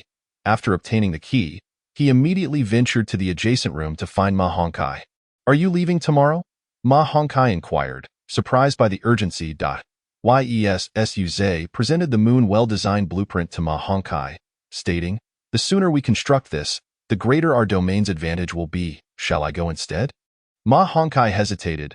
Wouldn't it be better for you to focus on building here? Suze shook his head. This pertains to the mysterious side of the secret realm, with my exceptionally high mental value. Coupled with the assistance of the old man, I would undoubtedly fare much better than you. Seeing this, Ma Hongkai could only agree. If you go, be cautious and return promptly. It is quite dull for me to build alone in the territory. Early the following morning, under Ma Hongkai's watchful gaze, Su Zhe utilized the key in his possession, record, using the West Coast key. Proceeding to Secret Realm, West Coast. The maximum exploration duration for the Secret Realm is 30 days. One may opt to pay 5,000 G in energy crystals to exit early. Chat channel closed, trading post closed. Welcome to the West Coast, Chapter 62. First entering the West Coast Secret Realm upon opening his eyes, Su Zhe found himself standing on a bustling street. Looking up, he saw the bright sunlight illuminating the sky above the West Coast, with European-style buildings painted in azure and crimson hues. The air was filled with the sweet aroma of cakes, and the streets were bustling with people, their voices overlapping in a cacophony of sales pitches. Excuse me, I'm running out of time." A young man clad in coarse linen hurriedly maneuvered through the crowd with a unicycle. "Hey, why are you rushing so much? Are you racing to be reborn?" A woman who had been bumped into exclaimed, her expression filled with annoyance as she dusted off the spot where she had been jostled, seemingly displeased that even a slight contact had sullied her attire. Now, that's quite a peculiar person, wearing a wolfskin coat on such a lovely day. Mind your own business. There are plenty of odd folks on the West Coast. Be careful not to attract trouble. Point 2. Gossiping women passed by Su Zhe, whispering about his attire, unaware that their words had already reached his ears. Seems it's time for a change of clothing. Su Zhe surveyed his surroundings and stepped into a tailor shop. "Newcomer, what do you require?" An elderly lady, peering over her reading glasses, looked up from her newspaper. Su Zhe scanned the shop, finding no garments to his satisfaction, and replied, "I need an outfit that makes me look more like a local." "That's no problem at all." The elderly lady produced a measuring tape from beneath the table and approached to take his measurements. "I've been a tailor on the West Coast for over 50 years. I know precisely what the locals prefer to wear." She picked up a pencil and sketched a few lines on paper, conjuring an image of a trench coat and accompanying garments. "Take a look. Is there anything you dislike?" Su Zhe examined the drawing, and true to her decades of experience, even his discerning eye found no fault in her seemingly casual strokes. However, he still had some reservations. "I feel this outfit may not suit me. What I mean is, rather than bespoke, I would prefer something ready-made. Of course, I quite like your trench coat and would like to order it as well." The elderly lady narrowed her eyes. "You're quite impatient, young man. I don't have any ready-made garments. Those you see are all custom orders. If you're in a hurry, you could add a bit more energy crystals, and I can have it ready for you promptly." Having observed that energy crystals were the de facto currency on the West Coast, Su Zhe inquired, "How many energy crystals in total?" 3,000. Su Zhe was taken aback by this figure as he prepared to reach for his wallet. 3,000? Indeed. Perhaps 3,005. I fear I cannot afford such a garment," Su Zhe remarked. "Ready to leave that I'm in a good mood today. If you miss this opportunity, it won't be so easy to return for a custom piece. Besides, you don't seem short on energy crystals." The elderly lady's tone remained calm. Su Zhe hesitated at the threshold, taking a deep breath. "Very well, I require your clothing." He turned back, not for any other reason, but because the elderly lady seemed capable of discerning the amount of energy crystals in his dimensional backpack, indicating she was no ordinary individual. Of course, this was also a gamble. The elderly lady might indeed be exceptional, but if she attempted to pass off a subpar garment to Su Zhe, there would be little he could do. It all depended on her integrity. Excellent. The elderly lady was pleased with Su Zhe's understanding. She trembled slightly as she walked to the back of the table, retrieving the materials. Palmer's enchanted silk, silk soaked in multiple magical dyes. Palmer's flying needle, used for sewing garments. It is exceptionally dexterous, yet deadly in combat. It appeared that the elderly lady's name was Palmer. She placed the two materials on the table, gestured lightly with her left hand, and the flying needle suddenly floated into the air, swirling around with the silk. Even with Su Zhe's sharp eyesight as an archer, he could not fully discern the needle's trajectory, only noticing it inscribing one mysterious rune after another. After several minutes, a cream-colored trench coat landed in Palmer's hands. "Here, Try it on and see if it fits. The elderly lady stepped lightly behind Suze, assisting him in donning the trench coat. Palmer S. Remembrance quality. Rare effects. 1. Temperature adaptation. Automatically adjusts the body temperature according to the external environment, with a range of -150 to 300. 2. Barrier. Immunity to magic attacks below LV2, with 50 damage reduction for magic attacks below LV 5.3. Resilience. Attacks below LV2 cannot destroy this garment. After being damaged by attacks between LV2 and LV7, it can automatically repair itself for a short time. 4. Master recognition. Owner designated as Suze0816 cannot be discarded, automatically seeks its owner. Evaluation. An ostensibly simple garment, representing Palmer S. fond memories of a departed friend. Suze was taken aback, almost at a loss for words. This garment transcended the value of mere energy crystals. At the very least, he had not heard of any place where one could purchase a rare quality garment with energy crystals, let alone one that came with 4 attributes. Do a spin. The elderly lady remained unfazed. Suze complied. It indeed resembled him perfectly. Finally, the elderly lady adjusted his collar. You may go now. Exercise caution in your dealings on the West Coast. After imparting her advice, the elderly lady returned to her seat behind the table. Closing her eyes to rest, Suze respectfully bowed to her, placing 10,000 G of energy crystals on the table. Thank you. He then turned and exited the tailor shop, merging into the throng of people. After a moment, the elderly lady removed her reading glasses and placed them on the table, a glimmer of tears shimmering in her eyes. She gazed in the direction Suze had departed, murmuring, "Roland, how many years have passed? The child you spoke of has finally arrived. I wonder where you are now." Suze looked up at the sun, his heart racing. Logically, having just experienced such an extraordinary encounter, he should be joyous and exhilarated. Yet, inexplicably, this grand gift left him feeling anxious and unsettled. Woof! Just as his mind was in turmoil, a familiar bark brought him some comfort. "Old man!" Suze extended his arms, and the little old man leapt directly into his embrace, incessantly licking his face with his tongue. Initially, Suze believed that the little old man had not entered this time, only to realize that he had merely failed to materialize in one particular location. After a brief moment of joy at their reunion, the man and his dog began to meander through the streets. Suddenly, a diminutive figure clad in yellow obstructed his path and whispered, "Excuse me, my friend, do you require a ticket?" Chapter 63. What is the secret of way? Yeah? What friend? What ticket? Suze was utterly perplexed. Noting the heavy accent in the man's speech, a ticket is, well, the little man in yellow cautiously retrieved a ticket from his clothing, waving it in front of Suze. However, his hand moved with such swiftness that it left an afterimage, and all Suze could discern were the words way, yeah, secret, emblazoned upon it. Additionally, a voluptuous woman with fair skin posed alluringly on the ticket. Is this not rather irregular? Suze swallowed hard. Whether it's regular or not, it doesn't affect. The little man in yellow raised an eyebrow at Suze, making a knowing gesture. After pondering for a moment, Suze inquired, "Do they possess moonlight stones?" "What?" The little man in yellow was momentarily taken aback. Doubting his hearing, did I mean, "Can they provide me with moonlight stones?" This time, the little man comprehended, furrowing his brow as he regarded Suze with disdain before walking away. What a fool, not interested in women, only fixated on inappropriate matters. Suze stood in stunned silence, questioning why it was wrong to desire moonlight stones. Was it not the pursuit of women that was deemed appropriate? He smacked his forehead and led the little old man onward, who regarded Suze with curious eyes, seemingly eager to uncover the secret behind that way thing. Eventually, they arrived at a bulletin board at the end of the street. In civilized areas, bulletin boards serve as one of the swiftest means to learn about a locality. The announcements for the West Coast featured a comprehensive map on the left, while the right side displayed various notices and job advertisements. Suze first glanced at the map of the West Coast.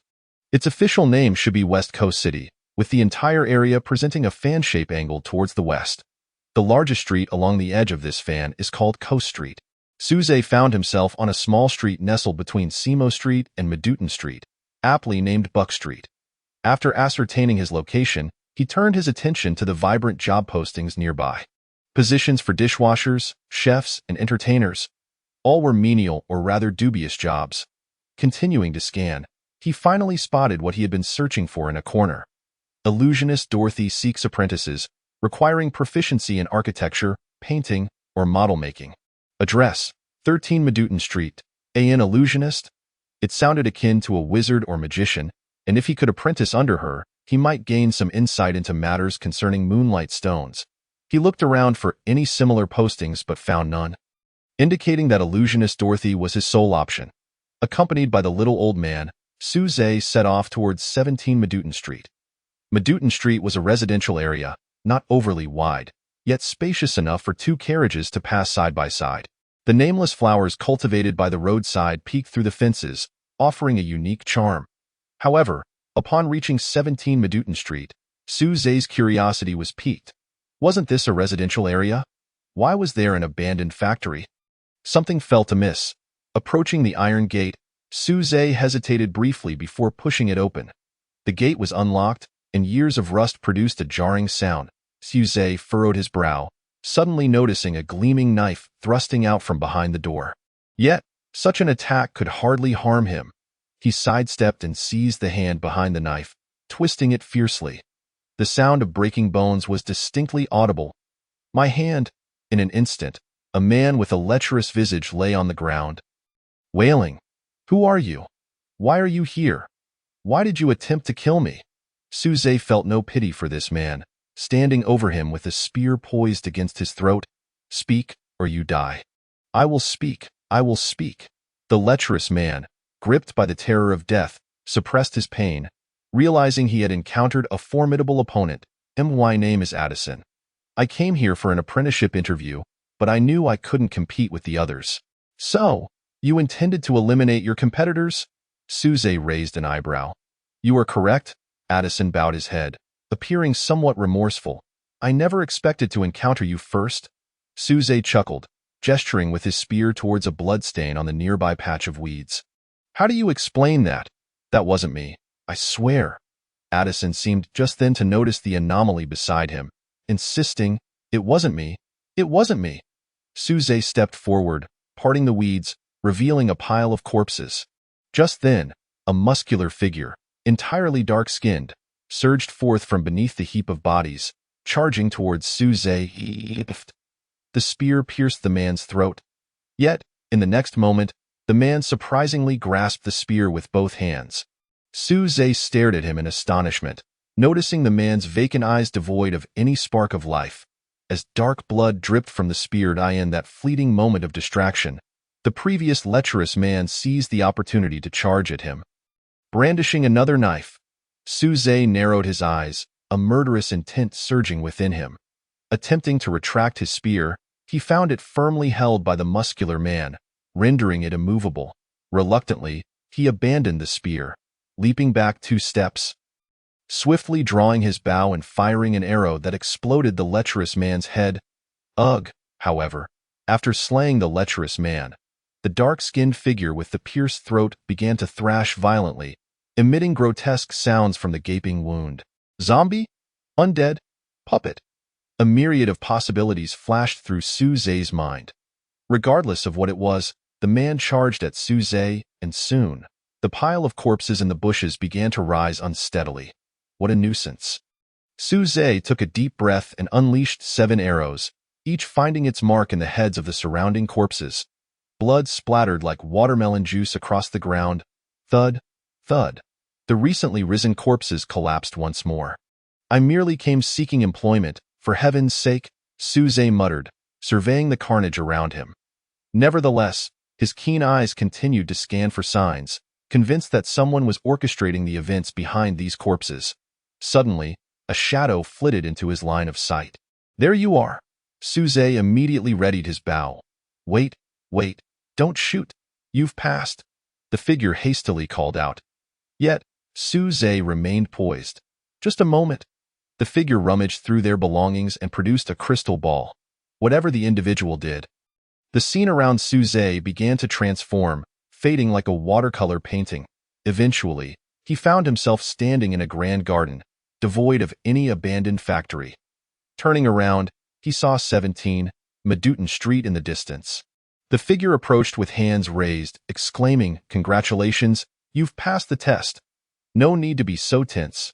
Upon closer inspection, Suze recognized the figure as the lecherous man, Addison. An illusion, indeed. Chapter 64. The apprentice test correct? Indeed, it is an illusion. Addison approached Suze with a grin, having already introduced himself. "I am Addison, one of Dorothy's assistants, Suze, here to apply for the apprenticeship." Suze succinctly introduced himself. Addison's face lit up with delight. "Suze, we are in dire need of someone like you. Your performance has greatly impressed me. However, you are aware there are other competitors, and further challenges await you.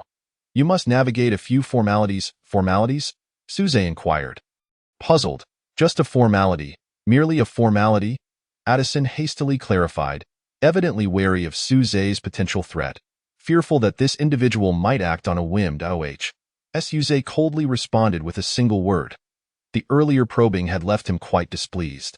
Clearly, the requirements were for a solid foundation in architecture, painting, and model building, yet he was met with such a shock right at the first hurdle of the interview. Undoubtedly, anyone would feel uncomfortable under similar circumstances. Under Addison's guidance, Suze arrived at a gazebo situated at the back of the garden. Inside sat 4 individuals. One was an energetic girl with golden hair and blue eyes, sporting 2 large pigtails, her signature freckles adding a touch of playfulness to her appearance. The second was a mature and intelligent woman, whose gaze towards Suze was rather provocative. However, the pistol at her waist indicated that she was not someone to be trifled with. The remaining 2 were men, one of whom was the brash youth Suze had encountered on the street upon his arrival. The last was a young man with a bushy beard and glasses. All 4 regarded Suze with varying expressions, yet there was a unanimous air of wariness towards him. Suze chose a vacant seat, and upon raising his head, he noticed a luminous screen at the front of the gazebo, projecting the scene at the entrance to this moment. Number 17 Maduton Street had reverted to the appearance of an abandoned factory. Seeing this, Suze's heart sank as he realized that these individuals had witnessed his earlier performance. Explaining their apprehensive demeanor, the 5 remained oddly silent, with only the occasional sound of the old man in the garden capturing butterflies, making the atmosphere almost painfully tense. Finally, a figure entered the illuminated screen, shattering the heavy and awkward silence. Unfortunately, that individual failed to pass even the first surprise attack. Subsequently, the second person, then the third. Until the screen shut down and Addison returned, no new candidates had succeeded. "Congratulations, you may advance to the second round," Addison announced to the group. "Our second." Just then, Suze interrupted Addison's words. "Please, go ahead," he said. Addison, rather taken aback, gazed at Suze with a hint of trepidation. Suze continued, "I've come merely to be an apprentice. Why is there a test for the first round?" Upon hearing this, the other 4 successful candidates exchanged puzzled glances, only to quickly avert their eyes as realization dawned upon them. "Aha, you must not be a local from the West Coast, are you?" Addison exclaimed, suddenly enlightened, and patiently began to explain. Although the West Coast is bathed in sunshine, it is far from tranquil, especially amidst the fierce rivalries between great wizards and sorcerers, where conflicts are commonplace. Therefore, our selection of apprentices first requires a certain level of self-protection capabilities. At the very least, one should not be easily assassinated or terrified by the sight of a resurrected zombie. Do you understand? Yes, I comprehend. Suze nodded. That's wonderful. Addison clasped his hands together, exhaling a sigh of relief, and addressed the group. Now, I shall explain the rules for the second round. The rules for the second round are quite straightforward. Showcase your skills in construction, painting, or model making. I will present the tasks to you. Each person received a piece of paper containing 3 tasks related to construction, painting, and model making. The construction task was to build a watchtower within half an hour. Half an hour? A watchtower? Suze recalled that he had spent an entire morning building a watchtower alongside Ma Honkai. While he might be somewhat quicker now due to experience, it was still unlikely he could complete it in half an hour. The other tasks were equally demanding. For instance, The painting task required replicating a particularly challenging artwork with a score of over 60 within half an hour, and one could not afford to stray from the original. Meanwhile, the model-making task demanded crafting a simple handgun within the same time frame. Upon receiving their tasks, the others immediately set to work. Addison approached Suze with a smile, saying, "You can just observe. You won't need to take the test for the second round." After contemplating for a moment, Suze decided it would be more engaging to challenge himself. Thus he replied, "No worries. I might as well build something for fun.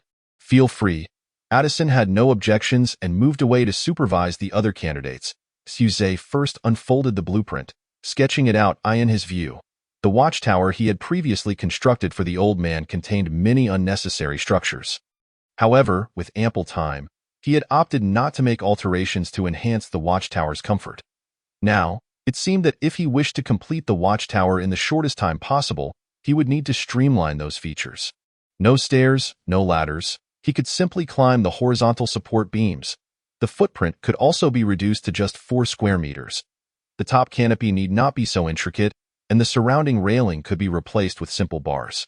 Ultimately, after 10 minutes, Suze had refined the watchtower to require only a handful of wooden beams for construction. Once the design was complete, he could hardly contain his eagerness and immediately began building. The amount of work involving a few wooden beams would take Suze merely 5 minutes. Thus, a mere 15 minutes later, an 8-meter-high watchtower with a footprint of 4 square meters stood before the astonished onlookers. Addison's eyes sparkled with admiration as he climbed the watchtower for inspection, continuously praising, "Impressive, truly impressive. I had no idea that in addition to your exceptional combat skills, you were also well-versed in architecture." Suze rolled his eyes inwardly. After all, his profession was that of an architect. If an architect were not knowledgeable in architecture, what would become of the profession? Observing Suze's speed and the quality of his work, the other candidates began to feel a sense of panic, particularly the bearded man in glasses, who, under pressure, made numerous mistakes in his painting, causing his replication to become increasingly unrecognizable. The intelligent woman, on the other hand, struggled with model making and kept casting pleading glances at Addison, silently begging for assistance, but Addison remained indifferent. Ultimately, when the half-hour concluded, Suze, the freckled girl, and the brash youth were the only 3 to pass the second round, while the other 2 departed dejectedly. "Congratulations to you all for passing the trial. Now, I shall lead you to the third round." Chapter 65. The illusionist Dorothy. The old man had a blast. "We re-off," Suze called back to the joyful old man as they followed Addison toward the third round. Along the way, Addison guided Suze and the others along a stone path through the garden, revealing a quaint 3-story house ahead. The entrance on the ground floor. Addison gestured for Suze and the others to wait briefly, stepping forward to gently knock on the door. After a moment, an elderly voice called from inside, "They have all passed. Come in." Addison visibly relaxed, turning back to the 3 and saying, "You 3 have passed the third round. Enter and meet Lady Dorothy." He then gently opened the door. Suze suddenly realized that the third round was indeed an interview with Dorothy. The 3 formed a line and stepped through the pristine oak door, immediately spotting a gaunt old man seated at a desk, scrutinizing them. His head was crowned with white hair, yet he appeared vigorous, his face a tapestry of wrinkles that bore an authoritative gaze.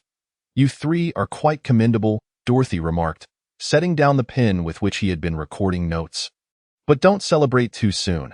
I have a few questions to ask." The trio stood in silence, awaiting Dorothy's continuation. "Please introduce yourselves and explain why you wish to become an apprentice." He gestured for the freckled girl on the far left to begin. Suze glanced sideways, realizing that if this was the order, he would be the third to speak. The freckled blonde girl spoke first. "My name is Jeremy. I used to work in a textile factory, and I wish to become an apprentice to escape the bullying from the factory workers." Dorothy nodded. "Here, no one will dare to bully you again, but you must fulfill your assigned tasks diligently. Otherwise, do not blame us for being unmerciful." Next was the brash young boy. Clenching his fists in evident nervousness, he spoke with an excited tone. "Lady Dorothy, I am Walkley. I used to help people move things at the port, and I want to become a powerful sorcerer like you." Cough. Dorothy seemed momentarily choked by the boy's words. "It's illusionist, not sorcerer." Since you have the enthusiasm, focus on your apprenticeship, and once you've solidified your foundations, I look forward to seeing you grow strong one day. Finally, Dorothy's gaze fell upon Suze. And you? To be honest, you are the one I am most intrigued by. What brings you here? Suze replied. Great Lady Dorothy, my name is Suze, and I am here because I admire your talent. I wish to follow in your footsteps and become the next illusionist. Get lost? Dorothy appeared somewhat irate, but then quickly shifted from anger to amusement. You come dressed in the attire crafted with care by that old witch Palmer to profess your admiration for me. If you're going to feign sincerity, at least make it believable. I'll give you a chance to rephrase your statement. Suze pinched his nose, feeling a bit embarrassed. He hadn't expected Dorothy to be so perceptive, immediately recognizing the garment as one made by Palmer. However, since she hadn't outright rejected him, it seemed that her relationship with Palmer wasn't adversarial. With that thought, he decided to speak candidly. Lady Dorothy, I have come seeking a moonstone. A moonstone? Dorothy inquired. Puzzled, doesn't Palmer have any? To speak candidly, I only arrived on the West Coast today, and this attire was freshly made. Upon hearing Suze's words, Dorothy immediately removed her glasses, meticulously cleaned them, and then put them back on, scrutinizing Suze with keen interest. After a brief pause, she nodded. I understand. It truly resembles it. She picked up the pin from the table, twirled it in her hand a couple of times, fell into silence for a moment, and gestured for Addison outside to leave with the other two individuals. Once they departed, Dorothy motioned for Suze to take a seat, then inquired, How much time do you have left on the West Coast? Dorothy's question made it abundantly clear to Suze that his identity as an otherworldly visitor had been discovered. He replied honestly, Excluding today, I have 29 days remaining. Dorothy nodded. 29 days, not particularly long. After contemplating for a moment, she continued, Regardless of your relationship with Palmer or certain others, here, if you desire something, you must make a sacrifice. Logically speaking, it would be impossible for you to obtain a high-level magical artifact like Moonstone at the apprentice stage. However, in consideration of others' opinions, I am willing to extend an opportunity to you. Alternatively, one might say this is an investment on my part. If you can complete the task I assign you and ensure that when you return to the West Coast next time, you assist me with a small favor, I would not hesitate to bestow the Moonstone upon you. Very well, Suze replied with certainty. At this juncture, he had no choice but to accept Dorothy's terms. Given Dorothy's tone, it was evident that, based on his current abilities, acquiring a Moonstone elsewhere would be an arduous task. Here with Dorothy, at least there was a glimmer of hope. Accept the special task. The Gambit of the Dreamweaver Dorothy task content. Complete the tasks assigned by Dorothy and ensure to assist her upon your next return to the West Coast. Task reward. Moonstone hidden reward. Unknown, the system's prompt echoed, making Suze realize that this wager with Dorothy was seemingly more complex than he had anticipated. What I require of you is quite simple yet exceedingly challenging. Dorothy raised a finger. It is learning. Learning? Suze furrowed his brow, expecting a task involving eliminating Dorothy's enemies, only to find it was about learning. What, do you find it easy? Dorothy wore a knowing smile. This learning is not of the ordinary kind, but rather a frenzied, obsessive endeavor, consuming every moment of your time and life. As for what to learn, that is for you and me to decide. An ominous premonition suddenly surged within Suze. He felt as though he had been ensnared. As Dorothy ventured deeper into the room, with a wave of her hand, the surrounding area faded as if it were a withered painting, and the two found themselves in a well-lit underground chamber. Though termed a basement, it was illuminated brightly. Within the expansive room, lights illuminated every corner. Dozens of towering bookshelves filled with a myriad of books adorned the space. Among these were texts in languages Suze recognized, as well as those he did not. Dorothy pointed, saying, Behold, this is what you are to study, so many. Suze took a deep breath, wondering if it was truly possible to absorb all this knowledge. With such an abundance of texts, he felt that many individuals might not even accumulate a fraction of this knowledge in their lifetime. Upon hearing Suze's query, Dorothy replied earnestly, Of course. It is achievable. When I was your age, I completed it in 2 months. I believe you are more capable than I was, so a month should suffice. Are you serious? Suze retorted. only to find himself seized by Dorothy's grip around his neck, utterly powerless to resist. Immediately after, a cold, bitter potion was forcibly poured into his mouth. Player consumes the frenzied hallucination potion, duration 29 days 5 hours. Exit West Coast option locked, memory capacity increased by 500. Entering tireless state, consuming 50 hours of mental energy. Chapter 66. The Power of Knowledge Status. Tireless, the brain remains in an excited state until the potion's effects dissipate. Su Zhe's world swirled in a disorienting manner, his cerebral cortex buzzing with electric currents. Never before had he felt so acutely awake. Everything before him was subject to an astonishingly clear analysis within his mind. Isn't it marvelous? Dorothy held Su Zhe's shoulders. This is the state achieved post-mental enhancement, detached from the corporeal, mastering all. As she spoke, she retrieved a thick black tome from the shelf. This is my journal, and it is the first book you need to read. She placed the book before Su Zhe, and now, it is your moment of revelry with knowledge and solitude. I shall not intrude upon you. As the world spun, Dorothy departed the underground chamber through a kaleidoscopic passage. Su Zhe remained in a daze for a while, gradually acclimating to this new sensation. Ultimately, he seated himself at a desk, akin to a child entering a classroom for the first time, opening the black tome. Faced with unfamiliar knowledge, he felt both yearning and trepidation. The first page bore Dorothy's handwriting, analysis of the mysterious aspect. Within it lay Dorothy's insights on the utilization of the mental realm. And Su Zhe read with rapt attention, particularly fixating on a passage that he mulled over repeatedly. The world is material. Any power from the mysterious aspect cannot transcend the realm of matter. What is termed mysterious is merely an extraordinary force derived from the application and transformation of mental energy. Many assert that the mind is the ultimate proof of transcending reality and material power. Yet have they ever pondered whether the mind itself is not a form of matter? It is colorless, formless, minuscule, and fragile, yet it can grow, extend, and transform. Ultimately, all mental energies must intersect with the traditional notion of reality to manifest their effects. For instance, elemental magic, physical enhancement, and illusions, regardless of how ethereal the mind may be, and however enigmatic the mysterious aspect is, its ultimate impact is always upon matter. Players read Dorothy's reflections, increasing their mental capacity by 100.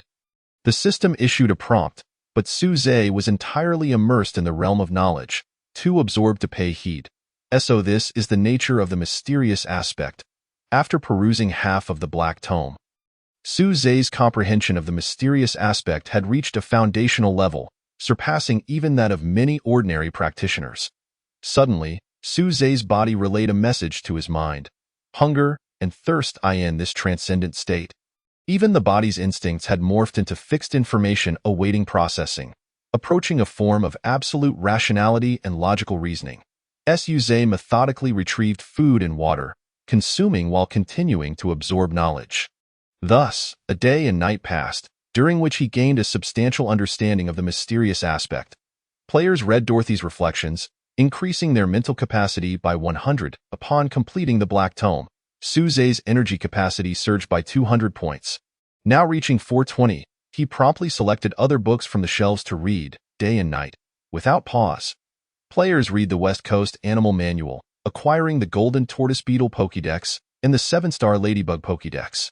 Players read the West Coast Plant Manual, acquiring the Heart's Ease Orchid Pokédex and the Calming Bamboo Pokédex. Thousands of species of flora and fauna flooded into Su Zhe's mind, with their habits, preferences, and various details now at his fingertips. Players read Basic Drawing, Intermediate Drawing, Advanced Drawing, Engineering Drafting, Engineering Illustrations. Influenced by mysterious forces, the player gained the additional profession of engineer. Players read Basic Model Making, Advanced Model Making, General Principles of Machinery, Machinery Manufacturing, Machinery Analysis. Influenced by mysterious forces, the player gained the additional profession of mechanic. Players read Geography, Meteorology, Dragon-Seeking Techniques. Influenced by mysterious forces, the player obtained the additional profession of Trackard. As he delved deeper into his studies, he astonishingly acquired all 4 professions of the Lord. Such is the power of knowledge. Ordinarily, Su Zhe might have felt joy and exhilaration. Yet, at this moment, he wore a blank expression, as though these events were transpiring to another rather than himself. He had succumbed to a state of absolute rationality. Indeed, it took merely 15 days to grasp 4 elements. At an indeterminate time, Dorothy appeared quietly beside Suzy. She gently tapped the back of his head, causing his pupils to dilate instantaneously. His thoughts seemed to freeze. Knowledge within his mind began to intertwine and reorganize chaotically. At this rate, in another 10 days, he should be able to ascend to the novice dreamweaver stage. Dorothy adjusted her gold-rimmed glasses. As for how far you will progress, that lies solely in your hands. As a guide, I can do no more. Dorothy stretched lazily, turned away, and lamented her fatigue. Yet she still had to attend to matters at Mary Harbor, which she found rather troublesome. In the basement, only Suzy remained. His vision was devoid of any books or objects, filled instead with an endless array of symbols floating before his eyes.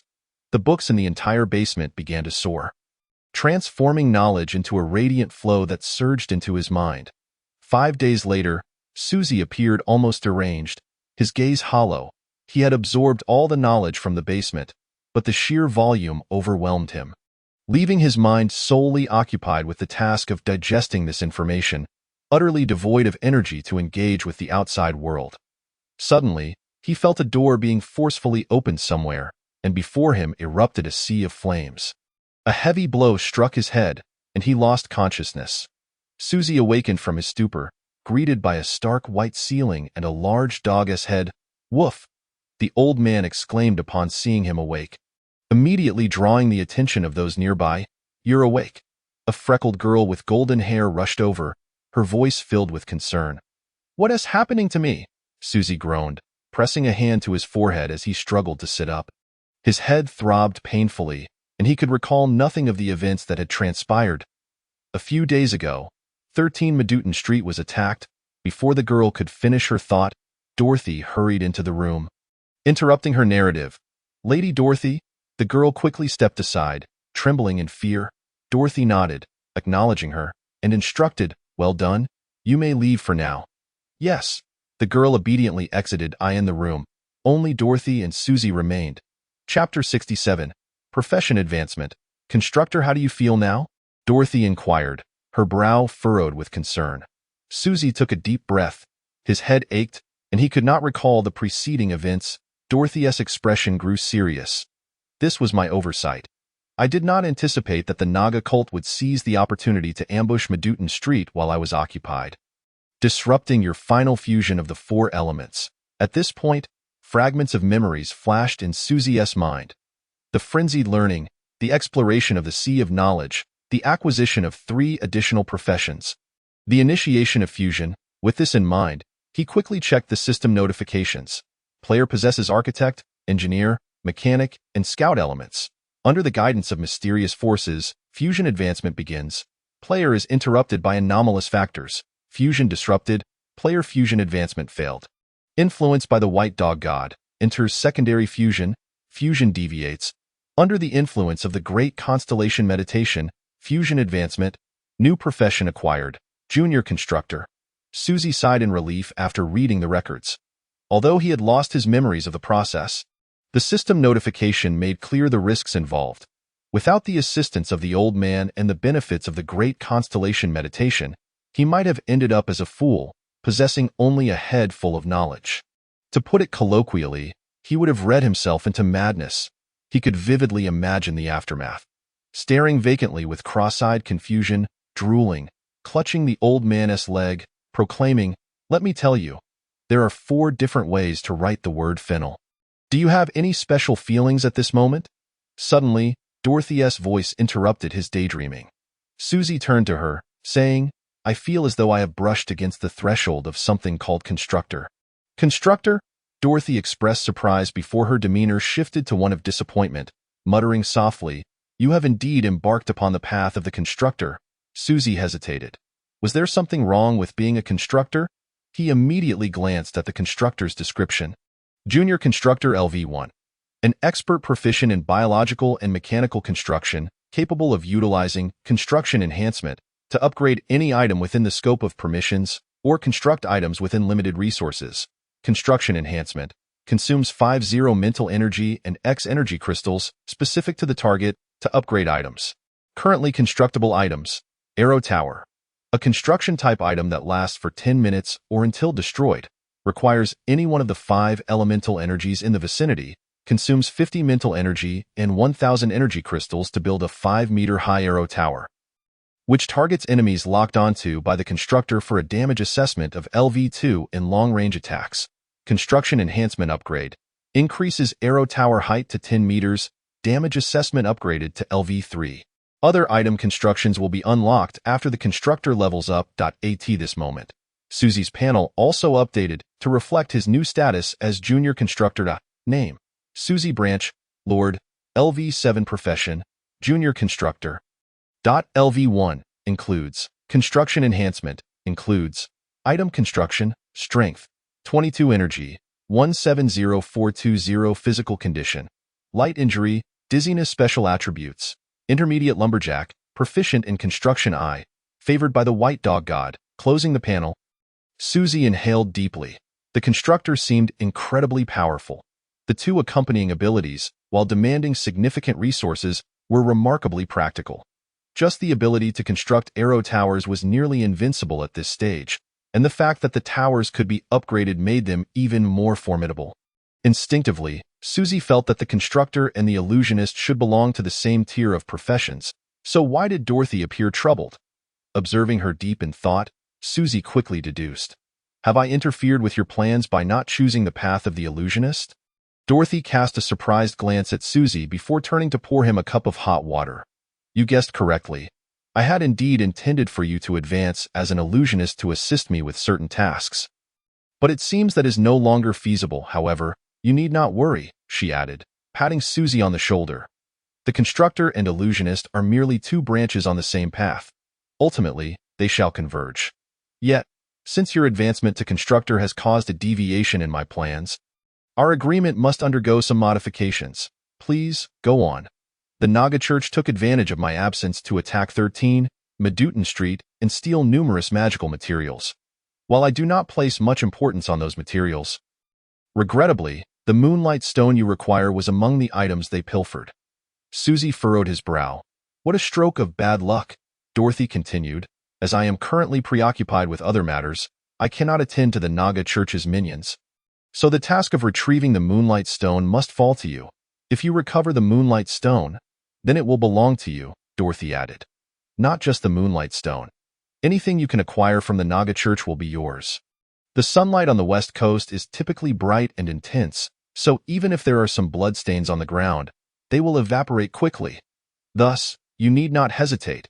Act boldly. Having concluded her remarks, Dorothy adjusted her golden-rimmed glasses and walked toward the door. You have 7 days remaining before your return. In the blink of an eye, she vanished from Susie's sight. 7 days.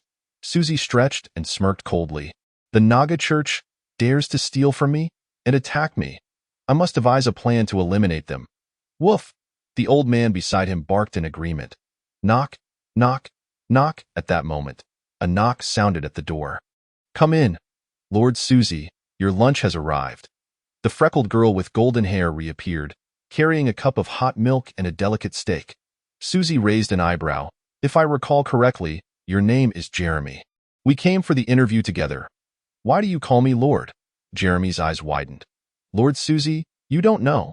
You have been appointed as Lady Dorothy's assistant. Your portrait is likely being circulated across the entire West Coast. As she spoke, her eyes sparkled with envy. When will I be able to be like you, my lord? No. Just being 1/10 as impressive would suffice. Becoming an assistant just half a month after starting as an apprentice. Such a figure has never existed in the history of the West Coast. Susie speared the steak with his fork and took a bite, feeling little joy. He understood well that there is no such thing as a free lunch. Everything Dorothy provided him would ultimately need to be repaid, whether it was the earlier assistance in his advancement or the current honor. After chewing and swallowing the steak, he placed the empty plate before Jeremy. Please bring me 20 more of these steaks. Huh? Jeremy was taken aback. Woof. No, wait. Make it 40. Chapter 68. The Naga Church. Jeremy, do not look at me as if I were a monster, Susie said, placing the 20th empty plate on the table. Let me share a secret. To become powerful, one must eat as much as I do. Really? Is that true? Jeremy's eyes widened, and his small mouth slightly parted in astonishment. Yet I have never heard such a statement before. So, it is a secret. Susie smiled mysteriously. If everyone knows, how can it still be called a secret? His gaze shifted, and he noticed that the old man had already devoured 20 steaks, still looking unsatisfied. Thank you, Lord Susie, for your guidance. I, Jeremy, shall surely become a girl who can eat. The simple-minded Jeremy ultimately chose to believe Susie's words, resolutely deciding to indulge in 2 extra loaves of bread tonight. Aspiring to become as remarkable as Lord Susie. All right, please clear the plates. Susie concluded his meal, for it was time to attend to serious matters. As Jeremy departed, Susie retrieved paper and pen, beginning to sketch. Moments later, a map emerged on the page, a topographical representation of the Naga Church's periphery. Well versed in the tomes of Dorothy's basement, Susie was thoroughly acquainted with such information. Now, it was time to devise a plan to bring a bit of surprise to this foolish church. As the name suggests, the Naga Church is an organization formed by the worshippers of Naga, nestled beneath one of the 2 major ports on the West Coast, Suddy Port. This church has existed since the inception of the West Coast, boasting a long history, yet simultaneously remaining one of the most infamous churches in the region. The reason is simple. Its founders are fishmen. Indeed, there are no Nagas within the Naga Church, only fishmen. They adhere to the doctrine of awakening the Naga deity and have wreaked havoc on the West Coast for millennia. They seek anything they deem beneficial to awakening the Naga deity. Regardless of the cost or sacrifice involved, in a sense, they are a tenacious group of fishmen. The Naga Church's audacity has yet to be extinguished, and the reason is quite straightforward. The Naga deity truly exists. According to the records in the basement, 7 centuries ago, a powerful sorcerer, unable to tolerate the Naga Church any longer, took action in fury. However, he was ultimately deterred by the projection of the Naga deity and suffered severe injuries himself. Although the Naga Church was significantly weakened thereafter, no one dared to speak of destroying it again. While Susie yearned to uproot the Naga Church entirely, he was acutely aware of his own limitations. If even a powerful sorcerer struggled to accomplish such a feat, it was beyond his capability. Thus, his strategy was to harass, ambush, and seize, retrieve the moonlight stones, reclaim the high-grade magical materials, capture the beautiful fishmen. Of course, the last point was in jest. The fishmen had no beauties and mermaids were not fishmen. Should I enter the Naga Church through the sewer? Susie frowned, seemingly dissatisfied with this route. However, upon surveying the area again and finding no more suitable alternatives, he reluctantly accepted the sewer as his chosen path. After all, he had the courage to leap into cesspools. A sewer was merely a minor inconvenience. Accompanied by the old man, Susie pushed open the door. The clarity of the West Coast remained bright as Susie traversed the garden, departing from 13 Madton Street, becoming engulfed in the throngs of people. Suddy Port is a vital harbor along the West Coast. Unlike the external trade of Maryport, Suddy Port thrives on its fishery resources. Just over 10 nautical miles from Suddy Port flows a warm current from southeast to northwest, rendering it a natural fishing ground where fishermen annually haul in bountiful catches. Adjacent to Suddy Port lies the largest fish market on the West Coast, where fresh fish arrive in a continuous stream daily. If one desires to procure first-hand fresh goods, this is undoubtedly the prime choice. At this moment, Susie found himself within Suddy Market. The old man fidgeted anxiously at his feet, clearly unsettled by the damp scent of seawater and the pungent odor of fish in the air. Be good, bear with it, Susie reassured as he patted the old man's head, for it would become even more odorous shortly. One man and one dog meandered through the winding alleys, entering a concealed passageway. On either side stood makeshift shelters draped in simple tarpaulins, with nearly every doorstep occupied by a scantily clad, voluptuous woman. However, their appearances varied greatly. Today's clientele seems rather promising, exclaimed a woman adorned with vibrant lipstick, grinning widely. Fighting over me later. Humph. This man looks quite robust. Wouldn't he crush you? I do adore this kind of powerhouse. A group of women chattered animatedly, and as Susie approached, They began to pose and flaunt their allure. Yet, Susie's eyes were fixed solely ahead, intensely focused on the sewer entrance. He strode directly past the throng of flirtatious women, lifted the sewer cover, and slipped inside. The women were left stunned. All dressed up? Yet he's just a sewer rat. What a waste of my emotions. Lee, don't be upset. At least someone is finally unclogging the sewer that's been blocked for 2 months, right?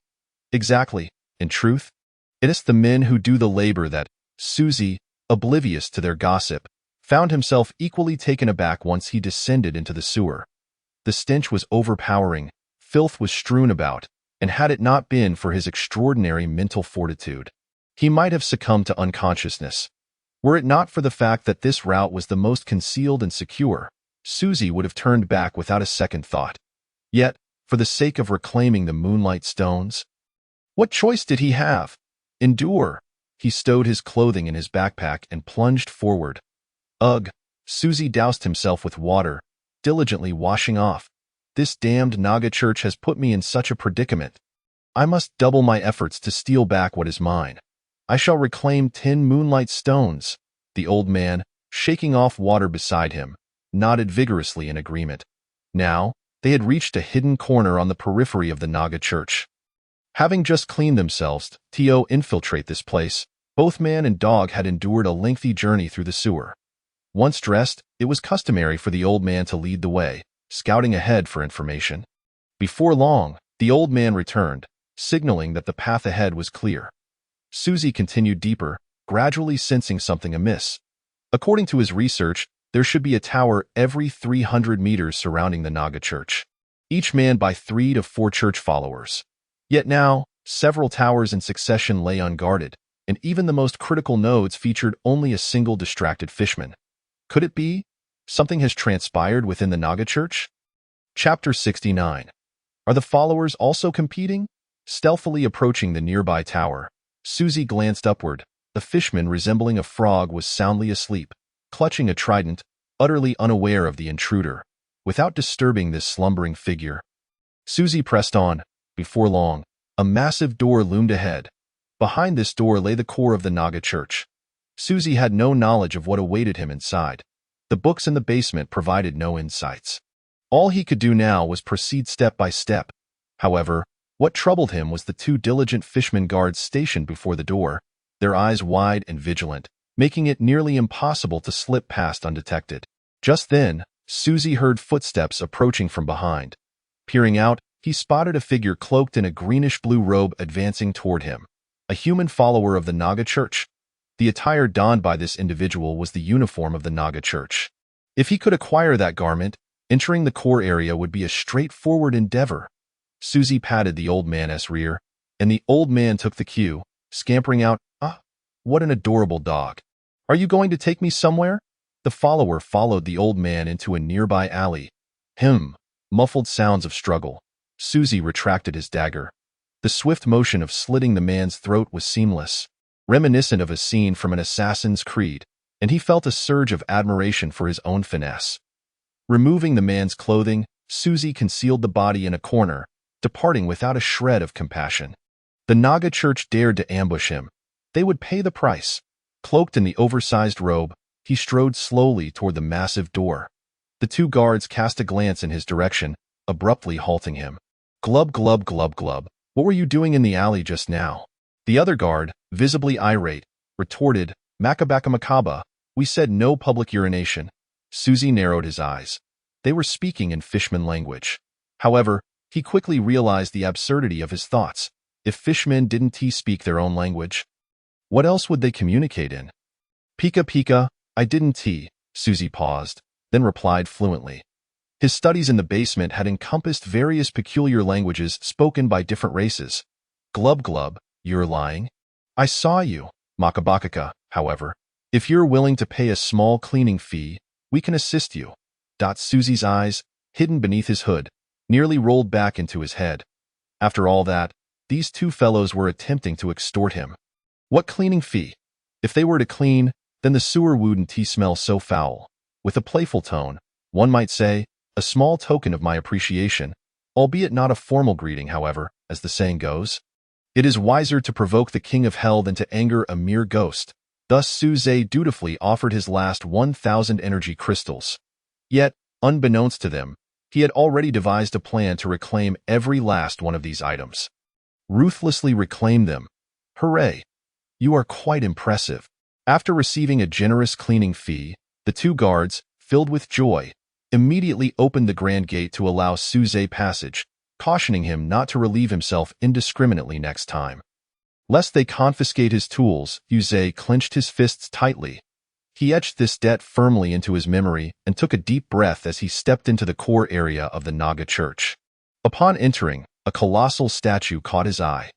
This statue depicted a being with a human torso and a fish tail, adorned with fins by its ears, its skin covered in scales, wielding twin serpentine swords, and a gem radiating a pure white light embedded in its forehead, moonstone. How dare they treat such a gem as mere decoration? Cursed be them! Beneath the statue lay 3 clusters of buildings. Although the architectural styles were strikingly similar, the inhabitants varied significantly. With his keen eyesight, Su Zhe quickly assessed the situation of the 3 structures. The first housed the lower-ranking human devotees. The second was occupied by ordinary fishmen. The third, however, was reserved for the highest-ranking mermen and the upper echelon of the Naga church. At this moment, regardless of their status, the excitement on their faces was palpable, as if some monumental event were about to unfold. Su Zhe made his way towards the human devotees cluster, surrounded by others clad in similarly oversized robes. He circled each building, only to find nothing of value to pilfer, a bunch of impoverished wretches. Su Zhe silently cursed them, questioning their lack of pride for serving these alien beings. An elderly figure seemed to sense his thoughts, casting a disapproving glance in his direction, as if to say, "Even dogs possess their own dignity. Refrain from speaking recklessly." After thoroughly inspecting the human devotees cluster without yielding any spoils, Su Zhe's gaze naturally shifted to the other 2 clusters. Surely, the fishmen must have some savings? Yet, just as he approached those buildings, the fishmen began to pour out, wandering about outside. If he ventured over now, he would likely be discovered. Never mind, he thought, I shall linger here for a moment. He raised his eyes once more to the towering Naga statue. Observing the glimmering moonstone, feeling a tinge of frustration, he must devise a plan to obtain that moonstone. However, the surrounding devotees, witnessing his unmoving stance and rapt attention towards the statue, suddenly felt a wave of shame for their own inaction. This is true faith, gazing upon the Naga statue, praying and professing their loyalty. Almost all the human devotees, influenced by Su Zhe, began to imitate him. Consequently, a peculiar silence enveloped the human devotees cluster. When Su Zhe snapped back from his various schemes, he noticed the unusual atmosphere around him. Though he was unaware of the cause, he dared not move. 15 minutes passed, and the devotees remained absorbed in their reverence. Half an hour elapsed, and they still remained enraptured. An hour went by, and they continued to be. Su Zhe inhaled deeply. His neck was nearly stiff. Could these fellows refrain from causing a disturbance? Yet, as they remained motionless, Su Zhe had no choice but to endure. After a while, his keen ears caught the sound of others around him taking deep breaths. These fools could not hold out any longer. They too were straining. With a resolute heart, Su Zhe lowered his head and murmured, "Jili Gulu, O Naga deity above." Seeing that the idol's prayer had finally concluded, the other devotees quickly stretched their necks, mimicking the words Jili Gulu in a theatrical manner. Observing their antics, Su Zhe felt an amusing mix of exasperation and laughter. Had he known, he would have remained still, eager to see who could outlast whom. The crowd concluded their prayers, and before long, a deep purple merman wielding an iron-tipped whip approached, exclaiming, "Yula Walla Wallara!" All devotees, proceed to transport the Naga statue. The ritual for summoning the deity is about to commence. Chapter 70. Bennett's conspiracy summoning the deity? Su Zhe's heart raced. His earlier suspicions had not been unfounded. The Naga church was secretly planning such a thing. Judging by their demeanor, should they successfully summon the deity, the entire western coast would surely be doomed. Moreover, the most pressing concern was that he might never obtain the moonstone. Gritting his teeth, Su Zhe resolved, "No, I must secure the moonstone before their ritual succeeds. Yulawala." All devotees, proceed to transport the Naga statue. The merman bellowed. The devotees surged towards the Naga statue like a tide, and Su Zhe was swept along with them.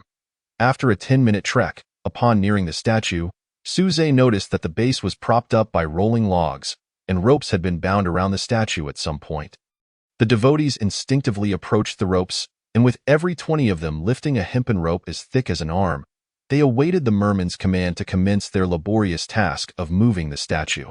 Blending into the crowd, Su Zhe discreetly gazed upward at the figure standing at the highest point. The elegantly attired Bennett, the leader of the Naga Church 7 centuries ago. Under his leadership, the Naga Church successfully summoned the projection of the Naga deity. Vanquishing that great sorcerer, Bennett surveyed the crowd with pride and arrogance. For today the plan he had meticulously crafted over centuries was about to come to fruition. After today, he would rise from the underground to dominate the western coast. Lola, O devotees of the Naga, today marks the arrival of the Naga Church's deity. Kudos. Let us offer our final cheers for him. With a flourish of his staff, the merman struck his iron whip. Ula commenced the push. Under the merman's direction, the devotees began to strain against the ropes. Among them, Su Zhe concealed himself, his thoughts rife with sarcasm. With the Naga Church's mastery of mysterious powers, there were countless ways to transport such a massive statue. Yet, they had chosen this most primitive and labor-intensive method. Truly, they treated the devotees as mere beasts of burden. The plight of the Naga Church's followers was indeed tragic. 1, 2, 3, pull. All the devotees shouted in unison, exerting their strength in unison. Through their collective efforts, after half an hour, the statue had moved several hundred meters, arriving at an exquisite bronze door. The door stood tall and majestic, embellished with various carvings. A cursory glance revealed the battles the Naga deity had endured, each one culminating in victory. Upon reaching the door, Bennett, the founder of the Naga Church, approached with confidence, reciting an obscure incantation before the assembled crowd. The bronze door slowly began to part, a blinding light burst forth, momentarily dazzling Su Zhe's eyes. After a considerable time, the brilliance faded, allowing Su Zhe to catch a glimpse of what lay beyond the bronze door. The shattered eternal well quality, legendary effect. Sacrifice one life form to grant another the power and wisdom of the sacrificed. Evaluation. A battle in ancient times shattered it. The fishman Bennett expended centuries to barely restore it. Yet its efficacy is now merely 1% of its original potential. The shattered eternal well resembled a vibrant vortex, dazzling yet awe-inspiring. Upon witnessing its effects, Su Zhe's heart raced. To sacrifice one life form. Glancing at the smile on Bennett's face, he suddenly comprehended the truth, internally exclaiming, "Impressive." This was all part of Bennett's scheme. Everyone within the Naga Church had been deceived by him, recalling his earlier words about the deity's arrival. It was not the Naga deity being summoned. Instead, they intended to summon the Naga deity and then sacrifice it via the shattered eternal well, allowing Bennett to seize the powers of the Naga deity for himself. This audacious plan, yet he was truly going through with it. From a certain perspective, Su Zhe found a strange admiration for such individuals, bold in thought and action, utterly fearless. Alas, his scheme was destined for failure. For Su Zhe needed the moonstone atop the statue. Whatever machinations the church might pursue, he had no concern, but the moment they coveted his moonstone, they were in the wrong. Humph! Originally idling about, Su Zhe let out a muffled grunt and suddenly exerted his strength. An ordinary adult male, strength 5 points, can typically exert a pulling force between 90 to 102 kilograms. With Su Zhe's strength rating at a staggering 22 points, his pulling force should approximate 400 kilograms. This immense surge of strength abruptly entered the pulling team, instantly disrupting the established balance of force, causing the statue to sway precariously. Walla walla. What is happening? The merman's expression turned to one of fear. Bewildered by the sudden upheaval, the devotees also turned in confusion to gaze at the statue. Seizing the moment, Su Zhe exerted even more force as the statue began to tilt toward him. The wooden framework supporting the colossal statue emitted an excruciating creak, Suze understood instantly that it had come to fruition. With a thunderous crash, the structure collapsed, sending the giant statue tumbling toward him. Without a moment's hesitation, Suze discarded the rope and fled. The other devotees quickly followed suit, shrieking in terror as they scrambled for safety. Standing not far away, Bennett witnessed the chaos and, with a furious glare, exclaimed, "No!" Raising his staff in an attempt to halt the statue's descent, it was too late. The giant crashed to the ground, sending shards of stone and clouds of dust into the air. After an agonizing wait, the dust finally settled. Suze pushed aside an unfortunate soul who had fallen atop him and brushed the dirt from his clothes. Gradually, the surviving devotees gathered together, silent and solemn, an eerie quiet enveloping the church. Bennett's grip on his staff trembled, yet he quickly steadied himself. He ascended to a higher vantage point, inhaled deeply, and declared loudly, "Fear not, my fellow devotees. The statue's collapse does not impede our sacred ritual today. As long as the moonstone remains, where's my moonstone?" At that moment, Bennett realized with a pang of panic that the moonstone was missing. His gaze darted about frantically, but amidst the wreckage of the statue, there was no sign of the precious gem. Damn it! Perhaps in his frenzy, Bennett resorted to expletives in another language. Meanwhile, Suze exchanged knowing glances with the little old man in the corner, both sharing a conspiratorial smile. "Record. Your companion, the little old man, has acquired the moonstone. The item has been placed in your backpack." At that moment, Suze felt an overwhelming urge to exclaim, "Good dog." Bennett, meanwhile, was like an ant on a hot skillet, anxiously pacing. He urged the merman to supervise the devotees as they searched through the rubble for the moonstone, his eyes scrutinizing every individual without a moment's respite. Could someone be hoarding the moonstone? But the time for the ritual is drawing near, and searching everyone will take too long. Chapter 71. The ritual of the Naga Church. The devotee search through the rubble yielded no results. Suze feigned his own search for the moonstone, reveling in his good fortune. His primary objective for coming to the west coast had been achieved. Yet, this was merely the beginning. The moonstone rightfully belonged to him. The Naga Church had ambushed him, nearly costing him his life. They had stolen the moonstone, forcing Suze to infiltrate through the sewers, an experience that had nearly made him nauseous.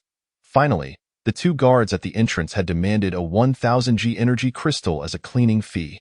Each of these grievances must be repaid in full. Rosaka, the moonstone is no longer needed. It does not exist.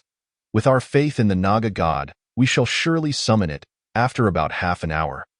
Bennett could no longer contain himself and ordered the removal of the debris. At last, under Bennett's guidance, the devotees began their solemn procession toward the shattered eternal well, as Suze mingled among the crowd. The little old man suddenly darted to his feet, tugging at his pant leg. Understanding the signal, Suze squinted and quietly retreated to the back of the throng. Something was amiss. Upon reaching the edge of the eternal well, Bennett gestured for everyone to halt, his voice tinged with regret as he proclaimed, "Kara, faithful followers of the Naga god. Aka Amu. Today was meant to awaken the Naga god, but due to unforeseen circumstances, the statue has been destroyed. Delusi, I now require true followers of the Naga god to make sacrifices, using their blood and flesh to honor the Naga god. Dekalafa, to the martyrs of the Naga god. Your blood, flesh, and souls will forge the glory of the Naga Church. So, who will step forward first?" Suze rolled his eyes at Bennett's brainwashing tactics, wondering who would be foolish enough to believe such absurdity about forging the church's glory. To his astonishment, one by one, the devotees stepped forward, removing their hoods, hands clasped in prayer, and loudly proclaiming, "Jili Gulu, O Naga god."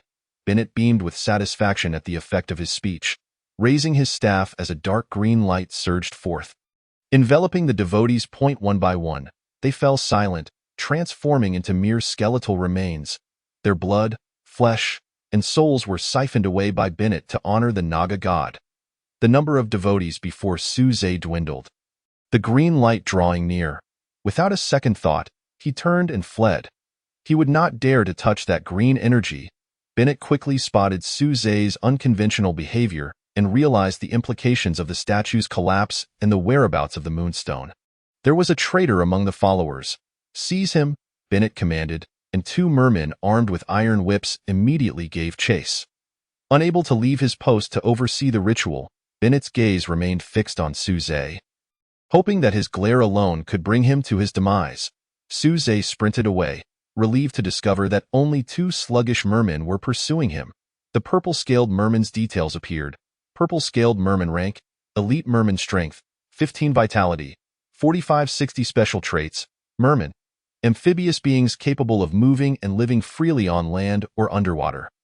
Purple scales. Their evolved scales provide protection, granting immunity to ranged attacks of level 1 or lower and reducing melee damage from level 2 or lower by 30. Slime.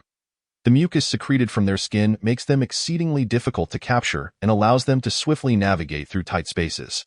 The mermen were not particularly formidable, nor were they swift in their movements. However, the iron whips they wielded, towering over them, indicated their prowess in close combat. Yet, Suze was unperturbed by slow-moving melee opponents. He merely needed to employ a strategy of evasion and counterattack, turning the mermen into easy prey.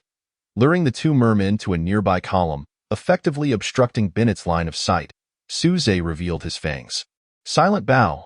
2 arrows flew forth, striking the mermen directly. At this moment, Suze's ordinary arrows were capable of achieving ranged attack level 2, easily bypassing the mermen's defenses.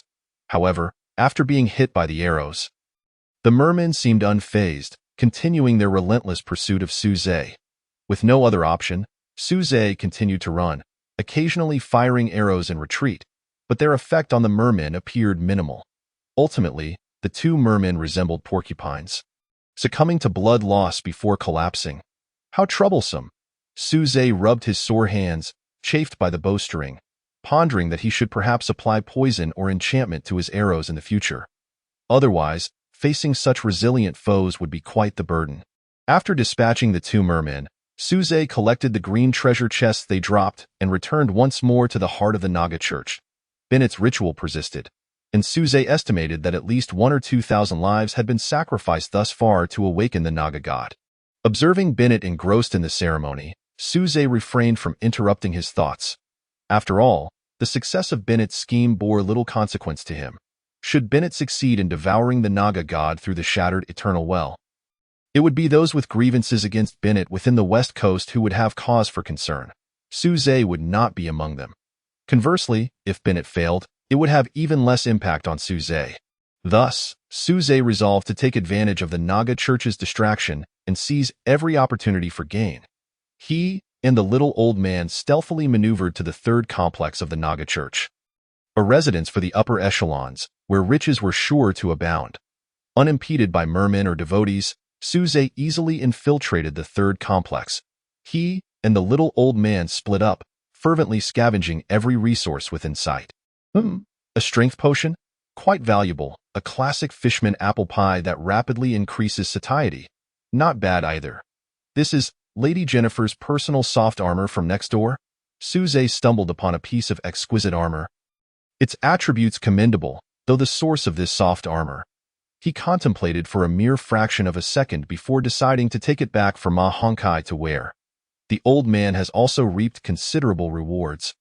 As good news continues to pour in, your companion, the old man, has collected 10,000 G of energy crystals, and the item has been placed in your backpack. Your companion, the old man, has collected 8,500 G of energy crystals, and the item has been placed in your backpack. Your companion, the old man, has collected 3 basic thunder gems, and the item has been placed in your backpack. Your companion, the old man, has collected 1 intermediate thunder gem, and the item has been placed in your backpack. Upon witnessing the old man's spoils, Suze's mouth slightly agape. Why is it that the old man has all the good treasures, while he is left with these worthless trinkets? Chapter 72. The ruthless Bennett, even betraying himself after rummaging for half an hour, Suze and the old man managed to obtain 3 basic strength potions, 1 classic Murloc apple pie, 1 Mrs. Jennifer's personal soft armor, a total of 45,000 G of energy crystals, 3 basic thunder gems, 1 intermediate thunder gem, 5 fish oil healing salves, and 3 basic mental potions. Beyond this, they found merely some miscellaneous items. Of little significant use, basic strength potion quality, excellent effect. Upon consumption, if your strength is below 20, it will increase by 10 within 2 minutes. If above 20, it will max out at 30. Evaluation. How to sustain, which troubles not only men but also baffles apothecaries. Basic mental potion quality, excellent effect. Upon consumption, it restores 50 mental points within 5 seconds and can only be consumed once every 30 minutes. Evaluation. Excess consumption is of no benefit. Tio Suze, the first basic strength potion, seemed of little use, as his strength was already at 22 points, with no further need for enhancement. An increase would have little impact. However, having it on hand could be prudent, at least as a precaution. The second type of mental potion was more beneficial to Suze, as the current arrow tower construction and enhancements were significant drains on mental capacity. In the event of fierce combat, this basic mental potion could provide him with vital endurance. Basic Thunder Gem quality, excellent effect. Embedded in equipment, it grants the equipment a Thunder enchantment. When interacting with enemies, it has a chance to trigger damage determined as a LV1, LV2 Lightning Strike, with a certain chance to paralyze the target and extra efficacy against undead. Evaluation. This feels akin to being zapped by something from a lighter. Intermediate Thunder Gem quality, rare effect. Embedded in equipment, it grants the equipment a Thunder enchantment. When interacting with enemies, it has a chance to trigger damage determined as a LV3, LV4 Lightning Strike, with a certain chance to paralyze the target and extra efficacy against undead. Evaluation.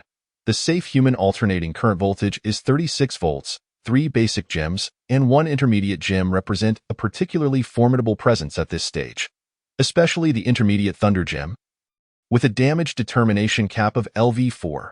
Regrettably, Suze does not possess the skill to embed gems. Otherwise, he could utilize this gem to wreak havoc upon these Murloc minions. Alas, for now, he could only indulge in daydreaming. The most noteworthy item was the Fish Oil Healing Salve. Fish Oil Healing Salve quality, rare effect. When applied to a wound, it accelerates the healing process 100, with even more pronounced effects on burns. Evaluation. It is said to be the most proud invention of the Murloc medics. Accelerating wound recovery by 100 is already an impressive effect, not to mention its targeted efficacy for burns. Suze was exceedingly pleased with this item. After all, who has never experienced injury? After thoroughly looting the third construction site, Suze and the old man reconvened. The recent spree of scavenging had left both man and dog in high spirits. Having gathered such a bounty, Suze felt a sense of satisfaction. Ideally, it was time to depart, but, old man, shall we sneak a peek to see if Bennett's plan has succeeded? Woof! The old man's excited bark clearly indicated, take me along. To his surprise, the fondness for spectacle shared by the Chinese was mirrored in this dog. Very well, after consulting the old man, the pair stealthily returned to the vicinity of the bronze door. A dog head and a human head peeked out from behind a pillar at a distance, their eyes fixated intently in the direction of Bennett. As the number of devoted followers continued to grow, their flesh and souls coalesced above the bronze door. There, a pale green Naga apparition was gradually manifesting. At that moment, the Naga deity had her eyes firmly shut, her expression cold, with a hint of sorrow at the corners of her eyes. How many thousands of followers have perished? Suze observed the heaps of corpses, feeling a chill run down his spine. Bennett was undoubtedly a tyrant, having exploited the Naga church for centuries to gather materials to complete the eternal well, only to sacrifice these individuals in the end. Once the wheels of betrayal are set in motion, there is no turning back. Minutes later, the Naga apparition began to solidify, as if it were about to transcend from another dimension. However, just at that critical moment, the human followers had completed their sacrifices. With no new souls or flesh to offer, the Naga apparition slowly began to fade away. Taking a deep breath, Bennett's eyes glinted with a fierce light.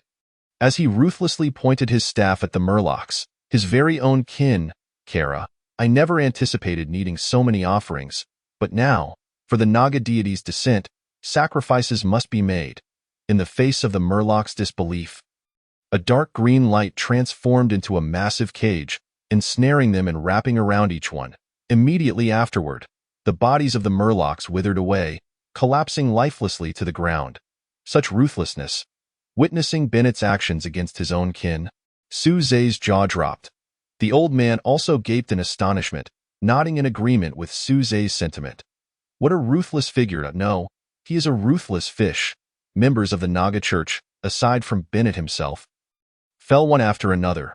Regardless of status, kinship, or age, Bennett spared none. All of this was for his centuries-long dream of godslaying, to sacrifice the Naga deity, thereby achieving godhood for himself. None shall stand in his way. As more than half of the Murlocs were sacrificed, it seemed that ripples had begun to appear around the Naga deity.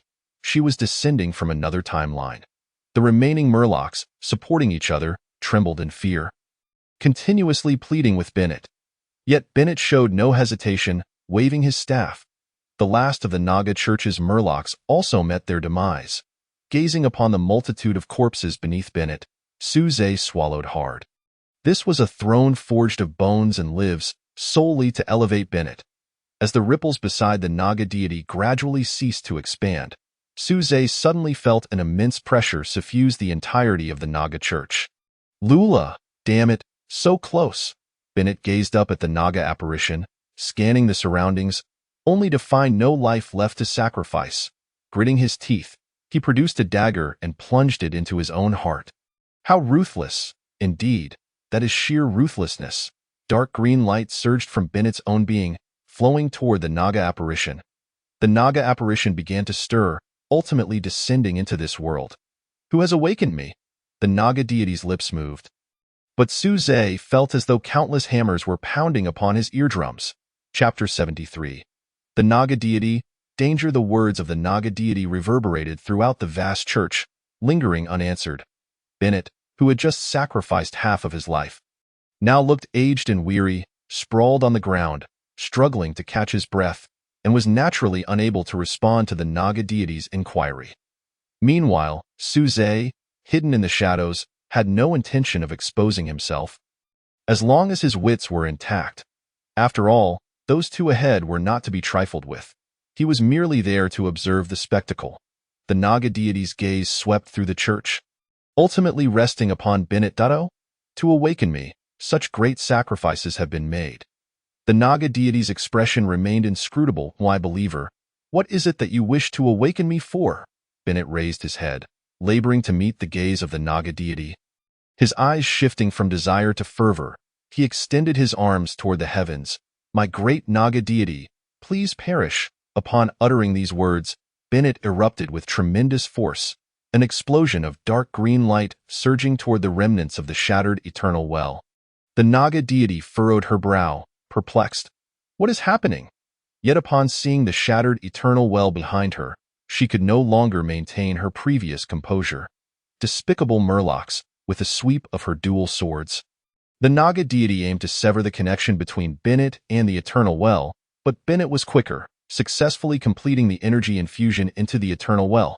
The eternal well is activated.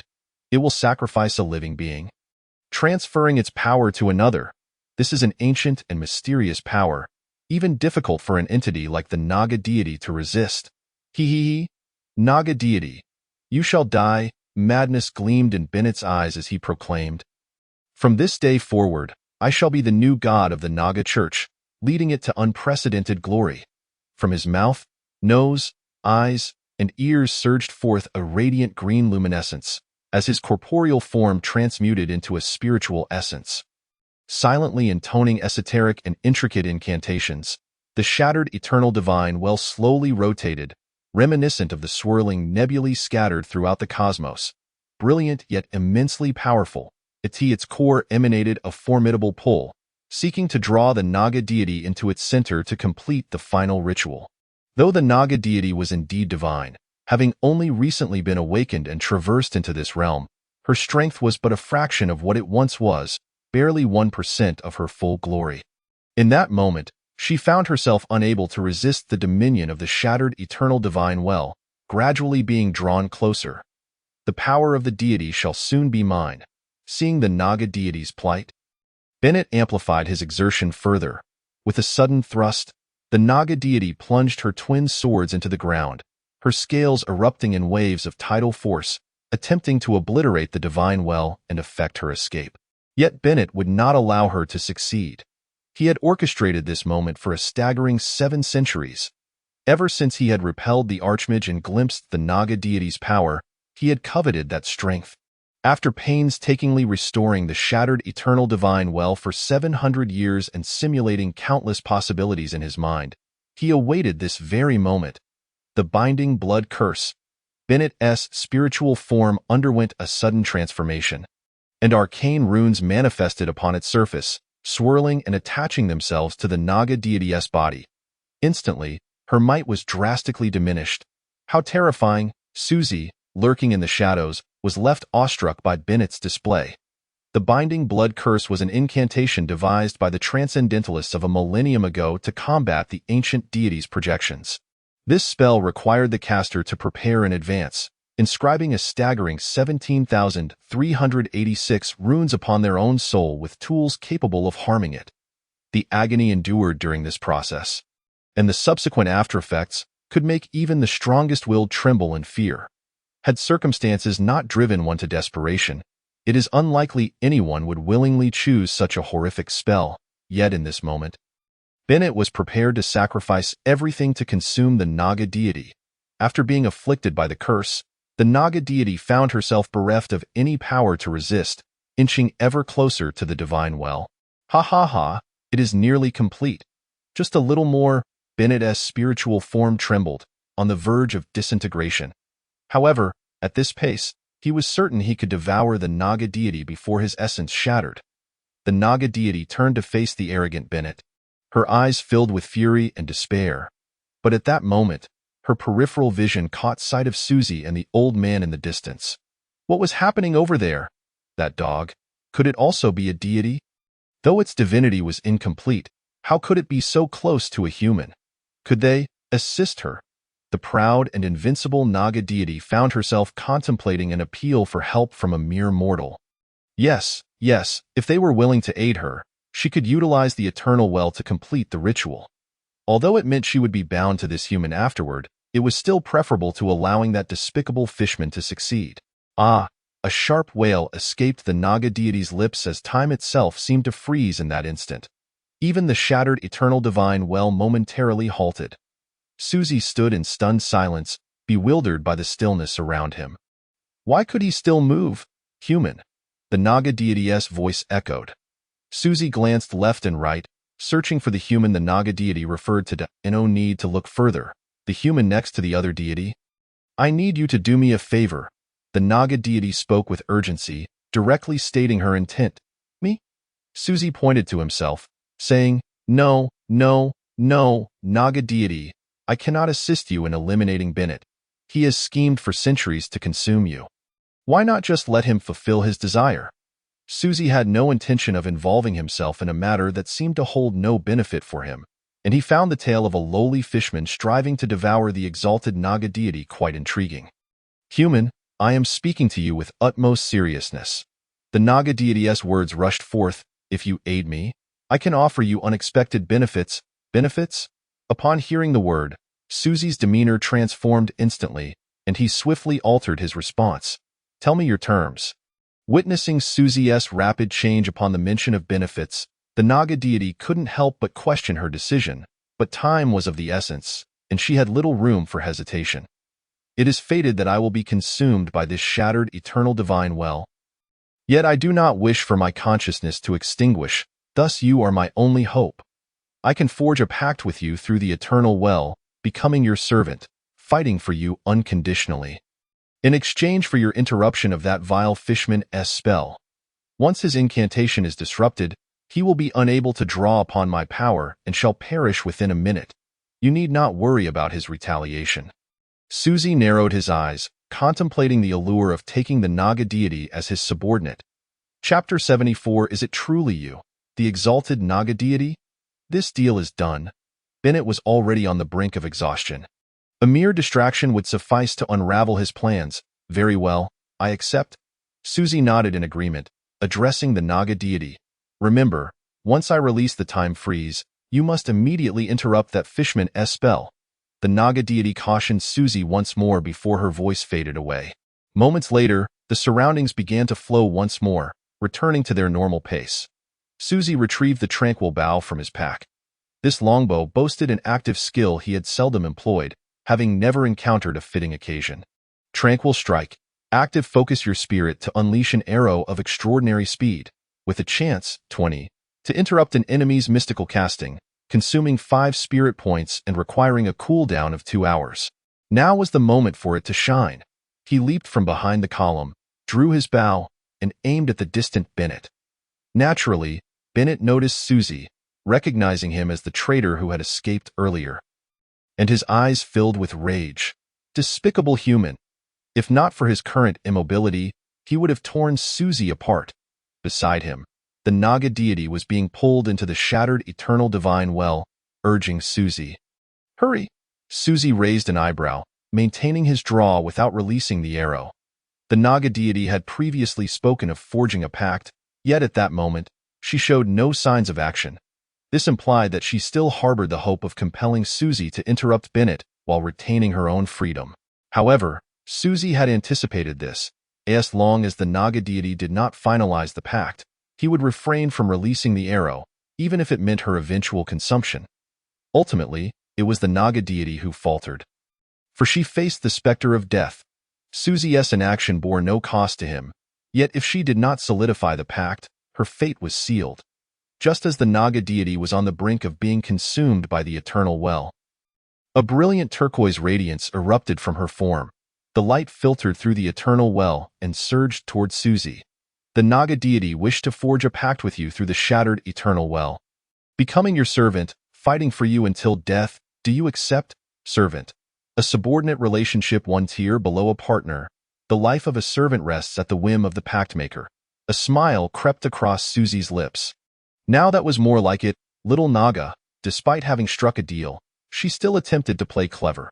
Accepted. Congratulations, player. The Naga deity Novia has become your servant. The very moment Suzy received the system notification, the arrow in his hand shot forth, a critical strike. Tranquil strike. The arrow, imbued with 2 statuses, blazed forth like a meteor, leaving a beautiful trail as it sped toward Bennett. Stranded and unable to move. Bennett resembled a living target, and Suzy's shot was destined to succeed. The arrow struck true. It detonated upon his spiritual form, causing the binding blood curse to tremble as his essence began to fade into transparency. Soon after, the azure effect of Tranquil Strike activated, and Bennett vanished from existence without even a mournful cry. How unfortunate. Had the 20 chance of silence not triggered, he might have survived a while longer. After witnessing Bennett's demise, Suzy stowed the longbow, pondering the concept of karma. Woof! The little old man voiced his agreement. The man and dog strolled toward the shattered eternal divine well. Hey, you down there, why are you hiding? Suzy called down into the depths. Now that the Naga deity was his servant, he felt no need for courtesy. After a moment, the Naga deity emerged from the well, but her form had shifted from that of a striking woman to that of a diminutive girl. Her aura significantly diminished. Human, what do you wish of me? The Naga questioned coldly. Suzy rolled his eyes, dragging her over and pinching her waist, delivering a sharp smack to her rear. Ah! The Naga yelped, turning to look at Suzy in disbelief. Human! How dare you? Ah! Her posterior received yet another blow. Thusei exclaimed loudly. You, O Naga god, who resides high above, are so accustomed to your elevated status that you exhibit not a shred of courtesy. You demand that I refer to you as master? What a disgrace to humanity. How distasteful, bah! The Naga retorted with a slight snarl. You are merely taking advantage of my vulnerable state. The notion that I would ever call you master is nothing but a delusion. With a swift series of strikes, Thusei landed 4 consecutive blows, causing the Naga's pale visage to flush crimson. He threatened, if you refuse to address me as master, then I shall do nothing today but engage you in a rational discussion. Do not even entertain thoughts of resistance. The contract forged through the shattered eternal well is exceedingly binding. Should you wish to inflict harm upon me, you shall find yourself utterly annihilated. The Naga clenched her silver teeth. Astonished at the audacity of this human, had she known, she might have preferred death. However, Now ensnared in his grasp, she found herself utterly helpless. Should she resist, he would resort to his vile tactics once more. After much contemplation, 2 words as delicate as the whisper of a mosquito escaped her lips. Mas ter.